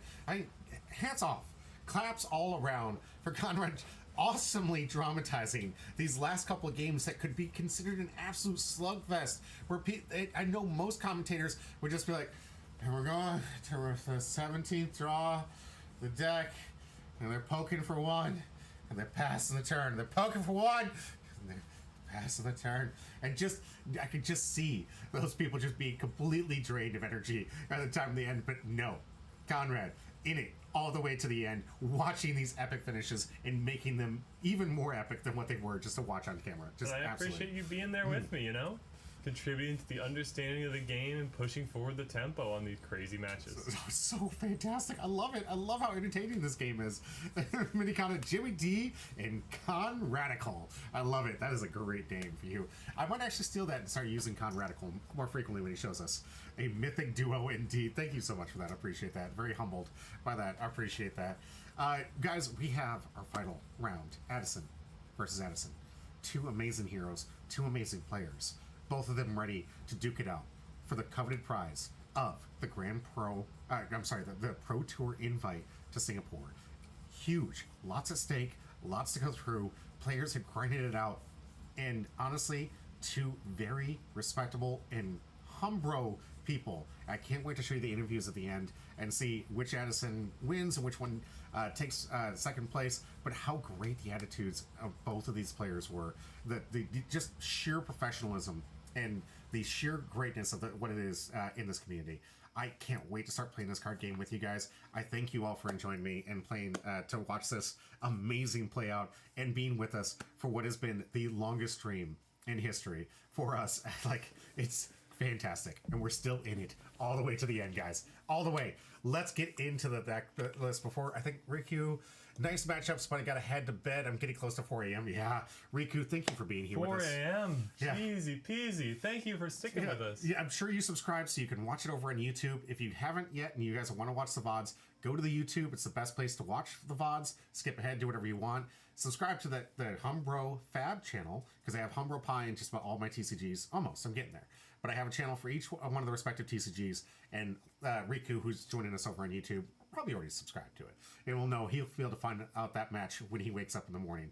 Good night. Thank you, Rico, for joining us. Thanks for the comments. It's been absolutely insightful. I appreciate everyone for being here. Let's get into the last deck list, shall we?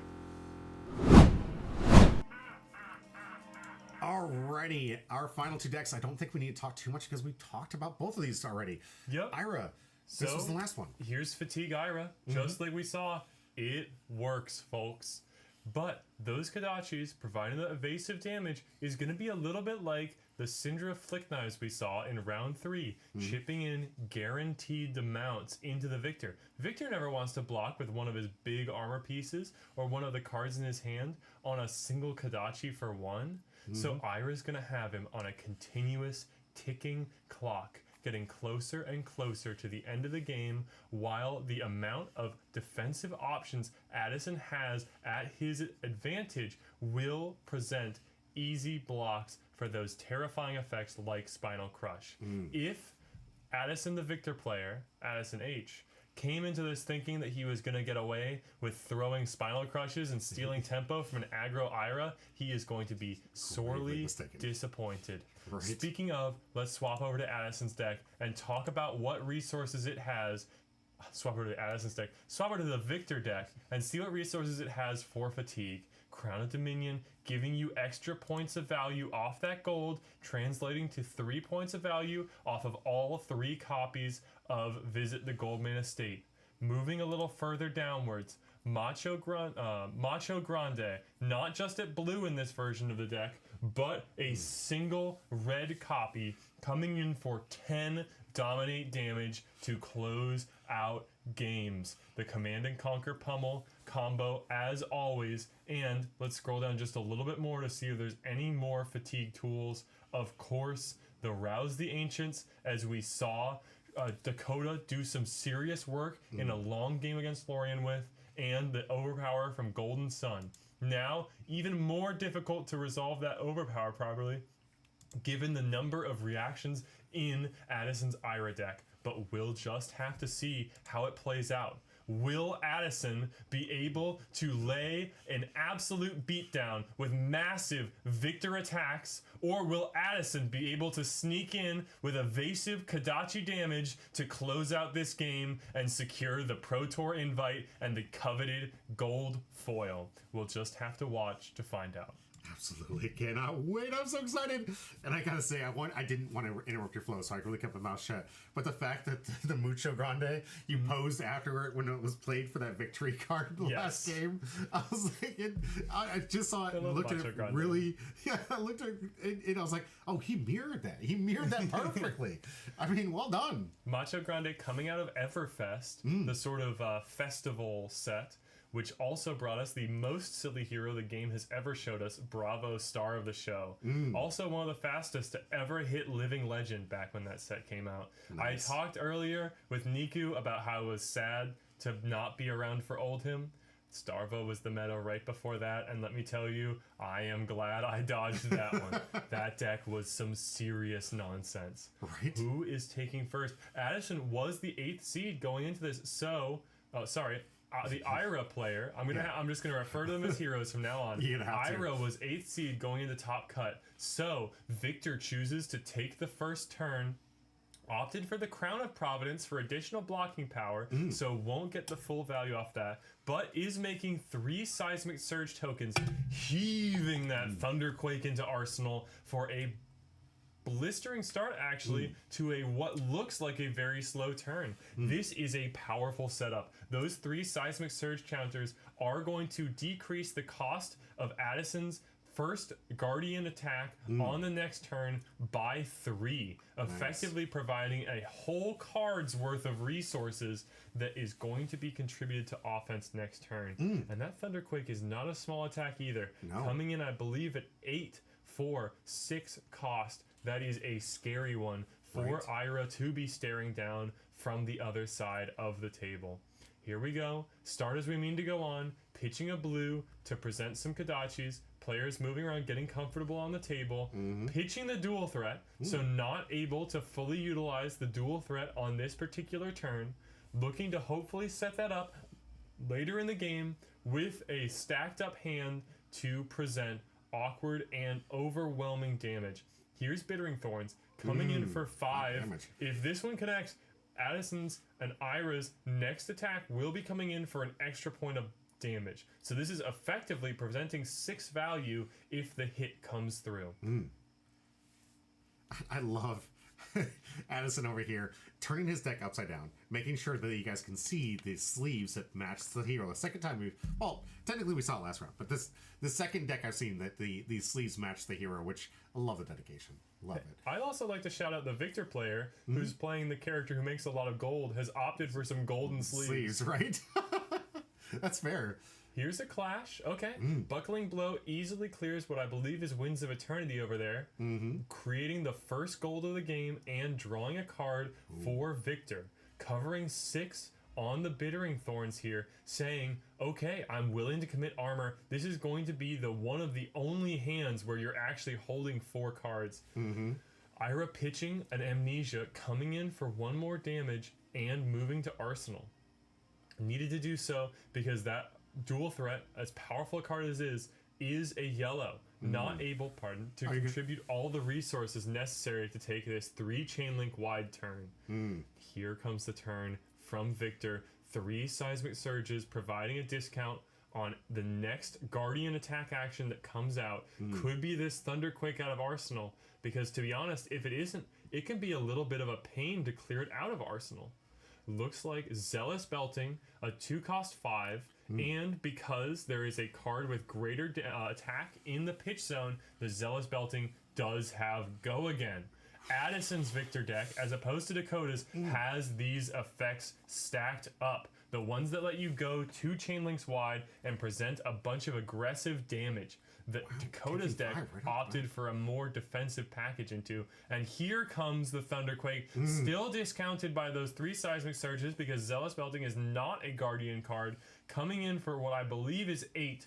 Checked by 4 from the Fate Foreseen. Will Addison on Ira be able to find the second defense reaction to fully cover this up? No, opts for 4, thinking about sending a more aggressive turn. Great turn here by Victor. Not only getting gold to start it off, which is huge. That's the first time we've seen on camera to get it this early to get the gold chain started, and without the crown to actually create the auto token here. So great start from Victor here, and 9 points on his first big swing into Addison, which is completely different than we saw last time for this Ira player. Ira was the one that put in so much pressure the first couple turns. And right now, a clean 13-point lead by the time that Darren was able to transmit any damage across. Here's 1 damage from the Kadachi coming in, floating 2 resources, many cards in the Ira player's hand here, looking to perhaps pull off an aggressive turn that we're willing to take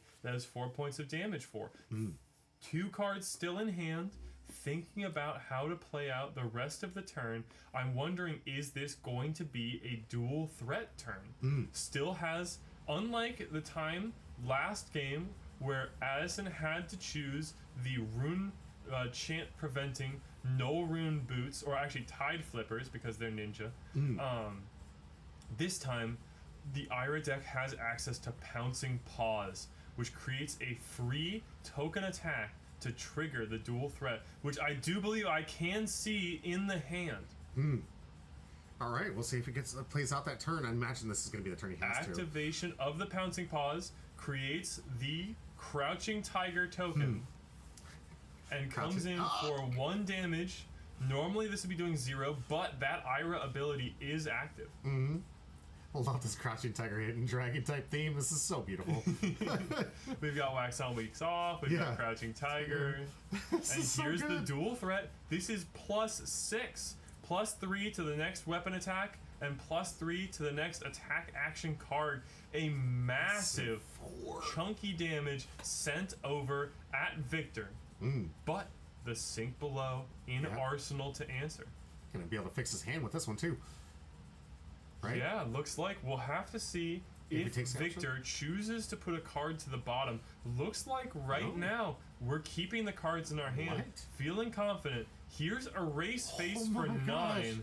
But 9 from Ira? Erase Face, not the scariest card it could be in this scenario.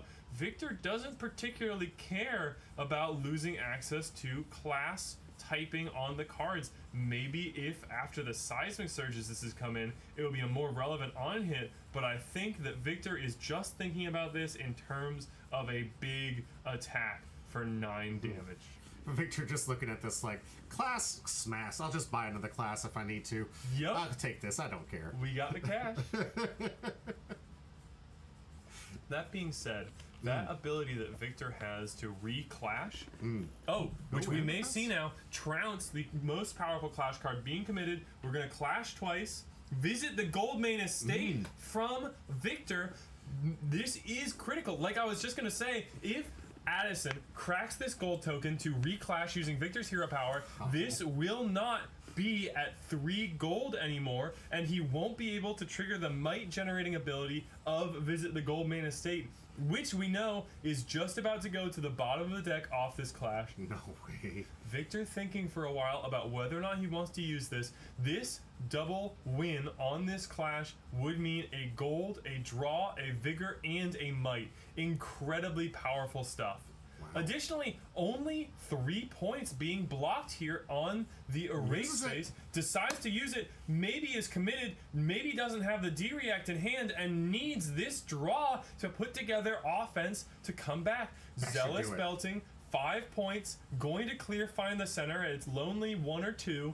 Easy win for the first clash, but there's another one to be had, and both clashes have to be victories if Victor wants to secure all of those tokens. And here we go. Off the top here comes Ira and Victor. Reveal at same time. Same time. Same time. I don't know you, man. Same time. Here we go. Oh, that's a lock. A big humble from Ira, but Spinal Crush is bigger than anything in Ira's deck. Yes. Wow. Now, if I Spinal recall Crush locking this correctly, in. Yeah. we are going to have a quick judge call here. Addison realized that some of the cards, because of the way the deck was oriented, have been put in the bottom in the wrong orientation. You can see one card put on top where Ira is facing us. Yes. The others put so that Ira is facing Addison. That could be a problem late in the game if it stays like that, because you'll know when you hit those cards. Counts as marked. So Addison, the Ira player, handed off his deck to the judge who was looking over this game, saying, "Will you please set this right for me?" And everything was so good. I love this judge. The judge that was helping out was phenomenal. Really looking over, making sure all the games were just free flowing, just a smooth sailing. He did a phenomenal job. Thank you so much for the work. I think it's fixed now. I think. Yep, should be fixed. Got the cards on top in the right order as well. Oh, now we're fixing gonna those get last two. Okay, now we're there. Okay. I think it was nice that the Ira player really wanted to help out so we could see the beautiful art, but now realizing that by having it upside down was creating confusion, the normal way of playing, right? So normally you would have the draw from this, put it underneath this way, but so while I do appreciate this Addison player showcasing how beautiful these sleeves are, maybe just keep it that way. It's okay. It's okay. It's upside down. I'm sure if people wanted to, they could take a still, rotate it 180 degrees, and they'll see it right side up. Oh, it looks like maybe the Victor player was relying on that draw to put together a powerful turn. We've pitched away 2 blues to send in the Spinal Crush, coming in for 9, threatening no go again at all, not on the cards, not able to gain it if 4 or more goes through. Not to mention that 9 is just a heck of a lot of damage. Right. But we know how stacked Addison's deck is towards the defense. Would you say it's a 6 or a 5? Right now, that's looking like a 10 block. Wow. Having to pitch the card, though, to Oasis Respite because the Tunic is not up. Just tucking that Humble away at the bottom of the deck, keep some resources around for the late game, and say, "Hey, Victor, what's the worst thing you can do off a 5-card hand? You only have like 6 go-again cards in your whole deck." Wow, and that's just gonna be an easy turn for Victor here. Just passing back the turn, knowing that Ira can't do anything. Just has to pass back the turn. So now, full stacked hand for Victor here. here is it's another Spinal Crush. Wow. Looks like that turn was going to be Spinal Crush no matter what. Whether the victor drew it off of the gold generated from the trounce, or whether or not it was just the one already sitting in the hand. This will leave another card in the arsenal, but 2 cards still in the hand, representing that terrifying attack reaction pummel. Addison thinking on blocks, thinking about the pummel. You know, what's so interesting here, he defended... Committing with Warmonger's Diplomacy and a Command and Conquer. Victor no reacts, just moving to Arsenal, and Addison will take, the Ira player will take 3 damage from that, but not trigger the crush effect of Spinal Crush. Yeah. Well, I was going to say, the last turn they played this, right, he discarded his entire hand, the Ira player, to ensure that he could have go again, but then he didn't have a hand, so it wouldn't have mattered anyways. So really what that was is like, do I forfeit the hand, keep the hand I have, or do I forfeit the turn and keep the hand I have? I'm sorry, forfeit the turn and keep the hand I have, or do I forfeit the hand and try to do something later on? And I think it was an interesting choice by Ira to forfeit the hand, essentially. Something interesting here is that Victor has a stronger 1-card hand, looking to clash here again. This one should be Cranial Crush. That's 8. a win. That's an easy win for Victor over the 2 coming in, drawing that Cranial Crush off the gold generation. But I do want to say that right now, Victor has a stronger 1-card hand than Ira does. Ira, on 1 card, presents 1 from the first Kodachi and 2 from the second. Victor presents 4 from the Titan's Fist. Oh, like every single turn. Man, just the thonk, the thonk, the thonk. So, Oop, here, keeping another cards card. in the hand, here we go. 7 go again with Rouse the Ancients, showing Macho Grande and Thunderquake in the hand, pitching the known Cranial Crush. So 7 blocking for what, essentially 3 here? Blocking for 4 of the Flick Flack, but this is a good timing for Flick Flack. Normally are not going to be able to get to the 2 chain links to take advantage of that extra block, but going to cover it up exactly with the bonus from the Flick Flack. 3 chain links wide on this Victor hand. It's not something you see too often from a Victor player. And 3 swings? Addison says, sure, I'll take the 4 from Titan's Fist. All right, back to the Ira player, going back to the little jab, little paper cut, trying to get those jabs back in, because definitely losing tempo here, 21 to 28, not near as command and control as they were before. Victor Ooh, was taking no time to think about it, just saying, I'm always okay. Send in the first Kodachi. I'm just accepting it's 1 damage per turn. But next up, Humble for 7. This will turn off Victor's hero power for a turn if it connects. Yeah, say no. It looks like it does, so any gold generated on Victor's next turn is not going to draw a card. That is going to last until the end of Victor's turn. All right, let's see if Victor just going to go in for a basic swing. No go again with this one, right? Here's 4 damage, and like I was saying, those 1-card 4s convert so much more cleanly for Victor than the 1-card 3s do for Ira, at least before we get to the Kodachi lock. Yes. So, looking for defense reaction or defense. I believe this one just a solid defense here. The weakest link, another one of those red power cards, being committed to blocks, taking a damage. Victor slowly extending a lead on Ira as Ira pitches another one of those red cards back to the bottom of the deck, conserve those resources, and plays Gravekeeping. 5, no go again, but can banish a card from the graveyard. Probably a tech card for some different matchups, but the 1 for 5, 3 block slot is so powerful for Ira that I think it's worth it no matter what. Oh, absolutely. Yeah, because I don't believe that Victor cares about the graveyard. As once it's gone, it's gone. It's kind of like money spent, right? Once I spend it, I don't care anymore. It was money I spent yesterday. Yes, there will be more money to make tomorrow. Right? I do also like that Victor reclashing is sort of a spend money to make money scenario. Right? It's so well. Love this. I'm not even that deep into the lore, but I can get the lore just from reading the cards, which is impressive. Because I know that as a Magic the Gathering player, I got to read the side stories. As a One Piece player, I obviously watch the anime or read the manga, like I do both. Or like some of the other IPs, like I got to dedicate a lot to it. I feel like just playing the game, I can get the lore.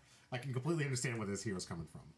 Oh, here's a visit the Goldman Estate, taking us up to 3 gold, 4 total, including the Aurum Aegis effect being the shield, which means 4 might are going to be coming in for the next turn. And while Ira has already committed 2 of the 3 dual threats that he has to send these big turns, Victor is only beginning to crack into the visit the Goldman Estate power setups. This is looking dangerous. Yeah. Whatever comes from the rest of this hand, just know that the next turn is looking very serious. Yeah. I'm with you. I'm already just... The way that we saw from the last game to this one, completely different in tempo, completely different on the side of offense here. And what I find ironic is the Death of the Thousand Cuts is coming from big hammers that are just doing cheap damage, whereas the Thousand Cuts are barely putting a dent into Victor. Like the chinks in the armor, you know what I mean? Just constantly pummeling down, and where it's just getting through for one. But how many hammer hits can Ira take before Ira just can't stand anymore? Well, we'll see. It's all going to depend on how those defending cards line up in Ira's hand. But I will say that many defense reactions paired with the giant attacks that Victor has access to, the fatigue pressure is going to be on Ira here to actually convert more of the deck into damage, because Victor's deck itself is going to pretty much auto-convert into advantage and fatigue. Wow. If this goes down to being a fatigue scenario, my money would be on Victor. And that's not even counting the red Macho Grande. That's just gravy on top. It's so funny because Ira is built for the fatigue, built for this. And here comes Victor, and he's like, I got money for days. I can do this all day. I will crush you with my wallet. In a turn. Ira here built to fatigue, but perhaps built to fatigue Aurora. Running into this Victor here, just going to need to figure out a way to make these Kodachis chip in for enough guaranteed damage to walk Victor down while maintaining a constant defense. This one is not going to deck out, I don't think. Not the way these players are playing. Not at this life total and the size of these decks. I don't think we saw this life total when we saw it in the last game. They were already at 50-50. Like, you're 50-50 life and you're 50-50 here. At least the Aurora was. Now we're close to 50-50 at life. Close. Not there perfect. But there's a healthy deck stack compared to the graveyard. That's a lot of big attacks in there. We've already seen some massive ones, but I know, and I've seen that deck list, a lot more to come. I don't think I've seen a single Command and Conquer yet from this Victor player, which could represent some massive demand response here from Ira. And if Ira doesn't have the Zen combo, may not be able to defend it. What do you think? A Zen combo, I think, might even be out of the deck right now. Very, very hard to say, okay, everything does 1 less damage. Matters a lot more when your opponent comes in for 4 or 5 times than when they come in for 10 once. It's like, oh, -1? Okay, my 22 attack is now 21. Deal with that. Like, what do I do? What do I do? Simple as. Scary. Oh, man. All right, so it looks like we got a defense of the 4 here. And is that a perfect defense? Nope, just blocking 3 with a Spinal Crush here, which means that on-hit effect is leaking through, and this is going to be a weakest link for 8. Wow. 0 non-blocking cards in Victor's deck, but this still will give hand knowledge to Ira on what to expect coming up in the following turns if any of this damage comes through. Not to mention, this is threatening a hearty chunk of damage. Here's the and trying to take the lead, too, with this. Swapping out the arsenal for a card in hand. Sure, it'll be shown to Ira, but I bet the Victor is saying, it doesn't matter if you see it. We're going to play it out. All right, I'm taking 6. Alrighty, we're about to go into an ad break, it looks like, here in about 4 seconds. Starting off, give about 2 minutes for the Twitch volunteers. If you guys haven't yet, you can subscribe to get over the advertisement, but don't fear, I'm not going to force you to subscribe. I'm not going to force you to use the Basil Bucks. I recommend you use the Basil Bucks, but if you're in an ad break, I'm going to let you guys do that while we talk to everybody else who is subscribed and see how you guys' day going, because we're at the halfway point of our final match here, almost perfectly. 25 minutes, 27 minutes left, and then we're going to get into interviews with our top 2 players. and see which one of these Addison players is going to take home the trophy, which one of these Addison players is going to take home some great prize support at the end of this thing, and which hero is going to be Lifelink's first represented hero for the first Pro Quest. I gotta say, I'm loving the situation that Victor's in right now. I feel like Ira is on the back foot. What do you think? I totally agree. Yeah, it's a huge shout out to those Victor fans, because we've had quite a few in the stream today. A lot of people commenting about, man, Victor, all right, Victor's in the gameplay. And I was honestly expecting an Aurora finals. I was expecting something, because it was so well represented there with some amazing gameplay in Swiss, that this lineup actually kind of shook me. Were you shocked by the finals? I think it's really interesting. It speaks to the presence of Illusionist and to the ability these decks have to respect Illusionist in different ways. Addison's Victor deck plays a lot more tech cards against the Enigma matchup. Ways to go wide, ways to offer multiple attacks, get that go again, and break through board states. Whereas Dakota's Victor deck has a lot more respect for the Prism matchup, trying to find the extra action points out of Time Snap Potions to get through the Aura and Spectra combos that Prism can put together. Man, all right. Their ability to navigate those matchups is what has brought Addison here to the final game of this event. Like, serious hats off to both of these deck creators, recognizing what the meta was going to look like, seeing their matchups, getting to this point. I don't think either Addison expected this to be in the finals. I think there was a little bit surprise from both of them, and a pleasant one, because this is a different matchup than what they could have prepared for. And for all of us to be able to watch out two decks that love to go for the grind and want to play it to the end, and here they are at the end, playing it till the end. Let's find out which one of these two players is walking home with the trophy. Alrighty. Welcome back to any of those that were on ad break. Sorry, and thank you. Remember, I will always pause the video for your sakes. I want to make sure you don't miss any of this outstanding content coming from these matches, while I try to do whatever I can to make some income on this 9-hour day. I'm pretty sure Twitch is going to pay me 50 cents. Thank you, Twitch. Appreciate your time. Alrighty, back to Addison's turn. We got a massive hit again. What do you think? Looks like we've got a lot of, well, maybe a smaller one this turn because of that. No, wait, never mind. We volunteered a lot of health to keep this hand. This has got to be something serious. Wow. 2 cards entering the pitch zone. Yes. Here comes the Golden Sun. No resources floating, but this will be 14 damage. Overpower because of the might and the ability of the Golden Sun. I know Addison, I know Ira has some defense reactions in that hand, though, to cover up the overpower ability.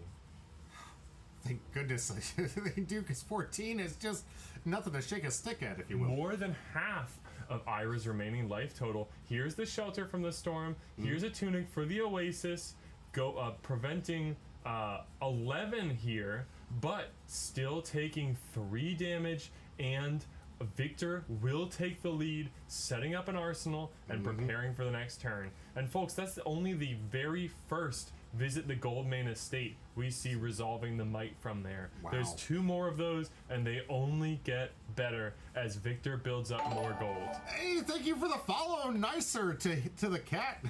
I think we're all nicer to the cats, but thank you so much for the follow. Appreciate it.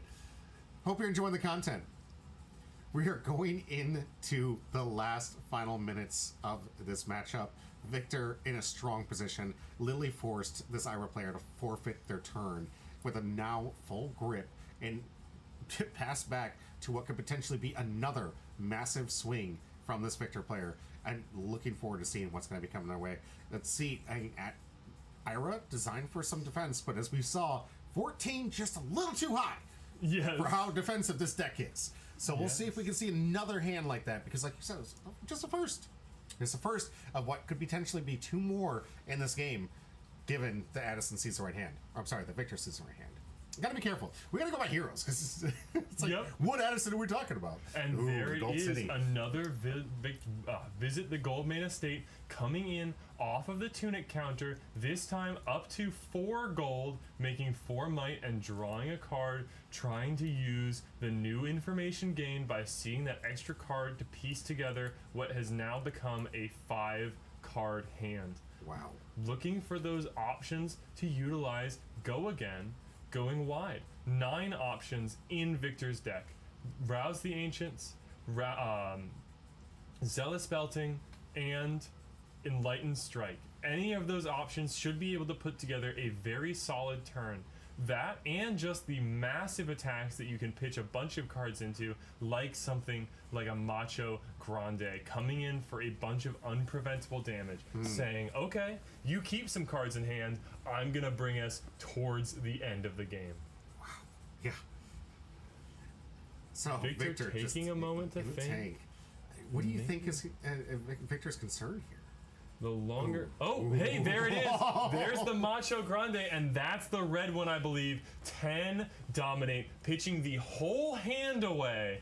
2 resources. Oh, wait, no, a trounce in hand. That's always a little awkward. When you draw those block cards, they can't go in the arsenal. They have to be kept in hand. So, being able to pitch that, having the exact resources off those 3 cards to play the Macho Grande, keeping the card in arsenal... And all Ira can do is block with a single card. Oh, looks like the Blade Beckner Gauntlets are going to come in for 1 block here. So, blocking 4, but that's 6 damage. Wow. What a turn from Victor. A big slap of 10 and one of many possible to come. Because we know he's playing 3 of these, right? And that's just the first. This is the only red, but there's still 3 blues left. What's interesting to me is that was the attack that mattered less. The next attack on Victor's next turn is getting +4 from the might tokens created by Visit the Goldmane Estate. No wonder that right now Victor is saying no blocks to these Kodachis. Yeah. I'll take 3. Okay, cool. Addison's been given interesting question to answer here. Macho Grande means that he can't block, Ira can't block with all the cards in his hand, means that maybe there's some stranded defense reactions there. Yeah. Trying to utilize in this deck so dedicated to blocking all of those cards on offense can be a challenge. Is the last card in Ira's hand a 1-cost attack? Is the last card a resource that's going to be pitched to play another attack of Arsenal? Looks like Victor has decided to commit the quick dodge flexors, pitching an attack to block 2 with that powerful defense reaction ability, new legendary equipment out of the most recent set, the Hunted. And here is Gravekeeping coming in for 5 more. We know 2 of that will be blocked by the next activation of the quick dodge flexors, and that is the last action point for the turn. Going down to 1 resource, blocking only 2, taking 3, losing some card that don't matter from the graveyard, and sending the quick dodge flexors in there. Got 4 blocking value out of that card as we move back into Victor's turn to take advantage of all of these might tokens. Yes. All right. The potentially decisive turn, given that we probably going to expect a large attack. Oh, no? Yeah. It's clearing up those might tokens now. Okay. Command and conquer for 10. And I see a Shelter from the Storm in Ira's hand. No defense reactions can be played to this. 2 defense reactions in hand. No defense reactions can be played to this chain link. Discarding the Shelter from the Storm, using its alternate ability, preventing 1 damage, and there's the pummel from Arsenal. Wow. 14 points. You cannot de-react to this. Destroy your Arsenal. Discard the last card in your hand and deal a hearty chunk of damage. This is incredible stuff. And another defense reaction out of the arsenal. 3 defense reactions taken down by that command and conquer. Wow. Insane turn for Victor here. 15-3. Ira officially on the back of the back foot. Not able to play the defensive game when Victor's throwing down 10s like it ain't no tomorrow. That was probably the cleanest hit we've seen from Victor in this game so far. In the most decisive of hits we've seen so far. Another massive play here, starting off with a 5. We've seen a lot of Enlightened Strike resolved across the game today. That's a great generic card Tunic activation. Another Command and Conquer. Another great generic card. But Command and Conquer is the generic staple. No defense reactions, tearing up the arsenal. It is the generic card, printed in the second set ever, reprinted over the years, still commanding a hearty price tag. Electrum says you love to see it if you're the victor. Yeah, right. This is insane. Now, almost it feels like every single turn, Ira's turn is completely turned off, just defending. No offense capability. Stuck it to exactly where the Ira player wants the Victor player to be. Another Here Command is the and third Conquer in the final. Command and Conquer. If this is paired with a pummel, this could be the end of the game. Or if Ira has drawn an awkward hand of all defense reactions, this could also be the end of the game. Only 3 points on blocks here between the Tunic and the Mask of Momentum. This is... But if this is just it, this could just be a 2-card block here. Or a 1-card block out of hand, resource floated, and there we go. Blocking 6, covering it up, does no pummel to capitalize, and looks like now Ira is going to be able to send a 3-card hand. Still a point of armor on the Blade Beckoner Gauntlets if they defend a weapon attack. Victor says, yeah, sure, whatever, on the first Kodachi, as he has throughout the game, and a trounce on the second. Here's some clashes that matter. Buckling Blow matches the Humble. Each of them is 6. Victor has to think, is he willing to spend money to make money here? Spend the money. Spend the money. Looks spend like the money. spends the money. Sends the Humble to the bottom. Says, on average, you're going to flip something smaller than a 6.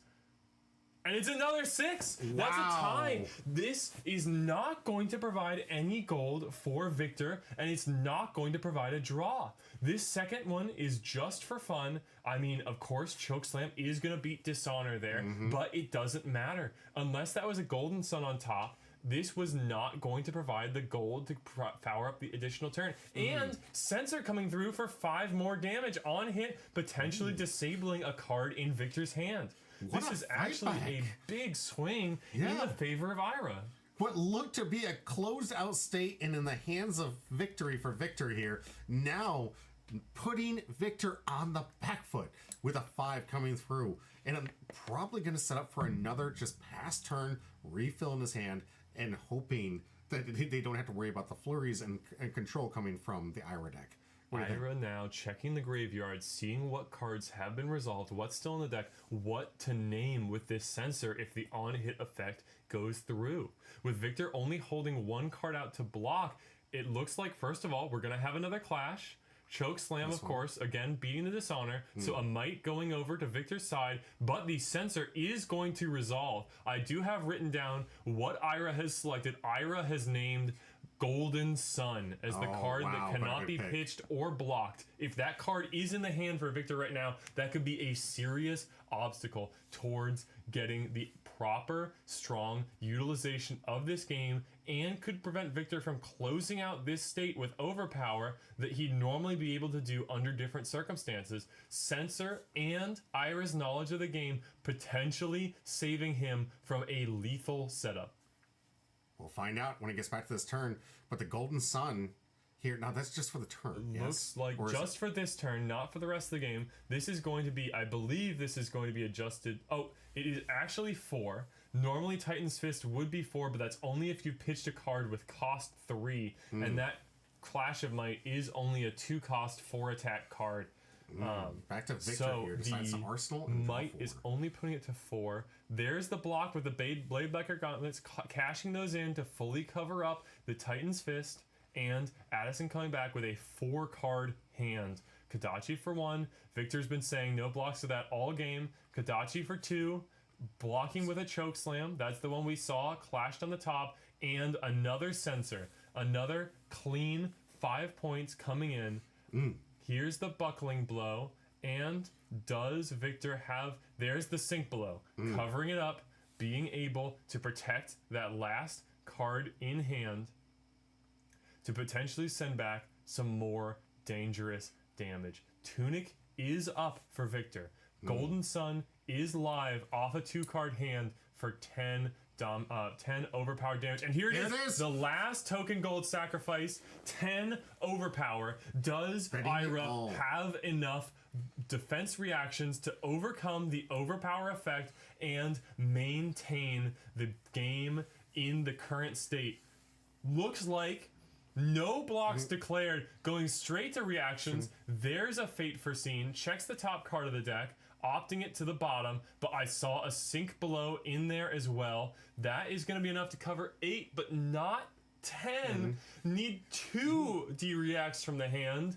Sink below. If there's no D-react in the hand, we have the opt from Fate Foreseen to try and look for it, and the sink below to activate the effect, changing our card in hand for an additional card in the deck, looking for that final defense react to cover up the overpower effect.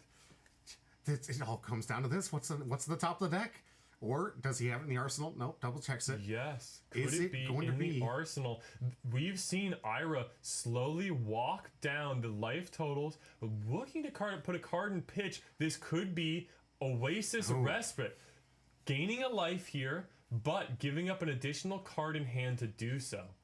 Because you have to pay that 1 for Oasis Respite. Ira does live through the Golden Sun. Only 1 gold in the shield left on the board for Victor, and Ira has a 1-card hand, opts not to send it in for damage, and just arsenals it, passing back to Victor. Let's see what he can do with a 4-card hand. Right. This is huge. Definitely in Victor's tempo range here. 11-3. Just needs to see another giant. I think we only have 1 Golden Sun left in deck that could put up for another play like that. That was so close. The Irish squeezing by at the last minute, gaining 1 life, not losing the potential 2, which would have cost the game. So we're going to find out, can Victor put together the last little bit? Resources are down to next to nothing. I remember seeing this board full of equipment and arms and all this stuff. It's completely empty, folks. Completely down to just what's left in bearing the hammer and the daggers, fighting each other left and right, trying their best to get the last points of damage against their hero. Ira showing us the cards in hand. We know there's a shelter in hand. We think there's a sink below an arsenal. Other cards in hand. 2 blue, 3 blocks. Setting up for the Kadachis. And I believe a humble. So another 3 block. Electrum shouting out the sink and arsenal and the shelter in hand. A reminder that the players in this game do not have access to this camera feed. They can't see it. Even if they show up for us, it's very hard. It's impossible for the players to be able to look in at the screen. Pitching the Golden Sun, coming in with Zealous Belting, 5 damage with Go Again, but that's an awkward number around 2-3 blocks, multiple 3 blocks in hand, or the 4-block defense reactions. All right, Victor, let's see if this line is the line, and it will put in the last bit. I know Victor's just saying, come on, why won't you die? Gorgeous full art shelter from the storm, blocking 4 here, taking 1, and there's the pitch of the Rouse the Ancients coming in for 4 with the Titan's Fist. We've got the card with pitch 3. We've got a big attack in there for the Zealous Belting Go Again. It was correct. Electrum was correct. Sink below an arsenal. Swapping a card around, we don't want to arsenal one of those blues. All right, choosing to arsenal himself, draw back up to 4. Right now, healthily in the tempo for Victor. However, we're going to probably see some chip damage coming in. Fluster Fist pitched, so that's a Kadachi for 1. Go Again into Amnesia for 7. Just a big attack, threatening most of Victor's remaining life, but if Victor chooses that this is the turn, he wants to pivot to a full aggression, it would be acceptable for him to declare no blocks and keep a whole hand. No! 3 blocks! Nearly the entire hand dedicated to blocks.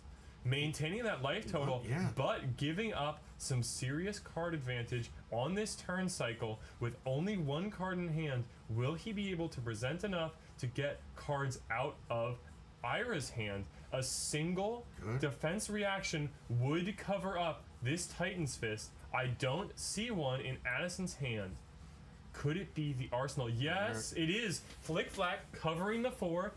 This means Ira is going to be proceeding with a full 4-card hand for the first time in forever. Right. Is this deck so full of defense reaction and defensive tools, capable of utilizing a full 4-card hand on aggression, because that could be the difference between Addison being able to make up a big difference in the life totals that I'm seeing here.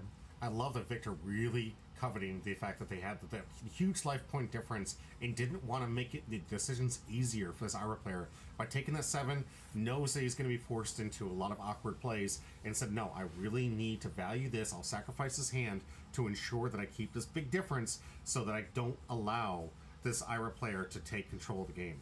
So good heads up play by the Victor. Well done. Going in for 2. We're going to see if Victor decides to block this or just take this chip damage. Every point of damage is a point closer to getting to that Dachi lock scenario. But against Victor, with the already strong deck size advantage he has into Ira. Oh, here's the dual threat. Going to be putting +3 damage on the next attack to come through. And Amnesia for 9. Threatening lethal damage for the first time this game on Ira's side. 3 cards blocking from Victor, moving into another turn where it looks like Ira will be able to maintain the tempo. But that is the last copy of dual threat in the deck.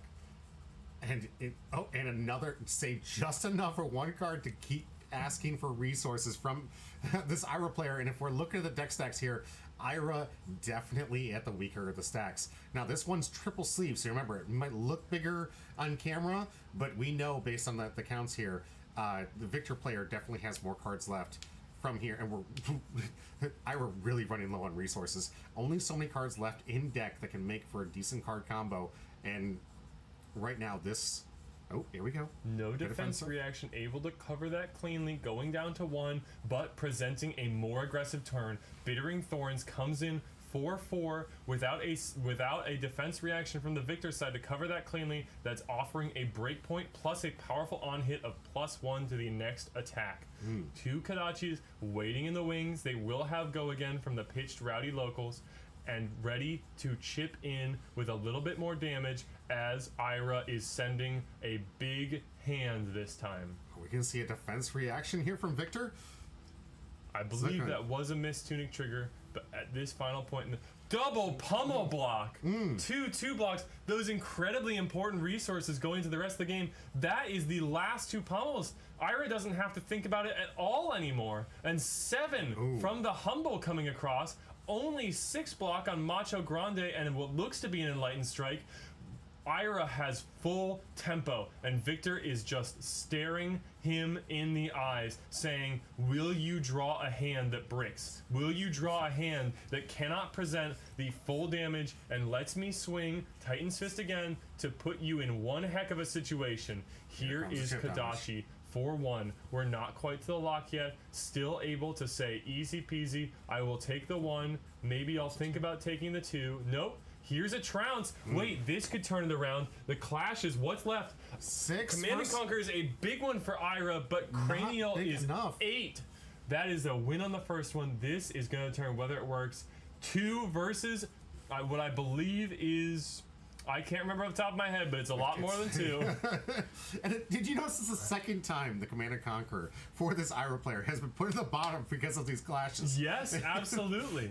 Taking that card away from Ira twice actually could have been quite impactful as we saw this through. That actually might be the same Command & Conquer. Disable for 7. Yep. Yeah. More than 2 for sure. Coming in for 6 on this Humble, but... Victor still has 4 cards in the hand because of the draw on the gold. Yes. Still. What do we count for that? I think there was only about 6 cards left in the deck for Ira. Looking through, saying, "What? How many options?" And we know there's a Command & Conquer left. It's been put back there twice.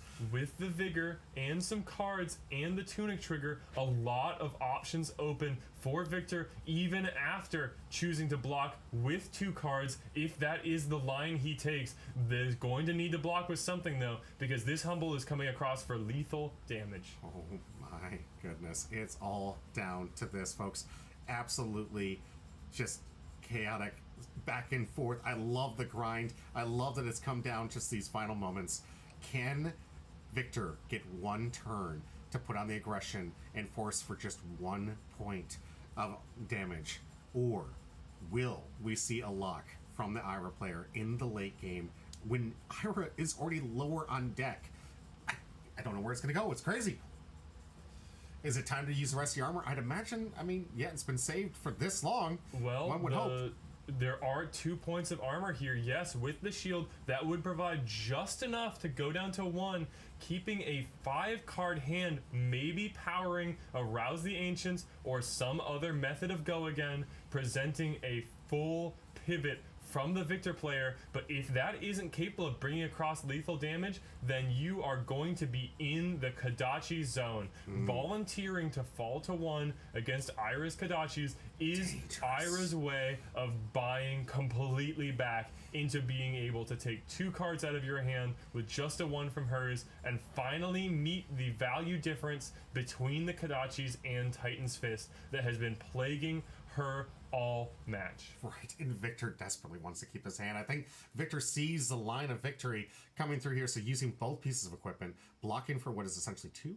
Oh, thinking about it still, there is that tunic resource. Thinking about what abilities the Ira still has left, what defense reactions the Ira still has left, whether or not they have any copies of Oasis Respite, their only way around the final Macho Grande, which we could see coming in off of 2 blues and this Vigor here. Here we go. Just the disable that we drew off of the Trounce. So, blocking 3, taking 2, taking 3. Still. Oh, thinking still. Surprised how long this armor stuck around. Considering the final points at the end of the game, looks like we're probably committing 5 points to block here, just taking the 1, but the Humbles effect will be active. Victor will not be able to reclash or draw cards off gold on the following turn if this connects.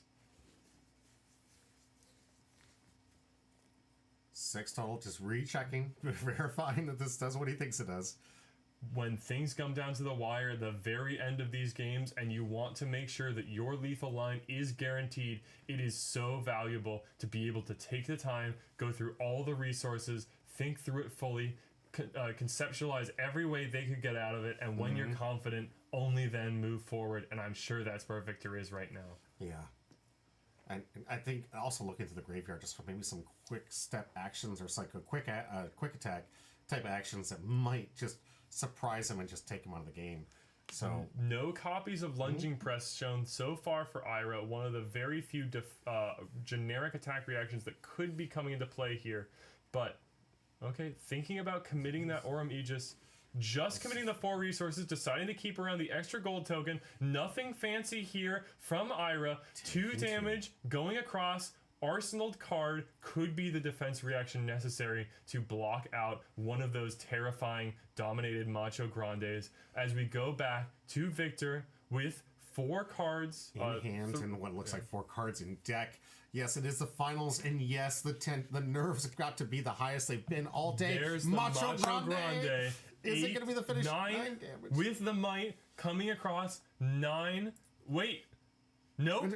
Is it enough? No, can't block for that many cards on Dominate. That is a victory for Addison on Victor. Victor with the second finish of Macho Grande. Right there. And right before we started into some ad breaks. Fantastic. I'm glad we finished that off. Wow. Victor Addison, the player of Addison who played Victor. Amazing. Amazing performance. All the Victor fans out there rejoice. Victor is our victor, pun intended, for this championship pro quest. Man. Addison takes on Addison. Holy moly, indeed. Guys, what a finish. Wow. Just absolutely incredible. I know there's got to be some Victor fans out there. Gotta be. We saw them in chat. To see the Victor come down to the end and win this thing, just amazing. And it wasn't one-sided either. It was back and forth.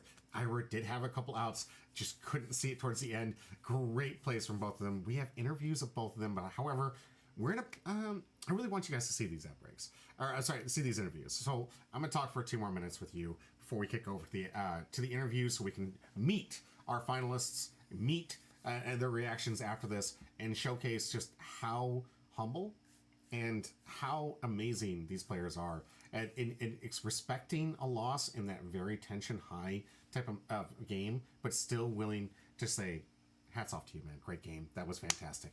Both these players, extremely respectable people, and respected each other and loved the outcome of the way this game came out. Great epic match. I'm glad I had the opportunity to cast this, to watch it with all of you, to have this go down in infamy. So now both Addison players can remember this epic finals between these two great heroes. And, oh, man. And just phenomenal. What do you think? What do you think? I'm thinking, man, I'm pooped. I don't know how these players are able to put up such amazing performances after a full game of playing. All I've been doing is watching it. Electrum saying awe-inspiring. I'm hoping to take down the Pro Quest with Victor. That would be insane. This could be a little look at a meta to come. Victor maybe showing up more and more now that Enigma, who was previously keeping all the Guardian decks down, has rotated out of the classic constructed format. Yeah, and showing the versatility of this deck. We saw these deck lists that we guys posted up there were teched heavily against the Aurora builds and some of the other rest of the meta. So showcasing that Victor does have an opportunity to pivot into different types of strategies that will work in this meta, which is impressive. To take the time to figure out which cards are going to be necessary for this type of meta and to expertly navigate that all the way to the finals and to the finish. Just hats off to both players. I love seeing it. And did you guys expect to see Victor in the finals? Tell me honestly. Did you expect to see it? Because I have no opinion. I didn't know who was going to win. I was just like, yay! Heroes clashing! Let's go! I gotta be honest, I didn't expect to see Victor.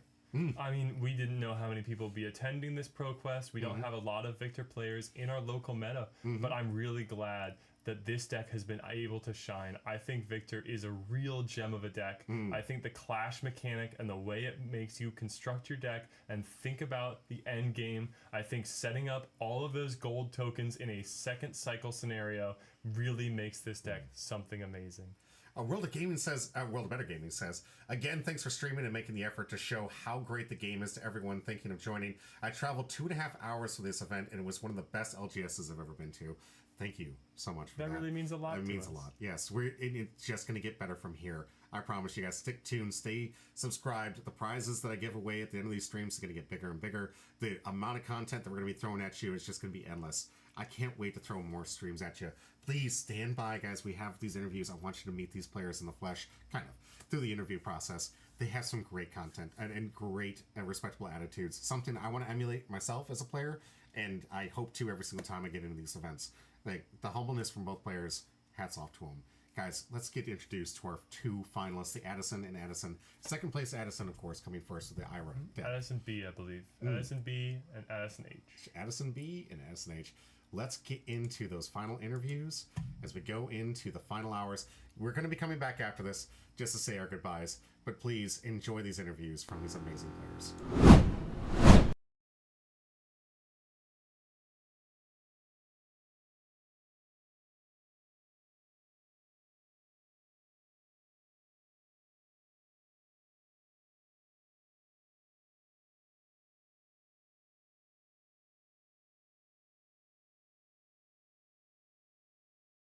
Merit number 2 in this segment fought. And welcome back to Hump Row Pie. I'm your host, Jimmy D. And I'm here with second place, Addison. Congratulations, man. Addison Merritt, we gotta... Yeah, Addison and Addison. But yes, Addison Merritt number 2 in this segment fought his way through 5 rounds of best of 1 and into a top 8. 3 more rounds. That's 8 rounds of flesh and blood. Getting himself into second place. That is not a small achievement for a lot of you out there. That's huge. And that congratulations just to even get to this bar. Like, how did you feel about this entire experience? I mean, I came with Ira. I expected to go 03. Really? I didn't really expect. So I've never made a top 8. I've never made top 4. Oh, this is your first time? Yeah. Well, fantastic. This is the first of many then, because now you know what it tastes like. So you're gonna go for the blood again, right? Well, I don't know. I like Ira because it's kind of like this mid range. I get to block some. I get to throw some. So it's sure. kind of a. I always feel like I'm in the game even when I'm not in the game. Yeah. Case in point, I didn't think I was going to do very well against Victor. I did okay, but it's at least I was in it. I made a good game out of it. Exactly. Yes, you did. That game was absolutely epic. Conrad and I were really enjoying it in the studio. We're having a blast right now. The game of mistuned encounters, I think. I really appreciate it. Yeah, I love that you guys came out here, got to get the camera experience, and you're Pro Tour qualified now. You're going to be going to Singapore, right? It's first and second, or just first and place? I think just first. Just first place? Okay, my apologies. It's okay. Yeah, I can't make it to Singapore. So It's- nothing Alright. missed.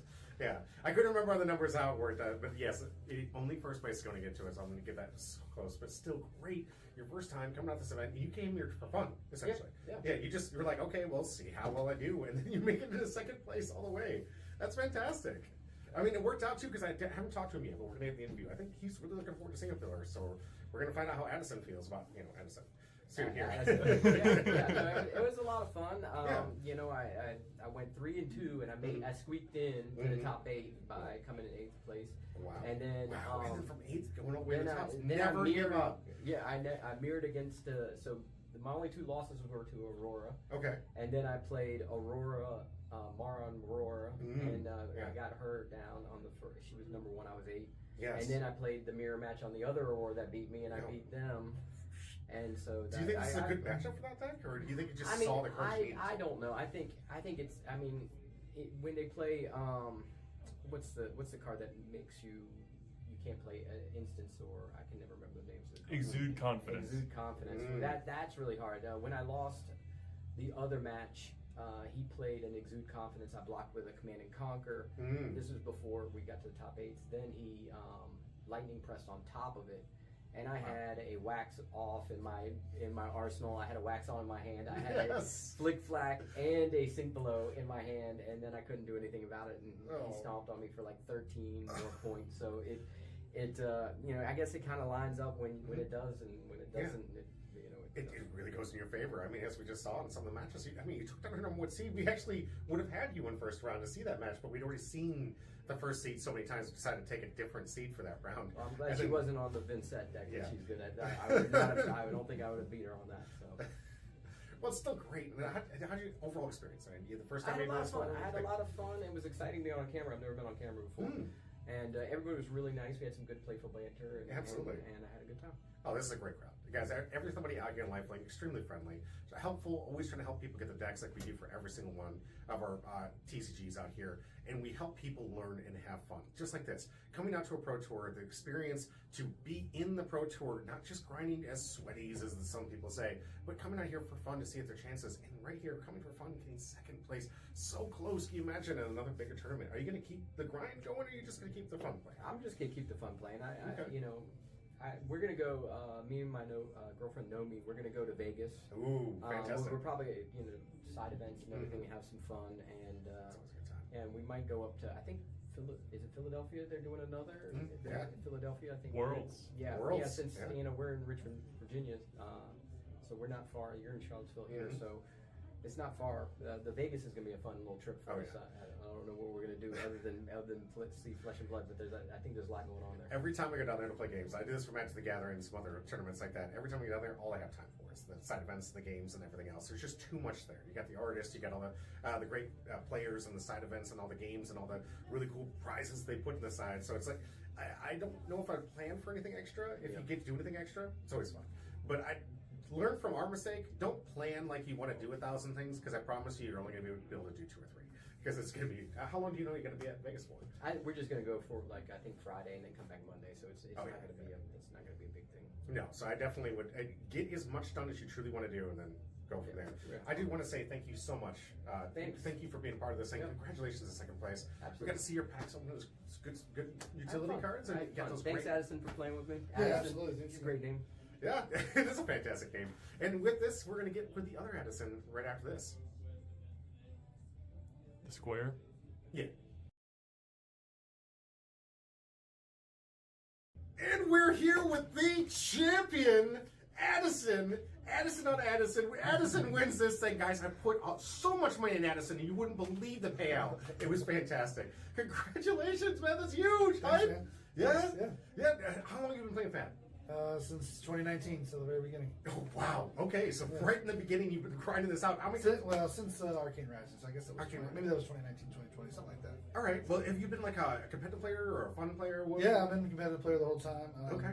Learned the game and then competitive for a long time. I took a long break between Part the Miss Fail and then came back when Hunted started. So. Oh, Hunted is a great set. I love that set.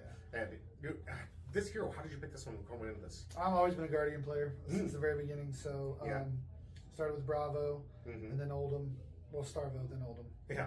And then I've been playing a lot of other things recently, but I just wanted to Jam Guardian this weekend. So I just decided that's what I was going to do regardless. Did you feel like there was going to be a heavy leverage in the format? I thought that was going to be a terrible decision.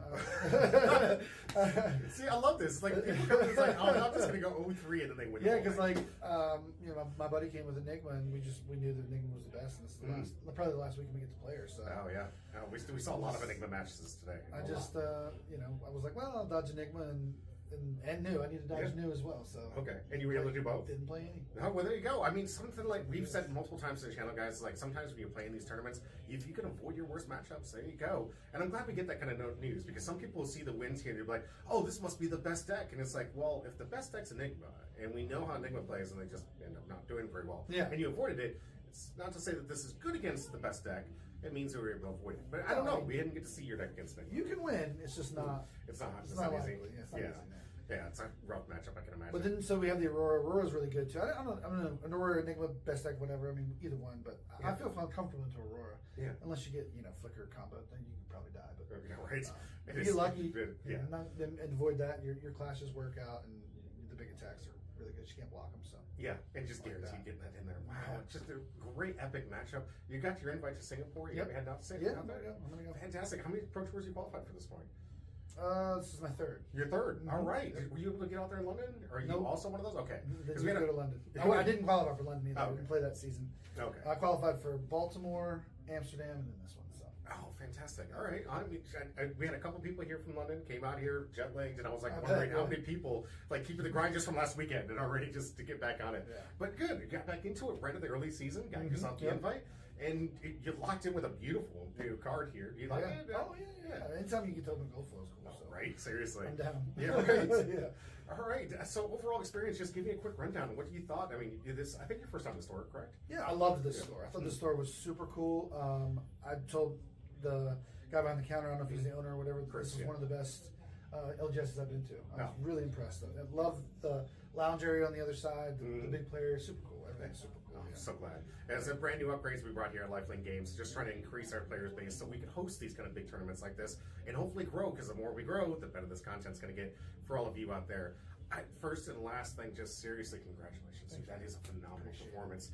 Well done. Hold that high. Seriously, we might see him again at the next Big Fat Pro Tour. Oh, yeah. Keep this face in mind. Guys, we're going to have a great time. Thank you all for joining us in this amazing series. We're going to go back to the studio with Conrad for us to sign off this thing and put a bow on it, but say thank you to all of you for helping make this all possible. I hope you guys enjoyed the content. Hit that like and subscribe button, and we'll see you soon. And that is going to do it.